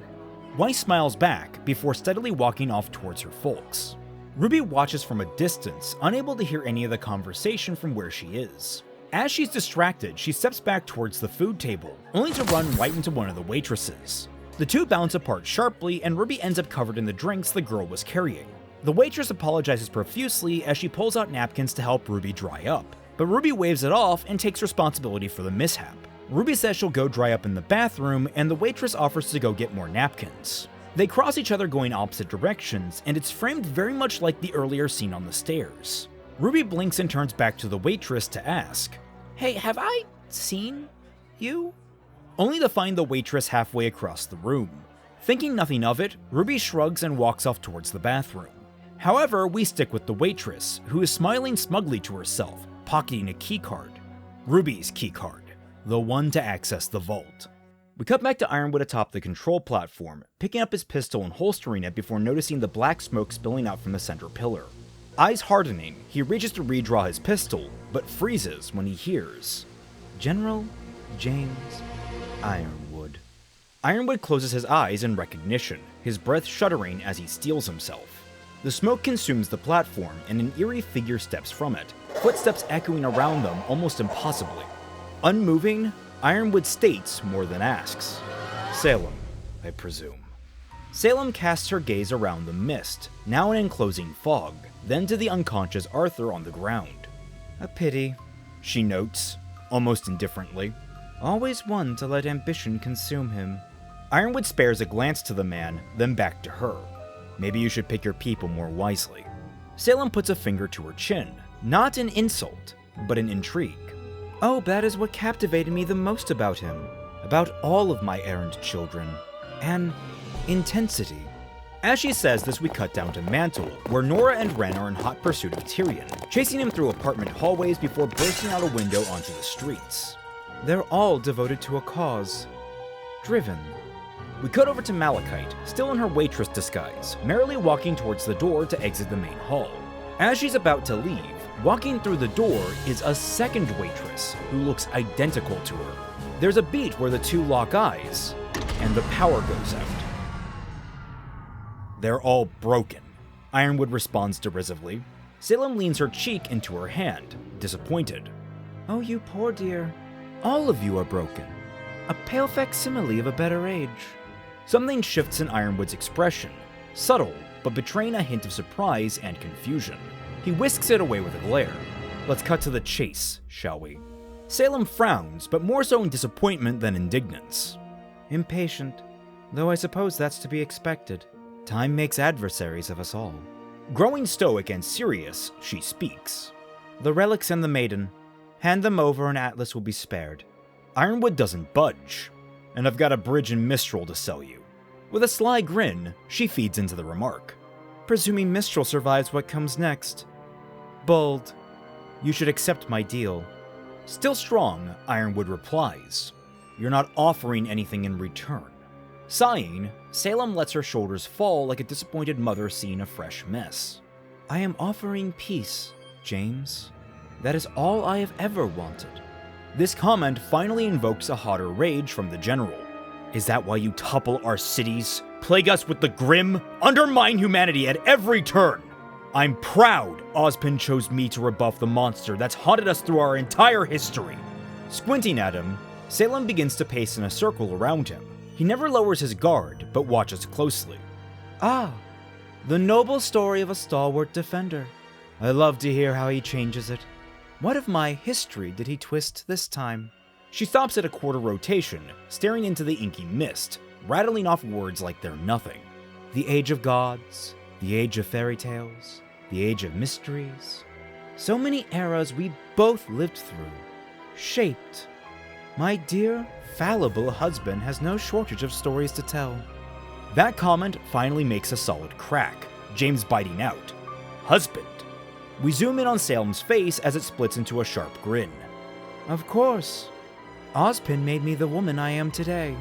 We cut away to the Atlas Solstice party, the lights still out and the guests muttering in confusion and anxiety. Jonks is staring at Weiss, quite disgruntled, and Willow is looking out into the distance, sipping at her flute of champagne. A few weeks without my patronage and I can't even keep the lights on, he scoffs. Weiss frowns deeply, muttering, That's impossible. Jonks raises a brow to her. Hardly, you wouldn't believe how the military loves to waste funding. Now, where were we? Weiss isn't even paying attention, shaking her head and heading back towards where RWBY was. Both Jocks and Willow take note of her departure, with the former calling after her. Excuse me, we were in the middle of a conversation, young lady. Calling back to them, Weiss says, Mother, Father, stay here and stay safe. Jock scowls after her, but Willow lays a hand on his arm and sends him a silent look to let her go. Wordlessly, he relents, but reluctantly. Weiss gets a glimpse of Ruby heading towards the bathroom and quickly follows after, and the camera rack focuses behind her. In the distance near the exit, we see the two waitresses still staring each other down. The two cautiously approach one another, before stepping forward sharply and beginning to fight. Unlike most fights in RWBY, this one follows a much more small-scale and intense pattern, that being similar to the Demetrios fight from Casino Royale. Both girls attempt to kill each other while keeping their cover, leading to a combat composed of short, sharp movements that would go unnoticed in the dark. Occasionally, the two are forced to break apart, during which Malachite attempts to make a break for it, only for the second waitress, revealed to be Neo thanks to a flicker of her eye colors, manages to catch up and corner her. They're both closely matched, but Neo's skill set is much more conducive to this sort of low-visibility scuffle. Using only a steak knife, she manages to overpower the damage reduction of Malachite's aura and cut her at the knee, followed closely by a counter move that slams Malachite's head into a wall and knocks her unconscious. Humorously placing Malachite's slumped form in a nearby chair, Neo roots through her pockets and locates Ruby's keycard. Pocketing it herself, she struts quickly out of the room. Ironwood's voice drifts over her exit. "You're lying." We cut back to him in Salem in the mist, further along in their conversation, and he's still glaring at her. However, his eyes are beginning to quaver with doubt. He would never. Salem, meanwhile, is playing with the smoke, an extravagant, rickety tower at her fingertips as she replies. Never what? Seek to build a better world? Crown himself atop it to keep order and peace? To enlighten those below him? We both know that is not just within his nature, but his nature alone. She flicks her hand through the tower and it collapses in on itself, the smoke wafting into the dark. He clings to his role as guardian of our world, and just as much the warden to its prison. Looking over her shoulder at him, she continues. I offer to break those walls, and the sane recognize it as the only option. We cut back to Mantel where Tyrion is attempting to flee from Nora and Ren through the back alleys. Neither pursuers being particularly quiet or reserved, with Nora especially highlighting their route throughout the city with the explosions from her grenade launcher. It's no shock then, when after rounding a corner, they're met by Crow, Clover, and an entire squadron of Elysian soldiers. With Nora and Ren pressuring him from behind, Tyrion looks around the intersection, and smiles sheepishly before raising his hands in surrender. "Oops," he says wryly as two of the soldiers approach him. It really shouldn't be that hard to swallow. Salem's voice cuts back in. We arrive in the mist once more, and now it's James that's facing away while Salem observes him. She continues her taunt. His crusade has always been carried by the naive, pliant, obedient, and curious. You would trust a man who steals the faces he wears, if only because he gives you a sliver of truth. I offer only the whole truth, warts and all. James is staring at the ground, his eyes twitching between furious, confused, and despondent, leaving him apoplectic. Salem walks up behind him, her fingers coming to rest on his shoulders, lips to his ears. I free you from his petty lies. You are no longer bound to his will. So if you still wish to save Atlas, all you have to do is give me. Face furious, James turns on her, draws his pistol, and fires a single shot into her chest. The visage of Salem vanishes instantly, and the smoke begins to clear as her seer's dome hits the ground with a wet thud, a high-caliber bullet through its glassy membrane. James is left there alone, staring at the dissipating corpse of the Grim, hand trembling. He sucks in a ragged breath, and his hand stills. Holstering his pistol, he walks to where Watts is unconscious and grabs him by the scruff of his suit with one hand. We cut away to inside Atlas, where Roman is waiting near an elevator. Neo appears, a soldier disguise fading away as she approaches. She flashes Ruby's card, causing Roman to smile devilishly. Our last hard cut is to James piloting his Manta back towards the academy, Watts secured in a seat in the back. The general's eyes are empty, staring into the distant cityscape, lights still mostly off. The sun behind the mountain, barely a sliver, sinks below the horizon, taking with it the warm rays that illuminated both settlements. Large storm clouds begin to roll in, obscuring what little light remains. The last shot is of the old gate down in Mantel, where John and the Happy Huntresses are still in shock over Robin's death as the night consumes them. Darkness covers the monument and we fade to black, ending the episode. This content and the rest of the content on Celtic Phoenix is brought to you by the wonderful people supporting the channel through Patreon. For just $1 or more, you can gain access to the Tundra Discord server, where you can interact with me and a whole host of my fellow internet colleagues, such as the other members of Team Frostbite and the Team Jacked podcast. Become a part of our regular bad fanfiction nights that happen every Friday night at 10 p.m. Eastern Standard Time by joining our chat and adding your commentary to the reading. You can also join by becoming a member of the Celtic Phoenix YouTube channel, with the additional bonus of gaining access to a bunch of sweet emoticons during every one of our streams, such as the Team Jacked podcast, which airs every Wednesday at 6 p.m. Eastern Standard Time. But if either of those are too much for you, you can always subscribe to the channel, enable alerts, like this video, and share it around to all your friends. Thank you all so much for watching, and we now return you to your regularly scheduled fixing. Our finale begins with a busy dial tone. After a few seconds, there's a click as the person hangs up, and the camera pulls out to show Blake inside a Mantel phone booth. She sighs in frustration and steps out, where Yang is leaning against the frame. "No dice?" she asks. Blake shakes her head. "It's strange. You'd think the connection would still work if it had emergency power." Yang glances back at it disappointedly with a shrug. Technology is haunted. There's a rudimentary, crude ringing noise, more of an alarm than anything, and it takes the girls a moment to realize it's their scrolls. Opening up Yang's, they receive a garbled message from Pietro. We then cut to Clover, Crow, and Junior receiving the same message halfway through loading Tyrion into a prison transport. To all Atlas personnel, this is a Priority 1 emergency. You are to report in through designated backup frequencies. Equipment lockers are being deployed to all huntsmen as per Protocol 2401, and fleet assets are moving into position. The end of the report cuts over to Flint and Neon, outside of a club with a group of other partygoers. They look up to see dozens of lockers being launched from both the top and bottom of Atlas, raining them across both cities. We jump to Ruby and Weiss, already in a locker room that's now mostly devoid of lockers, recovering their own gear and outfits while more lockers launch around them. As they do, an additional message from Pietro plays. To the huntsmen receiving this message, you are to return to Atlas immediately and await further orders from General Ironwood. Transports have been dispatched to your locations. The scene comes back full circle to Blake and Yang, listening in.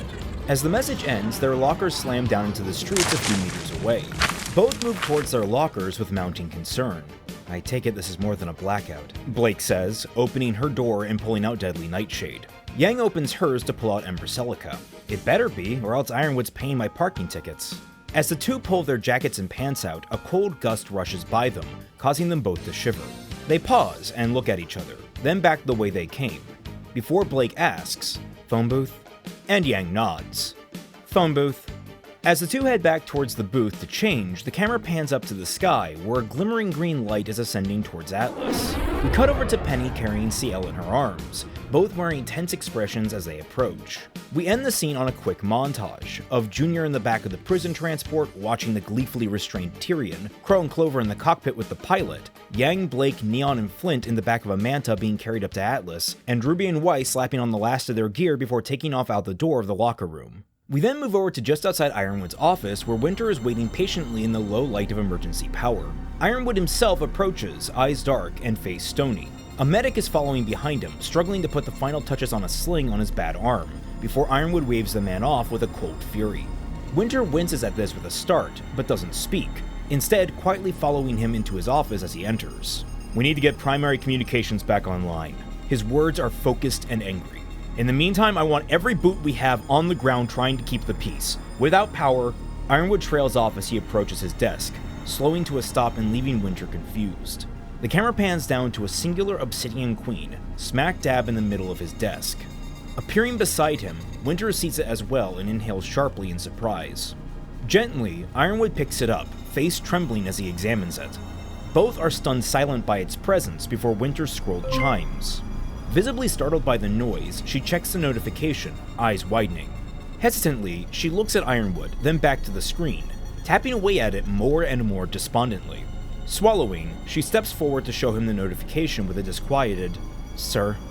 We peer up through the screen as he reads it, seeing that it's a notification that the main vault facility has been accessed. By Ruby Rose. Or, more accurately, her keycard, but neither Ironwood nor Winter know that. In a low voice, he asks, "Cameras?" Reluctantly, Winter pulls up the camera in the vault elevator's retinal scanner, showing Ruby Rose. Staring at it, Ironwood is silent, but his voice trembles as he mutters, "This whole time." His good hand jerks to the table, smashing the queen underneath. His next words are orders. "Specialist, link up with Penny, go to the vault, and secure the maiden." Glancing over his shoulder, he adds, "If the situation escalates." Winter locks eyes with him and remorsefully nods. "Yes, sir." Turning on her heels, Winter marches out the door, leaving Ironwood alone. Pulling his hand, filled with glass shards now, from the table, he pulls out his own scroll and loads up the contact profiles for the 5 members of Strike Team 32.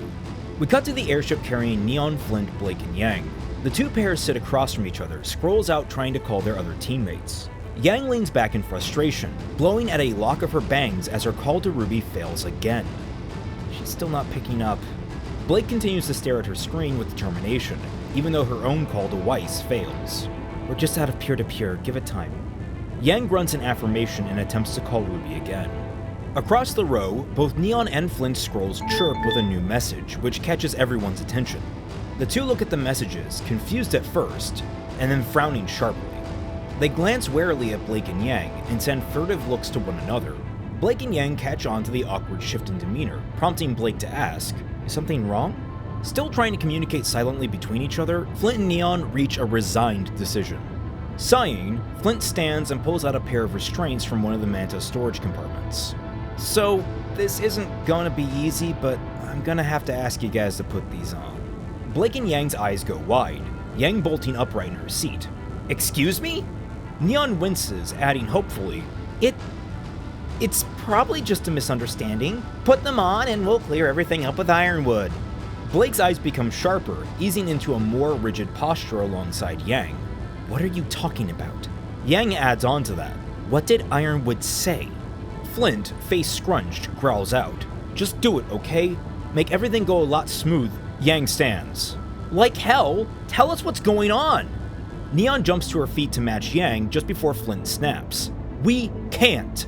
All we can say is that you're under arrest." Now Blake stands, ears pinned back, confused and angry. "For what? What did we do?" Flint grabs at his brow in frustration. "It's not you. We can't say. It's classified." Neon begins to bounce with an almost pained energy, trying to keep her mouth shut, but it's clear there's something she wants to say. Yang shakes her head, eyes flickering red. "Bullshit! We didn't do anything wrong!"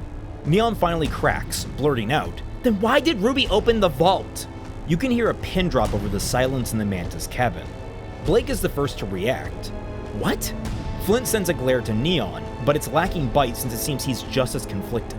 "Like we said, probably a misunderstanding," and Yang responds, "He's having us arrested. Is he arresting Ruby and Weiss too?" Neon shrugs. "I mean, she is the one who opened the vault," and Flint cuts her off. "Neon, shut it!"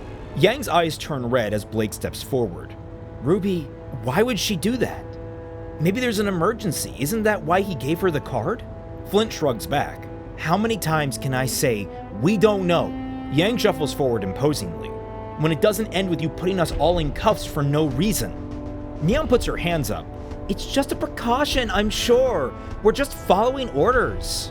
And Yang replies sharply, "They're crap orders and you know it." Neon, a little harsher, shoots back. "You can't just pick and choose." Blake steps up a little more. "Yes, you can! We're people, not robots!" That comment makes Neon grimace angrily, and Flint shakes the cuffs in front of Blake and Yang, biting. "We'll sort it out later, just put the damn cuffs on, or else." Another silence, and very slowly, Blake reaches for the hilt of Deadly Nightshade. Yang activates Ember Celica, and Neon reaches for her nunchaku. Very tersely, Yang replies, "No." And we're left in a stew of boiling tension. A moment later, the four all move, breaking the standoff. Flint tries to snap the cuffs onto Yang's wrist, and only manages to scrape it against the armor of her weapon before the other fist slams into his face. Neon tries to rush forward to assist him, but is forced back by Blake launching deadly at her from her sheath. Neon manages to kill her own lunge to dodge out of the way, planting a heel and spinning one nunchaku into Blake's face. This leaves her open as Yang delivers a spinning roundhouse kick to Neon's stomach, flinging her into the rear of the cabin. Flint, recovering quickly, takes the opportunity to draw his trumpet and blasts Yang from his lower position, launching her into the corner of the wall and ceiling. Pinned, Yang flexes her wrist and shoots an explosive round at the Manta's door, blowing it off and causing the airship to rock sharply, taking Flint off his feet. He nearly falls out, but Neon catches him. Yang is less lucky, tossed out by the force. Blake, without hesitation, allows herself to be pulled out the door and catches onto Yang. She fires deadly into the side of the Manta, tethering the two to the airship with her ribbon. As the other two scramble to find their footing, Flint leans against the door, raising his trumpet to blast Yang and Blake. Yang, twisting in Blake's arms, fires a round that bursts in Flint's face, shifting his aim and causing the blast to go into one of the wings. The wing crumples under the attack, bursting into smoke and sparks, and the Manta begins to list to one side and sink as it approaches the Academy. In the cockpit, the pilot struggles against the controls, unable to stabilize their flight, and he yells back, "We're going down! Brace for impact!" The two barely manage to hear him over the sounds of the rushing wind, but they for sure notice how the entire ship has begun to spin in an alley-around roll. Yang and Blake are dragged through the air as the Manta barrels right for the Academy uncontrolled. A short distance away from the building, Blake pulls Deadly free, and she and Yang go flying through a lower-level window, smashing the glass and slamming into the wall of the hallway. Above them, there's a raucous explosion accompanied by a burst of light and debris raining past the window. Blake and Yang struggle to their feet, both looking in horror at the window. Blake leads off, shocked. "Neon, Flint, the pilot!" Yang squeezes her eyes shut with a remorseful grimace. "We don't have time to think about that." Pulling out her scroll, she begins to dial Ruby's number. "We better be close enough now." We cut to Ruby and Weiss rushing down one of Atlas's main interior hallways together, hearing the distant crash through the building's skeleton. They try to suss out where the sound came from, openly confused by it, only for Ruby's scroll to ring. Taking the call, Yang's face appears on the scroll, with a partially worried, partially relieved, Ruby! Ruby replies in kind. Yang, do you have any idea what's going on? Blake leans over Yang's shoulder. There's a blackout through the whole city, but we're not sure either. Yang shakes her head. Not the important part. Ruby, you need to be careful. Neon and Flint just tried to arrest us, and we know there's an order out for you. Blake adds, Weiss too, if we were on there. Weiss, over Ruby's shoulder, asks, "Why?" And Blake responds, They think you opened the vault. Ruby blinks, reaching to her pocket. But I'm right here. She begins patting herself down in a heightened panic, eyes going wide. My keycard! It wasn't in my dress! It had to be someone else! Weiss's brows furrow. Aren't there eye scanners to get in? After a moment of pause, Yang groans angrily. Oh, God damn it, Neo! The four girls go quiet, Blake especially sending Yang a worried glance. Shaking her head, Ruby declares, I'll get to Ironwood's office and talk to him. Blake shuts that down. Ruby, I don't think that's going to work. He wants us arrested. We just had to fight off Neon and Flint. Weiss is flabbergasted. You fought them off? Ruby just quietly absorbs the information as Blake elaborates.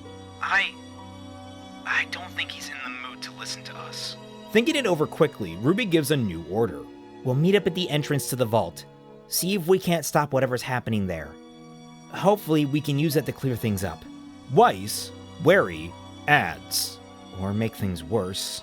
Swallowing, Ruby rounds it out. Protecting the maiden and the relics comes first. Ironwood will understand. There is silence as none of the girls quite believe the optimistic sentiment, but eventually Yang speaks up. Okay, we'll meet you there. You keep her safe, Ice Queen. Very seriously, Weiss nods. Naturally. You and Blake stay out of trouble. Yang smiles back wryly. That's our specialty. See you at the vault. Love you, sis. Ruby rounds it out by saying, Love you too. Both of you stay safe. With nods from Yang and Blake, the call ends. Not sparing a second for themselves, Ruby and Weiss change directions and begin heading down a different hallway. We cut to Ironwood, entering the main command center for Atlas operations, the one we saw Clover in back during episode 13. Very curtly, he asks, "Do we have primary communications back online?" One of the officers replies, "No, sir. Palandina says we still have an hour before he has them operational." A second officer chimes in, "Sir, we've had a transport vehicle impact on floors 25 to 28. Fire suppression systems have been activated and rescue services are already en route." This frustrates Ironwood, but not as much as the next officer saying, "We're getting scattered reports through emergency lines about rioting down in Mantel." Rubbing his brow, Ironwood declares, "I want guards posted in every hallway. No one gets in or out without my say-so. Mobilize the 4th, 5th, and 12th Infantries, have them coordinate with the 14th Airborne and the 5th and 7th Armored Divisions. We are shutting down those riots.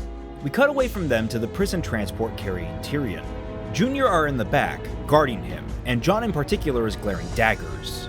Nora, however, captures everyone's attention, seeing something out of the narrow slits of the window. She stands to see it better, and even after Jon tells her to sit down, she's insistent that Jon and Ren also look. We jump up to the cockpit where Clover is reading a message on a scroll with concern, before Crow tears his attention away, pointing to the Academy with a worried, "The hell is that?" We finally get a clear shot of the Manta crash in the side of the building, still smoking as firefighting airships are starting to converge around it. We jump ahead to the transport landing, and Tyrion being forced out in his restraints. His signature grin hasn't diminished, and in fact it only grows seeing the smoke coming off one of the campus's many towers. "Oh, what's that?" he coos. My, things are getting messier and messier, aren't they? In response, Crow shoves a spit hood over Tyrion's head, which does nothing to dampen the glimmer in his eyes. Sighing, Clover turns to Junior. "You three get up there. Figure out what's going on, render any aid you can. We'll take Tyrion in for processing." Receiving a nod and a quick casual salute from the three, the group separates into two, heading into opposite buildings. We cut to a door opening, revealing Freya's medical ward beyond. The old woman is asleep as two figures approach. Ironwood and Penny come into focus, with Penny silently approaching the bed with purpose and disconnects Freya's machines one by one. This begins to stir the old woman, who blinks up in groggy surprise. "Penny?" Penny doesn't respond, quickly working through removing all of the equipment and needles attached to Freya, and not being particularly careful as she does. Freya winces and says, "You're being very rough, dear. Is everything okay?" Again, Penny does not respond. Completely disconnected, Penny places Freya in her wheelchair and pushes her towards the door. The old woman looks between her caretaker and Ironwood. "What's happening? Are we under attack? James?" All Ironwood gives her is a finger pressed to his lips, an indication to be silent. Disoriented, Freya presses her lips together and doesn't speak. The exit to the ward opens, and Ironwood follows as Penny pushes Freya out into the main foyer, before the door to the vault. Penny wheels Freya right up to it, and Ironwood stands off to the side of her, a commanding presence as he motions his head to the door. Freya, though uncomfortable, does as he indicates, and hesitantly presses her hand to the door. The mechanism begins to shift and change, opening just like we saw at the start of the volume, revealing the flowery field beyond and the dais with the two relics. Penny steps in front of the door, ready to enter it once it finally opens, and Ironwood watches expectantly. However, at the last moment, Ironwood's eyes widen. He grabs Penny and flings them both to the side, just in time to avoid a ball of fire that explodes where Penny had just been standing. Freya's chair is thrown aside, unceremoniously dumping the old woman to the floor. She looks up to where Ironwood and Penny are, only to see flickers of glass wisp off their bodies, revealing the forms of Roman and Neo instead. Freya's eyes widen in horror, but she can't say anything as a fourth figure approaches them, landing on the platform with a gust of air. Cinder glares at Roman and Neo. "Did you think that would hold me off for very long?" Roman and Neo stand, coughing from the smoke as he replies, "Honestly, surprised we got this far." We cut to Freya's perspective, eyes gliding between the conversation and the still opening door. Cinder is unimpressed with Roman. "Let me correct that then." Raising her human hand, she forms a fireball, intent on snuffing the two out, only for a harsh click of mechanisms to stop her in her tracks. All eyes fall to the door, which has started to close, before falling to Freya, who has dragged herself to its base to touch it and reverse the process.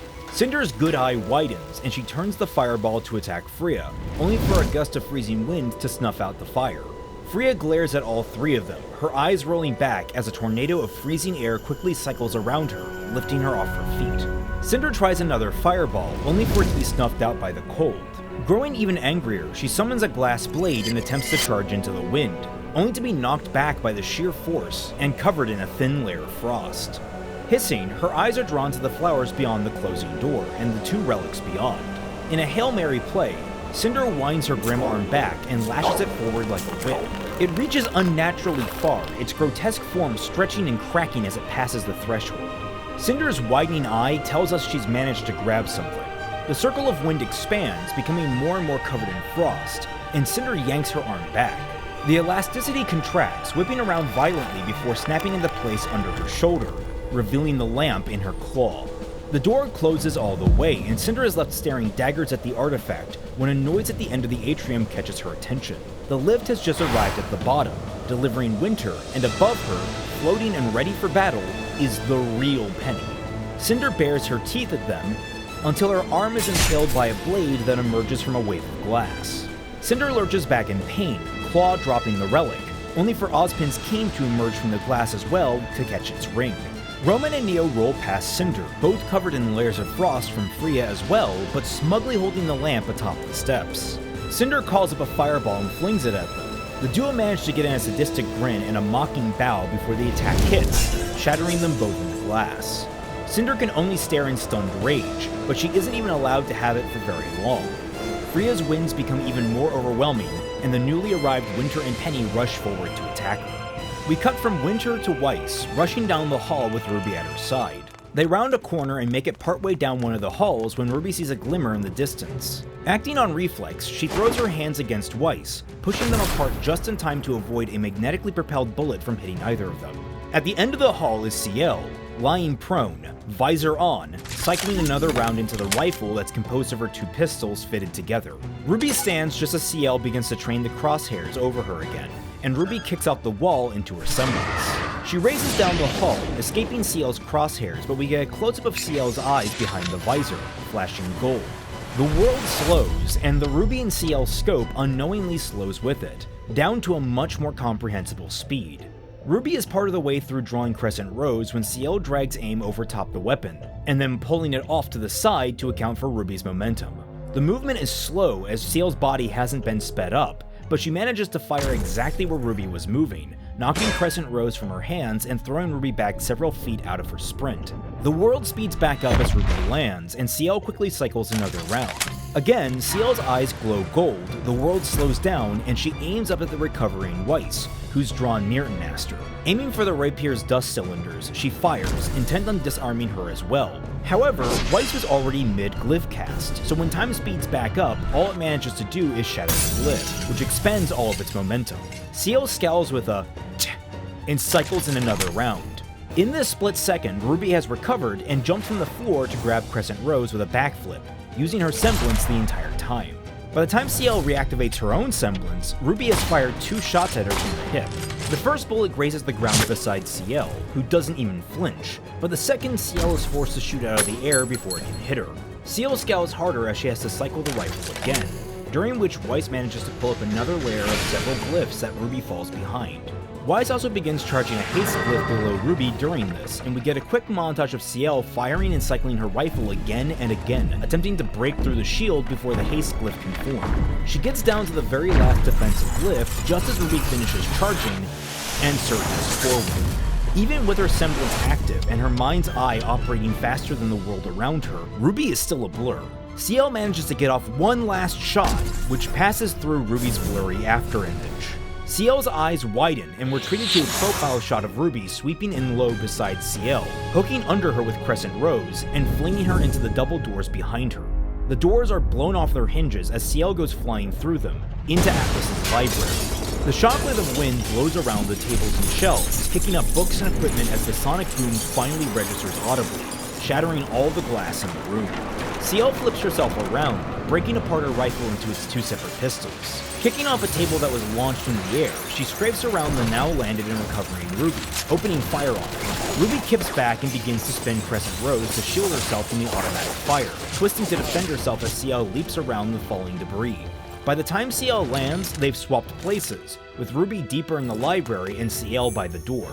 Seeing something over Ciel's shoulder, RWBY fires off a round of Crescent Rose and skims behind a bookshelf, dodging another volley from Ciel's pistols. Unfortunately for Ciel, she left herself too focused on RWBY, and even with her semblance active, she doesn't have time to react as the flat of a massive ethereal broadsword comes swinging in from the hallway. Ciel is slammed into a wall, her aura flickering and the wind knocked from her lungs, and a second later, a wall of ice is formed around her, pinning her in place. RWBY comes zipping out from the bookcases as Weiss walks up to admire her handiwork, the two breathless but sharing a wordless low five to acknowledge their teamwork. Ciel glares at them, teeth gritted, and behind her back we can see her gripping one of her pistols, thumbing a safety on it that allows it to start charging to the point it heats the ice around her. With a hoarse, broken voice, CL asks, Why? Why would you come into Penny's life just to destroy it all over again?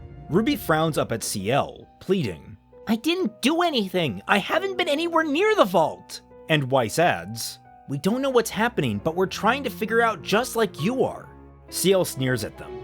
You and your friends have done enough, playing us all like pieces on a chessboard. Just surrender and accept your punishment, you traitors! Ruby steps forward, angry now. I haven't betrayed anyone! I'd never do that! She falters, realizing too late that she has, in a way, by not revealing the whole truth. But all CL sees is Ruby hesitating. Eyes narrowing, she hisses. We trusted you. She trusted you. I won't let you or anyone else hurt her! CL's pistol has done enough work melting the ice, and she wrenches her arm free, shattering most of it holding her body. Weiss raises a shield just in time to block the oncoming shots. Ruby raises her rifle to return fire, but Weiss speaks over her shoulder. No! Get to the vault! The sooner we clear things up, the better. CL shoots her way out of the rest of the ice, and jumps off the wall to roll behind a series of askew tables and reload. Ruby looks at Weiss pleadingly as they eye the tables warily. But Weiss? Only for Weiss to respond. You're the fastest, it has to be you. I'll hold her off. Ruby frowns, but reluctantly turns to run. Don't get hurt. Weiss allows herself a fond scoff. Get going, you dolt. And with that, Ruby rushes out of the room. With a swing of Mirtonaster, Weiss seals up the doorway out to the hall behind her, trapping her in the room with CL, who is now reloaded and ready to go. We follow Ruby as she's rushing down the hallway, slamming into walls and scurrying over herself as she's trying to make up for lost time. Her scroll rings and she scrambles at it to answer. We cut over to Crow, holding a scroll to his ear as he's escorting Tyrion with Clover. Clover looks a little surprised when Crow asks, Ruby? Hey kid, just calling to check. Ruby fumbles over her words. Uncle Crow, you're okay? Crow blinks. Why is that a surprise? The reply makes him slow to a stop. Because CL and Flint and Neon are trying to arrest me and my team, and I thought you'd be arrested too, and I don't. Crow cuts her off. Whoa, slow down. They tried to arrest you. Finally getting a breath, Ruby clarifies. They think I opened the vault, but I didn't. Someone stole my card, and... The call is ended when Clover reaches over and presses the key on Crow's scroll. Crow looks at him, brows cross. Clover, what the hell? And regretfully, Clover replies. That's none of your concern right now, Crow. After a moment of staring between them, Crow realizes what's happening. You knew, didn't you? Behind them, still restrained, is Tyrion, listening intently, clearly loving the building drama with the way his eyes move and his body wiggles. Clover responds, It's a conflict of interest for you, same as Junior. Best let 32 follow their orders, secure them, and we sort this all out later. Crow looks between Clover and Tyrion, and turns to walk back down the hallway. I have a promise to keep. Clover calls after him. We all have a job to do, Crow. And Crow shoots back. And I thought you understood what was important. That prompts Clover's voice to go cold. I can't let you interfere. Crow continues to walk, and after a moment more of deliberation, Clover draws his weapon and lashes the hook forward, latching onto Crow's leg. Crow is quick to draw Harbinger and slash at the line, but isn't fast enough to not be pulled off his feet. Rolling, Crow rips his leg free from the hook, and comes to a stop in the middle of the hallway, kneeling. Staring at each other, each frustratingly resigned to what is about to happen, they lunge and we cut to black, ending the episode. Episode 20 opens on a dark screen, and we're given no time to orient as we hear the clashing of blades. We cut in visually to watch what is a relatively straightforward 1v1 fight between Crow and Clover, with the two limited in their options given the confined space of the hallway. The entire time the two have their bout, Tyrion is gleefully watching it in the reflection of the windows, angling his head as best he can to get a better view. At one point, during the clash, they inadvertently cut through some of Tyrion's bonds, allowing him to free himself without the two noticing until it's too late. Tyrion manages to hold both men off on his own, even without his weapons, breaking the windows in the hall and using the shards of glass as improvised blades, willingly letting them cut into his skin as he does. It becomes a brief three-way struggle, ending when Clover is stabbed by Tyrion's tail. Retaliating reflexively, he kicks Tyrion into Crow, knocking them both out of the several-story window. Eyes widening in horror, Clover rushes to the frame, yelling, Crow! and readying his fishing hook to catch him. He arrives just in time to see Tyrion kick off Crow and slide safely down the side of the building the rest of the way, and Crow transmorph into his bird form. Clover watches, gripping his poisoned wound as the bird flies out of sight. With the slightest of smiles amid the grimace on his face, he chokes out, Well, that's lucky. The poison taking quick effect, he slumps to the ground. Pulling out his scroll, he dials a number and says, Medical teams, I need assistance. Back in the command suite, Ironwood is monitoring the situation as an officer pipes up, General, we have reports of multiple engagements within the facility. Security teams are already on their way. Ironwood's face is a statue at this point, jaw locked with anger and frustration. There's a chirp from his scroll, which he draws with blinding speed. The message he received is from Winter, containing only one word, contact. Glaring at it, Ironwood pockets the device and heads towards the door. On his way out, he turns to the highest ranking officer. Captain, you're in charge until I return. Keep order at all costs. The woman salutes with a crisp, Sir, as Ironwood leaves. We transfer over to said contact, with Winter and Penny battling it out against Cinder in the vault chamber. This, similar to the battle between Cinder and Raven, is one of the highest power battles we've seen in RWBY yet, pitting Cinder's maiden abilities up against Penny's fine-tuned, inhumanly powerful combat systems and Winter's exceptional skills, training, and experience. The chamber itself makes for a cinematic spot thanks to the esoteric floating geography, the freestanding bridge, and Freya's icy winds growing larger and larger until they borderline swallow most of the bridge. The three are forced to battle around all these obstacles, darting in and out, exchanging blades, dust-based projectile attacks, and magical energy blasts from Cinder. It's very much a battle reliant on Winter and Penny being clever combatants to outwit Cinder, all while Cinder tries to overpower them with well-applied brute force. This fight only comes near to a close when Cinder wreathes herself in flame, burning flecks of her own skin, just so she can dive through Freya's winds to where the old woman is floating, claw outstretched to try and steal her maiden powers. She gets inches away before there's a flash of green and her claw is severed at the elbow. Cinder turns to see Penny, diving into the heart of the storm, body covered in frost, having cleaved through Cinder's arm with one of her blades. Cinder's fire dies out completely under the winds, and she slams into both Penny and Freya, taking all three to the ground. From there, we travel back to the halls of Atlas as guards are scrambling through them in every direction. We focus on two of them, walking quickly with just enough energy to seem urgent while not really expending that much genuine effort. They slow to a stop when they see, up ahead of them, two other Atlas security members in a heated conversation with a very familiar waitress, one who's demanding to be let pass because she apparently lost something. This lie quickly falls away when she looks up and sees the two guards we were focusing on, and recognizes them. Face going red with rage, Malachite drops the act and flashes out her claws, striking down the two guards, waylaying her and giving her a clear shot at her targets. She rushes forward and the two guards, clearly Neo and Roman at this point, scramble into the nearest door. They burst through into the school's kitchen, and what follows is a somewhat comedic fight sequence as Roman and Neo use not only their weapons, but the cutlery, pots, and pans to protect themselves from Malachite's vicious attacks. Unlike her solo bout with Neo, though, there's no longer a pretense of trying to stay hidden, which allows Malachite to go all out and hold her own against the two. She's unrelenting, single-mindedly focusing on Roman, reacting only to Neo defensively, which actually throws Neo's normally defensive style completely off. Along the way, Neo's disguises are shattered, and Malachite tears her own apart while fighting, leaving them all in their normal designs as the chase exits into the cafeteria, and out the opposing door.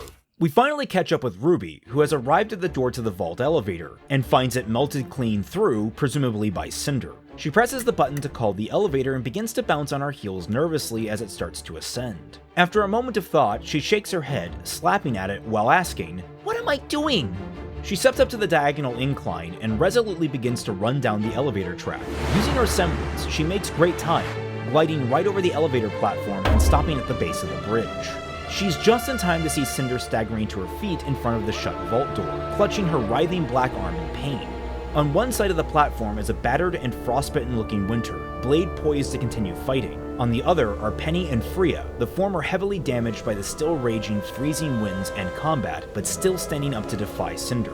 Cinder, meanwhile, seems to be struggling greatly, taking labored breaths and her face twisted in agony. Noticing RWBY at the far end of the bridge, Cinder's scowl only deepens, and she lets out a primal scream of frustration. Stomping her feet, she summons an explosive wave of fire, propelling herself up through the ceiling of the chamber through a sheer demonstration of magical power. Penny shields Freya from the debris, and Winter shields herself. There's a moment of pause as the conflict simmers down, but there's the dreaded realization that Freya's winds are still going. Penny, noticing this from inside, gently grabs the old woman's arms, ignoring how her clothing and artificial skin are being chipped away. Miss Freya? It's okay now. The enemy is gone. Freya looks up at her, much more gaunt than before. Hesitantly, Freya reaches up to Penny's face, cupping her cheek as though it were made of porcelain. The winds begin to die down, the energy leaving Freya's eyes as she looks up at Penny with a soft, relieved smile. Warmly, the last thing Freya says is, "It's really you," before her hand slips away from Penny's face. Penny catches the hand in her own as the winds begin to kick back up around them. However, unlike before, these winds are warm, melting the frost and ice caused by the earlier storm. As Freya goes limp, the winds guide themselves into Penny, causing her aura to glow brighter and brighter until there's a burst, showering the area around them in ethereal snowdrop petals that fade as they touch the ground. Penny looks down at Freya's lifeless body, grief-stricken despite the peaceful look on the old woman's face, and she gently lays the woman down on the floor. Winter falls to her knees on the platform, exhausted from the battle, and takes notice of RWBY walking up the path. Penny also takes notice, especially after RWBY asks, with no small hint of concern, "Penny?" Disappointing as it may be, we don't linger on this scene quite yet. I only just realized that, boy, there's a lot of cutting around in this finale. It makes sense, there's a ton of things happening simultaneously. Don't worry, we'll come back to this scene pretty quickly. We cut to Malachite in hot pursuit of Roman and Neo, rushing through the halls and blowing past Atlas's guards. While Roman and Neo are rushing past them, Malachite is actively striking down any of the ones who choose to get between her and them. At a T intersection, the chase intersects with Team Junior, still en route to the crash. It takes only a moment for John's eyes to lock onto Roman, Neo, and the lamp on her waist for his face to harden in rage. No hesitation, he calls out, "Oh no you don't! After them!" And the three follow into pursuit. The chase spills out from the hallway into Atlas's main foyer, where many partygoers are still being assured by Atlas staff and guards that everything is still under control, as well as apologizing that no one can quite leave yet. This proves to be a formidable obstacle as John, Ren, and Nora are unable to go all out for risk of hurting civilians, while Roman and Neo are all too happy to use people as human shields, and Malachite has no qualms cutting people down indiscriminately. This also makes it difficult for the Atlas guards to intervene, as those that try to avoid casualties have to get close and either get in Junior's way or get struck down by Malachite. Another facet of this fight is the lamp, which Ren manages to recover from Neo, but has it stolen back by Roman, only to have Nora slam him on his feet with her hammer, adding in a brief, angry, "Not sorry!" that makes him drop it. Malachite, either already knowing what the lamp is because of Cinder or simply picking up on the back and forth, claims it for herself, dangling it off her claws in the ensuing battle. She keeps hold of it for a good chunk of the fight, and between her, Roman, and Neo, Team Junior is incapacitated, ending with John being knocked out cold by Roman's cane.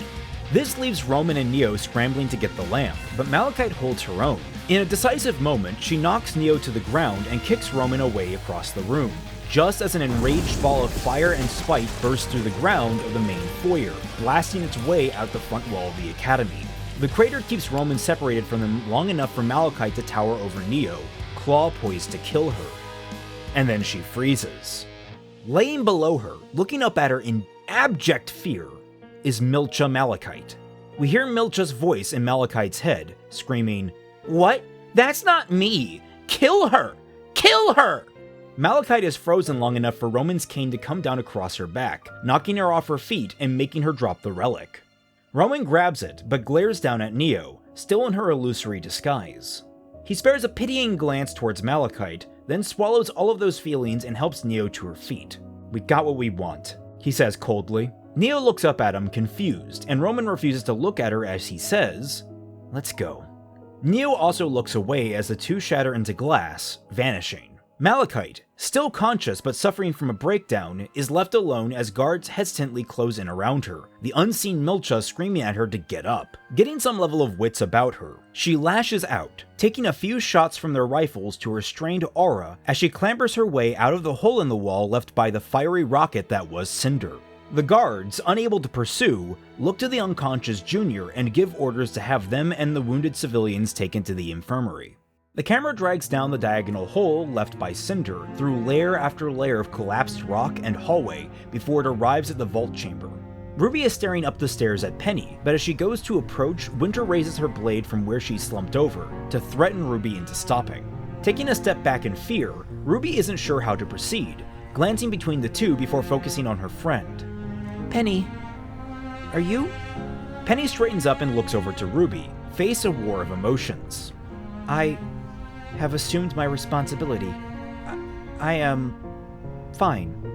Ruby sighs, relieved to know Penny is safe, but also sad about Freya. Winter glances over at Penny and with a reluctant blink, orders, "Penny, go after her." Penny looks between Ruby and Winter and flies off up through the hole Cinder left behind.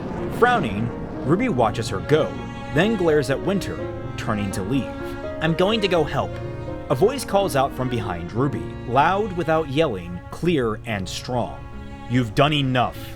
All eyes turn back to the lift, which has come to a rest at the bottom of the bridge, a stone-faced Ironwood upon it, gaze affixed to Ruby. Meanwhile, up at the top of the lift, Blake and Yang skid to a stop, viewing the melted door with panic, especially finding no Ruby or Weiss. Jittering with anxiety, Yang voices it by asking, "Are we too early or too late?" Blake doesn't know how to respond, but Chance answers for them as Weiss rushes up from a different hallway. Out of breath, she glances around and asks, "Is Ruby already down there?" Yang and Blake don't have time to respond as a rainbow blur rushes into them, clobbering Blake over the head with a nunchaku. Blake is sent sprawling, and the other two are so distracted with the rainbow thread they're caught off guard when they're hit with a sonic wave from Flint's trumpet. They're taken off their feet when Blake rolls onto hers, firing deadly at Flint in retaliation. It doesn't make it halfway before it's sniped out of the air and redirected into a nearby wall by a shot from Ciel's sniper rifle. Flint doesn't stay idle, splitting out into his quartet and creating a harmonized wall of sound that sends Blake down to her knees, gripping her ears in pain. Neon capitalizes on this moment, yanking Blake's arm behind her back and restraining her before using a spin to fling Blake into a wall and knock her out of the fight. Yang shouts Blake's name and charges Neon. Flint is about to attack her, but Weiss puts up a wall of ice to block him, but she runs out of dust halfway through, so some of the attack still makes it past the barrier. Yang tanks it and turns up her flames, but Neon is too nimble, skating circles around her as Ciel fires. Yang's aura tanks the shot, but barely, sending her stumbling forward into Neon's nunchaku. Weiss slashes away the fire down the hallway, forcing Ciel to roll aside and catching Neon along the way. However, while she's doing this, Flint has recalled his clones just to resummon them beyond her ice wall, right next to Yang, where they proceed to blast her with overwhelming sound waves that knock her out cold.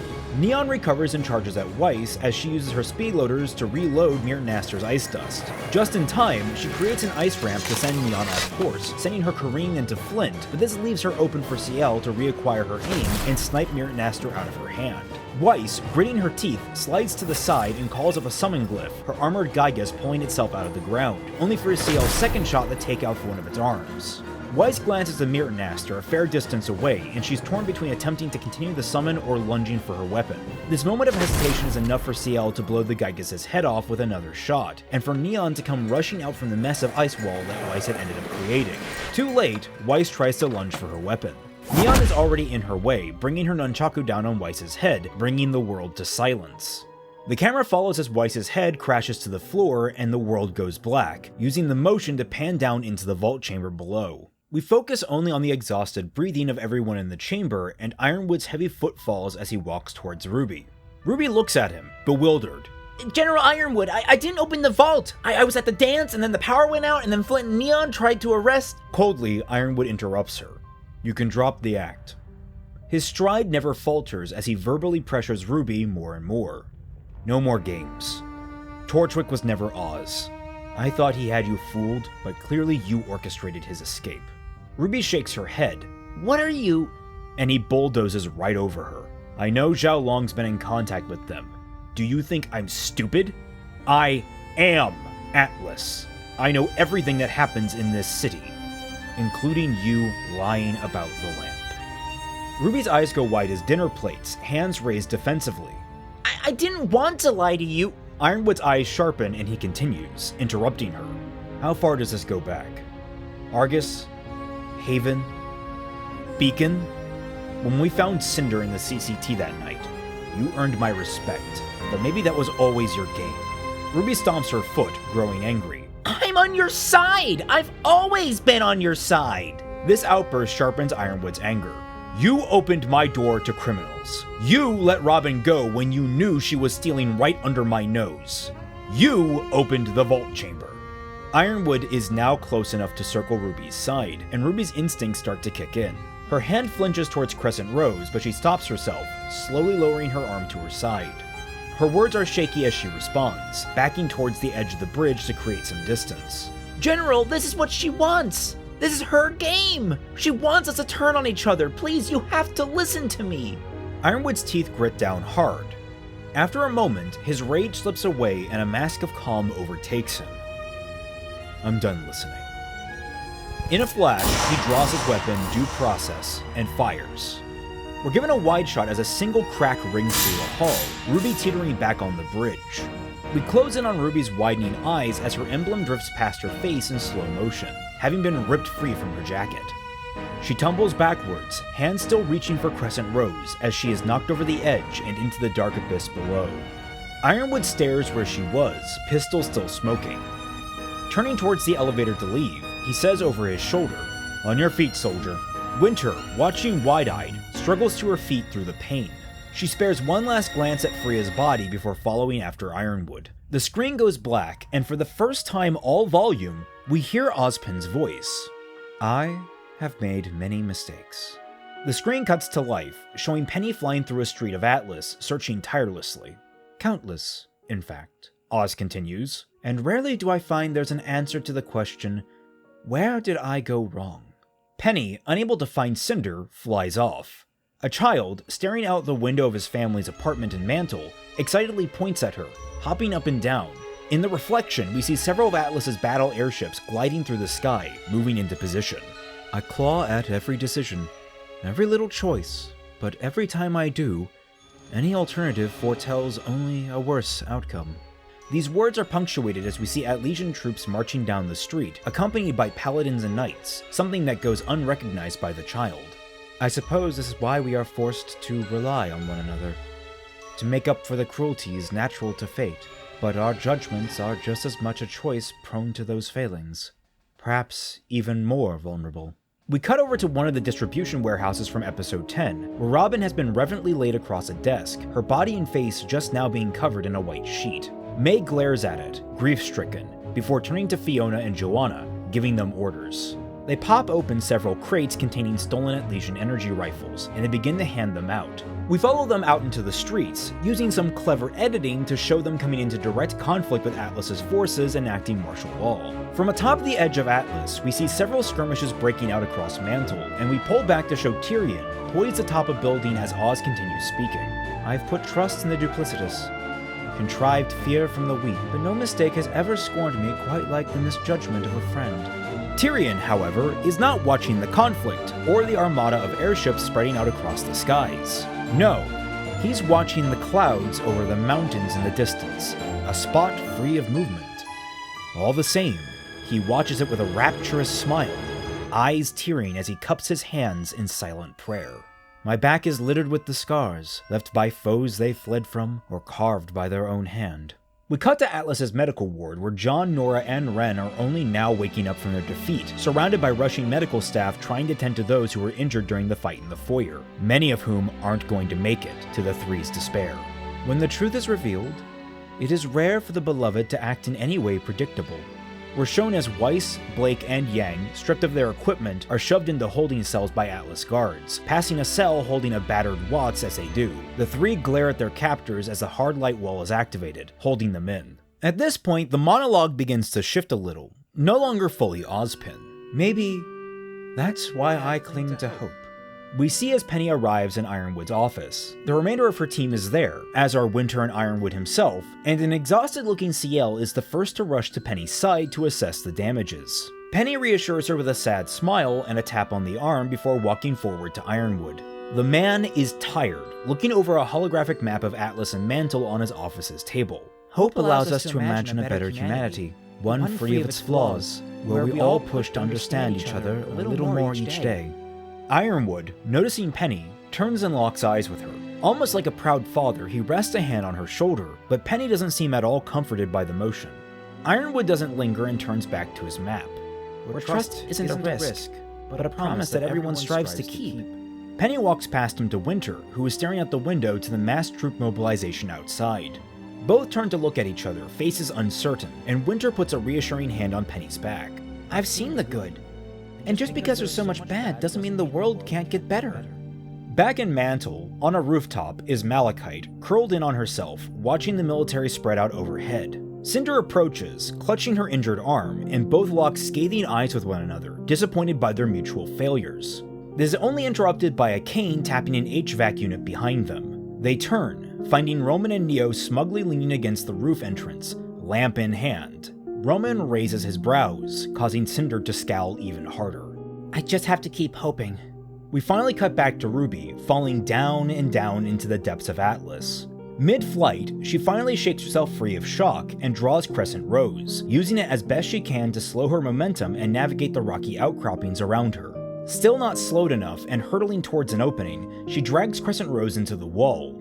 The deceleration doesn't seem like enough, but the blade stops a mere foot away from the hole, leaving Ruby dangling out of the bottom of Atlas.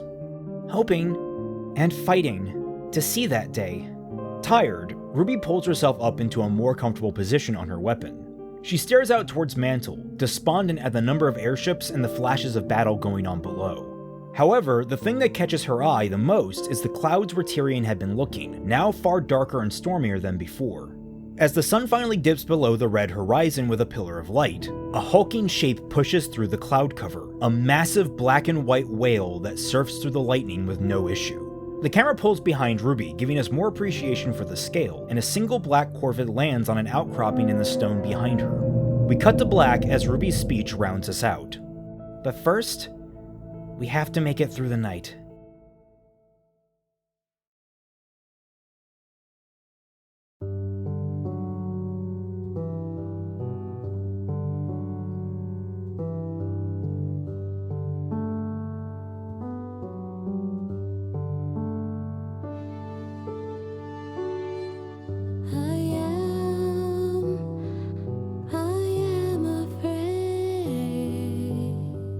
Of who I might